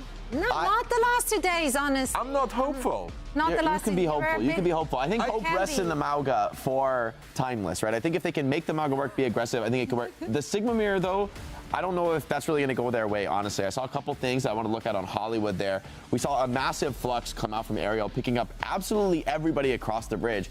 But for me, this is actually kind of a mistake. Like, the flux, it's so attractive. How can you not take this as a Sigma player? I guarantee everyone at home is taking this flux, but there's no flank pressure. There's no follow-up from an alternate angle. And so Infected's up in the air with his team. He can kind of block a lot of the incoming poke. Then the lamp comes down from Cal, of course, perfectly timed, as you'd expect. And then he heals everybody right back up. And then, yes, NRG Shock back off just a little bit, but then they're able to re-push and retake the high ground. So I think the Sigma Mirror is going to really favor NRG Shock, and the execution just looks a little bit better. Not as much mechanically, I think both teams look good in that front, but sort of the team play, understanding how to approach the maps. The Sigma looks well practiced for Energy Shock. I can see where they're relying on it, but I do think, you know, you can't force it everywhere. I think Esperanza trying to retake into a defensive high ground, that's not really Sigma's forte. Also, I just want to mention that throughout the series, I don't know if you're aware of this, but Infected actually currently on a mobile hotspot. Usually when people just phone it in like Matt, that shows. But Infected actually just plays on such a high level right now. It's incredible what he can get done on a mobile hotspot. I live for it. I actually... And imagine if we had... I'm always roasted on this show for no reason. Sorry, you know, I'm astral projecting, or I'm trying to undo the astral projection and then put my soul back in my body. Listen, I heard it on Uncoachable, so it must be true. Map number 4 here, New Junk City. Has to be.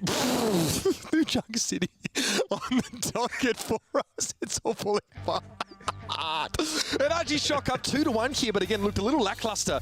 On Esperanza in general, right? And much of the discussion on this desk is, yes, don't match the Sigmas. You know what I mean? Go for what works for you. Go for this Mauga setup. And it worked beautifully. I mean, really didn't look close at all. Yeah, I mean, you know, the desk just stole exactly what we were talking about. Yeah, you know, but, that's true. That's crazy, but, man. You know, Johnny said it, so it must be true. I like Johnny. You know what I mean? He's getting flack. He's getting told that he's not hopeful. I was like, you know, I thought his shirt was a cat with a chainsaw, but what evidently is it a cat with a chainsaw? Turn around, Johnny. Hold on. I don't know. He said it's a cat smoking something. He's smoking a pipe. So. It's a tiger. It's like an old Chinese proverb. Long time ago, when a tiger smoked pipe. That's what it says. There you go. Okay, cool. Yeah. So this will actually be quite interesting, right? So we've been talking about how the Shock don't really want to play some of these maybe Mauga comps to, you know, match, right? They wanted to play the Sigma. We've been talking about that a lot. We'll actually get kind of a mirror here, you know, as we go into New Junk City. Is you know, look at, I mean, the Shock take a really aggressive position early on. All right. It seems as if, Energy Shock really just don't feel like the Sigma comp has game. We've seen it on this map work, though. We saw that yesterday. They don't seem to agree. That's fine. We'll see how this works out. Neither team really wants to take the engagement yet. It might be a matter of getting more of that Pharah damage. Timeless losing out in the long-range trades, not fancying to get their hands dirty just yet, has allowed Infected to drop to the point map and cap it. Yeah, and I think it's like the Timeless is just kind of like more, you see them kind of just circling here. They're just trying to actually kind of find PGE or get a kill. They're not really exactly, you know, worried about the point at the moment, but I know a lot like on some of the other maps we see, right? It's just kind of a, you know, speed boost out, disengage, nice boot back in there. Almost got, you know, Shock in some trouble, but Timeless have to keep, I was going to say, Seeker alive. They end up losing. Timeless, I mean, from the start of this round, have really struggled in terms of overall poke damage. Their heal pressure has been so immense. Energy Shock putting him under the microscope. Scissors able to deal with 0 at the very least, but ZSS with a beautiful kunai, basically skyward, will claim the Pharah. The cleanup, though, favors NRG Shock, which means that this flashpoint is almost theirs. Yeah, and I actually don't think Admiral's sound barrier actually connected with Aerial there. So I don't think you actually kind of got these shields onto the Mauga. It ended up just kind of like falling over right away. So, you know, all the support ults used in that fight. Really, this is going to be like a one-fight point pretty much. It looks like the Timeless trying to work their way to this low ground. They're going to take a lot of damage from this far, trying to move on in. The barrage. Nah, yeah, they don't even get a touch. And as soon as they're thrown at Scissors just for that insurance policy. Makes sense. Timeless not able to get out and touch here. They were really struggling to even make it to the point in the first place, and NRG Shock had just the answer. Well, it looked like they wanted to make a play for PGE, you know, when the point actually just goes to the Shock, right? It's Infected going down, taking it. They want to make a play for PGE, but it's just kind of like, okay, we're going to try and speed to catch PGE, and they're going to speed to kind of get him out of the way, right? And we went around and around and around for a little bit, and that's how the point, I mean, you know, they end up, the first fight kind of ends like 88%, you know, in favor of the Shock. That's kind of how you end up with just only one fight there in our first point. Not often we see that. Normally it's at least 2 if you're sort of losing that first one. It's a little bit tough for Timeless, but they're going to have to swallow the pill and get back to work. Deadeye, Geronimo, says Seeker as he heads into the cages. Hard to see whose cage is whose, but Seeker is in the midst of it and is able to find 2 off the Deadeye. Make it 2 more. Got to give it to him, Ariel. Come on. Beautiful work from Seeker on the Cassidy. We'll give Timeless the flashpoint to start. Yeah, everybody locked in there, right? No, with a double cage fight, Seeker with the Deadeye just ends up picking up 2, and pretty fast point take for Timeless. What did Jack say earlier? You're in here with you, and I'm me, or something like that. He totally Did he butcher it? Oh, no. Yeah, That's a risky one to go for, honestly. Like the dodgeball reference. Yeah, that's why you just don't try. Yeah. That's why you just that don't is try. your mantra, really, Matt, isn't it? Yeah. Timeless here. Just don't try it. 39% and counting. I know, you know loosely what the saying is, but you know you can't land it. But if you can land it though, the dopamine here is unreal. PG finds Admiral here, and Energy Shock wasting no time in getting back in. And look at the support ults. They haven't had to use any of them yet. That is so big, especially when they're starting this flashpoint at a deficit. Timeless as well don't have the ability and don't feel inclined to dig into the war chest of ultimates, and they will have a lot to work with in this next fight to reclaim. I mean, you lose 2 players straight away. There's no reason to, you know, invest and try and make it happen, right? You know, 73%, you'll take that. You give yourself an even footing, especially a double support ult going into the next fight. No reason to kind of like, you know, throw some stuff in there if you're Timeless. So we'll see how they go about just trying to attack this here. Is gonna have a little bit of an off angle here from Zero. PG knocked down. Some nice damage on the side, just trying to knock them down. Yeah, that's so they all have to follow because PG can't get onto the high ground in time, and also risks getting isolated. Trying to make his way up. What a weird position for Infected to play from as well. You see, he's kind of like split from the rest of his team on the opposite low ground. He wants to open them up to the Cassidy of PGE here after he dropped down, but it's not really played out that way. They play out of line of sight of PGE, and Seeker once again springs forward inside a Kitsune Rush. And you know what? When you have the haste buff, the move speed bust, it can be harder as Cassidy to hit those shots because your model is moving faster than you otherwise expect. Seeker, unbothered. That dirty aim. Yeah, some absolutely sick stuff. It really kind of starts, though, with Zero taking that off angle, you know, knocking a few players, I know, to the low ground, separating NRG Shock. And Infected's just going to have to barrel on in here to get a touch. Oh, it doesn't look great, and yeah, Zero's going to claim 2 with that barrage. Again, it's the same strategy as NRG Shock used. They build a barrage and know that the enemy has to just recklessly run at the point. So they're guaranteed 1, maybe 2 free kills. As NRG Shock don't have the bandwidth to turn, look at the Pharah, and answer the threat of that ultimate. Yeah, so we get a tie up here. By Timeless. I mean, the barrage is just, I mean, it's just so free, right? You know, Infected just kind of having to barrel on in. It's kind of like last-ditch effort there. So get a nice barrage here as we go to the next point. You have kind of like a free sound barrier, right, for Energy Shock. We just saw sound barrier come in for Timeless. You have the ability to maybe get aggressive behind that ultimate. Energy Shock, though, need to make sure they get value out of it. Otherwise, there's no point having held on to it. And you don't get to benefit from having lost that flashpoint. Rack, getting a little bit crispy there. No fries with that just yet, though. It was Scissors instead being taken down, Matt. You can't beat in this fight. Seeker, you surely can. No, I mean, you don't think you would. Oh, they actually decide to. It's the cage fight, and they decide to beat, and they lose Infected anyway. Oh, man! I'm sorry, Matt, but that fight for Timeless going up against the beat was freer than this God-fearing country. They get 4 players in a cage fight, and the Lucio beat, I get it. I mean, you get onto 4 players, that's decent. It's not remotely enough to keep them alive. Not even close. Oh, you have to be so happy if you're Timeless, right? Like, you probably don't expect, like, you end up using your cage fight, you probably don't expect the beat to potentially come. You end up having Seeker yet again, you know, with another early pickoff, that time on the Scissors. You know, that happens, and you feel like you're in a good spot as this is a nice cage fight, though, coming right back in for Infected as Admiral in aerial falls, and that's a Kitsune Rush, so just kind of thrown in there, but Seeker ends up with 2. Seeker, a little bit low, has to back away, picks up the mini. The rack attack is going to stay out of his way. Pretty efficient fight win for NRG Shock, and ZSS opts to throw the Kitsune Rush down and run into the cage, but the timing isn't there. You can see these teams trying to adjust, but look at Seeker. He just went 1v3 and held NRG Shock off. He's bought enough time now for the rest of Timers to get to the point. They've grouped up. Infected, he's turned tail, running back towards spawn. He's so low, and it's going to take a while for Cal to get him topped up. Timers at the point because Seeker doesn't care. And they end up using the Kitsune Rush there, but Infected gets so low, they don't want to actually fight in it, and they lose PGE here at the start. He's so man, good. Things just kind of falling apart for the Shock. Seeker is so good, bro. That is disgusting. Unbelievable turn there from Timeless. NRG Shock, not expecting that at all. They don't expect the Cassidy to stand his ground, turn and fight, and the rest of Timers to wash over them. And that's a second flashpoint for Timeless. Not only staying alive in this series, but now starting to manifest the idea of that map number 5. Yeah, it's as soon as we've kind of seen them go over to this kind of variation of the Malga, right? I mean, last map was a blowout.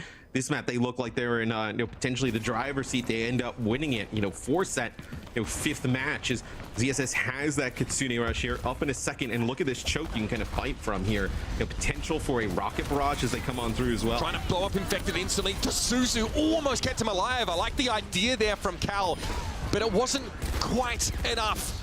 And this means that time to start with yet another flashpoint to begin with. Real pressure starting to mount on NRG Shock. They're at risk of losing their grip on the series. Yeah, and you don't even have to use your rush, right? Like in the choke, like I was potentially talking about. They just see kind of Infected go and cross, and they end up using the barrage. Just getting the kill on the Mauga, that's good enough there. Is that they'll back up, kind of concede some space here to Shock at the choke. Now you're getting close to that cage fight here, building up very quickly. I think you're going to have to see if that cage fight comes down. If Rack can land a big sound barrier, is be a kill exchange from both sides here. You end up losing though. ZSS who ends up having the Kitsune rush. It's going to be a cage fight though that looks like it goes for nothing on the side of the shot. Yeah, no value to gain from that one. Infected just menacingly stands inside his own cage as Timeless were probably already looking to disengage without the Kiriko in action. I like the idea. You saw that, NRG Shock were trying to set PGE up with a concussive blast of scissors to knock people into the Deadeye, but didn't get anything from that. Instead, it was Seeker have found one. But here come Timeless. They're back again. Yeah, I mean, this beat needs to be good from Shock, right? You imagine it's going to be a cage fight here, that comes through from Aerial. So that's going to be the cage fight that comes down. It's going to be a good beat. Sound barrier from both sides. Timeless had the later beat here, and Scissors got caught. The splash damage for the Rockets took him low, and Seeker had the extra damage. Cal hit with that mag grenade, could not escape. But nice little kills on the backside of this fight for NRG Shock. Give them a fighting chance, but they're too low, way too low. And Ariel was very healthy. Hardy Hale ready to finish the fight for Timeless now as they're back in control. 1.5 question mark fights here for NRG Shock to stay alive in the map.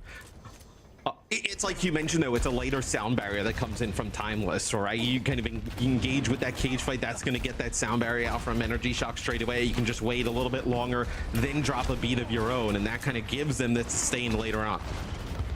Speculative mag grenade there from PGE. Ooh, okay, Zero. The mole in the whack-a-mole game that PGE is looking to try and orchestrate. Great pressure on Seeker here. He's trying to get that high ground, and PGE's been given a lot of space by the rest of his team. Not having to worry about the Cassidy for now. That's a tight angle for the barrage, and Zera's still able to find Cal, but the trade of kills favors NRG Shock here. They're able to flip the point back and stay in the map. So, I mean, and now it's just like, what do you come back with though, right? I mean, you're going to probably get another fight here for Timeless. You're still going to get, you should get Seeker back in the fight though, right? I mean, I don't know, Matt. Actually, you might not. I mean, I think if you're Timeless, you just give up on this. There's no reason. Yeah, I think you just go set up next. Yeah. So they're actually going to just rotate. So, like you mentioned, yeah, I mean, that kill on a Seeker at the end. I mean, that was quite huge. You probably would have maybe seen them going to go towards this next one anyway, but having that Cassidy up and an opportunity, as we've seen, Seeker's been able to kind of like hold them off at times. Rather single-handedly. Without him in the fight, he definitely would have just kind of ended up rotating. But this also gives them a really good opportunity, right, to get high ground here, and this is a great spot for a rush. Flashpoint spawn favored Timeless though, closer to their spawn at the time. So to set up here, it'll be NRG Shock who have to fight their way through the choke somehow. Again, sound barrier here should be up for both sides. He's Infected now wants to take a little bit of space. Cardiac overdrive going to be popped instantly, but the Kitsune rushes are overlapped here. Healthy is Ariel looking right now, and the sound barriers come out at approximately the same time. Cage fight thrown down, but Infected seen better days from above those scissors, is able to find two. Beautiful barrage, essentially undetected by Timeless, as they were busy dealing with the upfront and personal threat of the Malga and the cage he put around them. Yeah, it's a little bit of a later beat there for the Shock, but really it's the cage fight with that rocket barrage that kind of seals the deal. So even though Timeless does get a little bit of percentage early on, just by nature of just kind of forcing Shock a little bit off of the point, it is Shock who gets control. But now Timeless can kind of do the same thing though, Mitch, right? You can come back with a cage fight of your own, no support ult on the other side. Not exactly going to have that barrage, but you got the Deadeye. You still have to work your way through the choke here, and good early damage on Ariel. A couple of headshots there from Cassidy, most likely. Took him low. Oh, that's massive! I love the boot! Beautiful stuff! Oh, that is sick. Oh, Admiral! Oh, dear. Dirty stuff, and a beautiful setup for the Cassidy here. Timeless, though, suffering a little bit of damage in this fight. PGE essentially being undetected, but now all heads will turn towards him. He'll be cleaned off the point, presumably, as Admiral finishes the job on an incredible team fight individually, and of course for Timeless in general. That is a sick play there from Admiral. Comes around that opposite side, ends up getting a boost, but lining those players up right into Seeker's Deadeye, connects with 2. So PGE now will go over to the Genji here. So really maybe like 1 or 2 fights potentially here for the Shock, to end up flipping the point, taking the map as we're down to our final flashpoint. But the Genji switch going to have to be very careful of Seeker, who's already had a pretty good map. I see the mag grenade threatening. PGE throws up the deflect instantly. Wants to try and come from another angle and also cross a wider expanse instead of having to walk through a choke with the rest of his team. Time's running out though. A lot of time here for Shock to get on the point. 94% and counting. Infected. About half HP with this poke damage. Look at the off angle. Zero has an off angle on the right now with the barrage. He can come with a flank and shut them down. Oh my, the Genji! Blown to smithereens in midair, and Zera now is free to do the dirty work on the rest of NRG Shock. 4v5, in with a barrage. One would have been enough for Zera, and he gets it. Eventually turned on by Rack Attack, but it won't be enough for Timeless. Oh, you'd better believe they fancy themselves a map 5. Rack Attack with the saddest beat I ever did see. At least it went off, I guess. And Timeless clean things up on New Jack City to force a decider. Oh, I mean, a sick play from Admiral, a fight or 2 before there, knocking the players into Seeker's Deadeye. And time and time again on that, Matt, we would see Zero taking these off angles on the far, whether it be, conks or just putting down some big damage from the opposite side, forcing the Shock into, some pretty difficult decisions right there. Towards the end, it took the Shock a really long time to make their way towards the point. Potentially could have gotten maybe, you go really early, maybe there's another fight in there, but it takes them a very long time to cross that gap like you were talking about, and it's just really Zero just putting down some big damage there at range. Look, it's really hard to recap this map without talking about Seeker. Those first couple of flashpoints there, the things that he's able to do with this Cassidy, really having an outsized impact over multiple team fights back to back. Now, it's a competitive map, so even with that incredible showing individually from Seeker, it's still close. I've got to say the massive boot from Admiral to set up a Deadeye 2K was very important. Being able to have an above rate impact using that Deadeye is so important. 2 kills off that guarantees a 1 fight. I mean, you see Admiral there for a second. Yeah, I mean, that is sick. Look at the targets that you got from that. You can't ask for much more. Farah here obviously wants to stay in the fight longer in the Lucio. It's absolutely perfect. Really stunning stuff. This is that off angle that Zera's operating from. Gets the Genji, I think, as they sort of dive in. This shot here is, yeah. That's pretty stunning. And then gets a kill off the barrage here. So again, individuals having outsized impacts on these team fights, just playing a little bit above what you'd expect from these DPS heroes, secure the map and force a map number 5 for Timeless. They're on the way back. I'm fascinated in the sense of, if you're the Shock, what do you do here in this, 5th and final map? Do you concede and say, okay, we're going to play this Maga head-to-head? Do you go back to some of the Sigma stuff that you were making a little bit work early on? I think the Sigma stuff was working, obviously, because they're very good at it, but also I think like the Maga comp that Timeless was running was just not very great early on, right? It was like Genji Echo. Like, I think it looks much better with like the Cassidy Farah. I think it would give them some trouble. I'm really curious what the Shock. There was no answer. There was no answer to this Scissors Farah. I think over the first couple of maps with the Sigma comp, which is pretty important. But now that we've seen Seeker make this adaptation, switch to Cassidy, we're all wondering why we sort of didn't see that earlier on, because of the reputation that Seeker's rightfully garnered for himself on any hit scan hero, especially Cassidy. Made us expect that. Now, in the Sigma composition, the Pharaoh, previously a boon for you, who was mostly undetected or, not looked at as like an Echo Genji or Venture who doesn't interact with her under nominal circumstances. Now you're dealing with a direct threat, an apex predator on the battlefield as Seeker finally picks up the Peacekeeper and starts to go to work. I don't know necessarily if that Sigma comp has the same impact anymore if we're going to see the Cassidy Farah look with the Malga setup on the side of Timeless. Yeah, I think you would, I think if Timeless comes down and runs like a Cassidy Farah with the Maga and you kind of run like Sigma, I think you probably end up on the losing end of that if you're the Shock. I think you probably have to try and either, make this kind of Maga kind of composition work. We could end up in a world in which do you try going like Venture Genji against like the Cassidy Farah, like with the Maga, like you kind of the map dependent. We have Escort next up. I mean that's another kind of like variation you can go with. So take a look here, head to head between Zero and Scissors. I mean, Zero. I mean, just the off angles and the, just taking some really nice plays. Although Scissors ends up, with a little bit higher damage. This is a head-to-head, but obviously, I would suggest that a lot of these deaths from Scissors can be attributed to Seeker on the Cassidy, right? So, I mean, not that PGE. Not that they're not an incredible player, they genuinely are, but they were outperformed on Cassidy over the entirety of New Junk City. And you see there, like it's 11, was it 11 deaths per 10? Oh, that's that's tough, right? And that's sort of telling us. Well, I don't know if it was for 10. Okay, all right. I don't know if it was for 10. Over the course of the map, but I mean, the map was about 10 minutes. Yeah, you know what? Don't worry about it. Don't worry about it. I'm not doing maths on air. I'm done with it. That's a past life. I'm reformed. Yeah, I've changed. So I think it's really going to be like map dependent in terms of like what we get here, in this fifth and final map. This would be a huge win for Timeless, right? Because like we talk about how NA is pretty much, AU obviously with some of the teams already qualified for EWC, and it kind of goes down. You feel like you're going to have a pretty good chance to at least have a realistic shot to qualify. With how good Toronto is, and then we think like M80, obviously, their performance yesterday really kind of only running Sigma. We'll see how it kind of progress throughout it.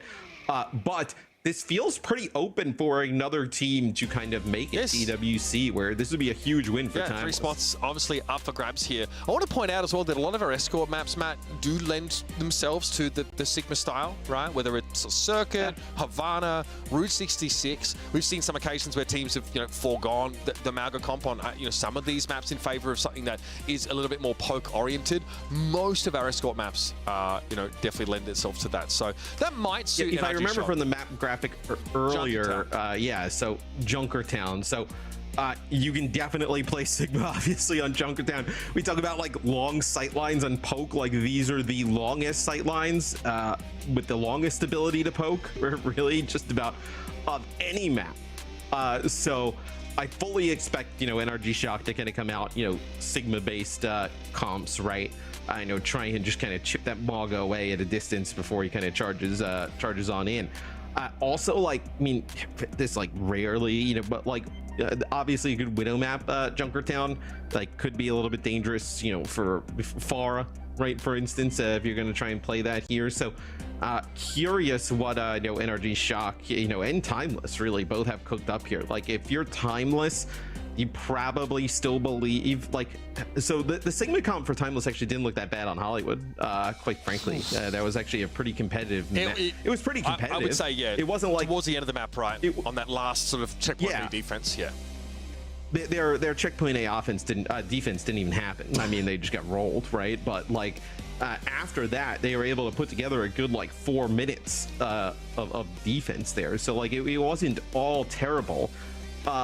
It just wouldn't be the ideal situation here with what you would go to with how things have gone. So we'll be jumping into the map in just a moment, folks. This is our first match of the NA component of our broadcast. We still have one of our round of 8 matches to go. The winner here will advance, of course, to our semis in the upper bracket. So it's all on the line here. Map number 5, Junkertown, chosen by NRG Shock. And you'd better hope, if you're a fan, they've got something special cooked up for us. And then the winner of this match would actually go up against M80, which if you're Timeless, if either of these teams, right, you have to feel pretty decent about it in the sense that M80, we only saw Sigma based composition, so Shock feels like, okay, fine, we can just kind of mirror the Sigma. And then if you're Timeless, you've showed pretty good proficiency running Maga comps that can kind of beat that, right? So both of these teams have to look at this as like a huge opportunity of like, okay, win this map, right? You go up against a team that is pretty like new in terms of like its formation, right? You find yourself in the winter final. Brigitte here for Rack Attack. Hero, we've seen from him a heck of a lot. And we do have the Widow. So, yeah, again, Brig, Tracer, we know, pretty powerful combination. This means that Shock are not expecting to see Malga, because Tracer in a Malga comps is just, don't even bother. Seeker knows where PGE is set up right now. And this I would not say is the prescribed rollout for Widowmaker players in general. But PGE has the added bonus of the shield to play from behind.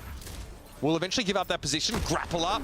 This is going to be fun! Headshot there, but the damage fall off, and not enough charge means Seeker can't finish the job.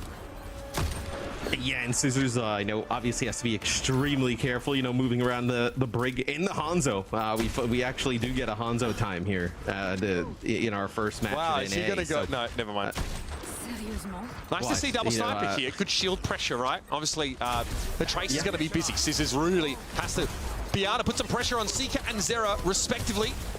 And we'll have our Sigmas butt heads for a moment here in this choke.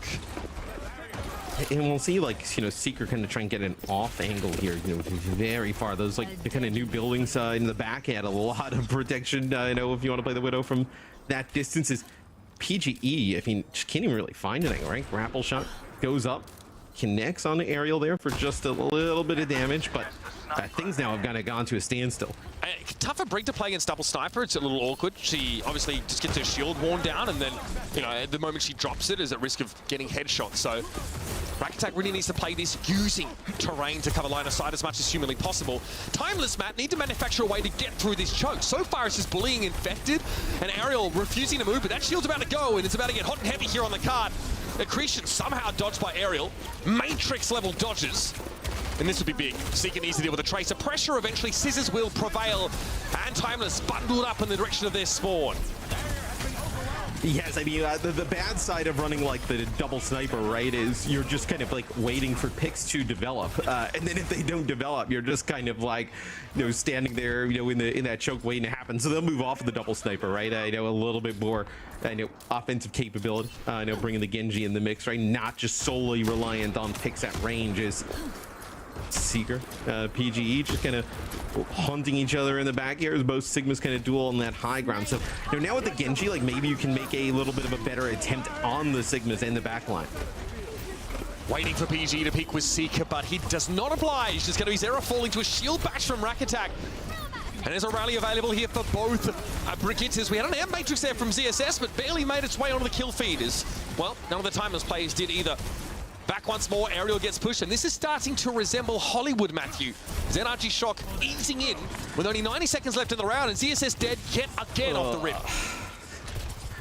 And then now, moving away from the Widow, right? Just kind of conceding the Widow battle here is PG will have Infrasight as it can be so feast or famine, right? You haven't had to, for the shock, like, you haven't had to use your Amp Matrix, you haven't even had to think about using your rally, right?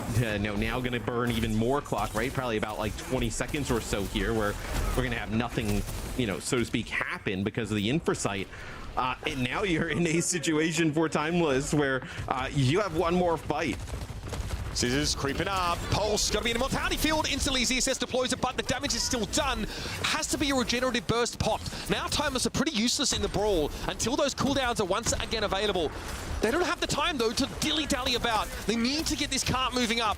So they group up, wrap around on the left-hand side. Ariel under pressure here. PG, though, I don't know how Seeker turned his head that quickly. But the Sojourn here, still risky for the Widow to take on with a railgun available. Zera closing the gap with a deflect here, able to get a health pack, and PG has to worry about this now. Infected in the flux. Yeah, it feels like that was the shot, though. Yeah, you missed that shot on the Zero. He is allowed to get the health pack and then takes the Widow out. Is now Timeless is starting to get things going, right? I know you're able to like land that shot. Then you can kind of, you know, maybe get back towards looking towards that payload. But shot, Mitch, you don't have that speed boost, right? So it's going to be very difficult to get back here and contest this. But if they do make it, you're going to have a, you know, an Amp Matrix you can end up using here on the high ground. You have a rally, so you do have some good ultimates to use. No Tracer for stall either. If they move down to touch, they all must.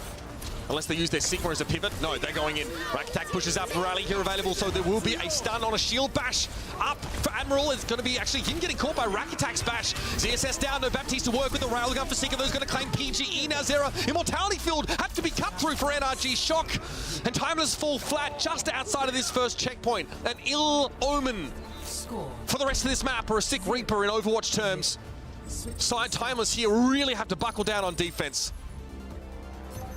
Yeah, I mean, this was the offense just took so long to develop, right? Double sniper, then we kind of played, you know, Widow for a little bit, you know, alone with like a Genji, and we take a look here. I believe this is like, is it a Flux that kind of comes up above? Yeah, so it's a, you know, the Flux goes up and then it just knocks both players off the point, so they're not able to kind of continue the touch. Both those players would probably end up dying rather quickly anyway. I mean, you know, Ariel was at like 50% HP. They had no more rally going anyway. So not exactly a C9. So for Timeless, so Mitch, there is a little bit of like a path here, right? No double sniper, at least it looks like here for the Shock. But you start to get the better of this Widow battle. You know, you just kind of like have that scenario where that bridge right there, the cart just kind of stalls out. There is a path to kind of keep absolutely keep it alive. We saw Timeless start with a double sniper comp, right? It didn't work. It was only after Zera switched to a Genji, something more aggressive, and you know began to put that pressure on PGE, that we saw the Shock start to buckle. NRG Shock are going to come out of the gates with that Genji straight away, so Seeker will be on notice as soon as these spawn doors open. There'll be the Widow battle to deal with, and then there'll be both flanking DPS, the Tracer and Genji respectively, also getting involved, trying to shut down that long-range capacity that either side will bring to bear here. Still, a full 4 minutes for the Shock to try and get that first checkpoint. Decent odds to try and end the series here. Well, and with how PG, you know, was playing on the Widowmaker, right? It's not exactly like it's going to be a free battle for Seeker as well, as PG was playing quite well. Just misses the shot on the Seeker there. Takes a little bit of damage as we kind of get to this part of the map, right? Then it really kind of starts to kick off. Seeker being forced back here. Spots PGE. No opportunity to take a shot. Perhaps didn't want to reveal himself there. So waits patiently here. But perhaps too, or rather not active enough. Great shot, Scissors there in mid-somersault. Headshot by Seeker, and that Immortality Field will keep the Shock standing, but the damage is well and truly already done. It's only PGE to find purchase for NRG. And he lacks the coinage to get the rest of them across the line. Yeah, I mean, this is definitely not free for the Shock in terms of like guaranteed being able to get this, right? You kind of see how that Widowmaker, especially with some of the map changes, has so much, you know, extra help in terms of, you know, hiding spots in the back. It's going to be Seeker getting another kill. Now we're going to get an infra site, so this is going to buy some more time. You're going to slowly be, I mean, not slowly, you're going to be fast here, you know, under 2 minutes. I mean, it's going to be very scary here for the Shock. What a shot! That is brilliant! I mean, that is... Oh, man. Infraside, of course, prior, giving Seeker some information about the setup there, but we love a grapple headshot in this house. Still, NRG Shock, no, they can still play in the choke with only 4, as Widow's really interacting outside of that localized engagement. Scissors would love to get close. Has to use a deflect to do so now. Will probably stay safe and just poke. This gives Seeker a window. He knows about 3 more seconds, and then he's going to be under pressure once more. Flux, Infected caught inside of it here. Immortality Field already has to be burned. The rally now from Rack Attack also being committed. These defense ultimates are about to come awfully relevant now, as that Immortality Field from Timeless is gone. Good Flux, forced to rally here from Admiral, but they're low. Rack Attack now be able to play around this air matrix, and the rest of NRG Shock look to capitalize on it. That should be enough eventually. NRG Shock hit that critical mass, and Timeless can't do much more than try and send Zera on a desperate Hail Mary mission to keep the map going. It'll be a Tracer to step up. Blink used, and it's not going to be enough. Let's head over to the winning comms here for an NRG Shock. It's Jake. I'm hearing your comms. Can you hear me? Bro, I just went on a hotspot. Who's talking? What's good? This is Jake, guys. I'm hearing you with the comms. I'm curious, you guys. Winning on the hotspot. Wait, hold up. How do you guys feel right now? Play the game. Wait, silence. Yeah. Show me how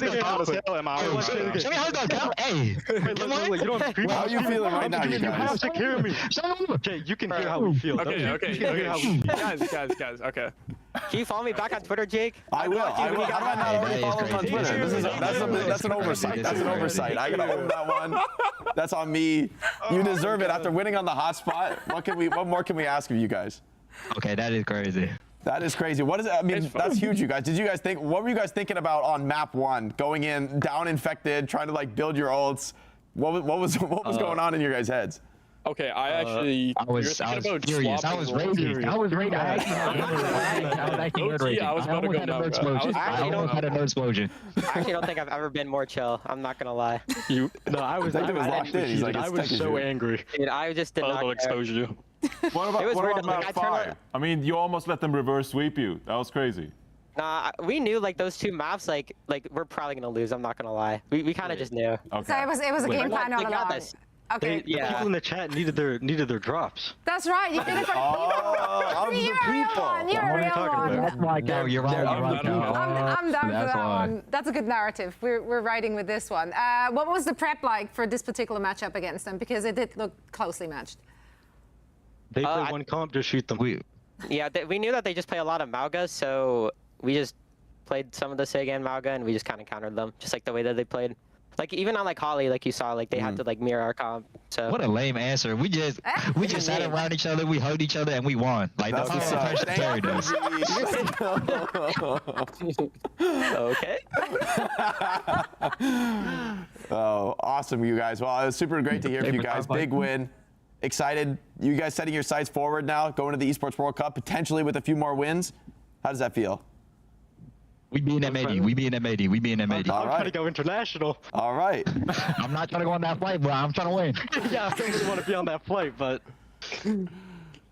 Infected, were you on the hotspot? Was that like stressful for you, or is that, or is this you're good? Like it doesn't even matter. No, I mean it was fine. Like the first map, I saw like the Lucio bullets like fly through there slowly, and like the Genji shurikens, but like it was like not any like ping stuff or whatever, so it was fine. There's just one like part on the particles. first map where Infected came back on the hotspot, and like his voice lagged for 1 second. We all just went like, no. Oh, no. But then he went back to normal. Through the series, he was lagging, and every single time my heart skipped a beat. I gotta see more of the PG Genji as well. I saw you try to swap to Genji on the very last fight on New York City. What do you mean you don't? It's low-key good. It's low-key good. Actually high-key good. So good that we did in fact give PG the player of the match. Is the team in agreement with that decision? All right. I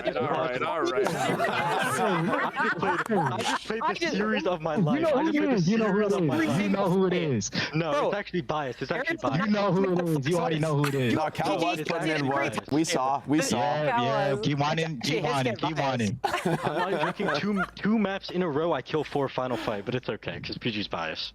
No, low-key, Cal was going to get it after the first 2 maps. You guys shouldn't have let the series get so close. You gave PGE a chance to come back in the running, Cal. You should have ended it in 3. Wait, Jake, you got me on the next one, though, right? You heard that one, right? You got No, he gave PG player of the match. This guy comes back on Genji and tries to solo kill a 4 alone. The hot sauce Sigma is not talking to me. The hot sauce Sigma is not talking to me right now. Sigma was crazy.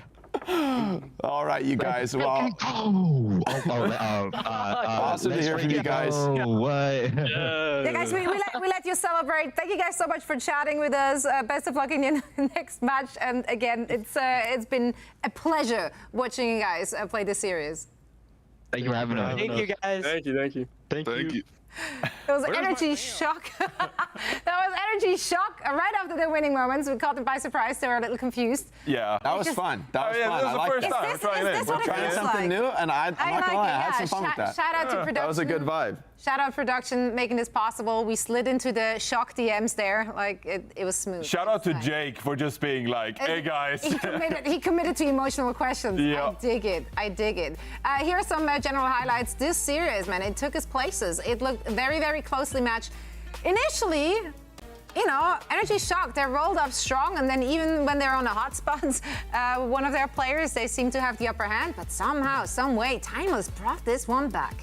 Yeah, I mean, they were dominant in the very early stages as well. It was pretty unfortunate, of course, that Infected, he lost his connection and then had to reconnect on that. During the game, it was funny listening in because they were like, let's build ultimates. And then Infected rejoins and Timeless tries to go for an engage, basically. Like, he rejoined, let's go push here. But they were actually pretty dominant on Samoa. So yeah, the first 2 maps, it really looked like Energy Shock was the better team. But it was a respectable comeback from Timeless overall. Seeker had some stand-up performances. So, you know, this Junkertown push, a little bit unfortunate, but overall, I think pretty good signs from even a team like Timeless, of course, in this series against an opponent that, at the end of the day, did qualify for Dallas, right? So, you know, it's NA. These are dogfights, back and forth, deathmatch brawls. This is why we love watching the region. And I think, honestly, for Timeless going forward, yes, Mauga was their best look. They didn't seem so comfortable on the Sigma mirror, but will that really matter for them in this tournament? Like, for me, I think the Mauga comp might be all you need. As long as you're really rock solid on that, you could go really far just playing this Mauga comp. So Timeless maybe going to the lower bracket, but I don't think this is the last we'll see of them in terms of competitive showings. I think there's a lot of scary teams even in the lower bracket right now. Indeed. Now here's our biased PG pick, of course. You know, if a DPS steps it up, we're simple people. Cal was putting in work, I gotta say. Cal low-key robbed but also PG I is think so the much entire- fun. our This entire is a major put in team work. effort, though. It was This is a major yeah. team effort. Yeah. You could feel it every time we hear the comms and everything. This team really has that synergy. There's no question about that. And I think it plays to their strengths. You know, I think that enables them to maybe succeed in some of these high pressure scenarios. Having a teammate DC, I mean, it'd be so easy to tilt or lose the mental game or be distracted by It that. sounded like they were about to. If you hear someone coming back, They were when we did the yeah. listen in 4v5. I actually love that because that was exactly as if I was coaching this team. That's exactly what I want to hear. Is like just farm our ults. We gotta hope he comes back. We can't win 4v5. You have to accept that.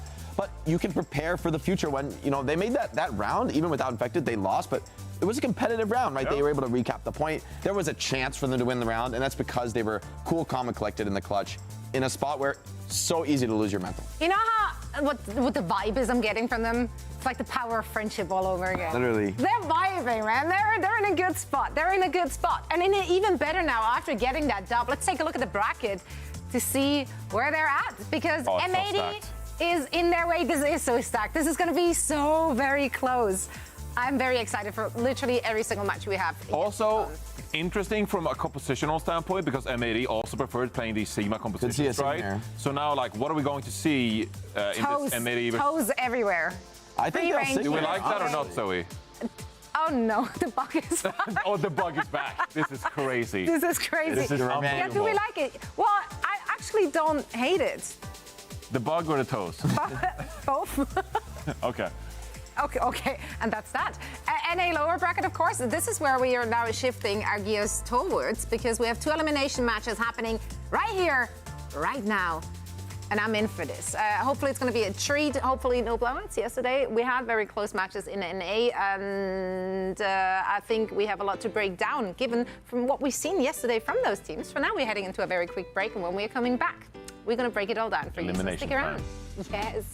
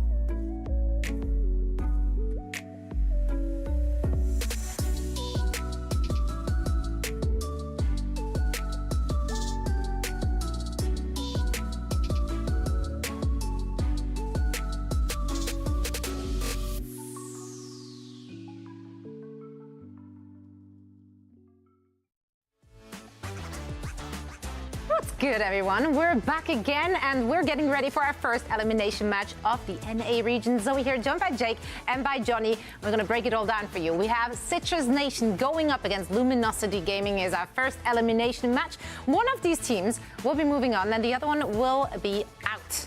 That's it. That's all they got. It's crazy that we're saying goodbye to a strong team right now, because I think both of these teams are solid. Yeah. I think both of them could potentially go far and vie for that one of those EWC spots, but only one can survive.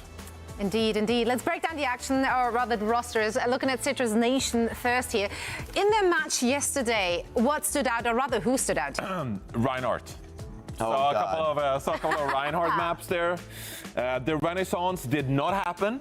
Not sure how much Ryan we can actually expect in this meta. It does make me a little bit worried, because I'm like, did you play Ryan because you played Toronto Defiant, or did you play Ryan because you're not comfortable in the Mauga meta as much? I did hype them up going into that match against Toronto Defiant, just like, oh, recently, you know, in the qualifiers, they've been playing Mauga meta, they're comfortable in this meta, and then we just saw the Reinhardt come out, so I got mixed emotions about Citrus Nation going into this one. I hope they put their best foot forward, which is not the Reinhardt. They do have Zomba in, who I think Zomba is an incredibly impressive flanker player. I think rank 1 right now, or like consistent, you know, top 10, potentially top 1 ranked player. Did we see him yesterday at all? Really elite. No, we had Lethal I don't think Zomba right? was playing. Yeah, no. Yeah, so this, I think it's pretty likely they just think they can't beat Toronto Defiant, which, you know, maybe understandable. Yeah. But I'm curious to see what Zomba can bring. It's an exciting player to see on the big stage. Yeah.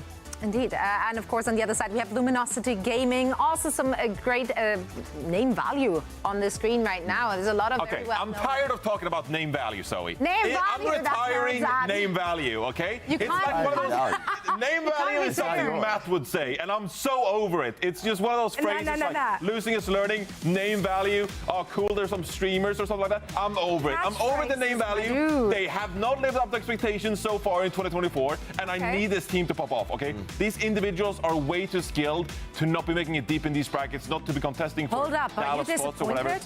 You sound disappointed. I need King to pop off. This should be King's meta. Playing King is a Pharah player. Yeah, Genji Pharah, those are comfort for him. King should pop off in this series. So I want to see it from Luminosity. I want to see them bring it into this one. They can't be disappointing anymore. And they certainly, I don't care. I was almost cursed. I don't care at all about the name value. You feel strongly about this one. You know what? I'm with you. Why not? Do we feel like there is a clear favorite into this matchup, though? Because I generally feel like it could be either team's victory. I feel Citrus is like a totally unknown quantity because they did just play the grind. It's like semi-trolling the last series against Toronto Defiant. So I think they could bring They could bring a very different look and be a more competitive team, but I would still probably say it's fair to say Luminosity is a solid favorite in this match. I mean, I think they're just a stronger team overall. They played TSM incredibly close yesterday. So unless Citrus can prove me wrong, they're still a bit of an unknown quantity. But I think we know that Luminosity... Well, there is no shot. They're just going to pull the same thing like they did yesterday. No, surely not. I mean, surely. It's not time for the Renaissance man. Anyway. Maybe it would work better against Luminosity. I don't know. Oh, no, he's speaking it into existence. He's manifesting. Stop him. Someone, please. Let's take a look at our predictions. Where are we going with this? LG? Do you remember what you predicted? Is there like several moments a day where you're like, what did I predict? So he doesn't pred at like 4:30 in the morning. That is true. I do have to pred very early. No, but Luminosity Gaming, they are the favorite in this. I do not think we're going to see the same style from Citrus Nation, though. I think yesterday they threw the kitchen sink. They threw the entire kitchen at a wall. That's why. Well, if it was a Road Dog, I'd be down with that. Honestly, though, that will be a vibe. I'm with it. What about you, Jake? I gotta go with Luminosity. I mean, I think Citrus could put up an interesting fight here. I think it's exciting to see Zomba in the lineup, but I think it could be a tough meta for Zomba being such a Tracer specialist. I'm curious if they will actually pick Tracer in the Mauga meta. Not a fan of that. Could bring out something else. But in the end, Luminosity is a known quantity. We know they're a solid team, and Citrus is like, well, a bit of a question mark. So I gotta pred Luminosity. Yeah, I went Luminosity because Citrus Nation played Reinhardt yesterday.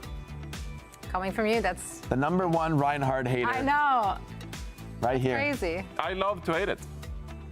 It's a relationship. Yeah. All Reinhardt mains are actually the ones who hate the Reinhardt the most. That's I wonder what our audience here predicts. Do you think Citrus Nation got some support? Because quite frankly... Oh, well, okay, never mind. I was about They have some support. That's about how I feel. There's some support. Me and chat in unison once more. This is how I feel. You are chat, actually. Is that good? I am chat. Mitch is shaking his head. Mitch is like, You don't want to be chatting. Actually not. No, depends on the chatter. Okay. Good chatters. Hyping up the crowd, hyping up the chatters. We have some good chatters. We also have some good wafflers, and I got just the right duo for you. It's the ever so lovely Matt and Mitch. What? And Mitch, they didn't even What talk is about False playing instead of I Dante. will, because that is relevant. Also, there won't be any Ryan because that was. There's supposed to be an analyst desk, and Johnny just goes, "Oh yeah, King needs to pop off and don't play Reinhardt." There won't be Ryan because Derpy was playing yesterday. And Yeah, Zeb is in I the know. lineup. Zeb is in the lineup, so They're just waffling about nothing. I don't think that's Get to the game. we Start the won't be game. seeing that. To be fair, also, False. I mean, look, with the hero pool that boasts Sigma. We've also seen the Diva from False as well, which is a little sussy right now. They brought him in at the end of the series. They yesterday. did because they tried that Mauga composition with Dante.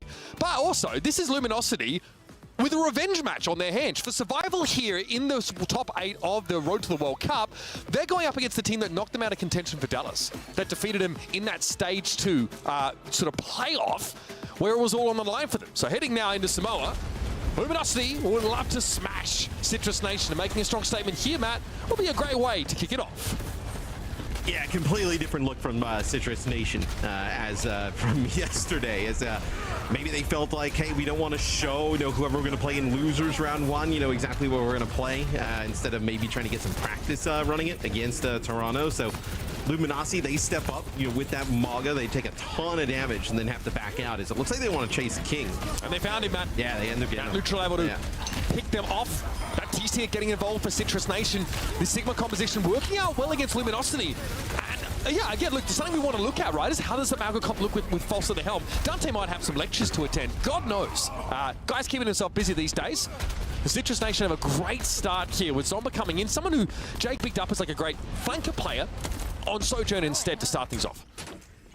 Yeah, well, they brought False in yesterday to play Route 66, if I remember correctly. Played like some Sigma and Diva. We didn't really get a chance to see Sigma Diva Winston is what I remember False sort of being known for. We didn't get to see any of the Mauga yesterday, right? I know when we did see Mauga, it was Dante and then also played some Doomfist. So it looks like they want to actually mirror in terms of like this Sigma. The main difference will be you'll have the Cassidy versus the Sojourn here. Then also a Baptiste in the mix here for Citrus Nation, which, I mean, you like the Baptiste way better. Kiriko, yeah, but you have this, the blue brick road. Because you had the rush. Walk the line, folks. Luminosity Gaming step up here, keeping the Kiriko just for the ultimate, and it pays off. It does allow them to close the gap, rush down a little bit, and it will allow Luminosity Gaming an inch away into this round. And probably trading out supports eventually. Probably keenly aware of the fact that they won't have that immortality field to play off, but Suzu in a pinch is just as good. Yeah, and I mean, the positive of the Kiriko is a little bit easier to heal afar. Absolutely. Right? I know and Matrix here, from Citrus Nation. But look at this, it's actually a speed boost sound barrier right around the corner from LG.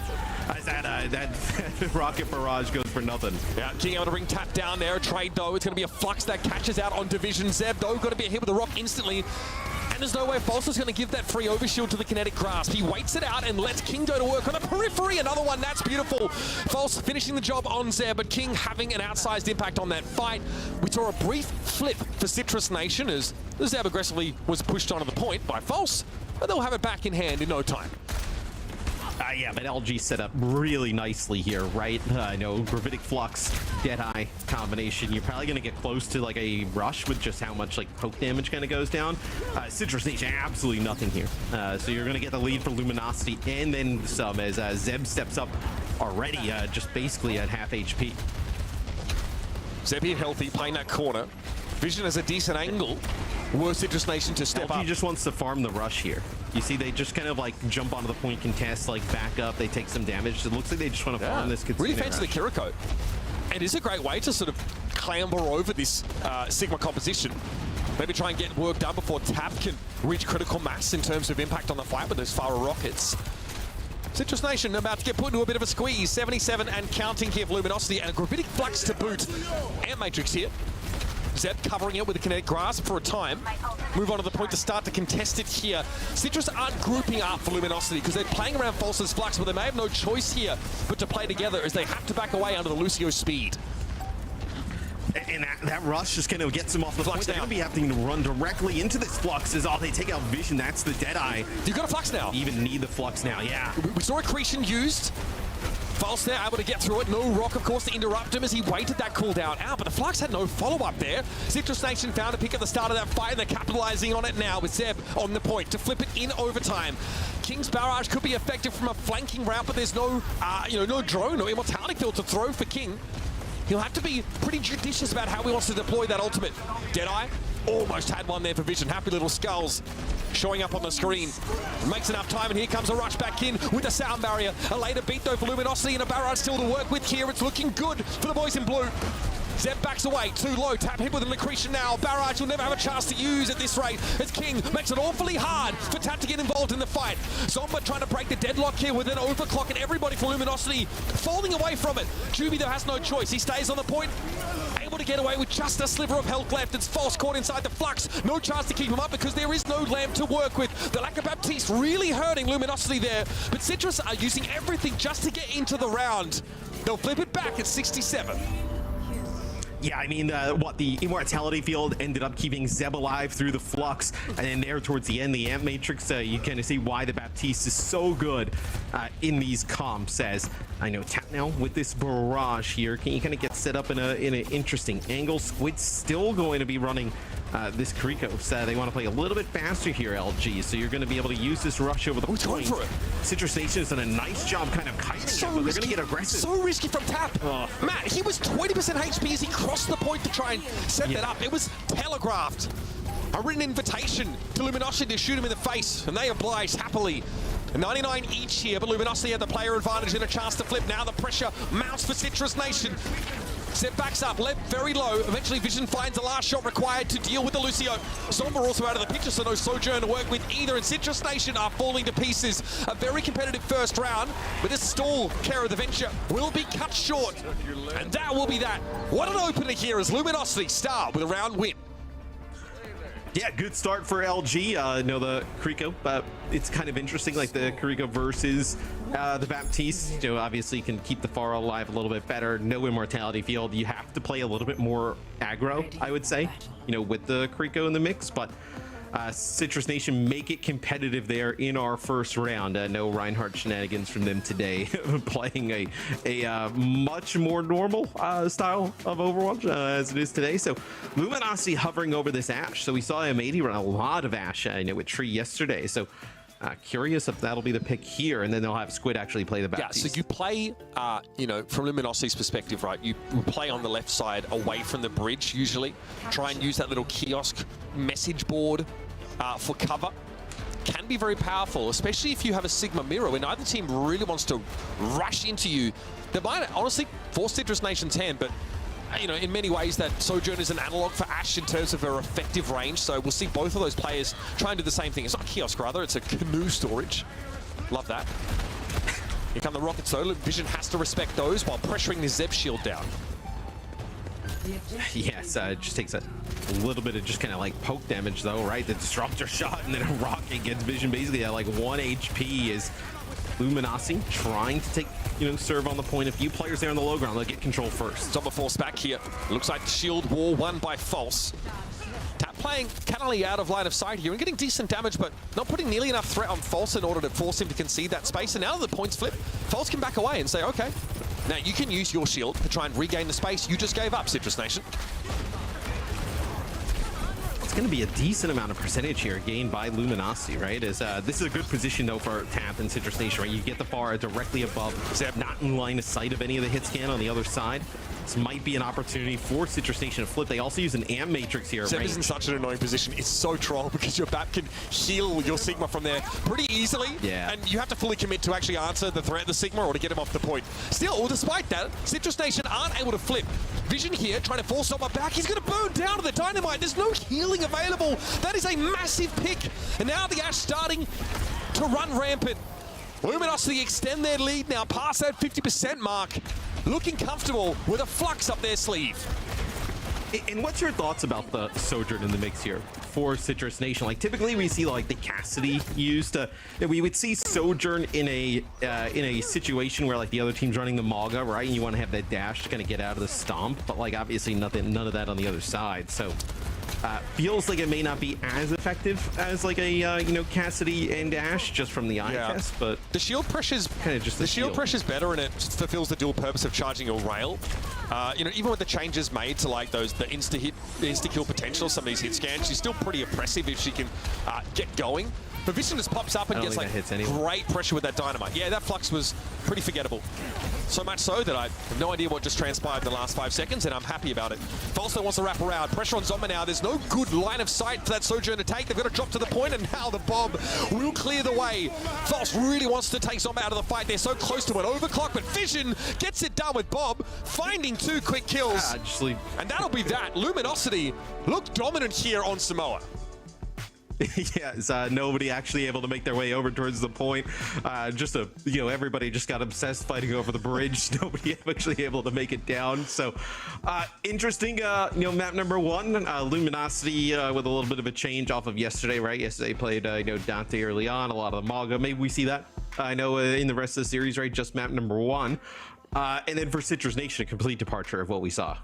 Different tank player, right? So this is, I think, more idealized circumstances. Obviously, Zeb is probably the player they want to field, as opposed to fielding a Reinhardt player with a lot to say in all chat, constantly demanding a 1v1 from someone. They have maybe that extra flexibility to be going on with here. So, look, heading into the rest of the series, right, I think Sigma is pretty universally applicable over a lot of these maps, and both these teams, at least with the players they have in right now, seem to have an overwhelming preference to play those Sigma poke styles.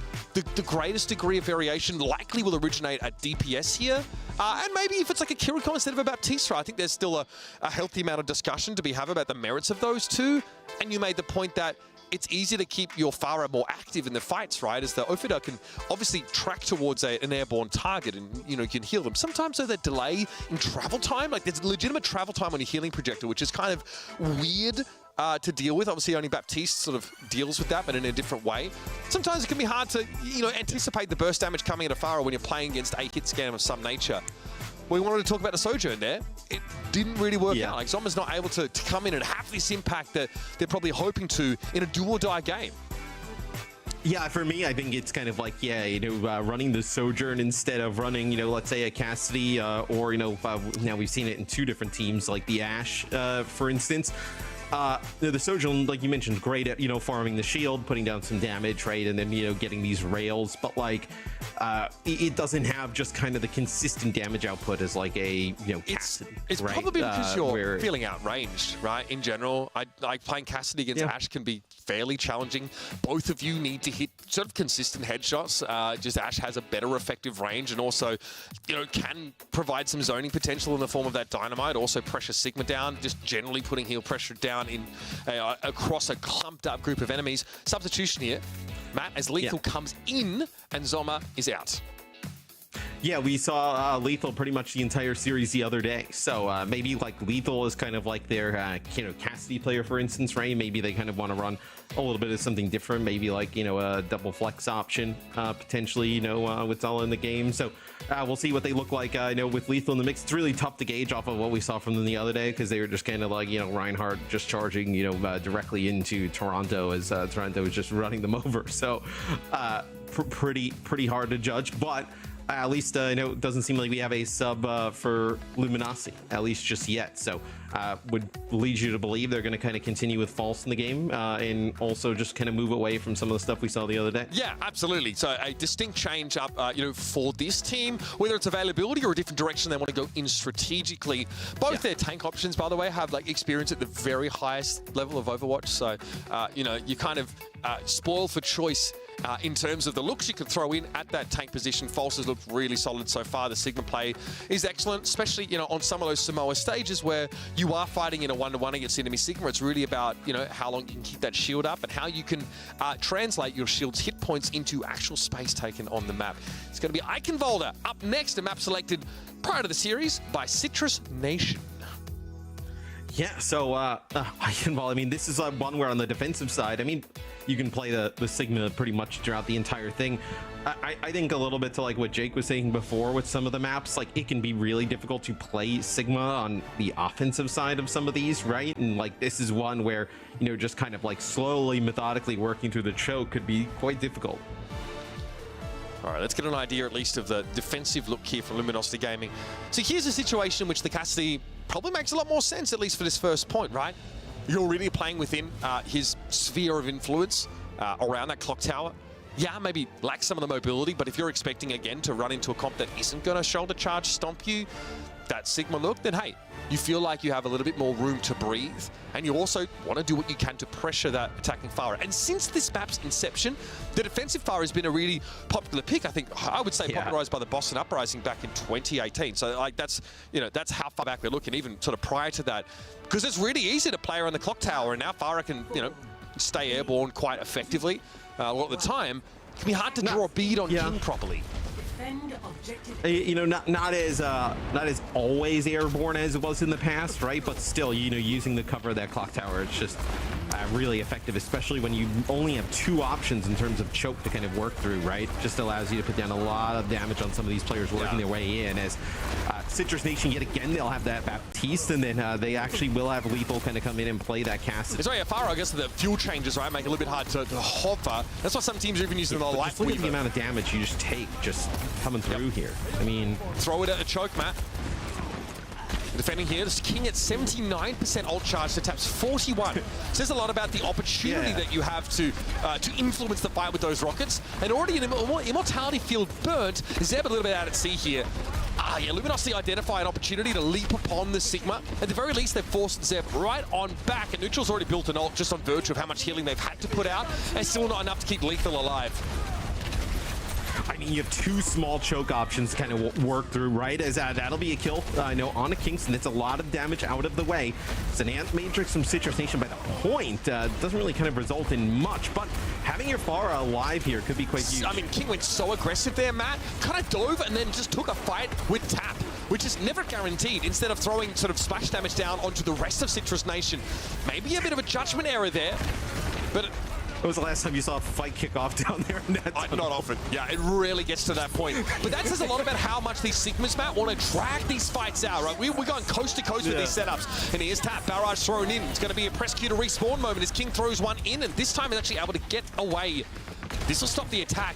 1 tick gained for Citrus Nation, but Lethal might have something else to say, actually. He's got to get involved all of a sudden. Wrapping around solo. False should be able to shut this down, but an even Immortality field committed to keep Lethal alive. He uses it to get back on the right side of the map, and the pressure for the defenders mounts.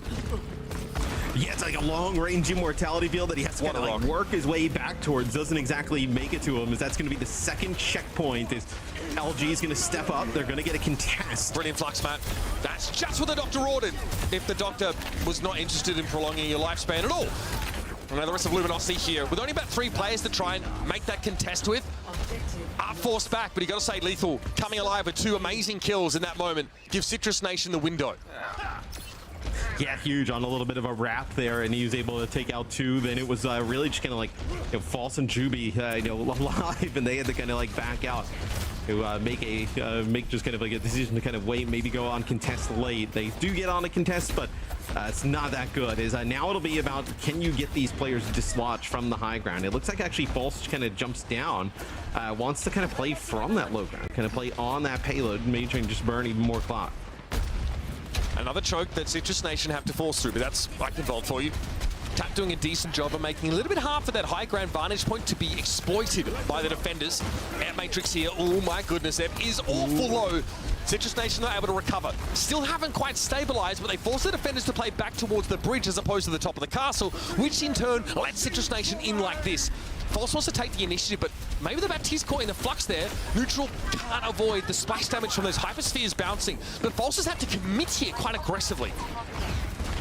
Yeah, Citrus Nation like kind of split, right? You have players kind of rotating through the castle, both players make it across, damage dealers, and then the supports don't make it. Is Lethal yet again with even just, more kills in the feed, where, that time False did a nice job, right? Kind of like isolated both supports. They end up picking them up. False? Some of the DPS, and then Zeb end up behind, as now False is up here on the high ground. This is just kind of developed a little bit in the chaos. I think False doesn't expect Citrus Nation to challenge the bridge like that, or just got caught off from the rest of Luminosity there and didn't feel like he had the ability to escape. Either way, though, your Sigma staggered quite significantly there. Of course, respawn time, and not too bad for the defenders. False able to make his way back in here. An accretion at the doorway. Splash damage only gained there by Zeb. It's going to be a kinetic grasp. As Lethal steps up the Deadeye. Everybody's splitting to either side here, but Tap was able to find 2 with the barrage, and that'll be enough. There's no way Luminosity are going to have a look in here. Sound barrier for Juby. Wait, what? Just Juby. In fact, but hey, it doesn't matter. It doesn't matter. He's contesting the car, for God's sake. Flux here will get the job done as King tries to get involved with the barrage. It doesn't matter. They got the checkpoint. What the heck was that? All right, that was solo queue. A little bit of everything here towards the end.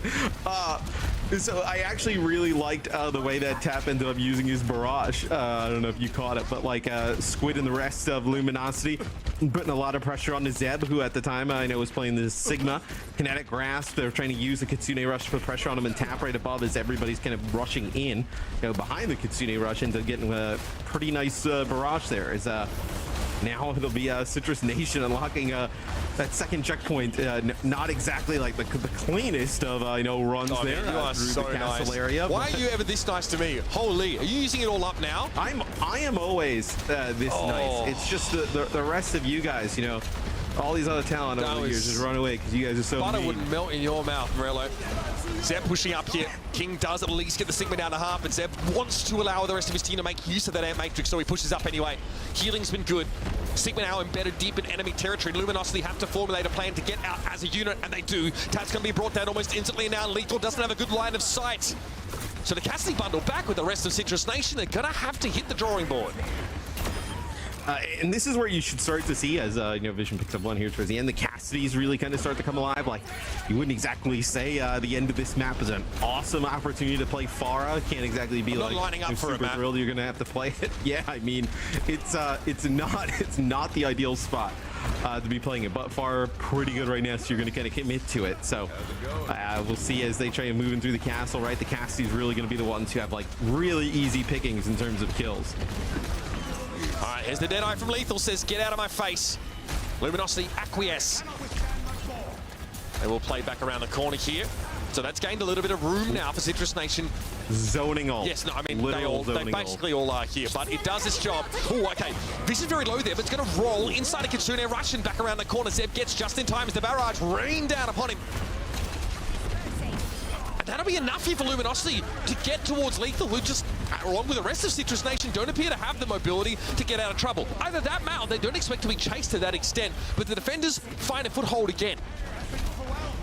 Yeah, that was quite huge there for Luminosity. Actually end up getting that one kill, right? Because if Citrus Nation kind of back up, live through that, you can definitely consider like trading beat for beat and coming back on in, and you have that barrage that Tap's actually been doing a decent job coming up with some kills with it. So potentially a little bit of a saving grace here for Luminosity as they'll back up as Lethal now on the Ash, so a little bit more range here.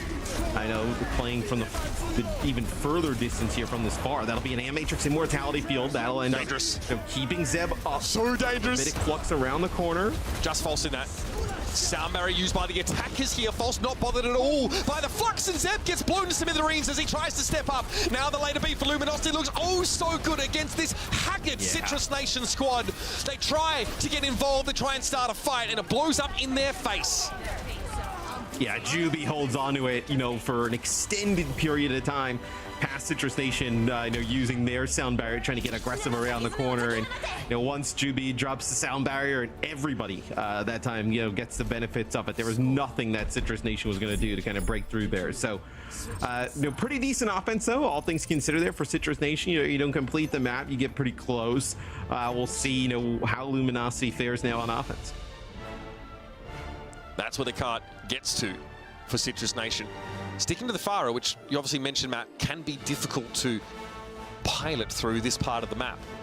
Especially because you're, playing at a range that, there's no effective damage fall off for the Cassidy. So you're getting hit a little bit harder than you otherwise would. Citrus Nation can't quite push in. Zeb, they come forward with a sound barrier, and Zeb's health pool just disintegrates right before our eyes. After, both Sigmas just solo flux each other. Colosseo, and of course that extra mobility that the Pharah can knock self back. The Baptiste can just not be playing that far forward, and of course Cassidy's can roll out of it here. So neither team getting good value out of Sigma ults towards the end of the round, and the later beat always looks better for Luminosity.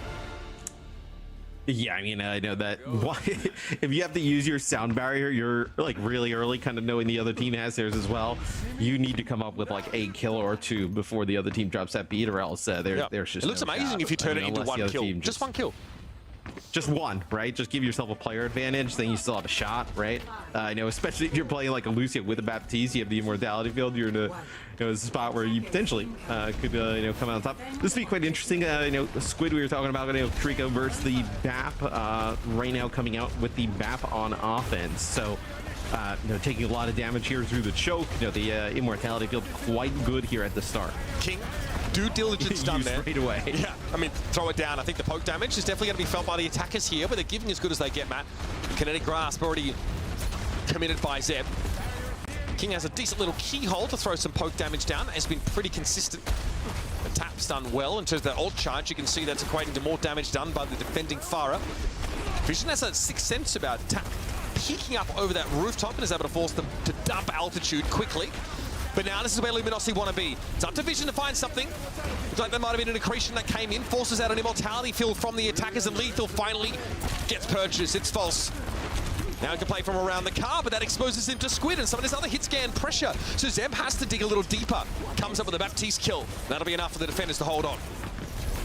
Yeah, you're going to have a spawn advantage, though, here for LG, right? You're going to get back into the mix rather quickly, and they actually did gain a lot of, just in terms of, like, map progress, right? They were able to kind of, like, get up towards the point rather quickly. It didn't take a ton of damage on the way in.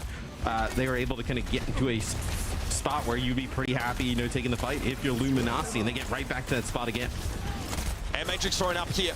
Squid immediately goes for that regen burst, maybe realizing King had seen better days. Wasn't able to look up, and Chance trying to connect a grenade onto the Pharah, so I hope the AoE healing would be enough.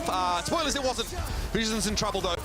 Okay, able to survive. Juby, with that beat thrown in, able to get on towards Lethal, and this should be Luminosity now, getting some traction. Zeb is mostly being ignored as his backline being targeted. Immortality field really only delaying the attackers. They will not be denied. It'll be checkpoint and cart on the road for LG. Yeah, 3-player sound barrier there for Luminosity. Juby using it when the Flux comes in to keep himself, Vision, and Squid up alive. Yeah, it's really about keeping Vision up. And once they do that, they're able to take that first checkpoint. Citrus Nation decides, like, let's just kind of like bank ultimates, for the second, hold, right? You're gonna have both support ults here. You're gonna have both damage, dealer ults. So they decided not really kind of throw anything into that first checkpoint. Really kind of throw it all in here. King able to reposition, something Pharah only recently has been able to do laterally away from the questing rockets of Tap. Also stepped up here behind the card, so we are seeing Luminosity filter in, looking to cross. Deadeye, though, will make them think twice about this. Oh, the Lethal drop down, I like it. And the repositioning of the shield for Zeb to try and facilitate for Cassidy to end the fight there. Doesn't pay off. Now in the Flux, Lethal, though, being healed up, and a sound barrier comes at the right time. Lep happy to use it, really, just to keep Lethal up. It does get burned through awful fast, and King going to be able to find the flash damage on the Cassidy playing for the low ground. Tap relatively safe from here. We'll be ready with a barrage should the attackers try and filter through. And look, he gets on the other side of the Flux. I like that. Still risky, though, against a Cassidy at his optimal range, and Vision does exactly what we expect. Yeah, I mean, it was a really nice play, though, from, like, Squid, right, to kind of get the immortality field down, get behind the wall, right? You kind of put in a spot where Vision can, come up with some damage there onto Tap, as well as we'll see a swap here from Lethal yet again onto the Ashe. So trying to use that rocket barrage at the doorway. They kind of just let the Sigma walk by, put the Sigma in a really rough spot in between, the protecting the rest of his team, turning his back to the rest of the opposing team, and they eventually end up able to, battle on through it. So Citrus Nation now has to try and fight back, just get to control this top castle, and that's a good way to start it off. Don't see that often, right? Lethal not bothering to ADS for any of those shots. Switching over towards the Ashe, which can be awful oppressive when you have such powerful high ground control. Cart, though, has moved almost outside of her purview, so this is about as late as Citrus Nation could get a foothold in this second phase of the map. Good news, though, for Juicers out there. They're hanging in there.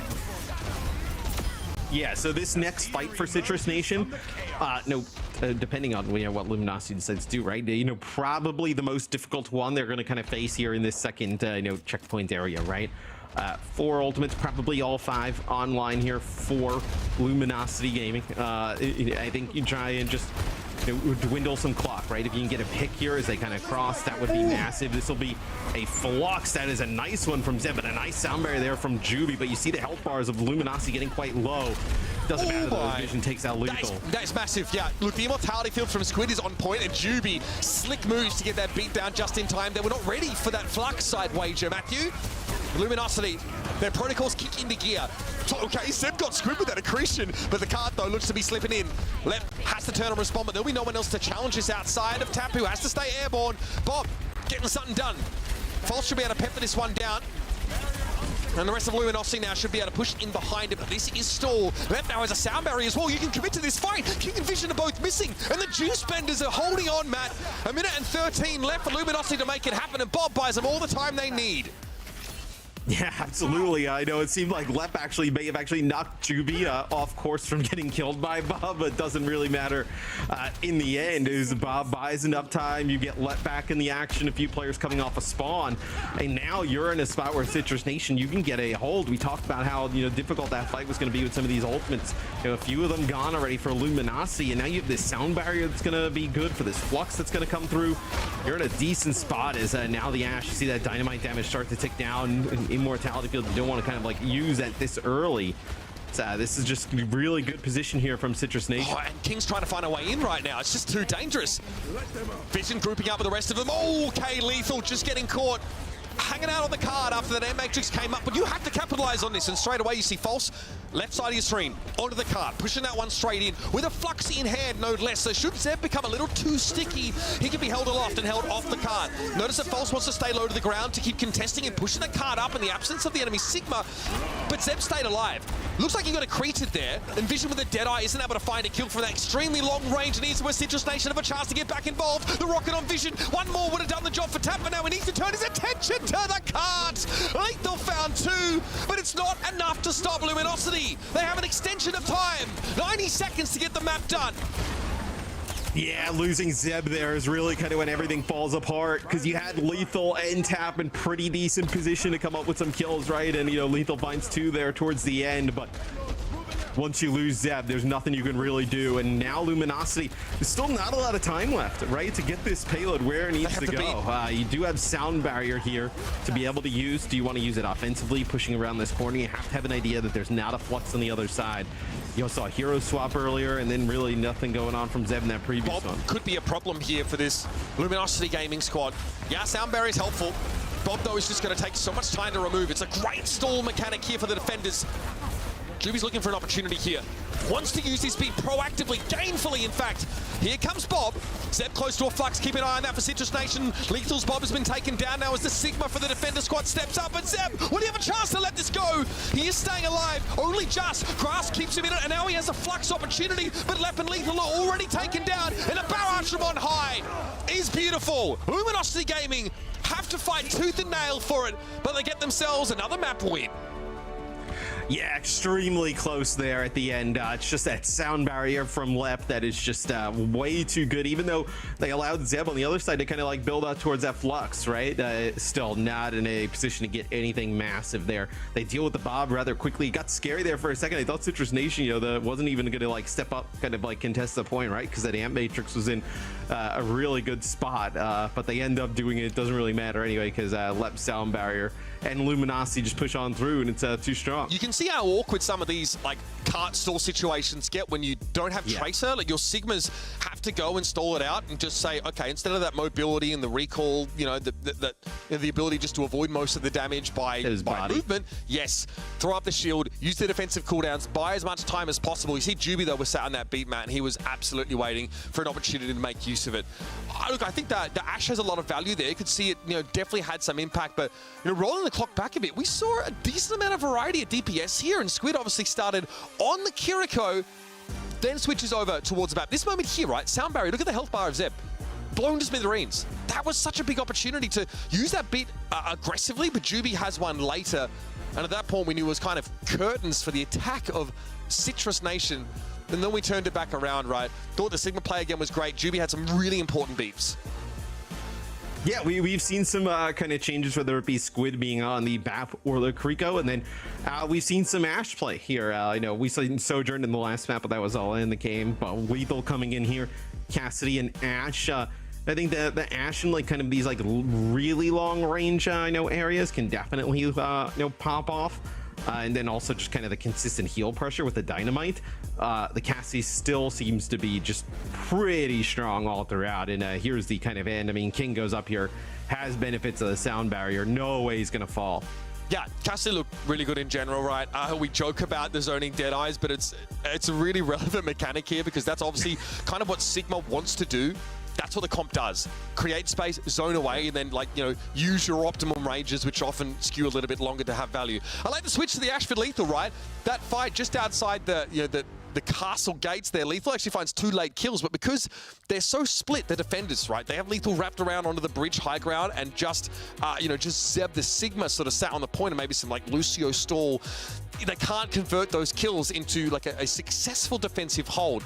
Competitive game, 2-0, doesn't really feel like it. I thought that, we really got to see some of the best of Citrus Nation here. A team who, by the way, used to have LG beat in this matchup, going back a little bit. And again, they knocked him out of those Stage 2 playoffs in the lower brackets. So times have changed. Luminosity have continued to improve here. And let's point it out, False coming in, starting in this series, has looked excellent. Yeah, I mean, it's just a little bit of a difference in terms of like the style of play that they want to play, right? Maybe not playing as fast and aggressive, playing with like a Mauga-based composition, playing a little bit slower. Playing that Sigma. It seems like kind of what they feel comfortable doing. False really good on the hero, right? So nothing wrong with seeing that from LG. And I think, look, it is 2-0, but this has been pretty close series all throughout so far.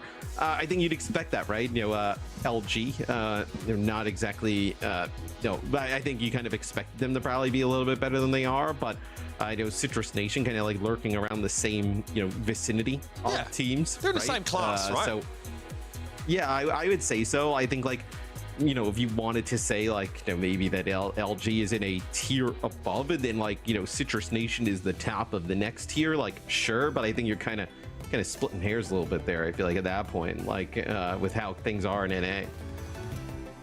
Neither of these teams want to mess with the Mauga. Fair enough. The Sigma play from both Zeb and False has been pretty compelling. Over to Esperanza here for what may be our last map. Unless Citrus Nation can get themselves in the right headspace to make a reverse sweep attempt happen. From what we've seen so far, Matt, we probably don't expect to see any huge divergence from the playstyles we've seen thus far. Should be Cassidy Farah, it should be the Sigma. We saw like the Cassidy Sojourn, I think, in a previous series, right? And we speculated, okay, it's good for high ground, like, very powerful long-range damage. Didn't last long. They ran it for basically one fight. But the consistent damage of the Farah is really hard to look past, I think. And those barrages in a pinch, especially in Baptiste-based comps, are very powerful. Citrus Nation, though, here, Matt, they're on the Kiriko. Yeah, so, something that we were talking about Luminosity doing, right? I think it gives you a little bit more of like a aggressive type of look, right? It's a little bit easier to, heal the Farah. You obviously don't have the immortality field, so you're not going to kind of sit there and poke and, you end up using that. It's one that could be a little bit more offensive. On board with King here. As Johnny pointed out, positioned for success in this metagame. Genji, Farah, really well-known picks for them. We're playing here around TS1. So Luminosity, just based on positioning and their lack of desire to play that high ground, will get a bit of an early lead here. But look at the wrap around here for Lethal. He's going for it. Good damage on Squid, who I think popped his regen burst there. He did. That might be enough for Citrus Nation. A probe that draws out a long cooldown. That's all they have, but now they look to push up the middle. Yeah, you don't get the cooldown out though, right? You don't get the immortality field out, so it's not exactly like you can kind of go in and free push there. As False does get quite low, still don't force out that big Baptiste ability, but Lethal doing a nice job, whether it be on the flank, or up here on the high ground, putting down some damage. Just see that here's the damage fall off, right? It is so significant for Cassidy here that you might be able to finish off a kill on a low health target, but Lethal wants Luminosity to push into him. Conversely, Vision would like to see the same. As Luminosity have the lead, they can back up now and try and take this fight. Zeb, oh man, very lucky to be alive there. Kinetic grasp used in front of the Ant Matrix, but Vision still poses a legitimate threat. As we're seeing here, Neutral brought down, consecutive headshots make short work of even the bulk of Sigma. Luminosity Gaming get what they wanted. They take that early meterage. They force the defenders to leave the high ground and challenge. Look, you play the Kurika, you want to use that Kitsune Rush, you got to get aggressive behind it. You're running right into that Ant Matrix. I mean, that is just a prime time for Vision to just put down some damage there. As you saw, you were mentioning how Zeb just took a, just a huge amount of damage to his face straight away. And there was no way you were going to keep him alive, as the bot hasn't even moved that far. I mean, we have not made it that far throughout the map this far. It's left. I mean, that is that's unlucky. Left, quite frankly. Sometimes. How is that unlucky? He was like, he was the player. He was the player that King decided to absolutely. Right. It could have been anybody. Yeah, could have happened to the best of us, actually. Also, the drone was nicely deployed there, because that could have been like just a pure trade, which is never worth it for King there. Good immortality field. Rock ignored by Lethal. Not a geology fan. So he got booped back there as well. He was like starting by the window, so it looked like he was trying to drop down. He got knocked all the way into the back of the room. King getting a lot of this poke damage now. Lethal was in a pretty powerful position, able to touch away from that flux as well. Zeb going to be cleansed the moment he hits the ground. Suzu there used to full effect by Neutral as False needs to fold away. Good poke damage on Citrus Nation, but they feel like the aggressors right now, and they might be right. Squid and Juby have to play inside that immortality field for the time being, and Juby basically gets to stick there. Here's an Ant Matrix, so Zeb fluxes, but then has to get the heck out. That's Vision. Finds Lep. That was without the damage boost from the Matrix, and that is a good old Ajax, folks. Lep cannot part with the sound barrier. And I think they did a great job there, Luminosity, of like kiting the Kitsune Rush without having to use like sound barrier or anything in that regard, right? And then Citrus Nation comes back around the opposite side of the pillar and ends up trying to use their flux. You have both support ults to use there as everybody in the chat letting know what Ajax happened. Do you wonder if Ajax knows that people are still using that terminology to this day? Never asked them. I wonder how Ajax is doing. I mean, probably has a decent idea. Also, probably like you guys couldn't come up with something new in between then. I mean, if I can't come up with new material, I don't expect our players to. Let's be reasonable. 50 years from now, we're still going to hear about how Johnny used to charge in on Reinhardt. Oh, I love that one though. That's a great one. It's a classic. I mean, it's just vintage stuff, right? They got the checkpoint in the meantime, Luminosity. They are looking very good here. Okay, barrage happening somewhere else. Tap, just a trade, not enough. Immortality field there for Squid. And oh my goodness, King can't find anything with that barrage. Luminosity Gaming happy to part with that ultimate despite having a significant lead in general. Getting the checkpoint is like enormous though, right? I mean, we're like, it doesn't even really feel like it, but we're halfway through this game. There really hasn't been like that many, fights or that many kind of occurrences, right? But like, you're going to get back to like what this point, Citrus Nation, you need some players like regroup up. You're going to have high ground control here for LG, at least at the start. Like you're going to need, a 2-3 fights here for Citrus Nation back to back to kind of, get back in this. Neutral does switch over and play the Baptiste, so giving up on the Kurika. Matrix here for Neutral, expecting a straight-up challenge across the bridge, and yep, gonna pop that Matrix.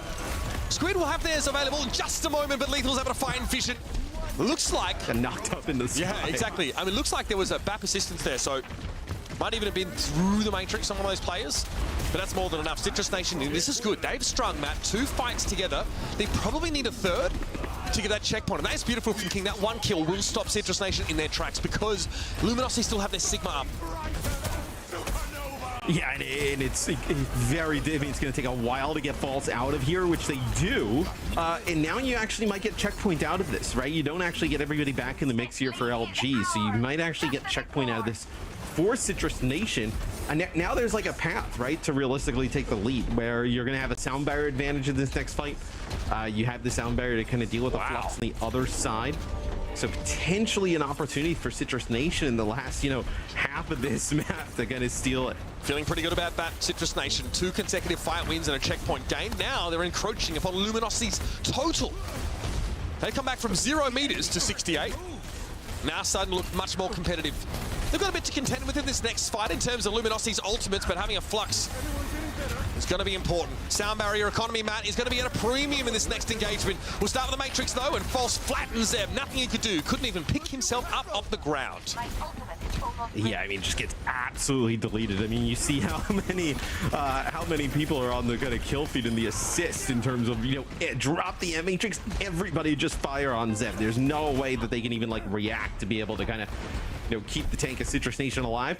And you lose that fight, but Citrus Nation with winning those 2-3 fights in a row, they give themselves like a fighting chance here at the end, right? You're only down about 8 meters from taking the lead. You're gonna have a fight here, full strength to get the bot going back in the opposite direction. So not all terrible for Citrus Nation thus far. As Luminosity, I actually kind of like this. So they realize below 3 minutes, we don't exactly kind of need this, right? Citrus Nation needs to be the team that's like more offensive, proactive. You can fall back and kind of play from the high ground here. I mean, this is a huge advantage on this part of the map. They probably tracked 5 ultimates from Citrus Nation here, so if they can force Citrus Nation to part with any of those in order to get better position, maybe get control of the bot, they're happy. They get the Deadeye at least. Here's the Flux from False, though. He thinks he has an opportunity. It's just Zeb.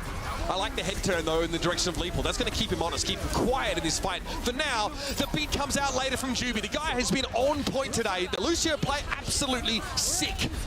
And Citrus Nation, oh, buddy, that is bad. They have used 6 ultimates, and they still take the fattest of L's. Yeah, I mean, all 5 ultimates used there by Citrus Nation 6. Yeah, they used so many ults, they conjured another out of thin air, brother. You don't want to get in the middle of that. We talk about the throwbacks, the vintage stuff, bro. I'm still living in 2019. Good days. Good days. we all know. You don't have to tell anybody else that you're living. Hey, watch out. I'll bust out a Harambe joke soon, all right? Then you'll really know about it. Double tap on King here, force him to drop altitude. Oh, that's not good, Vision. I don't think that was part of the plan. No. Drops down in front of Citrus Nation. Luminosity, though, still got a bit of buffer to work with, Matt. They wanted to hold this high ground. I mean, they don't really need any more progress. This is a really strong high ground to hold.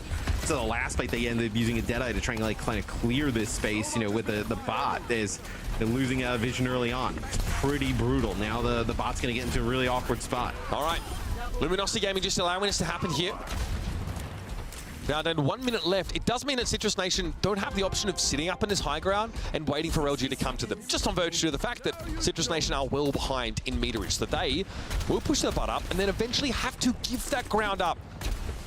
No luxury of making use of the height here.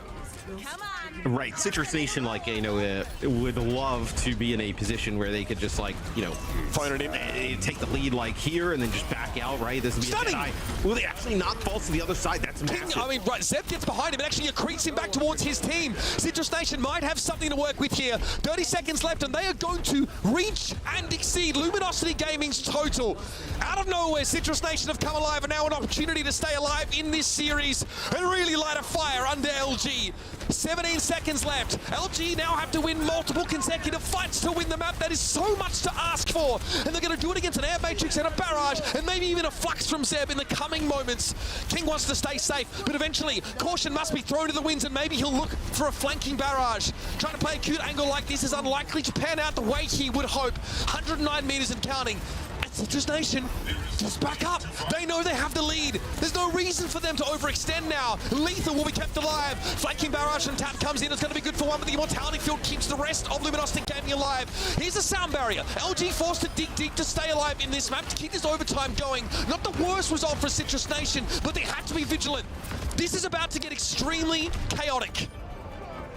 Yeah, so I think Citrus Nation, you kind of get what you wanted here, obviously. You take the lead, and you end up getting the sound barrier out from Juby. Left holds on to it pretty much throughout all of it. You're going to get a better spawn. You can probably take some high ground here if you want. I'm curious where they'll decide to take this fight. That's the next biggest thing.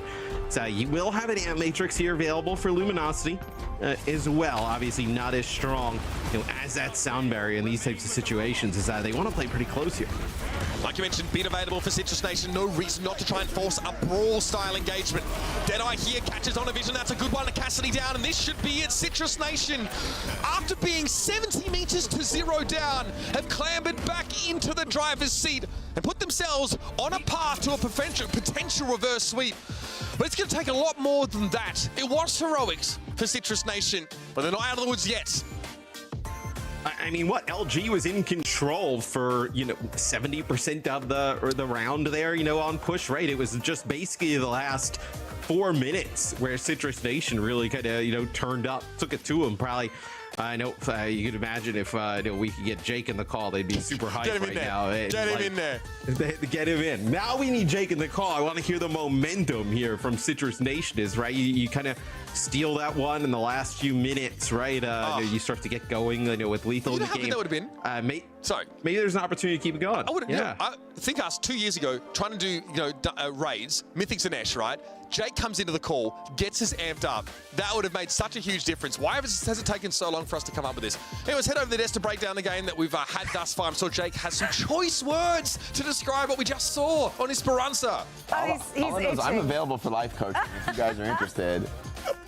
Mitch not that they need it. Sure. No, not that they need it. These guys are good. They're doing good stuff. Matt, always a pleasure. I love Matt because people are talking smack on Matt. They're giving him a little bit of hate, but I got love. You know why we do that though? Because we actually love him the most. You don't tease people you don't care about. This guy sits in the green room. He's the opposite. The devil horns just explode out of his head. That is true. I know your game, bro. That is true. I get a little heated. Yeah, we do need some green room listenings every once in a while. I think that will go hard. Let's A player's gonna come into the green room just like, hey guys, what's up? What's going on? What are you feeling? What are you feeling right now? You guys are about to come on for the halftime show. Okay, Jake usually feels a lot of anger, but that's because he cares. Okay, let's take a look at the highlights. What did you care about the most in this game? Honestly, I was really impressed with the Sigma play out of False. It's great to see him in the lineup, looking really good, really consistent on the Sigma. A hero I know that he's really confident on, but it's awesome to see him in the starting lineup, coming in relatively cold. His team has mostly used Dante over their history, but False has looked really good in this meta. Yes, they had a bit of a stumble there, losing map 3, but it was a close, well-fought game by Citrus Nation, and I still think Luminosity are in the driver's seat going forward in the series. DPS performances solid as usual from Vision and King, both clearly in their comfort zone this meta. Yeah, and I also actually wanted to highlight the support plays from Luminosity. I think they played a really good game so far. I think Juby has had some real clutch sound barriers, especially when he played these Sigma compositions, right? And also Squid. I mean, Jaws was soy pogging in the green room all over this Batiste. He was just popping off, just like, oh, it's so good against the Pharah. It trades better, so good in the neutral. And, I have to agree with him. I think Squid has had a really good game here on the Batiste, some great amplification matrices, especially here on Esperanza. Had a couple of ones where Citrus Nation were pushing in. They were going on the aggressive. And Squid was able to turn the fight around, the momentum with that amplification matrix, very well timed in that regard, and that's how you get the most damage, that's how you get the most value when the opponents are pushed committed in front of you, right? So I've been impressed with the support play from Luminosity, and it feels like they're kind of putting it all together, right? I think losing this to Esperanza, I mean, they gotta be kicking themselves. They lost this push map, they were in control, they should have won this map. But that apart, I do think that Luminosity feels like they're kind of putting it together with this roster now. Yeah, I think they look solid. I think they should be able to close this out. But by the same token, I think Citrus Nation has been really fighting well, playing around Lethal's hit scan, which has always been insanely impressive. It's crazy what this guy can do. Even when his team is not in a great scenario, he still finds kills. And even in these losing fights, sometimes he just is the last guy alive, gets 1 or 2 kills. That's really impactful, right? That gives you just a little bit more tempo coming back to the next fight. Maybe the enemy isn't fully prepared for you. And it seems like a small thing, but at this level of play, those late last moment picks, really, really impactful. Yeah. I mean, I do love how much of an impact DPS can have right now in this meta, because usually it was like, it's a team game, you can't have like a single person popping off and that will do it for you. Actually, it does now. Like it kind of does. Like it is those individuals who can turn the tide right now. And Seeker has always been one of the players who we know can get it done. So playing around your best piece obviously makes a lot of sense here. What do we want to see in this last map? Well, it was interesting because we saw that Dante is being subbed in, right? Yeah, makes sense. We're going to flashpoint. So they're probably going to play Mauga and probably Dave. I was about to make that point, Jake. I knew we were on the same mental page. I'm sorry. We complete each other's sentences. We're perfect for each other. Yeah, we're brothers like that, me and him. Sorry, Johnny. I knew we were on we had the same. I knew we had this exact same mental wavelength. The same thoughts were playing in our head. It's two monkeys dancing. Yeah, why don't we do that for a pre-show game some point? Like a matchmaking kind of thing? Honestly, tomorrow. There we go. I want to see Matt and Mitch. They got great chemistry. Make them complete each other's sentences. Honestly, I bet me and Johnny will. Matt is like vehemently shaking his head. He's like, veto. Get him off. I honestly You guys I'm good. No? You good? I'm good on that one. Yeah. Are you sure? I'm good. Mitch is no, he's gone. They got him out immediately. They got him out. His mouth said no, but I feel like it was a yes. He's going to be a little bit of a challenging dance partner, I can say. Yeah. Well, no, I'm good on that. Thank you, Matt. Well, it was worth asking. It was worth asking. Yeah. Okay. I think if we get good, we could, team building. No. It's that or it tears us apart. One of the two will be happening. Now, I do need some predictions here. Do you think Citrus Nation, was this just like a one-off thingy? Did they just get lucky with the map type? Or is there something to be had on Soravasa? Is there something else they can build on other than just Seeker being explosive? Well, Lethal. I think Lethal has looked really good on the hit scan, and I think Soravasa is another map we can continue to do that. No worries. Why didn't you correct me? I keep on saying it. But I think Citrus has been playing them close all series long, so it's not such an aberration to me that they could win a map. This could be a close series. We could be going to Game 5. And Refresh just stares at me. Yeah, well, let's see what they got in store for us in Soravasa or on Soravasa. That's right. Croc is ready for it. So are we. Is he frozen? That's me when someone's holding a cupcake to my face. You know what I'm saying? Get that in me. My goodness. Hey, I'm not interested in doing the let's finish the line thing, but remember when I said I would pay for students of the games jerseys, and I did. Yeah. I will pay for Jake to life coach you. I think that's a good move for you. He get you out there, eating clean, wearing cool hoodies and stuff. You'd be hip. I would pay for you to take a holiday, honestly. Ideally, like an indefinite one. You know what I'm saying? You pick it up when I put it down, or what, Jolly Roger? All right, give me some bloody Overwatch. Was that too? I think Jake would be good influence for you. Okay, yeah, I'll keep that in mind. I mean, unlike you, I actually like hanging around him, so maybe it'll just osmosis, into me. Anyway, here's Dante. I like hanging out with Jake. He just doesn't like hanging out with anyone. But it's too nice to say it, though. I respect that. I'll impose on him until he actually, is honest about it. Until then, we're best buds. Vision. I like them switching in Dante here because, like, the Desk was just kind of talking about, like, the Maga, especially on Flashpoint, like, this is a game mode that, like, forces just kind of, like, movement everywhere. Feels like it's just a huge advantage in terms of just kind of, like, playing a comp that wants to be extremely static, right? I feel like, this is a good substitution here, for Luminosity. And we're still seeing King on a comfort pick, right? I think he's just really been facilitated in general. Tap facilitates an early exit from the fight for King this time around. Dante has to play around a corner, wait for the cardiac overdrive, but that shield means you cannot heal off of that ability. So it's so frustrating. Dante cannot get himself out of that low health position. He can't pivot off that ability into the fight. So Citrus Nation eventually going to have the point back, but LG at least get themselves, what, 42%? We'll take that. Well, what you get close to 50%. Lethal pushes up here. He'll finish off like a few kills. You get close to 50%. You get Blade in both support ult, and Lep ends up using Sound Barrier, so it doesn't feel terrible for Luminosity, right? The thing is with Flashpoint though, this ticks up so fast. I mean, you're going to be about at like an even game when the next fight kicks off. But Luminosity does put themselves in a spot where they have like a little bit of an advantage here. It's a question of A, can they exploit it adequately? B, can they do it quickly enough here? Citrus Nation very quickly ticking up in this capture progress, as you pointed out. Here's the overclock. This is Lethal here, trying to start the fight from a position of power, but they don't have a sound barrier to work with Citrus Nation. So it's really just trying to feign strength. Lethal's still able to find vision. So that's a win in the DPS head-to-head, but Tappy's down. So no fire to work. We still LG need to back up here. Maybe get King out of trouble. That's what Juby is doing, scooping up the Genji, maybe pointing him at a more productive direction in this fight. Cardiac overdrive used by Dante, so it doesn't fall too low in mid-air, and he's barely staying alive. So much so that Zeb can just ignore him as Lep gets the job done. Citrus Nation now lose control of point midway through that fight. Otherwise, they'd probably have had this Flashpoint dead to rights. The stall's been very good for Luminosity Gaming, but they did part with their support ult. Lep has speed around the corner.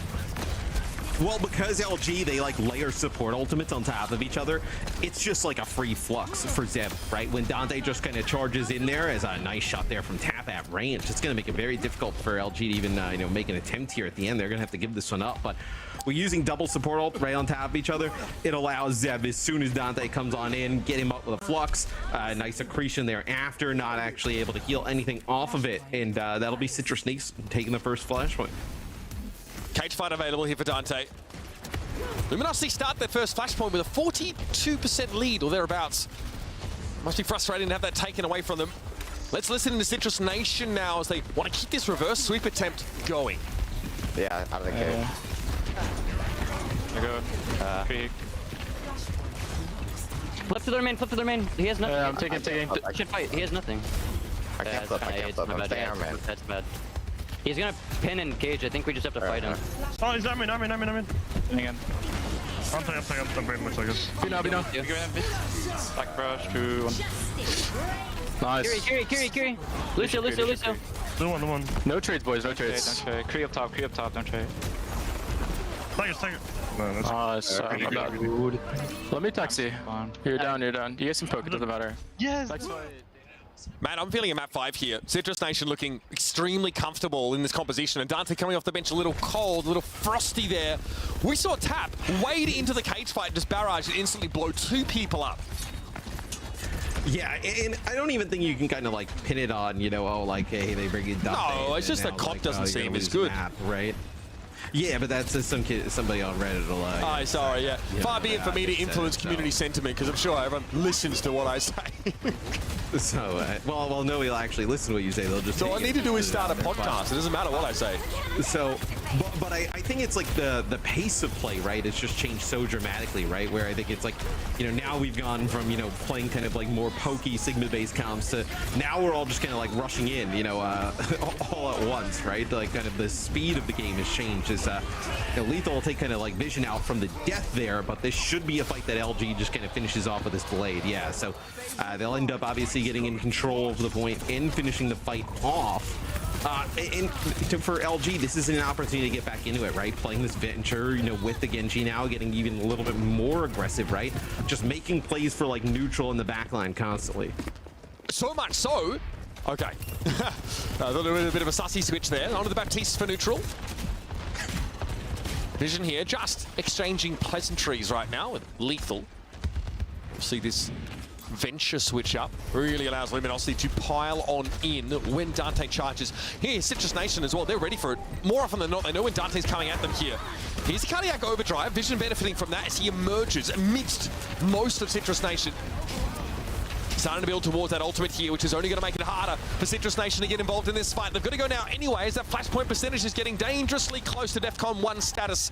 Dante will contest, really just maintain some presence on the point now and wait for Citrus Nation to make the move. Time to throw caution to the wind, or at least get it under Tap's wings. And have the Farah get involved in this fight as Squid has to play a little safe now. Chunk down without a self-heal. Has to respect this consecutive hits from Tap on the Farah, who will have to back away now as well. Immortality Field there deployed by Neutral. That's been taken down, but it's a window that Lep's able to exploit to get the other Lucio off the battlefield.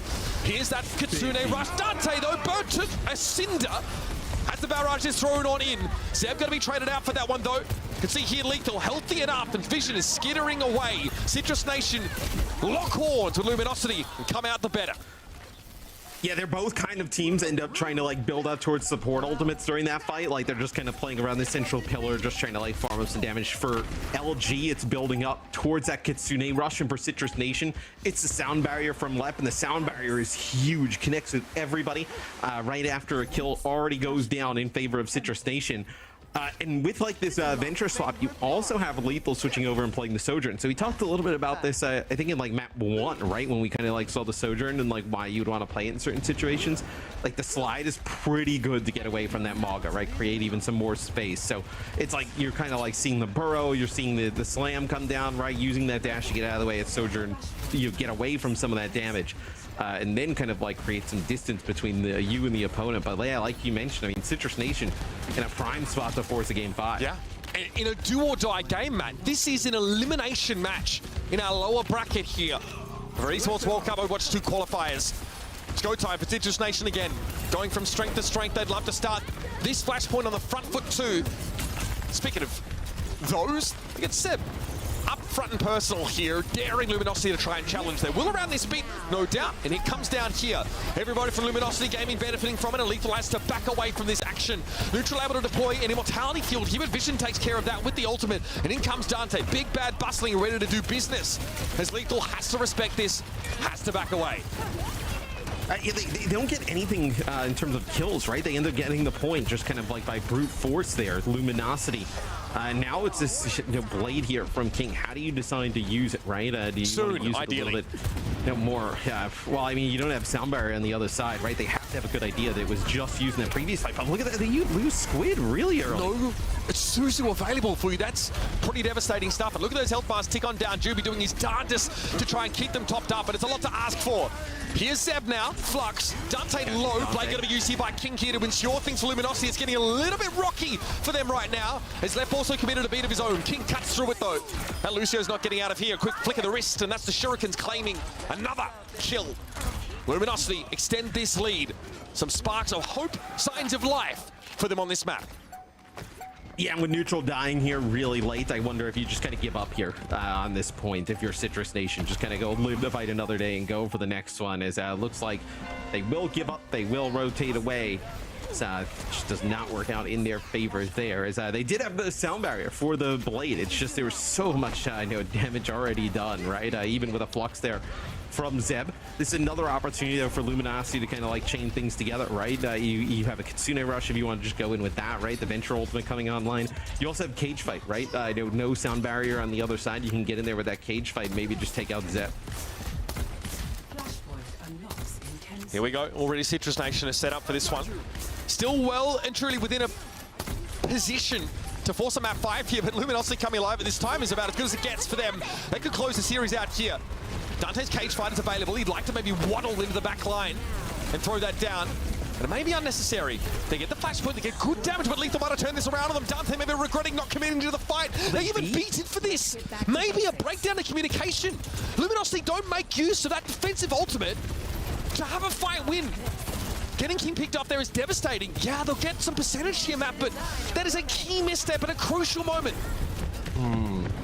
Yeah, I mean, you would love to obviously have the sound barrier, for really just kind of like anything, that they could have thrown your way for Citrus Nation. You kind of use it to maybe try and save King there at the final moments when that overclock's coming through, but it does not connect with him in time that allows Citrus Nation to take the lead, also give themselves a little bit of an advantage, right? The Luminosity got off to a great start, right? They go in with a slam, they put down some damage, they're trying to get like Immortality Field out.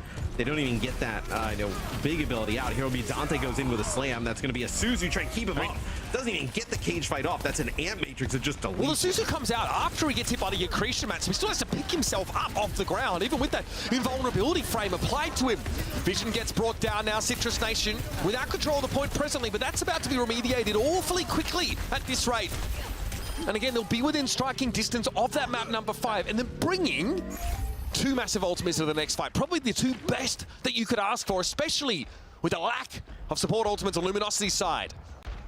Well, no sound barrier on the other side, right? That would be the only thing that would kind of save them through this flux. It'll just be like, how Zeb decides to use it. They've been catching Dante with it, pretty consistently, right? As Dante takes about half of his health bar, trying to walk through that choke. So now you also have a barrage that they're going to be walking into. Is they got to rush. Citrus Nation, get a lot of momentum in the last map trying to get this game Squid has to ult here, and they've got to go for it. Accretion hitting Dante, but no follow-up damage there. So key cooldown off the table, and here comes the charge. Here comes the rush. Zeb getting torn to shreds. He's just able to get away. What a drone to keep him up. Neutral with the Immortality Field. Zeb still gets picked off, and King heads upstairs.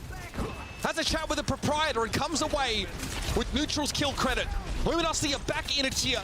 Looking at that second checkpoint, flashpoint, and now they've got their beat online. Yeah, and I guess Left decides not to try and beat to keep Zeb up there, because that's like really going all in on that fight, where then if you don't win there, now you have a free blade coming in from King. This is big. Luminosity, they're going to do this. Lethal gets brought down. Luminosity play off the point here. Clearly not worried about a back cap, but that's happening right now. They're going to have to turn around and make something happen here. They get there in time. The barrage here from Tab. Oh my god, Tab, there might be something here. Hold on. Oh dear. Can Lev get away? Other reinforcements. King's going to be caught inside the flux. Zeb's going to step up now. The point's going to be flipped over. Dante has to play off the point with that cardiac overdrive. Hit with a rock. It's Citrus Nation. They're making it happen, baby. Map 5, more than on the docket. No longer a dream, Matt. Now it's a bloody reality. That's not supposed to happen. It's against the rules. It is a jailable offense in multiple US states. And yet, Citrus Nation have gone to that map 5, baby. We got to see like the last like minute of that again, because it was like, oh, well, they don't use the beat to save Zeb in the fight previously, but then they use it, right after that when the blade didn't even come out, right, where Dante I think just stomps on Lethal's head, and then it's just a tremendous play. To kind of send it into OT. They get all the way around. It's like a barrage from the rafters, and then Zeb now is just like flying through the air with the flux coming in and helping contest. That is look, that's we talk about like sometimes like momentum in a series and like kind of confidence, and it's hard to like really just kind of like even talk about or quantify. But like losing the last 2 maps in the fashion that LG has is kind of brutal on the mental, right? I mean, you're up in terms of like push, you're up for probably like 8 out of the 10 minutes, and then Citrus Nation just kind of steals it. Citrus Nation in much more control here, on Saravasa. But the way you just kind of like, it looks like you're going to tie the game up, give yourself a chance to close out here, and then just like to lose in that way is that's tough. Tap going for the 2-player barrage there. He's frankly astonishing. We have to make the play, and at that point, there's no reason not to take the risk. Was like the deflect had to be on cooldown because the deflect I think was like up or a little bit previously. So King actually never even gets a use of that blade, right? Yeah, King never actually even used the blade. I don't think Tap is even tracking that cooldown at that point. He's just like, I need to make the play now to try and salvage the map. Those last moments were ridiculous. There's always a sense about it, right? A moment when Tap steps up, you realize, wait a minute, there is actually a chance here for Citrus Nation to close out the map. And there's nothing worse than a fake comeback for the team that is on the worst end of it. I'm not sure who else it was, maybe even like Lep, but when Lep and Tap get on the point and Lep is doing, Tap is doing like the typical far, like, hovering above a doorway, and he has barrage, you're like, all right, he's gonna get maybe 1 here, that'll be funny, and then, they'll get rid of Lep and then it'll be over. But when he gets like 2, and then you start to see the outlines like come around the corner, you're like, there's no way. And then clearly there is a way. Which, I mean, that is a brutal. And now False comes back in here for game 5. I mean, you can't lose like this. Like, I mean, this would be brutal. Yeah, I mean, this would be real. Fundamentally, no one wants to be reverse swept, Matthew, in this fashion, no less. That's a good point. Monastery coming up here, so no surprise to see False come back in. It's not really a Malga map. It's definitely suited to Sigma. Even Ramacha on occasion has been used here. We've seen Doom, but not really sure if that is in the wheelhouse of your boy False. But he is going to be the golden goose brought in to try and salvage this extremely sticky situation for Luminosity. Man, we could have been done. This game could have been an email. Honestly. Bro, False has got to get a raise. I mean, they threw him in there in game 5 yesterday. No, he was part of this, in progress reverse sweep, right? He did play in this series, but then it's like, oh man, the house is crumbling down, it's on fire. You go run inside, like type of thing. Where we'll see if it kind of pays off here at the end. But this is a very good Sigma map, like you mentioned. There would be no reason to kind of try and force Dante in here. Here we go, folks. It's do or die for Citrus Nation and Luminosity Gaming in the lower bracket here of our Esports World Cup qualifiers. Map 5, Shabali Monastery, chosen by LG. Is it their silver bullet to get them out of this bind? Or is Citrus Nation the true Houdinis? Yeah, and it's really just the Sojourn versus Cassidy yet again here in this matchup, where for Luminosity, for Vision, right, you can kind of like, have a little bit longer sightline here, but you see the spots that they're trying to get lethal into, right? They're trying to close that gap to make that Cassidy more effective. False Force back here. Both teams, though, suffering under the weight of this damage and heal pressure being applied. Who's going to buckle first, though? Citrus Nation might actually have to give this ground up. They're trying to play around the corner. Was that a boop on Lethal? Knocking him forward. Unclear. False able to find him, though, with those bouncing hyperspheres. Citrus Nation have to give this one up. They'll be lucky to get out without losing another player here. But Tap's able to find something on the periphery. Pick off on Vision. With spawn advantage favoring the attackers, they can work with this. That's pretty huge. They should end up gaining some space out of this, right? You see everybody here for Luminosity just trying to hightail it, right? Get sped boost out of there. Play around this corner where you have Vision back in that fight. Is he's kind of like all their, like he's some of their like long range kind of like consistent damage, right? You still have that far in the mix is both bars building up towards that barrage. It's going to be Citrus Nation here using the Amp Matrix early on. They go down a player here too, but now we're gonna things gonna devolve into a 3-on-3. Immortality field is massive. It's so big. Prolongs Lethal's lifespan long enough for him to draw a bead on the Farah, and that is 2 fights in a row. Arguably, the Citrus Nation have been able to win. They walk into the next one, and it's going to be extremely, extremely volatile. But those Baptiste cooldowns from neutral, absolutely instrumental in putting them in this position. Better lucky than good. It's about putting yourself in a position to get lucky. Deadeye from the bleachers here from Lethal catches onto False. That's massive. The Sigma is down. The guy's got cooldowns to answer this kind of mechanic, and still he struggles. That is huge. Luminosity Gaming in shambles now. Squid lucky to get away, and I don't think Juby has any plans of surviving. Yeah, it's a really long distance.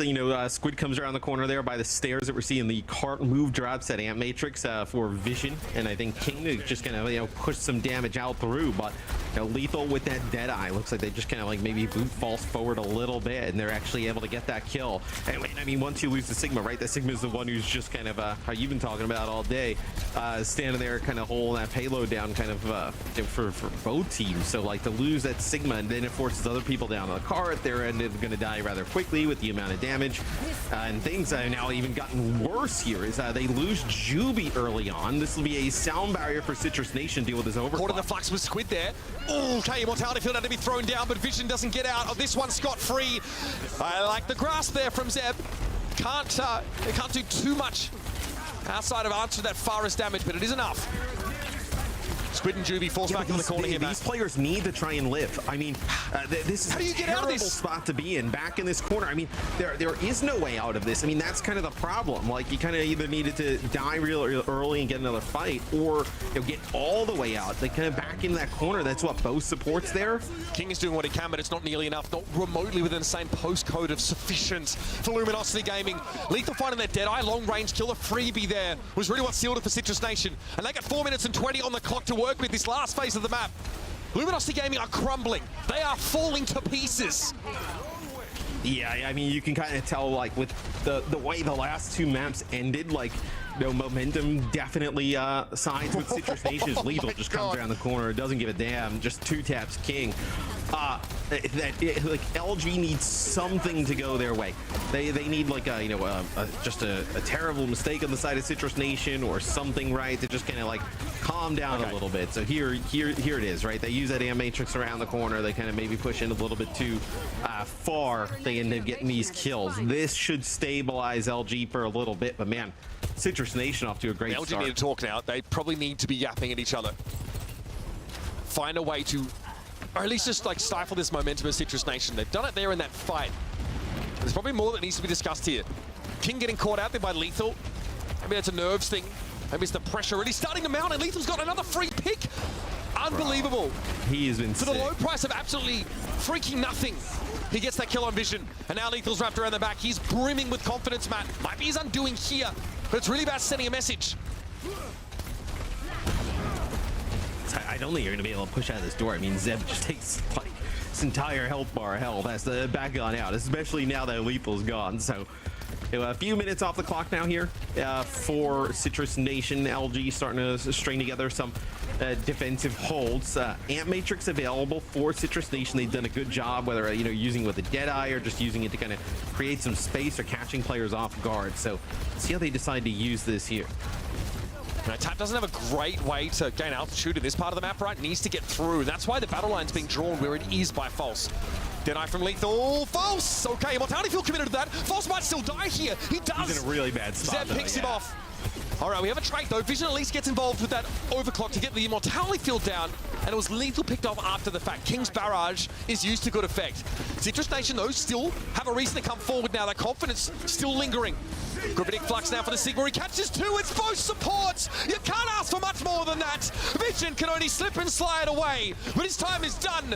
And now Luminosity Gaming can only peer out from their spawn as everything is taken from them. False with a shield to work around a Flux to maybe prolong the round a little longer, but a sound barrier is there right on time. Squid, he's in trouble, and I think False will be the next to fall. Barrage here to secure the kill for Tap. That's 2, and Citrus Nation finish the map. Oh, a minute and 47 as well in the time bank. I mean, this is a hell of a comeback here by Citrus Nation if they're able to pull this off. So, I mean, Lethal feels like, you know, since he's come into the lineup, right? Didn't play in map number 1, has been in every map since. Felt like he has made a huge difference on the Cassidy. I know time and time again, just kind of coming around the corner, a lot like what we saw in the previous series with Seeker, right? Where sometimes he's just able to manufacture picks out of nowhere, right? Just able to come around a corner, land 2 headshots, take out a Pharah, take out a support. Lethal's been on point ever since coming in, a huge difference maker this far. And for LG, the switch to false so far hasn't really done too much, at least outwardly, to boost them, to galvanize them here in such an important map. You really cannot overstate just how much rides on this game. Only so many slots available here, and neither of these teams are within striking distance of them yet, already facing the prospect of elimination. No. Let's rather listen in. I'm not going to get Jake involved here. Let's listen to LG and see how they're formulating a comeback plan, or at least a strong offense here. It's really hard to like fucking play around it because they just speed past my shield. They're playing back. Okay. I can swing right after we push cart. I lit up their sig. Alright. Move car and then swing mod.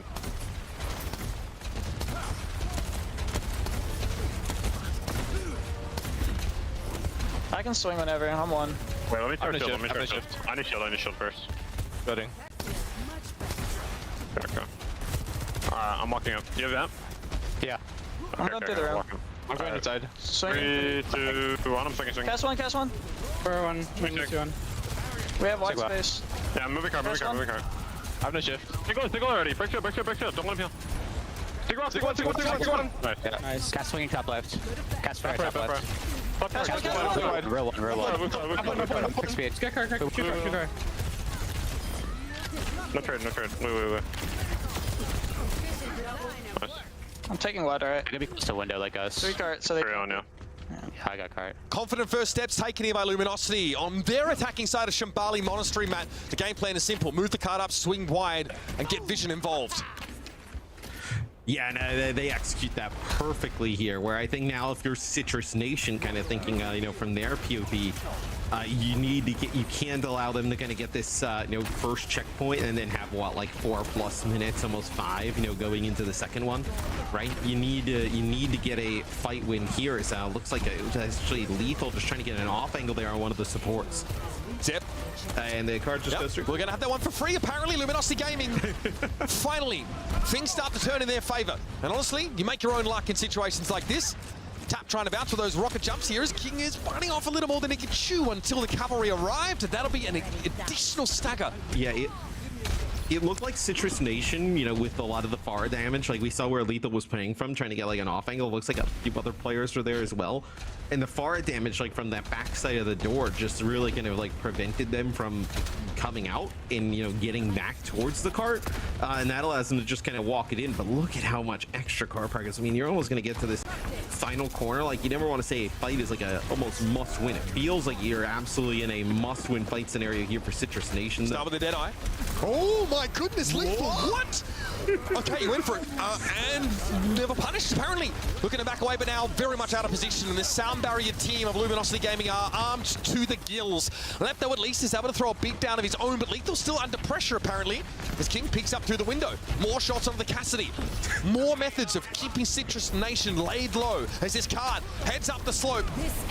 Tap trying to back away here. Zeb stunned up inside the grasp, and a nice little off angle for Vision, who's been stellar on this map so far. Lines up 2 with the overclock here. Luminosity Gaming continue to surge forward. Yeah, and that's where the Sojourn can really start to pop off. The overclock comes around the corner. Good line of sight, good distance from some of the players there on Citrus Nation, as Luminosity has just been on a roll here on offense on Shambali. That'll be the second checkpoint, over 4 minutes on the clock to get a map completion. I know we were talking about a lot of the momentum siding with Citrus Nation. Luminosity fighting back in a big way. They know how important this series is. I mean, think about this. This is a team that we expected to go to Dallas, didn't make it to Dallas. Then, you know, okay, well, they should, you know, be a team that is in contention to go to EWC. What, lose first round of losers? I mean, that would be a brutal way to go out. Yeah, they know it too. They can feel just how much is on the line. In they come. Air Matrix thrown out, but Vision going to be taken down first. Zeb hastily throws up the waggle hands like a WoW shaman. Zeb dropped down. Yep, that's going to be the Flux claiming that last half of his health bar. And False will surge ahead now, cycling these cooldowns, but he has no shield. Needs to respect this a little bit. As King has a very obscure off angle here. I don't know, Citrus Nation even realize where these rockets are raining in from. Now they know though. And a mild attempt here at Citrus Nation to stave off the attackers, but Luminosity Gaming are not showing any signs of slowing down. But they don't have a lot to work with. Again, they're trying to signal strength, but they don't really have the arsenal the Citrus Nation boast. Yeah, you build up 4 ultimates here for Citrus Nation, right? So I think what you try and do here, if you are Citrus Nation, maybe you can win a fight with just overclock, right?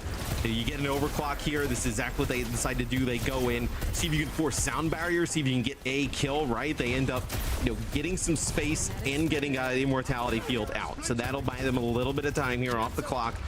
Didn't get any of those, like, you kind of maybe want a sound barrier out. Didn't actually get it out there. So now you have an opportunity to use your Flux, right? I know that could get sound barrier out here, then potentially you're in a good spot. So here's the Flux. They don't use beat. Sound barrier still held on by Juby. This is really good. False also gets a ton of value out of the grasp here. Luminosity Gaming drawing a key ultimate out of Citrus Nation. The patience here, lethal, cuts through all the plans for Luminosity. It's very, as you would put it, Matt, it's very ungood to see that at this point of the fight. Yeah, there's very un-Hanzo mode of Luminosity there. You know, things were looking good, right? Overclock, they kited it, you know, very good job. Flux, they get away from it, they don't have to use beat. That time, though, it is a Ant Matrix with a railgun shot, just right through it. Not really much you can do there, but 2 minutes off the clock already. Oh, man. Right? A lot of time off the clock here. Okay, Citrus Nation. That reality, they manifested in map number 3. Starting to coalesce just a little more here. King with a barrage available, so those ultimates have been built up for Luminosity, but like you said, Matt, they paid dearly for it. They paid in time. That is going to be costly. Vision wants to move up, though. Good damage here off this overclock, but no kills just yet. Lip holding onto the beat. Man, the guy, Nerds of Steel, absolute Shaolin level discipline. Not to just throw that ultimate in right now. Guy is cracked. You got to use it at some point, though, and it's now. Oh, no! The Ajax! That's going to echo through the rest of this qualifier. I know it. As Luminosity come forward, and they break through Citrus Nation, get the map done, and we are running it back. It's 8 seconds to separate these two teams, and that might be one of the most brutal Ajaxes I've seen in a hot minute. We're like, oh man, both these Lucios are doing a tremendous job holding on to these sound barriers for the final moments. Brother! Lap. And you could tell he knew. He's like, I'm in trouble. He's like looking at the ground right around the corner. And oh man. Yeah, he was in Parker City on the way down for that. he knew exactly what I'm... Brother, ooh. Oh, he knew he goofed a little bit. Yeah. So, 8 seconds. Such a small duration. Barely enough time for a couple breaths, Matthew. That is what separates these two teams. With it all on the line, the chance to fight for their spot at the Esports World Cup now hangs in the balance. Today's been, for NA, I mean, today's been a little wacky. Today's been a little wacky. I'd usually apply some expletives to that statement, but I guess we are where we are. It took Infected 2 hours to play the control, kick things off, start the day. He manages a hotspot, just kind of rolls through the rest of the day. But I mean, this series has had a lot of back and forth. As now both teams are actually going to play the Sojourn here, so longer sight lines, the insta kill potential seems like paying off for both teams here. This is just going to be damage boost here, volley. Then we'll see both supports switch. Yep. So LG, even with how we were saying, they're kind of like playing well, moving the payload on through, it still finishes with a worse time than Citrus Nation. Just put in perspective how good they were. Absolutely. They had like 4.5 minutes after their first checkpoint, Matt. Great to put that in perspective. I think that lack of ult economy, right, cost them those 2 minutes towards the end. He pointed out. Now Citrus Nation on defense once more. That's the luxury afforded the team with a slightly bigger time bank. King here, very wide angle, but also low. Needs to take his own health pack here, and that could take a moment. In the meantime, the rest of Luminosity getting battered. But it's Fusillade from the high ground. Squid eventually going to be brought down. Tap throws every cooldown. It's a concussive blast that's credited for the kill, but King trades. Juby down, Squid down. No supports to work with Luminosity. Time to run it back. Yeah, and you know, Zeb and Lethal come up with some kills. I don't know if you can exactly hold here, though, right? They're going to do it. You do have neutral still in the mix. They don't mind. I mean, they can buy some time with this. Yeah, they're still going to sit here. Immortality Field 2? I get it. Yeah, so you'll be fine. There's no real way to, like, you know, disengage, too, right, without speed. It's not like they can just kind of, like, walk out of there scot-free. Disrupt the shot there from Vision, trying to open up some space for False to ideally push into. Lethal was low, popped up as well, but Vision, 4 HP in a dream, desperately being topped back up there by Squid. He gets him fighting fit once more. Now the Ant Matrix being played from behind as Neutral seeks that extra damage to keep King's head low. It works. He dumps Altitude now. Luminosity down to just a couple of moments to make this happen. Squid has to have a huge Matrix here, but it's going to be Lethal to strike first. It's the Overclock finding one. Tap traded out though, but Squid is the second. Lethal for 2. Neutral though down, and only left here for Citrus Nation to keep them up. Only Lucio's for both sides here, and Juby's getting close to that sound barrier. One he'll never get a chance to use in this round at this rate. False trying to play around the shield if he can. King getting aggressive. Lethal, AD strafing and doesn't win it out. The Farah survives. Luminosity here. An opportunity now taken away for Squid. He'll have to face the barrage down and accept his fate as Citrus Nation shut the door for Luminosity. 44.87 is all they'll get. Yes, not a ton of push there for LG. Basically just that first corner. Really like, you know, deathmatchy, brawly play here, you know, on that first point. You know, I don't know why, and I don't even want to put this out there. Something about this series feels like we're gonna get, you know, potentially a wacky ending here. I don't know why. It's just kind of, you know, it just kind of feels like one of those days where we get a chaotic ending here. You know, don't want to say it doesn't end up well for Citrus Nation, but it just feels like, you know, we're due for, you know, a crazy, just kind of crazy set of plays here that happen at the start. We've already had right? the Monka Gigajacks happen earlier on. Is that a Giga Jack? Yeah, that's canon. Yeah, let's listen to Citrus Nation here now. They're attacking to take the map and series. Go top or whatever. Or we're going top, yeah. See their numbers. Done Sigma. I'm looking. Me and Sigma Lep can just walk around the map. I can look for rail, look for like half HP force resource, and then Zebby should be free. Okay.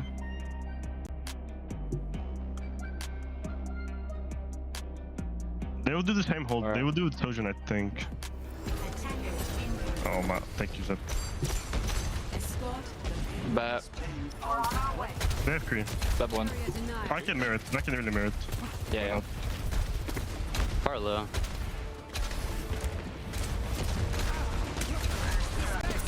Okay, back to Lucio Baptiste here for Citrus Nation. They tried to just burst cooldowns off the rip with the Ana and Zen. They don't get anything for it, Matt. Both teams actually end up ditching the Sojourn as well. Probably feel like it's going to be a little bit more of like a close quarter fight that nobody wants to kind of give up position. Look at Zeb confidently juggle these cooldowns with like no shield. Throws up like a 200 HP barrier. Probably going to take a little bit more than that. They're waiting on Tap to find something, and he has. It's King taken down first. The Farah had to drop low to get healing from the Baptiste. Squid, to speak of the Baptiste, not faring much better as Tap finds the shot afterward. It's 3 in a row for Tap. Farah taking over the game. Vision already hits the GGs in chat, and you know Citrus Nation have done it. The reverse sweep to once again knock Luminosity out of a tournament in the lower bracket. The more things change, Matt, the more they stay the same. They just absolutely seem to have their number no matter what, right? You know, you spot them a little bit early on. They come back in a big way. I mean, look, it's not like they were winning these maps, you know, today in the series Citrus Nation like blowouts, right? I mean, these all go down to the wire, but still just the, you know, kind of confidence, you know, the clutch factor to come up big, right? Luminosity is ahead basically all of push. Citrus Nation comes back in the final like 3 minutes, wins it. You know, they're on Flashpoint. That is extremely close, right down to the wire. Like, it was like 0 to 70 on push, man. Yeah. Like, that is a gigantic deficit. Like, what are the statistics about a team that gives up the checkpoint first on push? It's extremely unfavorable. Crazy. A wild series, man. I don't know how you live this one down if you're Luminosity. That was it's tough. Oh man, you're gonna have to simmer on that for a little bit. But I'm sure Citrus Nation feeling good. I don't know who else is feeling pretty darn good here. We can head over to our desk here to break this one down. What a absolute club banger. What an instant classic. Just add water. A barn burner is what we just got. And this man over here is not feeling so good. Are you struggling? You want to lay down for a sec? That was the most Luminosity way to lose that series. It was. Please. It actually was. It's just... I feel for them, but it is comical. It's agony, like, rooting for this team to make it happen. I thought Citrus played a great game. But the way they lost that series, like the push lead, and then Dante came in on Flashpoint, and I could just hear Hunter cursing in Australian. Like, it was just... I just feel like Luminosity really had that. I just won't curse in Australian. Oh, you know the words. I can't say them on air. But that was. I just felt like that was Luminosity's series to close out, and they just. And it just feels like this is kind of like the Luminosity experience in a way this entire year. I just. Been a bit lackluster, it's fair to say. Man, no, not even lackluster, but like. It's like, oh, they're putting it together. Like, oh, they're going to win the series. And, like, they just can't close out the series. It's like some overtime push. They can't be clutch in that regard. So, I don't know. I feel for the players because the players are knocked out. I just feel for the guys. You know, that's heartbreaking to be a reverse swept like that. But I don't want to take anything away here from Citrus Nation. You can talk all you want about Luminosity Gaming not being able to close it out, but quite frankly, Citrus Nation, they played a good game. And it was not just Lethal outperforming. I mean, Tap at the very end here, Tap popped off today. Tap had a good game. On that Pharah, it looked really, really clean. The positioning was on point. I am very impressed. I think, we talk about clutch factor. I think Citrus Nation was incredibly clutch, right? Yeah. Lethal in a lot of these final fight scenarios, we go to his cam because he's consistently delivering. And on a hero like sometimes Sojourn, where it's very easy for things to go awry, very easy to get punished. And it doesn't ever look like it's happening to him because he's just locked in, and they were so calm, even there in the final moments with it all on the line. They have some of that veteran confidence in them, despite being a bit more of an unknown team. I think they've been putting it together incredibly well. I think this was a great series. A lot of people, Zeb, I think, was really like an Orisa player for a long time. Oh, the Ajax. That's a tough one. I mean, and this is great boop, by the way, from King, booping him out into the open for the Ajax, so around the cover. So it's a tough combo to take as a Lucio. But I mean, in the end, they pick themselves right back up, dust themselves off, and they get the win in the end. So for me, I just the clutch factor was really there for Citrus Nation. I don't think this was really so much like a thrown series from Luminosity. I thought Citrus just played a great series. Like, it wasn't. There's a couple of Ajaxes. Yeah, but you're kicking yourself. If you're on Luminosity, you're kicking yourself for sure. You sound like the sixth man on the team right now, man. Like No, honestly, because I feel like to lose a push comeback, it's like not supposed to happen, right? So as a coach, you're like, we should never lose when we have a big lead on push. It's fair to say. And if it happens once, so be it. But I feel like Luminosity, a couple times this year, that's been the kind of situation they've been in. So it's tough.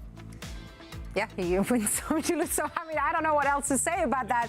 But again, I want to bring you back, taking a look at the winning side here. It was individual heroics that actually got them there, and Lethal was the person we've been mentioning time and time again when looking at this roster. And that's, of course, also because of plays like this. All right. Lethal getting the player of the match, well deserved. Yeah, so I've been talking all about Luminosity then. So I'll say this about Lethal. I mean, this guy's been putting out some Russell Crowe-esque performances, just an absolute gladiator this entire year. Did he go Hanzo mode? Like, I don't know what you're saying. Did Russell Crowe go Hanzo mode in Gladiator? You would understand. He went Hanzo mode here. Oh, got it. Thanks. Maximus? Yeah, he popped off in the arena. That's crazy. You totally went Maximus there. Yeah. No, but honestly, like the communication, the shot calling, the playmaking, like Lethal has just been phenomenal this entire year for Citrus Nation. And it's part of why Citrus Nation are in these conversations, right? And why they're in these matches. The entire team is a team game, of course, but Lethal specifically, I think, has been phenomenal this entire year. So, play the match once more in a reverse sweep. I think the team has really risen to that occasion around him, and I think it showed in those comps. It's not like Lethal, in the past, we've heard some of the comps, it was like Lethal's like really leading the team, and they're kind of following behind him. And he's still doing a little bit of that, but in those comps, we saw a lot of confidence from a lot of different players, right? Like all the players were kind of feeling themselves, even in the overtime. They know that match is in hand in a way. Like strategically, you're almost guaranteed to win in the position they're in on that attack. But it would have been so easy to be overhyped. It would have been so easy to lose focus in that moment and potentially throw it away, but they didn't do that. Tap got the opening pick. Yeah. True. Now, to make it awkward, after we gassed him up and he was listening into that, let's bring him in as well. It's not awkward, Zoe. Is joining us. It's not awkward. Would you say to his face? Yeah. All right, well, you have an opportunity. Actually, you don't, because it's voice only. Lethal, can you hear us? Oh, yeah. Can you guys hear me? Now we can hear you, yep. We can, and we're happy about that as well. What's up, guys? What is up, Lethal? Let's talk. Let's chat. There's a lot to unpack. I mean, you guys took this series all the way to the very last map. You reverse swept them like that. But when you were on the back foot, what was going on in the comms? How did you rally the troops? I mean, okay, to be honest, I didn't understand the disrespect against us. Our roster hasn't changed, and we're the, like, underdogs. Hello? We beat these teams like 10 million times already, you know? Yeah. I saw everyone's prediction against us. Okay, now it's awkward. Now it's awkward. It's gonna be awkward. Everyone. At this point, I think it's fair to say that's what I mean. I think Citrus did play a great series. They did? Yeah, yet you did not know. Yeah, Jake did actually give you credit. Jake did actually give you credit. We all gave you credit. I gave you credit. Lethal, we ain't haters. Right. Luminosity was considered the fairy going into it. We all predicted Luminosity, though. We did, indeed. We did. But moving forward, though, do you think this game was enough to make you mark? Do you think you're not flying under the radar anymore after this performance? Yeah, probably. I mean, we can still beat like other teams to prove it if you guys really want, but I really want it. All right, so how far can you take it? How far can you take it, you know? Are you eyeing out someone in particular? Is there a team that has a target on their back in the bracket? Probably NRG. We kind of got them to land with our performance last over CS. So I think we got to prove to them that we deserve that land. So we're gonna beat them when we can. Okay. But apart from that, we're just gonna start rolling. Just like play whoever we get and just like play our best. You know, we still have Zeb, Neutral, Tap. We have new addition left. We're kind of integrating him, so we should be kind of decent. Also, Lethal, I've been hyping up Citrus Nation all year, and now in this series I picked against you because you played Reinhardt yesterday. Yeah, I'm not gonna lie. But like, you did a little trolling. You did a little trolling. So like, come on, can you blame us really? Okay. Now it's fair. Listen, I didn't even know what happened. He says, listen. This is like my ranked teammates. Listen, Ryan's good here. No. Oh, we didn't even play with Derpy in scrims. We just picked random maps and random comp. We just had Derpy and we never even played Sim in our lives. We were like, what are we doing, guys? Okay. For fun? Yeah. Like you threw me off because I was like doing prep work. I was like, these guys, they're gonna come out. They're gonna play Mauga. They're gonna play Farah Cassidy. Like they practice. They look good out of the tournament. And then you come out with that. You just threw me off. So I'm sorry I was thrown off for your gameplay. I've loved your team the entire year, and I've said so publicly. So I apologize. So officially apologize. This is a half apology at best. But you threw me off with that. So I'm not taking blame for that, Lethal. Back into Lethal's good graces, which is honestly a bit pathetic because I just called you Russell Crowe. Like, come on, man. You did. He didn't. Well, Lethal, moving forward. Thank you, boss. We won't underestimate you again. Promise, right here and now. We can promise you that. That was an insane performance by you and the team. We can't wait to see more of that in the very near future, in fact. So best of luck in the next game. And once again, thank you so much for joining us. All right, thank you. Thank you. Best of luck. We cut him off. Someone cut him off. I'm sorry, Lethal. Our friendship with Lethal is just, it's it's difficult, but he makes us work for it, and I like it. Or we make him work for it. I don't know what is actually happening. Actually, I do know what's happening. Brackets. Let's take a look at how they got the dub. We like that fella. Lethal. There's something there for sure. Here's our NA upper bracket, but a lot of heavy hitters. A lot of heavy hitters. This is going to be so hotly contested. Now in the lower bracket, though, we have one more match to go, and that also means one more elimination on the horizon. Yeah. So Citrus Nation would actually play NRG Shock or M80, depending on who loses in the upper bracket. So now I'm not picking favorites, but if we got Citrus Nation and NRG on our hands, I would be excited. Would you now pick Citrus Nation over every other team? That can be negotiated. Listening. That can be negotiated. Be careful what you say. So we'll see come that can be arranged. My PayPal email is on your screen now. Well, and we give him time to sort that out as we're heading into a very quick break. And then afterwards, we're back with our last match of the day, the last elimination match of the day as well. Who will come out on top? We'll find out after this, so stick around.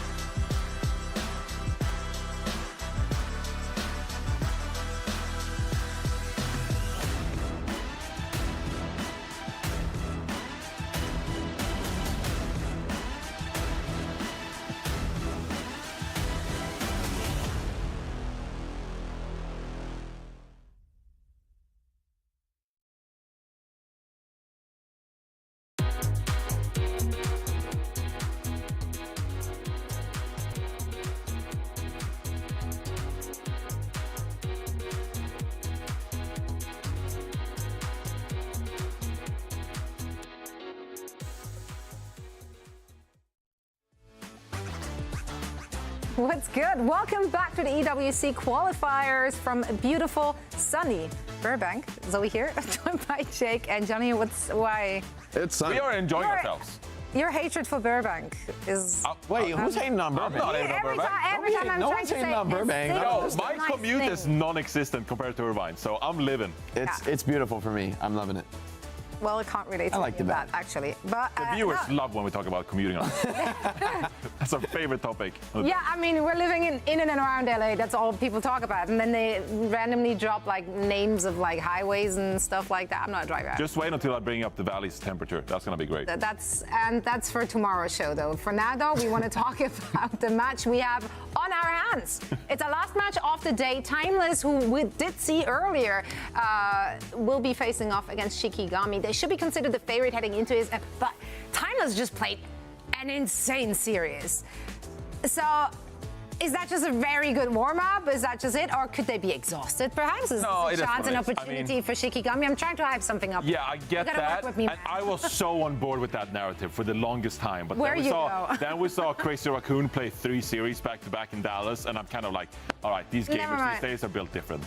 Like, back in my day, we just couldn't do that. But these kids, the conditioning, like, they're just gaming. They're locked in. I don't think it's really 2 series in a day. It's just not that bad, frankly. I mean, like, if you played 3 in a row, that's a little wild, right? Like on land, there's more accumulating factors there. But for me, I'm not worried about Timeless in terms of their longevity in the series. I think they're an incredibly strong team. I mean, something to be said about this is, though, if you are comparing it to what we've seen from Crazy Raccoon, those are very seasoned players who played at the highest level. We have a lot of newer faces and a lot of younger players in these teams, so they might not be accustomed to the high stakes. And quite frankly, there's a lot at stake here for EWC, right? And so they might not be quite as adjusted and used to these situations. Either way, though, Timeless, they played Energy Shock really, really close. It was a 5-map banger.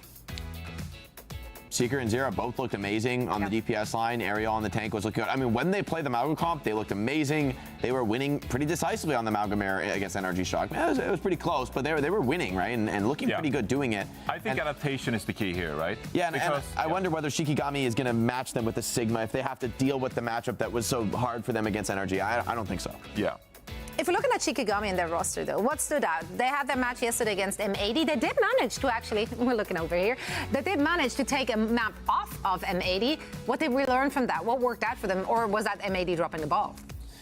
I think a little of column A, a little of column B. I mean, watching M80 was also playing this Sigma style. They were one of the first teams we saw doing it, but clearly it's been like getting more popular in the scrims with so many teams running it. They were running an Ash Pharah variant, which is a pretty interesting look. And so I don't know if we saw too much to be worried about Shikigami. I mean, I think this new M80 roster is a bit of an unknown, but I think they're a very, very strong player. So Shikigami taking a map there is actually, for me, a pretty impressive result. Shows that they are a serious team that can actually fight and make this competitive, even against a squad like Timeless. So I think we're potentially in for a pretty competitive game here. Yeah, I think adaptation has become more and more important, especially in this meta where you see so many damage swaps and like middle of the series as well. Like you're seeing adaptations in the moment. I mean, there's some moments like earlier today in EU, I'm not gonna say names, where like some players they cook a bit too hard and they try to swap up a little bit too much. But in general, I think a team, for example, like Timeless earlier today, we saw them play a lot of Echo Genji, for example, trying to go aggressive into those Sigma compositions. I'd say maybe, don't try that. You had success on the Cassidy, on the Pharah, build on that success instead and build on that momentum you had and maybe change up some of the fight planning going into this series instead, right? So. Do you feel like a lot of those looks when you do see those kind of counter swaps, is that inexperience coming into play or desperation? Like, how do you feel about counter swapping in general? I mean, this is a very new meta. Like some metas, right, when it goes to like Winston, Sombra, Tracer, I mean, a lot of high-level professional players know those metas so inside and out. There's like a couple swaps you can really consider, and outside of that, everything's been tested and tried. But this is a new iteration of Malga. The inclusion of Venture and being an important hero in the DPS role is creating new swap dynamics. So I think all the teams are learning together. It's kind of about who can figure it out first, who has the best read and has the skill to execute on their vision of the game. And so honestly, I think it's kind of anybody's game. Lots up in the air right now. Yeah, and it's also a bit player dependent. Some players prefer to swap more than others, and the coach, has some factor there as well. If you're free to swap, then the coach will let you know that before the game, and you might be a pretty swap-heavy team. Whereas some coaches, they're like, please don't, Please don't. Please don't mess around too much. Please don't cook too hard. But that's okay. They cook, we're eating. Sometimes it's good, sometimes not so good, but you gotta explore your culinary journey. I don't know, I'm saying just words. Lots of words. Those guys have lots of those as well. Matt, Mitch, bringing them back for all the action. Matt, I love your hoodie today, by the way. I didn't even wear a hoodie today. I'm hoodless. Wait, I am just in a Is it just a sweater? shirt. It's got. I got it all wrong. I wore it How for dare Mitch. me. It's got an astronaut on it because I know Mitch loves outer space. He's always talking about outer space. Well, Matt, you know, so I if wore you that got a face for like a him today. smacked ass, might as well have a nice hoodie, brother. Hugo so, also. Yeah, looking good, up. man. I'll give you that. Yeah, I do like a bit of space, mate, especially when you give me plenty. You know what I'm saying? Joey, into this game. You are looking elderly as of late. Really? You think so? I mean. Yeah, you see those wrinkles on the forehead starting to come through real bad. Don't look at the camera straight on. It's better when you look at it from the side. I don't have a good side. there we No, go. I have Show to. the map set instead. I have to basically show the map set instead. headbutt it. Yeah.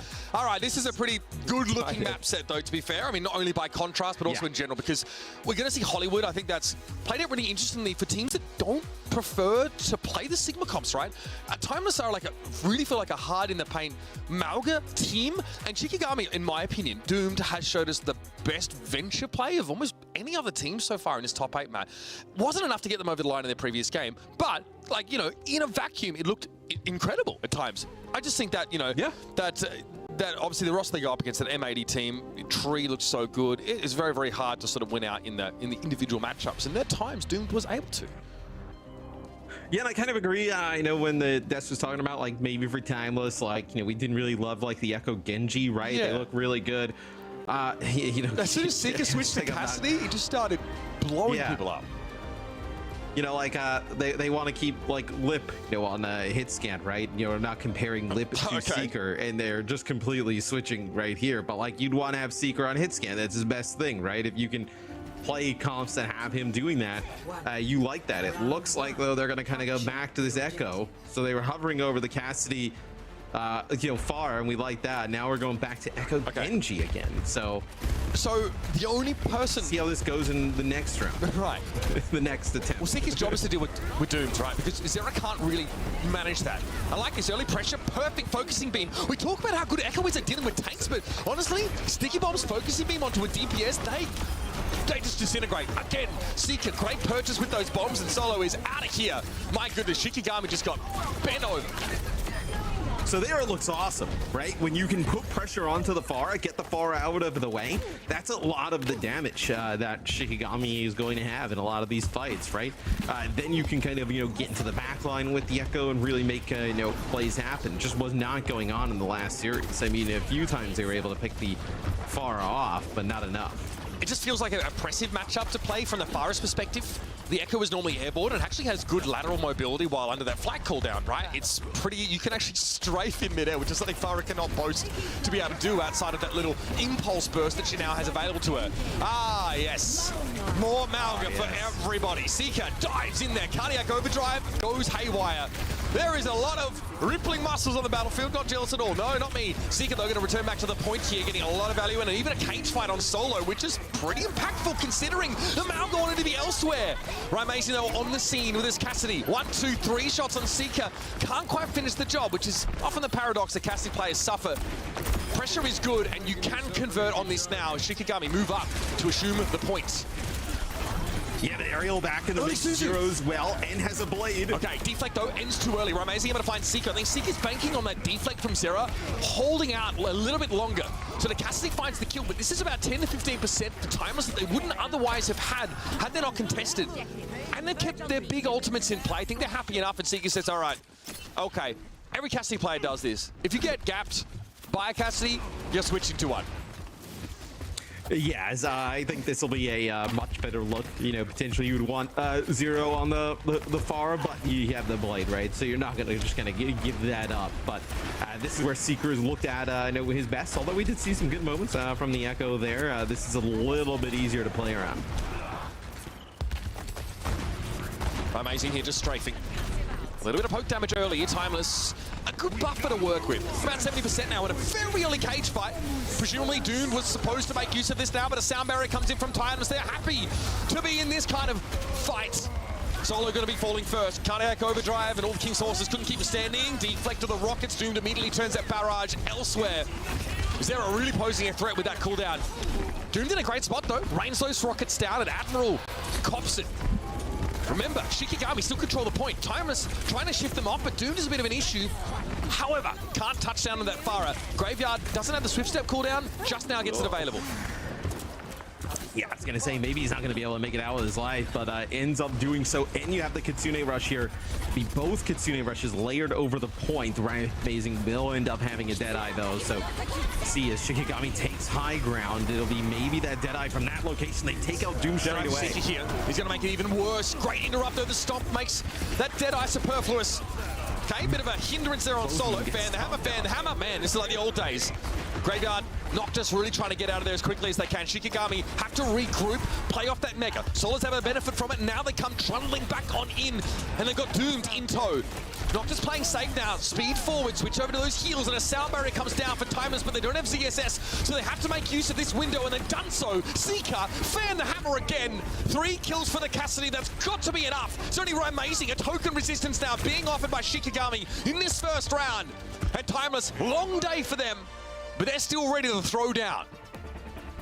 Yeah, and you know, once they kind of bring the Cassidy into the mix, things start to look good for Timeless. Although at the start, the Echo looked pretty good. They were able to, you know, take out Doomed on the far right, and make some plays. I'm curious if Shikigami will kind of go towards that Venture comp that we saw them run the other day. That's when I think we really start to, you know, get excited about what they were bringing into the mix. So right now, they'll probably switch off this Tracer. Not going to play the Tracer. They'll play the Cassidy with it. But Timeless, they kind of steal this first round. This would be quite interesting. Cassidy Echo. So not playing the Farah, so playing with the Echo in place. So it looks like both teams going to get a TP, and then we'll see where both comps end up. Yeah, expect a couple switch-ups, not only at the start here, but also midway through the round. Sarah on Echo duty here. So again, still an answer to Doom to some degree. We kind of talked about how that matchup feels. Yeah. But how it plays out can vary, especially on an individual level. We like Doomed a lot on the Venture. The Farah here has found them a little less success against Timeless, and it will be Shikigami to assume the high ground first. And look, at the Cassidy at range can put down enough damage onto the Maga. Like, there is opportunity for, like, focusing beam to, like, really get the Maga low, right? I know that's obviously an ability of Echo that, you know, just kind of burns targets down fast. Amazing. Awkward angle to play from, with the hitboxes so small when you're basically vertical, but drops down and deals with Seeker. Nobody looking at the Cassidy with Shikigami there, but the Solo. They've lost Solo. No more Malga in play for our team in orange. This is dangerous. Admiral's able to shrug off the hindrance of the mag grenade and still be a factor in this fight. I think without your tank, you have to concede to some degree, but Zera kind of jumps the gun a little bit with those cooldowns. Can't get Doomed out of the fight. Shikigami have bought plenty of time, but they can't maintain point control. They give it up here. Wait for their Malga to return. Then Zera finally gets that focusing beam on target. Still risky for Doomed here, and Seeker finds the shots. Yeah, I mean, this is going to get even more percentage here as some sticky bombs there on the exit. 4-0 look really nice as making good use of the Echo. So now it'll be an Echo swap here for Shikigami. So really interesting, a hero that I know, at least through NA, I'm kind of racking my brain. Through EU, didn't really think I saw too much of it with these two teams. I didn't see him prominently here early on. Okay. Deadeye walk on him. Deadeye very much for zoning purposes. Gets a bit of room here. Timeless more than happy to reassume the space. They voluntarily conceded in the face of that highly threatening ultimate. Solo riddled with bullets. Look like Swiss cheese there is now the cage fight for free deployed by Zera. This one is starting to run away from Shikigami. Seeker just absolutely cleans up during that as well, right? Noctis ends up holding on to sound barrier. Timeless has the ability with a cage fight and sound barrier combination. Kitsune rush there as well. Just kind of mows through Shikigami. So yeah, like you mentioned, this is starting to kind of get out of hand. Solo, we talked about the Cassidy right away, chunking that Malga down at range. That's exactly what we're talking about. This is not a good angle. Here's the problem for Malga. His hitbox is wide. That small kiosk, that cylindrical tower, isn't much enough to obscure him from all of those angles. Yeah, I mean, he's just kind of standing behind it. He needs to turn sideways to get through standard doorways. That's his quandary. I mean, you see, they can't even get Solo, like, close. It's, feels like now he can, but like, I mean, look at this, right? Amazing, he's basically dead. This is just the desperation dupe. This has been brutal. Here they come. Yeah. Right, Amazing awfully low here. No shield to play from, so has to be pretty quick on those strafes. Duplicate now ended for the Echo. It's a dead eye for Seeker. Sound barrier in response for Shikigami, trying to inoculate himself against the damage, but Seeker still brings Doom down, perhaps underestimating what Seeker can do with a bit of time to channel that ultimate. But that's right, Amazing for 2. Nicely done inside the cage, no less. But Zera pops out of that duplicate form now. The focusing beam encounter for the Cassidy almost instantly. Blink and you'll miss it. Shikigami felled in this first map. It's a shutout in the second round.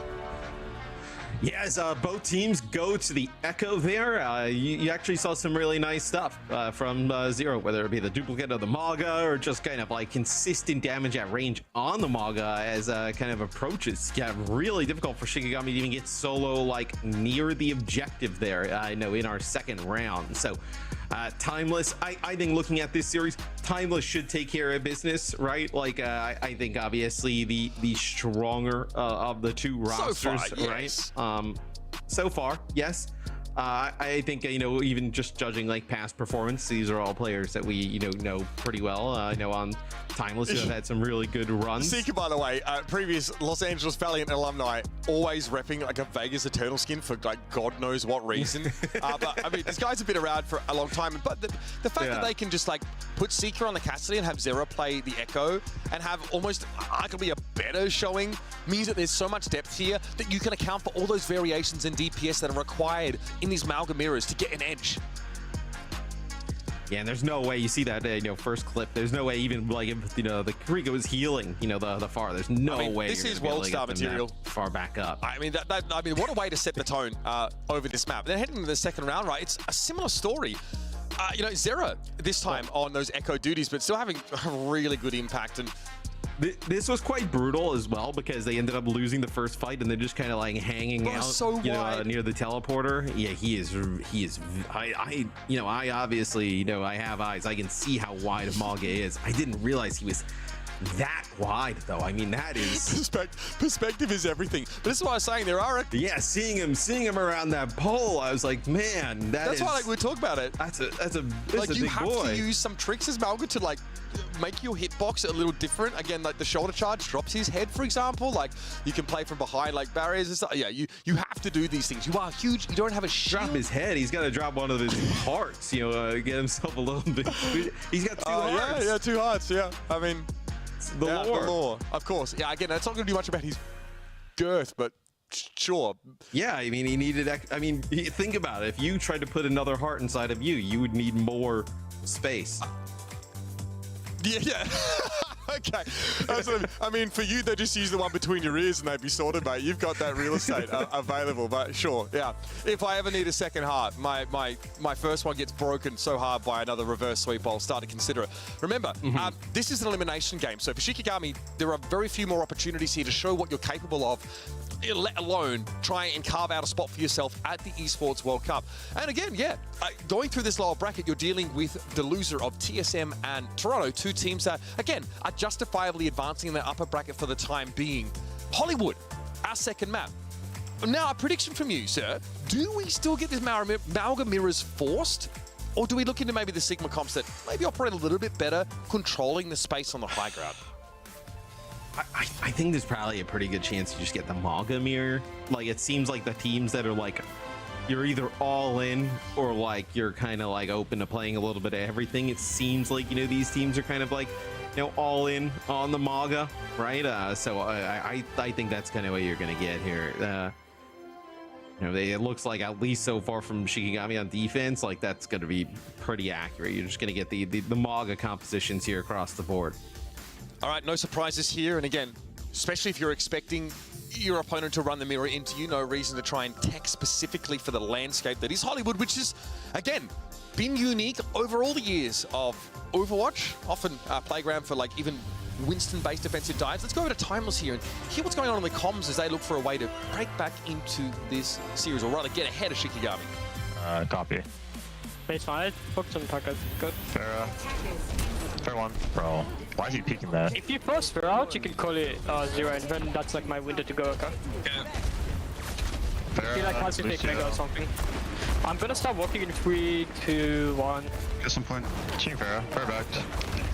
I wanna swing to bait for a shot when I DP. You ready? 3, 2, 1. Swinging. I need to chill. I can't. Did they shout or no? No. I'm gonna swing from right. If he's playing too tall, we can play the map. I'm gonna go soon. I'm gonna swing soon. 3, 2, 1. Swing strong. The Maga is not here. Right side. Maga one. Yeah, I'm helping you. Let's scissor. One better scissor. Maga one. Cast low. Can we chase from here? Yeah, let's go. I wanna go. I'm in. He can lift the scissor soon. I'm looking up. I had a scissor seeker. Cast one. Play for me. I love that shot. For me. 3, 2, 1. Magadas, seeker. Magadas.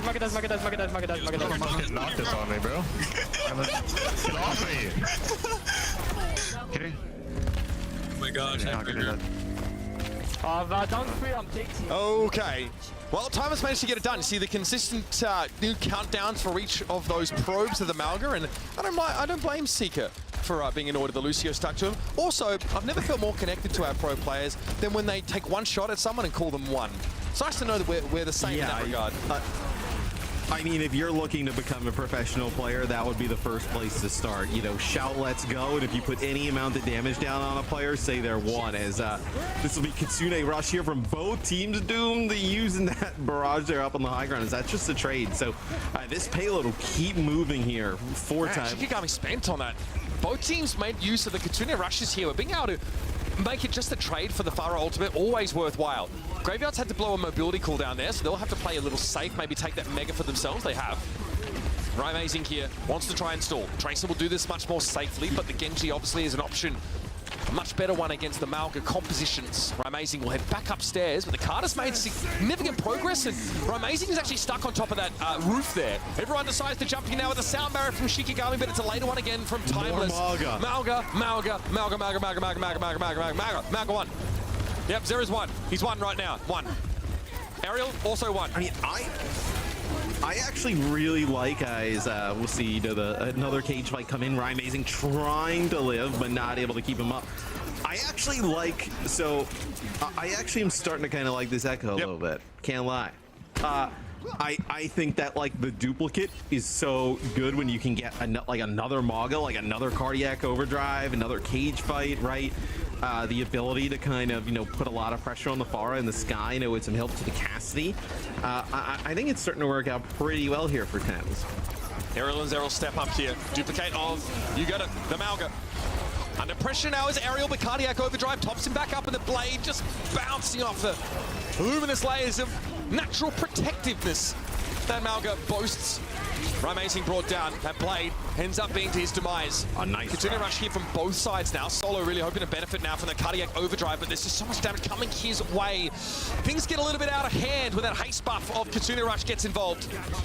Timeless here, still in a position of power, especially if Seeker starts to string a couple of these shots together, and that's beautiful. He barely sees the ankle of Doomed. It's a headshot transitioning into a finish up. And this is it for Shikigami. They are washed off this second point. I mean, if Cassidy is good, why would you want him on anything else? I mean, you see the accuracy there from Seeker, able to just turn and flick and just land these headshots constantly. As you know, they were doing a really nice job, you know, from the support to Timeless, keeping him alive. You know, the Suzu, then kind of, you know, getting him within the rush and letting him put down some damage. Interesting here for Shikigami. They're going to actually play a Baptiste here, so this is going to give even, like, you know, a little bit more lethality to them, you know, to kind of put some damage down. I know onto Zero and crew in the sky, probably trying to keep the Maga alive a little bit more. There's really no healing though there for Duke, right? I know, really kind of playing on an island.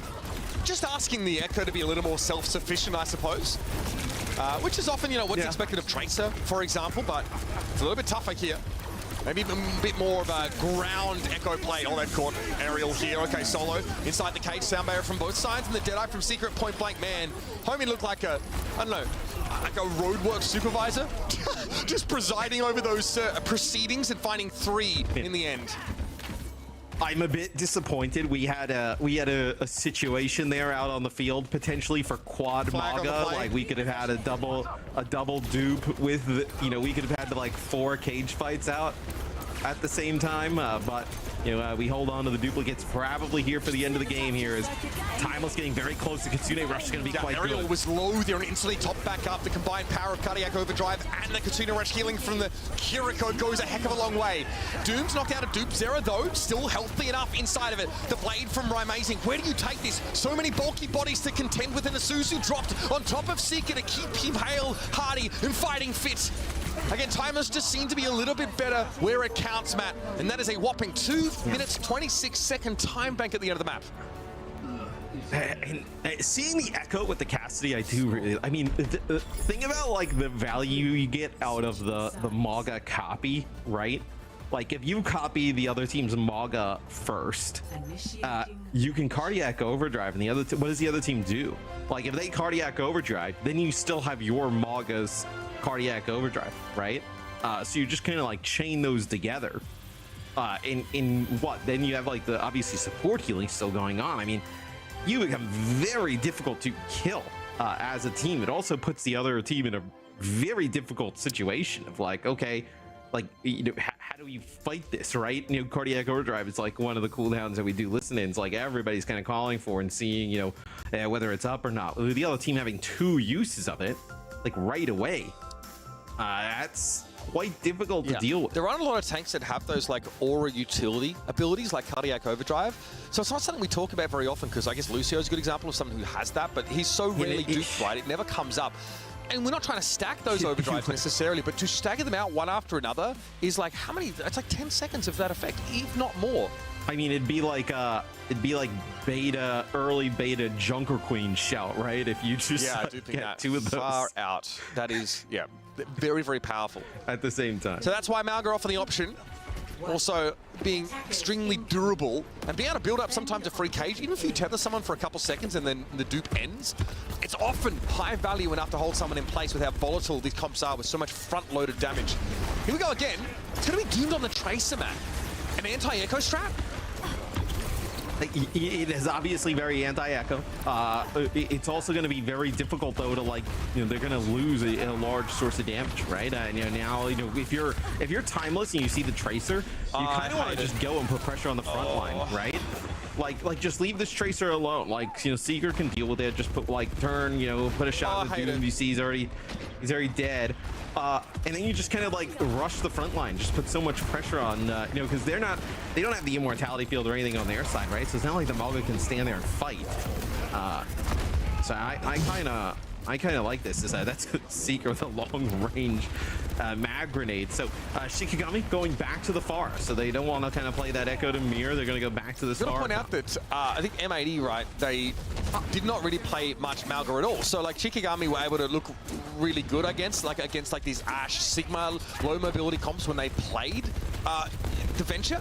I don't think you can play Venture against Cassidy Echo. That seems bad. Is this also even worse for the Pharah, right? You know, we talked about how the Echo is putting a lot of pressure on the Pharah. So you have Echo, Cassidy, and Baptiste. I mean, we've seen it already a few times. It's looked pretty rough. That immortality field. Oh, that's a good one. Oh, that's a very good one.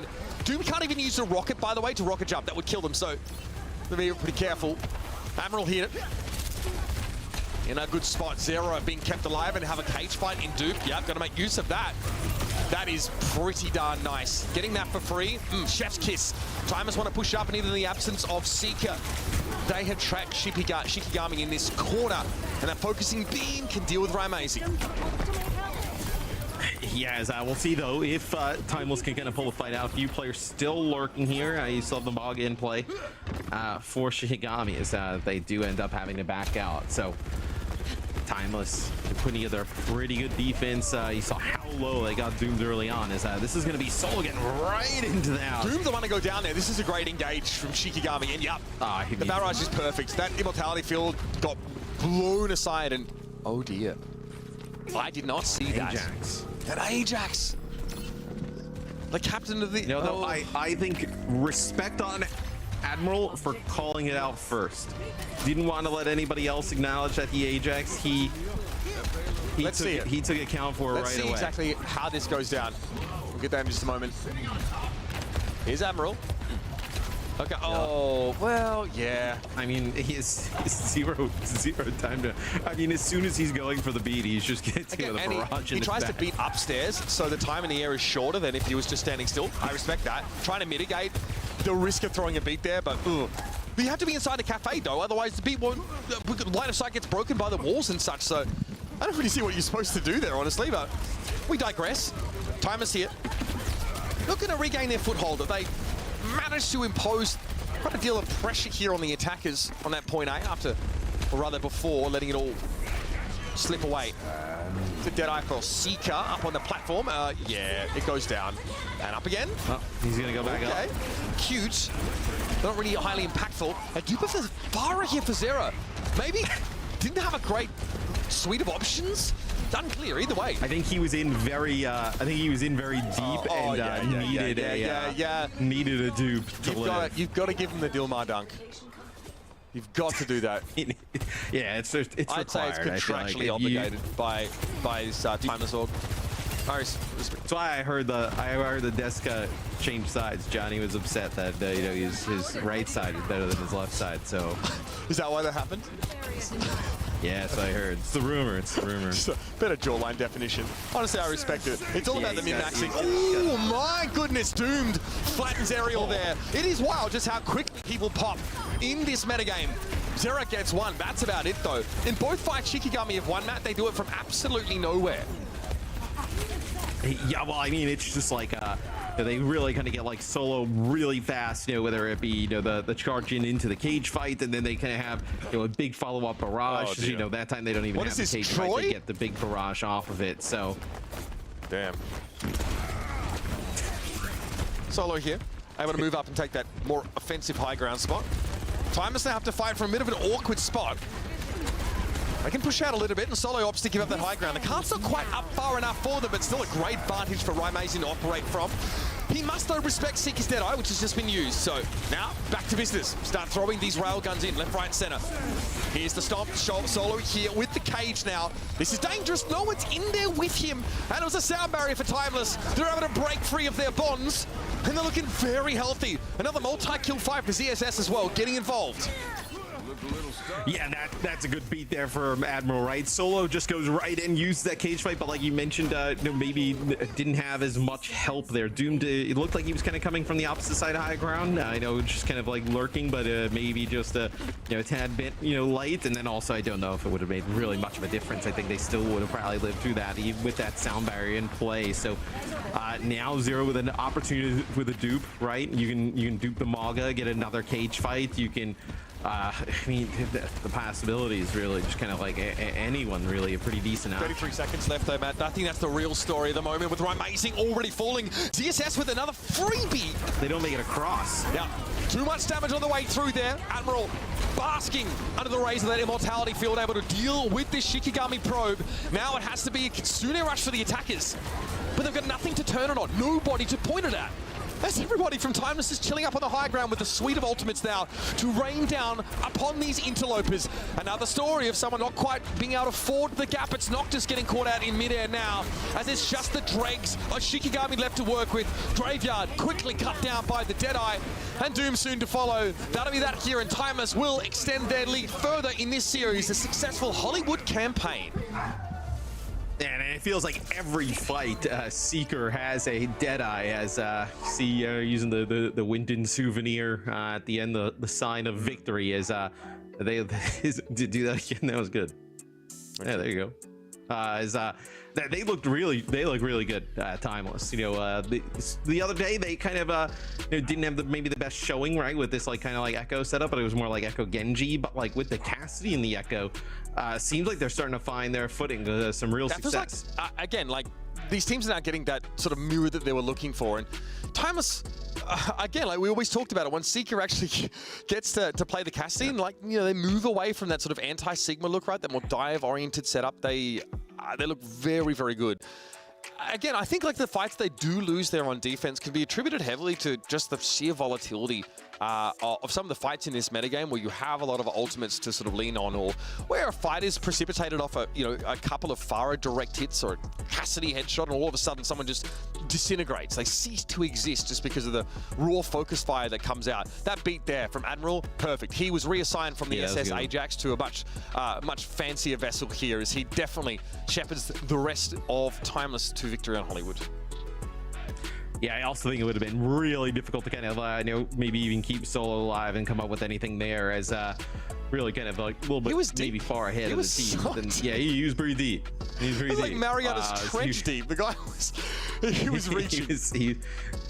Yeah, I mean, he was very far in front of his teammates, but that can happen on Mauga. You know, you play ranked, your Mauga just runs in and doesn't understand why everybody else doesn't have charge at times, where right there you saw just maybe going a little bit too deep. But man, it feels like, with Seeker on the Cassidy, feel like every fight he's got like a dead eye, and he's just really putting in tons of work. This isn't ranked though, Matt, to sort of speak of that again. This is some real stakes gameplay now, as Shikigami are on the verge, teetering on the edge of elimination here from our World Cup qualifiers. Yes, it's looking ugly. Unfortunately, they can't hang in the mirror, and this is a conundrum many a losing team has had to ponder over the years of Overwatch. If we can't beat them matching it, can we afford to try and counter their comp? But is there a natural enemy to the Mauga comp? Or is it a can't beat them, join them situation? I mean, I think the Mauga, unless you feel like you can play Sigma to such a high degree, it's kind of you have to join the group, right? And start just getting down with the Mauga. I mean, do you play like a Sigma? I mean, Sigma would be interesting, and also I kind of want to see a little bit of it, because I'd want to see like how the Echo Cassidy kind of like interacts with the Sigma, right? Typically Echo's been pretty decent at times against Sigma, because the focusing beam, you can just ignore the kinetic grasp and just kind of like burn the Sigma down, right? So you think potentially even, pretty good against that type of variation. It's pretty weak though against like any shielding, right? Sigma being one of the foremost tanks in the metagame that does like have a static shield here. That's obviously one thing that... But who cares? You're playing it with a Mauga. Just charge past the shield, get the Echo past the shield, and then just that's exactly why we're impressed to see Sigma comp succeed against the Mauga looks, because it's very easy to just circumvent that. The Sigma by charging straight through him. The Sigma has pressure on him to reset the shield in some way, try and rock the Mauga. As often in the case, he maybe looks at someone squishier to try and throw that at to mitigate some of the follow-up damage that would come from behind the charge. It's tough. I think you're definitely not favored there in many cases, but we've seen plenty of teams make it work. The reality is, though, is neither of these teams, Matt, have shown themselves to be Sigma aficionados. They do prefer that Mauga comp, and Shikigami at this point, Matt, might be priced into sticking to their guns, to sticking to the Mauga comp and go down swinging. Yeah, I mean, there's no great answer for Mauga, right? I mean, there's not a great answer to play, against the Mauga composition, right? Everybody, I think, has probably been searching for it, and it just kind of comes out of like, okay, well, you know what, like, we're just gonna continue to play Mauga. So I fully expect these two teams to kind of continue down that path. I'd be interested to see, for Shikigami, like, hey, what does it look like to not play it? This could be quite interesting. We talked about how Doomed was really good on the Venture the other day, bringing it in this series now. Seems like the kind of map that you can definitely afford to make that play. Plenty of flanking routes available. That's why Tracer was just so favored on this map through so many different metagames. Many of the same qualities Venture, I'd say, demonstrates. Also, the ability to dive on in and get around that Mauga, team up with that engagement, and add another layer of CC damage to that initial stomp charge combo. Here we go out of the gates here. It will be Kiriko for Timeless, Baptiste for Shikigami, and like we mentioned, Venture Genji against this Cassidy Echo. So, see if they can put the pressure on with the Venture, right? Gonna have to put pressure on to Seeker. So he kind of posts up here. They actually kind of get the Echo out. So they see Zero all the way in the back, and they actually just make a play for the Echo. So that's a good first pick here for Shikigami. Amazing doubles back and adds the defensive cooldown into the offering for Shikigami. Solo does fall, but Hitter and Seeker here is big. Both DPS now are felled. No real reason for Shikigami to overcommit here. The bot moves up a little bit, but this is just feigning from Timeless. Buy some time for the reinforcements to arrive, and so they have. Cardiac Overdrive popped here, and Shikigami don't give Ariel a chance to make use of it. So although they get that first pick, they get absolutely nothing for it, right? Not able to kind of like go in and capitalize on taking out Zero, where see now, right? Amazing and Co. They get control of the bot, but don't really get much of anything. This will be an Ant Matrix here, just trying to catch anybody out. But you see how fast Timeless hightails it. Nice sticky bombs there for Zera. Okay, a little bit of a dent put in Amazing there, but nothing to write home about. Now Kitsune Rush is surely going to make use of this if he can. Zera having their cooldowns sped up. Very powerful with that Echo here, and Ariel is leading the charge. Noctis already the first to fall in this fight, and Shikigami forced to fall back around that pillar. Zera needs to respect that burn. Damage, oof, okay, overhead goes Doom. That's some sharp stuff here from Seeker. Beautiful 3K. And I mean, if you're not going to be able to take out Seeker, right? With this type of composition for Shikigami, this is going to be over pretty fast, right? Because everybody else is like not a target you exactly want to focus down, right? They're not playing like a more static support like a Baptiste, right? They have the Karika, Lucia backline, Zero's up in the sky, right? Maybe a little bit further out from the team. It's really just putting pressure on the Cassidy. If you can't get rid of the Cassidy, it's going to be over pretty quick. Okay, up to the bridge goes Shikigami.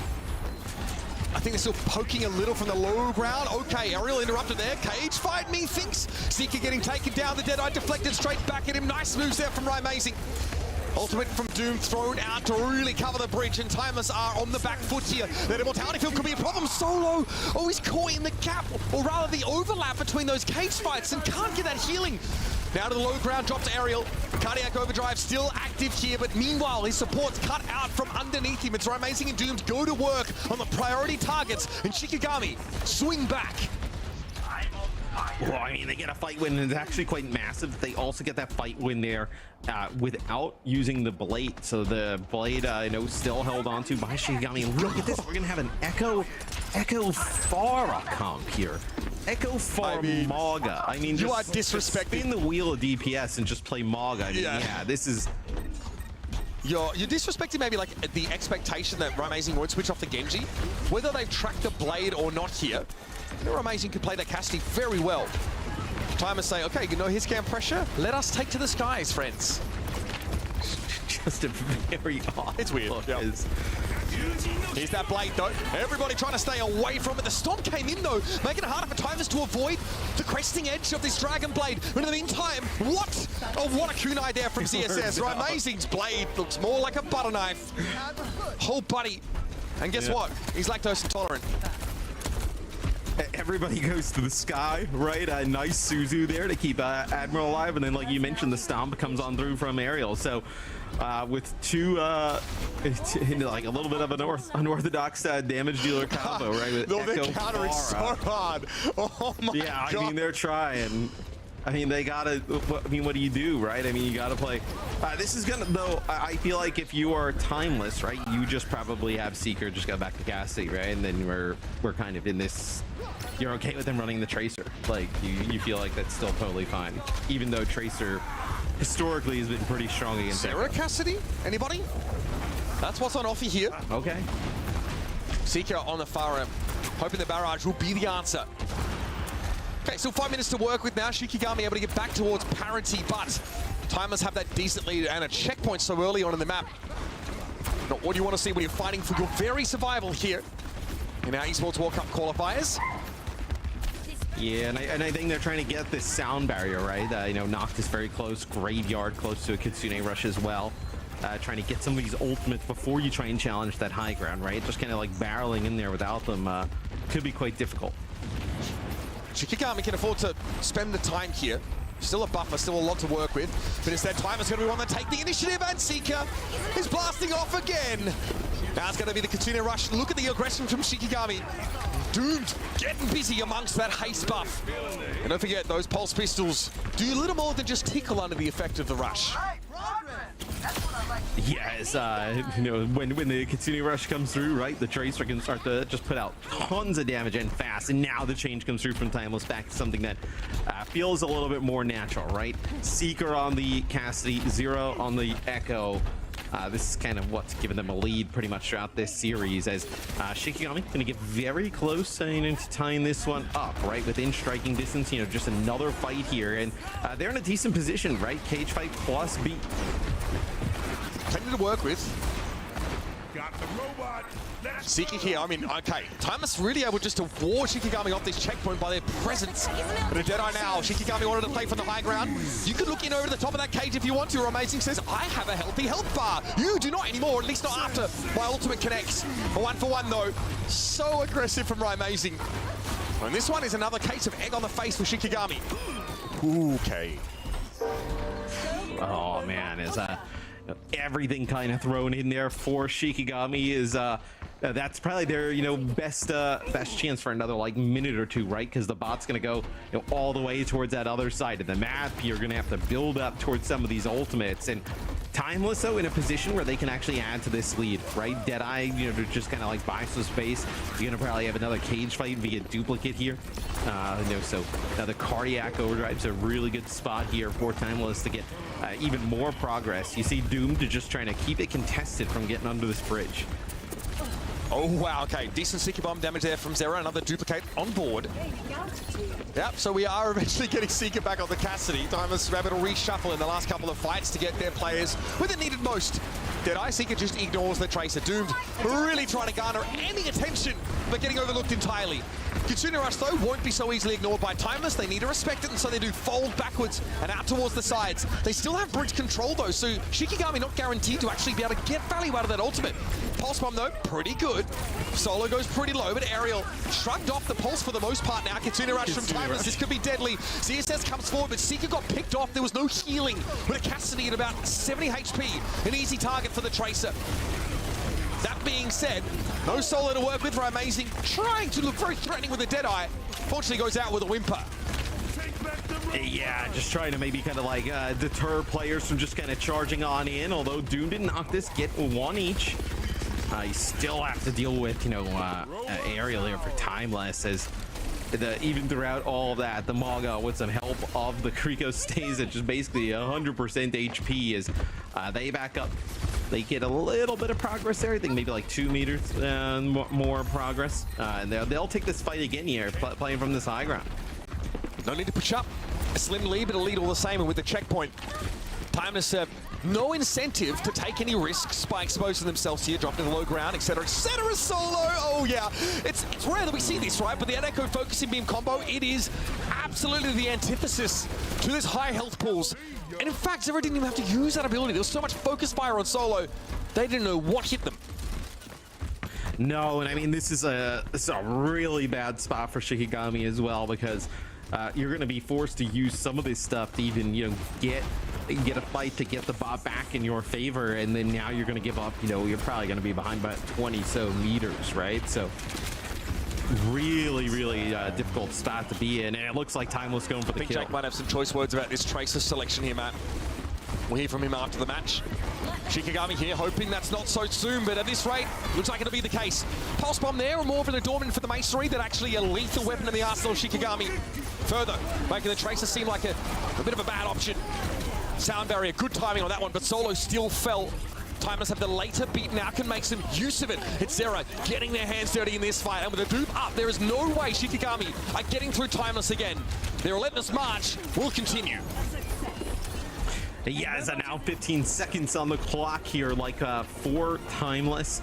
You're just going to get a little bit more progress. It looks like they're going to have at least a player potentially get back here to kind of contest this. It'll be Solo and Doomed in a spot to do so here, as now both teams back at full strength, but Kitsune Rush with the duplicate here available for Timeless. I mean, it's a great combo to close this out. It's decent, but a Duke Malga inside of it means that Solo is in a little bit of danger. Amazing with the Deadeye trying to come back through it, and a headshot after the fact claims CSS. That's 2 supports down to the Cassidy, but that's another cage. It's a free one for Zera after duping the Malga, and the Echo continues to reign supreme on this map against hit scan pressure of Cassidy, against the harrying of Tracer. Timeless put it together until Doomed finds a couple, and Noctis is already sneaking off with the bot. Timeless will have a chance to respawn, but won't have a front spawn for some of their players. Now they're going to be awkwardly staggered across the map. Well, and they've pushed the bot so far. You're going to have a spot here for Timeless where you can actually kind of like just get back in play pretty much at full strength, where Shikigami, from this POV, don't exactly know where the entire team is. So you're going to have just about everybody back in the mix here. Timeless. Just need one more fight. You're going to have a Deadeye here for Timeless. You could use this kind of like as they kind of come around the corner, just trying to push them back a little bit, gain some space. Houston, we have butt scratch. Maybe a pulse bomb from the checkpoint. Do something. They can do this. One more fight, 1.5 fights, and Shikigami going to get there. Even the checkpoint is big, but it doesn't really help them in this overtime situation. And Solo already going to be hinted to start the fight. Here's the Deadeye from Seeker, and it's good. Graveyard putting their namesake now as Seeker has to jockey back with the roll. Admiral also trying to attend to the back line. The Doomed is putting pressure on. Aerial down, both Markers are missing now. The Deadeye for Timeless should keep them nice and cozy here. As Shikigami, the ones that are headed for a long winter, they are out of our Esports World Cup qualifier. And that's a wrap, folks. Timeless advance in the lower bracket. Yeah, Timeless, they take care of business in this series. I know Seeker just kind of continuing the really strong play on the Cassidy. But I don't know, man. I think that the Echo comp started to really grow on me, you know, as we kind of watched it throughout this series. I think the Echo with the Cassidy looked good. I don't think it was really awesome, you know, in combination with the Genji. But when they were running that Echo Cassidy, I mean, having the second cardiac overdrive, having the second, you know, cage fight, quite impactful, it seemed, a lot of the time. Even just like a second stomp, right? You know, going in, putting down some damage, seeing another stomp. Like after you use all your cooldowns to get away from the first one, you can't really kind of get away from the second one. Just a really interesting look there from Time. In a game as fast-paced as Overwatch, a tether within a range could be as good as an immobilize effect, and having an extra one of those to rely on in those fights with the Duke Malga is huge. Doom sticks to the Tracer. You know, feels like that's the only sort of advantage that they can sort of garner, that they can sort of work with. I'd love to hear a breakdown of this on the desk, but as it stands, Timeless advance. Shikigami are out of the run for the Esports World Cup, gang. They are indeed. 3-0 victory. Matt, Mitch, thank you so much for calling the action today. Exciting games in the NA region. Necro and Jack, low-key get robbed every single day. They do. They do. NA games have been on point. Just so much competition in the region. Honestly, everyone here in the tournament, it could be a serious competitor. They have something to prove after Dallas. Yeah, they do. Let's be honest. They do. We do. Yeah.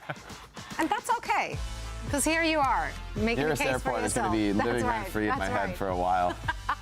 Let's talk about this match, though. Obviously, an extremely dominant showing from Timeless. They came warmed up, they were locked in, and they knew exactly what they're doing. Yeah, I actually did like the Echo. I thought it was really interesting, even in Dallas, that more of the teams didn't prefer the Echo. Just copying Malga is just so effective when, cycling cardiac overdrive and playing inside your own Malga's cage fight. From what I heard from some of the top coaches, they found it a little bit inconsistent with the ult. Sometimes you could just get bursted with your much lower health pool than the real Malga, so you can actually just get kind of bursted through. And you see the Echo, I mean, they are getting down to like 100 HP, so it can go wrong, but I think when it goes right, this Echo looks amazing.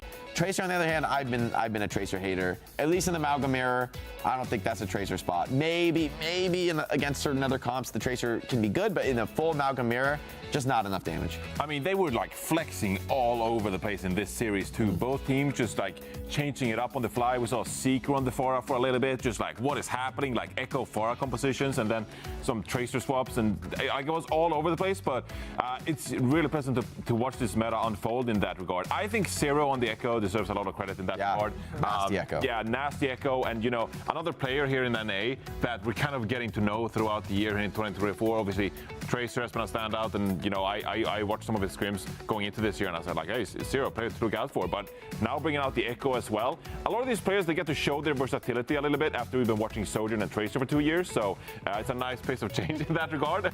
But it's been really good to follow some of these players in North America swap over to different heroes and showcasing that we're more than just Sojourn and Tracer for most of the time. Do we have a name for double air? Like Echo Pharah? Is there? We discussed it in the green room. Like we haven't really seen that meta, right? You just randomly said something, but no one has ever seen it before, so it's not been a meta. Yeah, I mean, double flyer comps are like an old. It's basically a meme comp. It's not double Pharah. Double Pharah. Double flyer. One of the flyers has been Secret today, and he's also our player of the match. Impressive. I mean, he looked good flexing, like, for a lot of hitscan players, right? A lot of hitscan players in this meta are just like, just keep me on Cassidy and Sojourn, and I'll swap between those two. Maybe I'll play Tracer. We've seen it before, right? No. On Boston Uprising, did we not see it a little bit? Oh God. Boston, I mean, surely somebody has played it, but it's never been like a real meta that was popular. Never. Oh. It was maybe viable on like a point of a map in a niche I think it's like a situation tech for counter. It's like the enemy's playing Tor Bastion or something. Yeah. I don't even know. You got to get so many levels deep into trolling. Phoning Chengdu. Hey guys, did you? No. Maybe they did. No, I think they played like Pharah, Widow. I feel like I've seen a lot, but never that. So. But you know what? Let's ask Seeker, because he's going to be with us in an interview. Have we seen it before? We're not entirely sure. Seeker, congratulations on the W. We're very excited to see the back-to-back matches. Very, very exciting ones. Let's talk about that, however Jake was calling it, was that double flyer comp. Mm-hmm. Where is that from? When did you guys start picking it up? Has that been seen before, or is this a bit of a newer look? Well, I died and they were on Venture, and I picked. That's how it was made. That's not the most enticing origin story, but you know what? We're rolling with it. We're rolling with it. Hey, we just love the flexing. That's actually Swapping around. How does it feel to play in a meta where you're flexing around this much? I think I'm really flexible for a hit scan player. I think like that's one of like my strong points is that I'm able to play like a lot of flex DPS characters. So like I actually enjoy flexing a lot. I was having a lot of fun playing Echo. I'm not gonna lie. I'm kind of sad we lost those games, but against the energy. But yeah, I have fun flexing. I don't know. Sometimes playing only hit scan is really boring. Sometimes I'd rather just play Echo and fly around and shoot. Agreed. Just be a flex DPS player. Why not? But I am curious, Seeker. You know, you guys playing in this tournament, playing for the Timeless org, potentially looking to qualify for Esports World Cup and show your stuff on the international stage again. What does that mean to you guys as a team to be behind the Timeless org and to be competing for this opportunity once more? Well, last time I was with Timeless, I won. So I'm like, all right, maybe I got good luck with Timeless. So, you know, just decided we join Timeless again, and hopefully we can bring out the Timeless buff. I wanted to ask one more question before we say goodbye as well. You obviously played 2 series today, you know, back to back. That NRG series went 5 maps. You know, did you pick up anything from that match? Can you just retell that from your perspective a little bit? How was that match for you guys, and anything you took away from that series? It was really scuffed, I'm not gonna lie. First map, I think that was just a Mickey Mouse. I don't know what happened there. But, I mean, we lost the clutch fight at the end, so that's all that really matters. But I think that series was really close. I think we should have won at least Samoa and then close out the series 3-1. But, you know, closest game we've had against NRG, I think that we're a really strong team right now, and I think they're also a good team. They're kind of the only team we're like really trying to prep for, because you know, we beat them and then we'd only have one more game to play until qualifying for World Cup. But yeah, losing that game hurt, but I think we learned a lot from it, and like we're ready to keep moving forward afterwards. Yeah, I mean, the mental clearly was still intact. You dominated in your last match of the day, and that's all that mattered. You got the job, you're keeping your tournament life alive, and we wouldn't be, we couldn't be happier, actually, because we get to see you play again. So best of luck in your next game, and thank you so much for joining us. Thank you. Bye-bye. Thanks, Seeker. That was Seeker.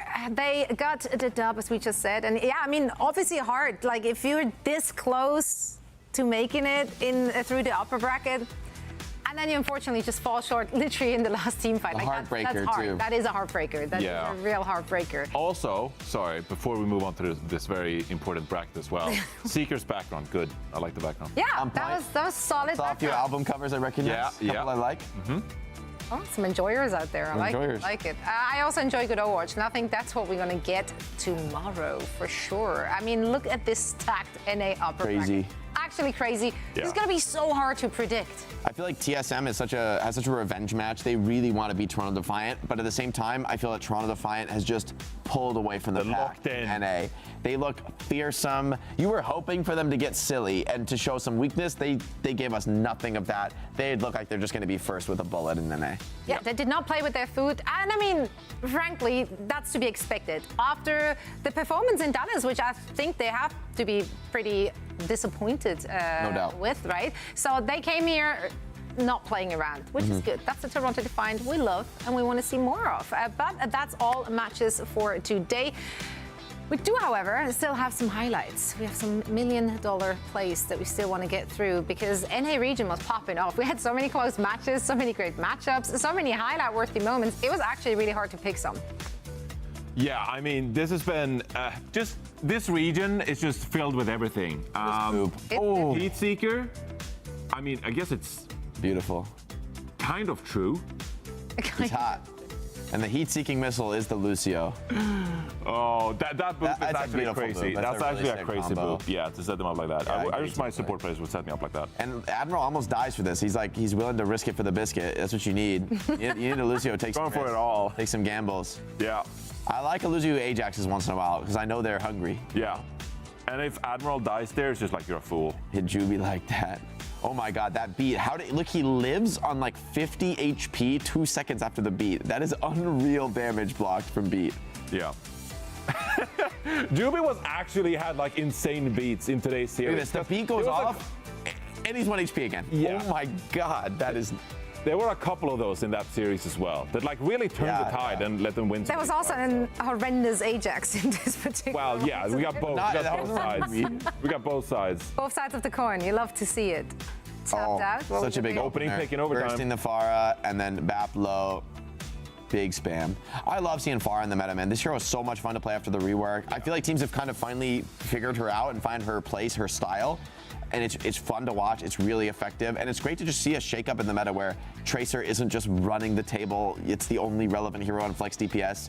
And as soon as Tracer stops bullying the lovable, friendly projectile heroes, we get to see all of them and they share the spotlight together. Isn't that nice? Isn't that nice? Your And also, hatred for Tracer. Tracer is my most played hero this season, but I just like seeing all of the Flex DPS shine. and also, isn't it amazing we get to see Pharah without a Mercy requiring to pocket the hero? As soon as I saw the Pharah rework, I was like, you don't need Mercy anymore this hero. It's like you can play a fast tempo style, you can play aggressive, you can dive in. That's the fun part of Pharah. And so, yeah, it's been a blast seeing the hero play He's at the just high. dunking on everything I love about Overwatch. What, Mercy and Tracer? Mercy and Tracer. I'm really popular right now. The fans are like, yeah, dunking on Tracer and Mercy, it's gonna go over super well. I got no problems with Mercy, actually. I got respect for It's not personal. I got respect for the Mercy mains who do those like crazy ass movement tricks and fly away, and I'm like, what do I do? How do I even hit that? Yeah, my Mercy is atrocious because I actually don't know how to do it. No, low-key, I'm good at Mercy, actually. Low-key, I got... Of course, you say you're good at everything. Well... I mean, I have never heard you say you're bad at a Mercy hero. in professional matches. What hero are you bad at? Like, is there... Reinhardt, Widowmaker, those are real bad. Okay. Everything else I got in the bag. Everything else is unlocked. I didn't expect that from you. I'm glad. Yeah, we can't all be as I play Mercy in pro matches, Johnny, so I've actually played Mercy. I'm a boring Mercy, though. It's no fun, you know. I just sit there and heal. Okay. What, Zoe? What? No, I think this was really important for the end of the show. I think we really need to get this out of the way, and now we can take a look at our schedule so we know what good play we have coming our way tomorrow. This is our schedule. We once again, of course, kick things off with the EMEA region. Banger. And there's just bangers everywhere. Wall to wall. They're all gonna be amazing. And you might be like, well, you know. Every time we hype it up like that, it's gonna be an absolute stump fest. So no, let's not. That's actually not. Is that even true? I think that's. Oh, you're not keeping track. I actually personally am. No, you're not. Low key, I want to see the documents. I'm a little. Even if some of these are stomps, though, I feel like they will still be bangers in a way. Like I think like TSM versus Trying to Find even banger stomps. Well, I'm just excited because there's like drama riding on the matches for me. Like there's the outcomes. People really care. They really want to win, even if they're underdogs. and so for me, if they really want to win, even as an underdog, I heard it. They have hope they can win. Like TSM, I don't have so much hope they can win. I think Toronto's going to just destroy everybody, but they believe they can win, and that's what's going to make it fun to watch. We're making history here. Because every map matters. Every map matters. Have you hit every line Losing yet? is learning.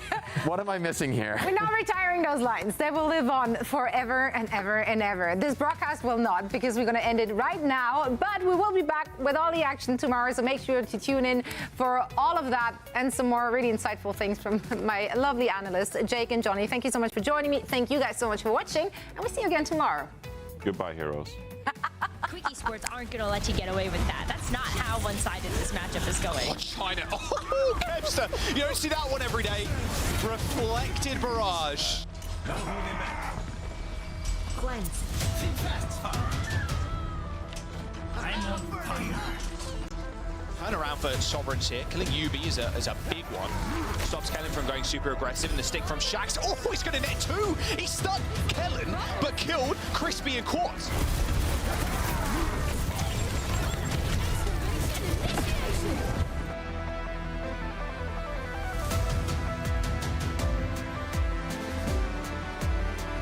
Yeah. Me when Malga's meta. So true. Did you see what he said before that? He's like, play a tank hero that you like to play, not just like the meta. Something along those lines.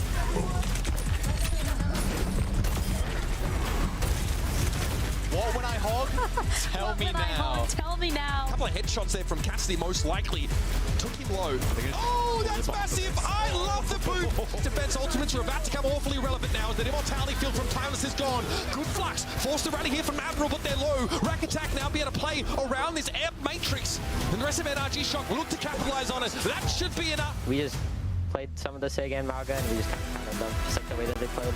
Like even on like Holly, like you saw, like they have to like mirror our comp. So What a lame answer. We just sat around each other, we hugged each other, and we won. Like that's what Terry does. Probably going to take a little bit more than that. They're waiting on Tap to find something, and he has. It's King taken down first. The Farah had to drop low to get healing from the Baptiste. Squid, to speak of the Baptiste, not faring much better as Tap finds the shot. Afterward, it's 3 in a row for Tap. Farah taking over the game. Vision already hits the GGs in chat, and you know, Citrus Nation have done it. The reverse sweep to once again knock Luminosity out of a tournament in the lower bracket.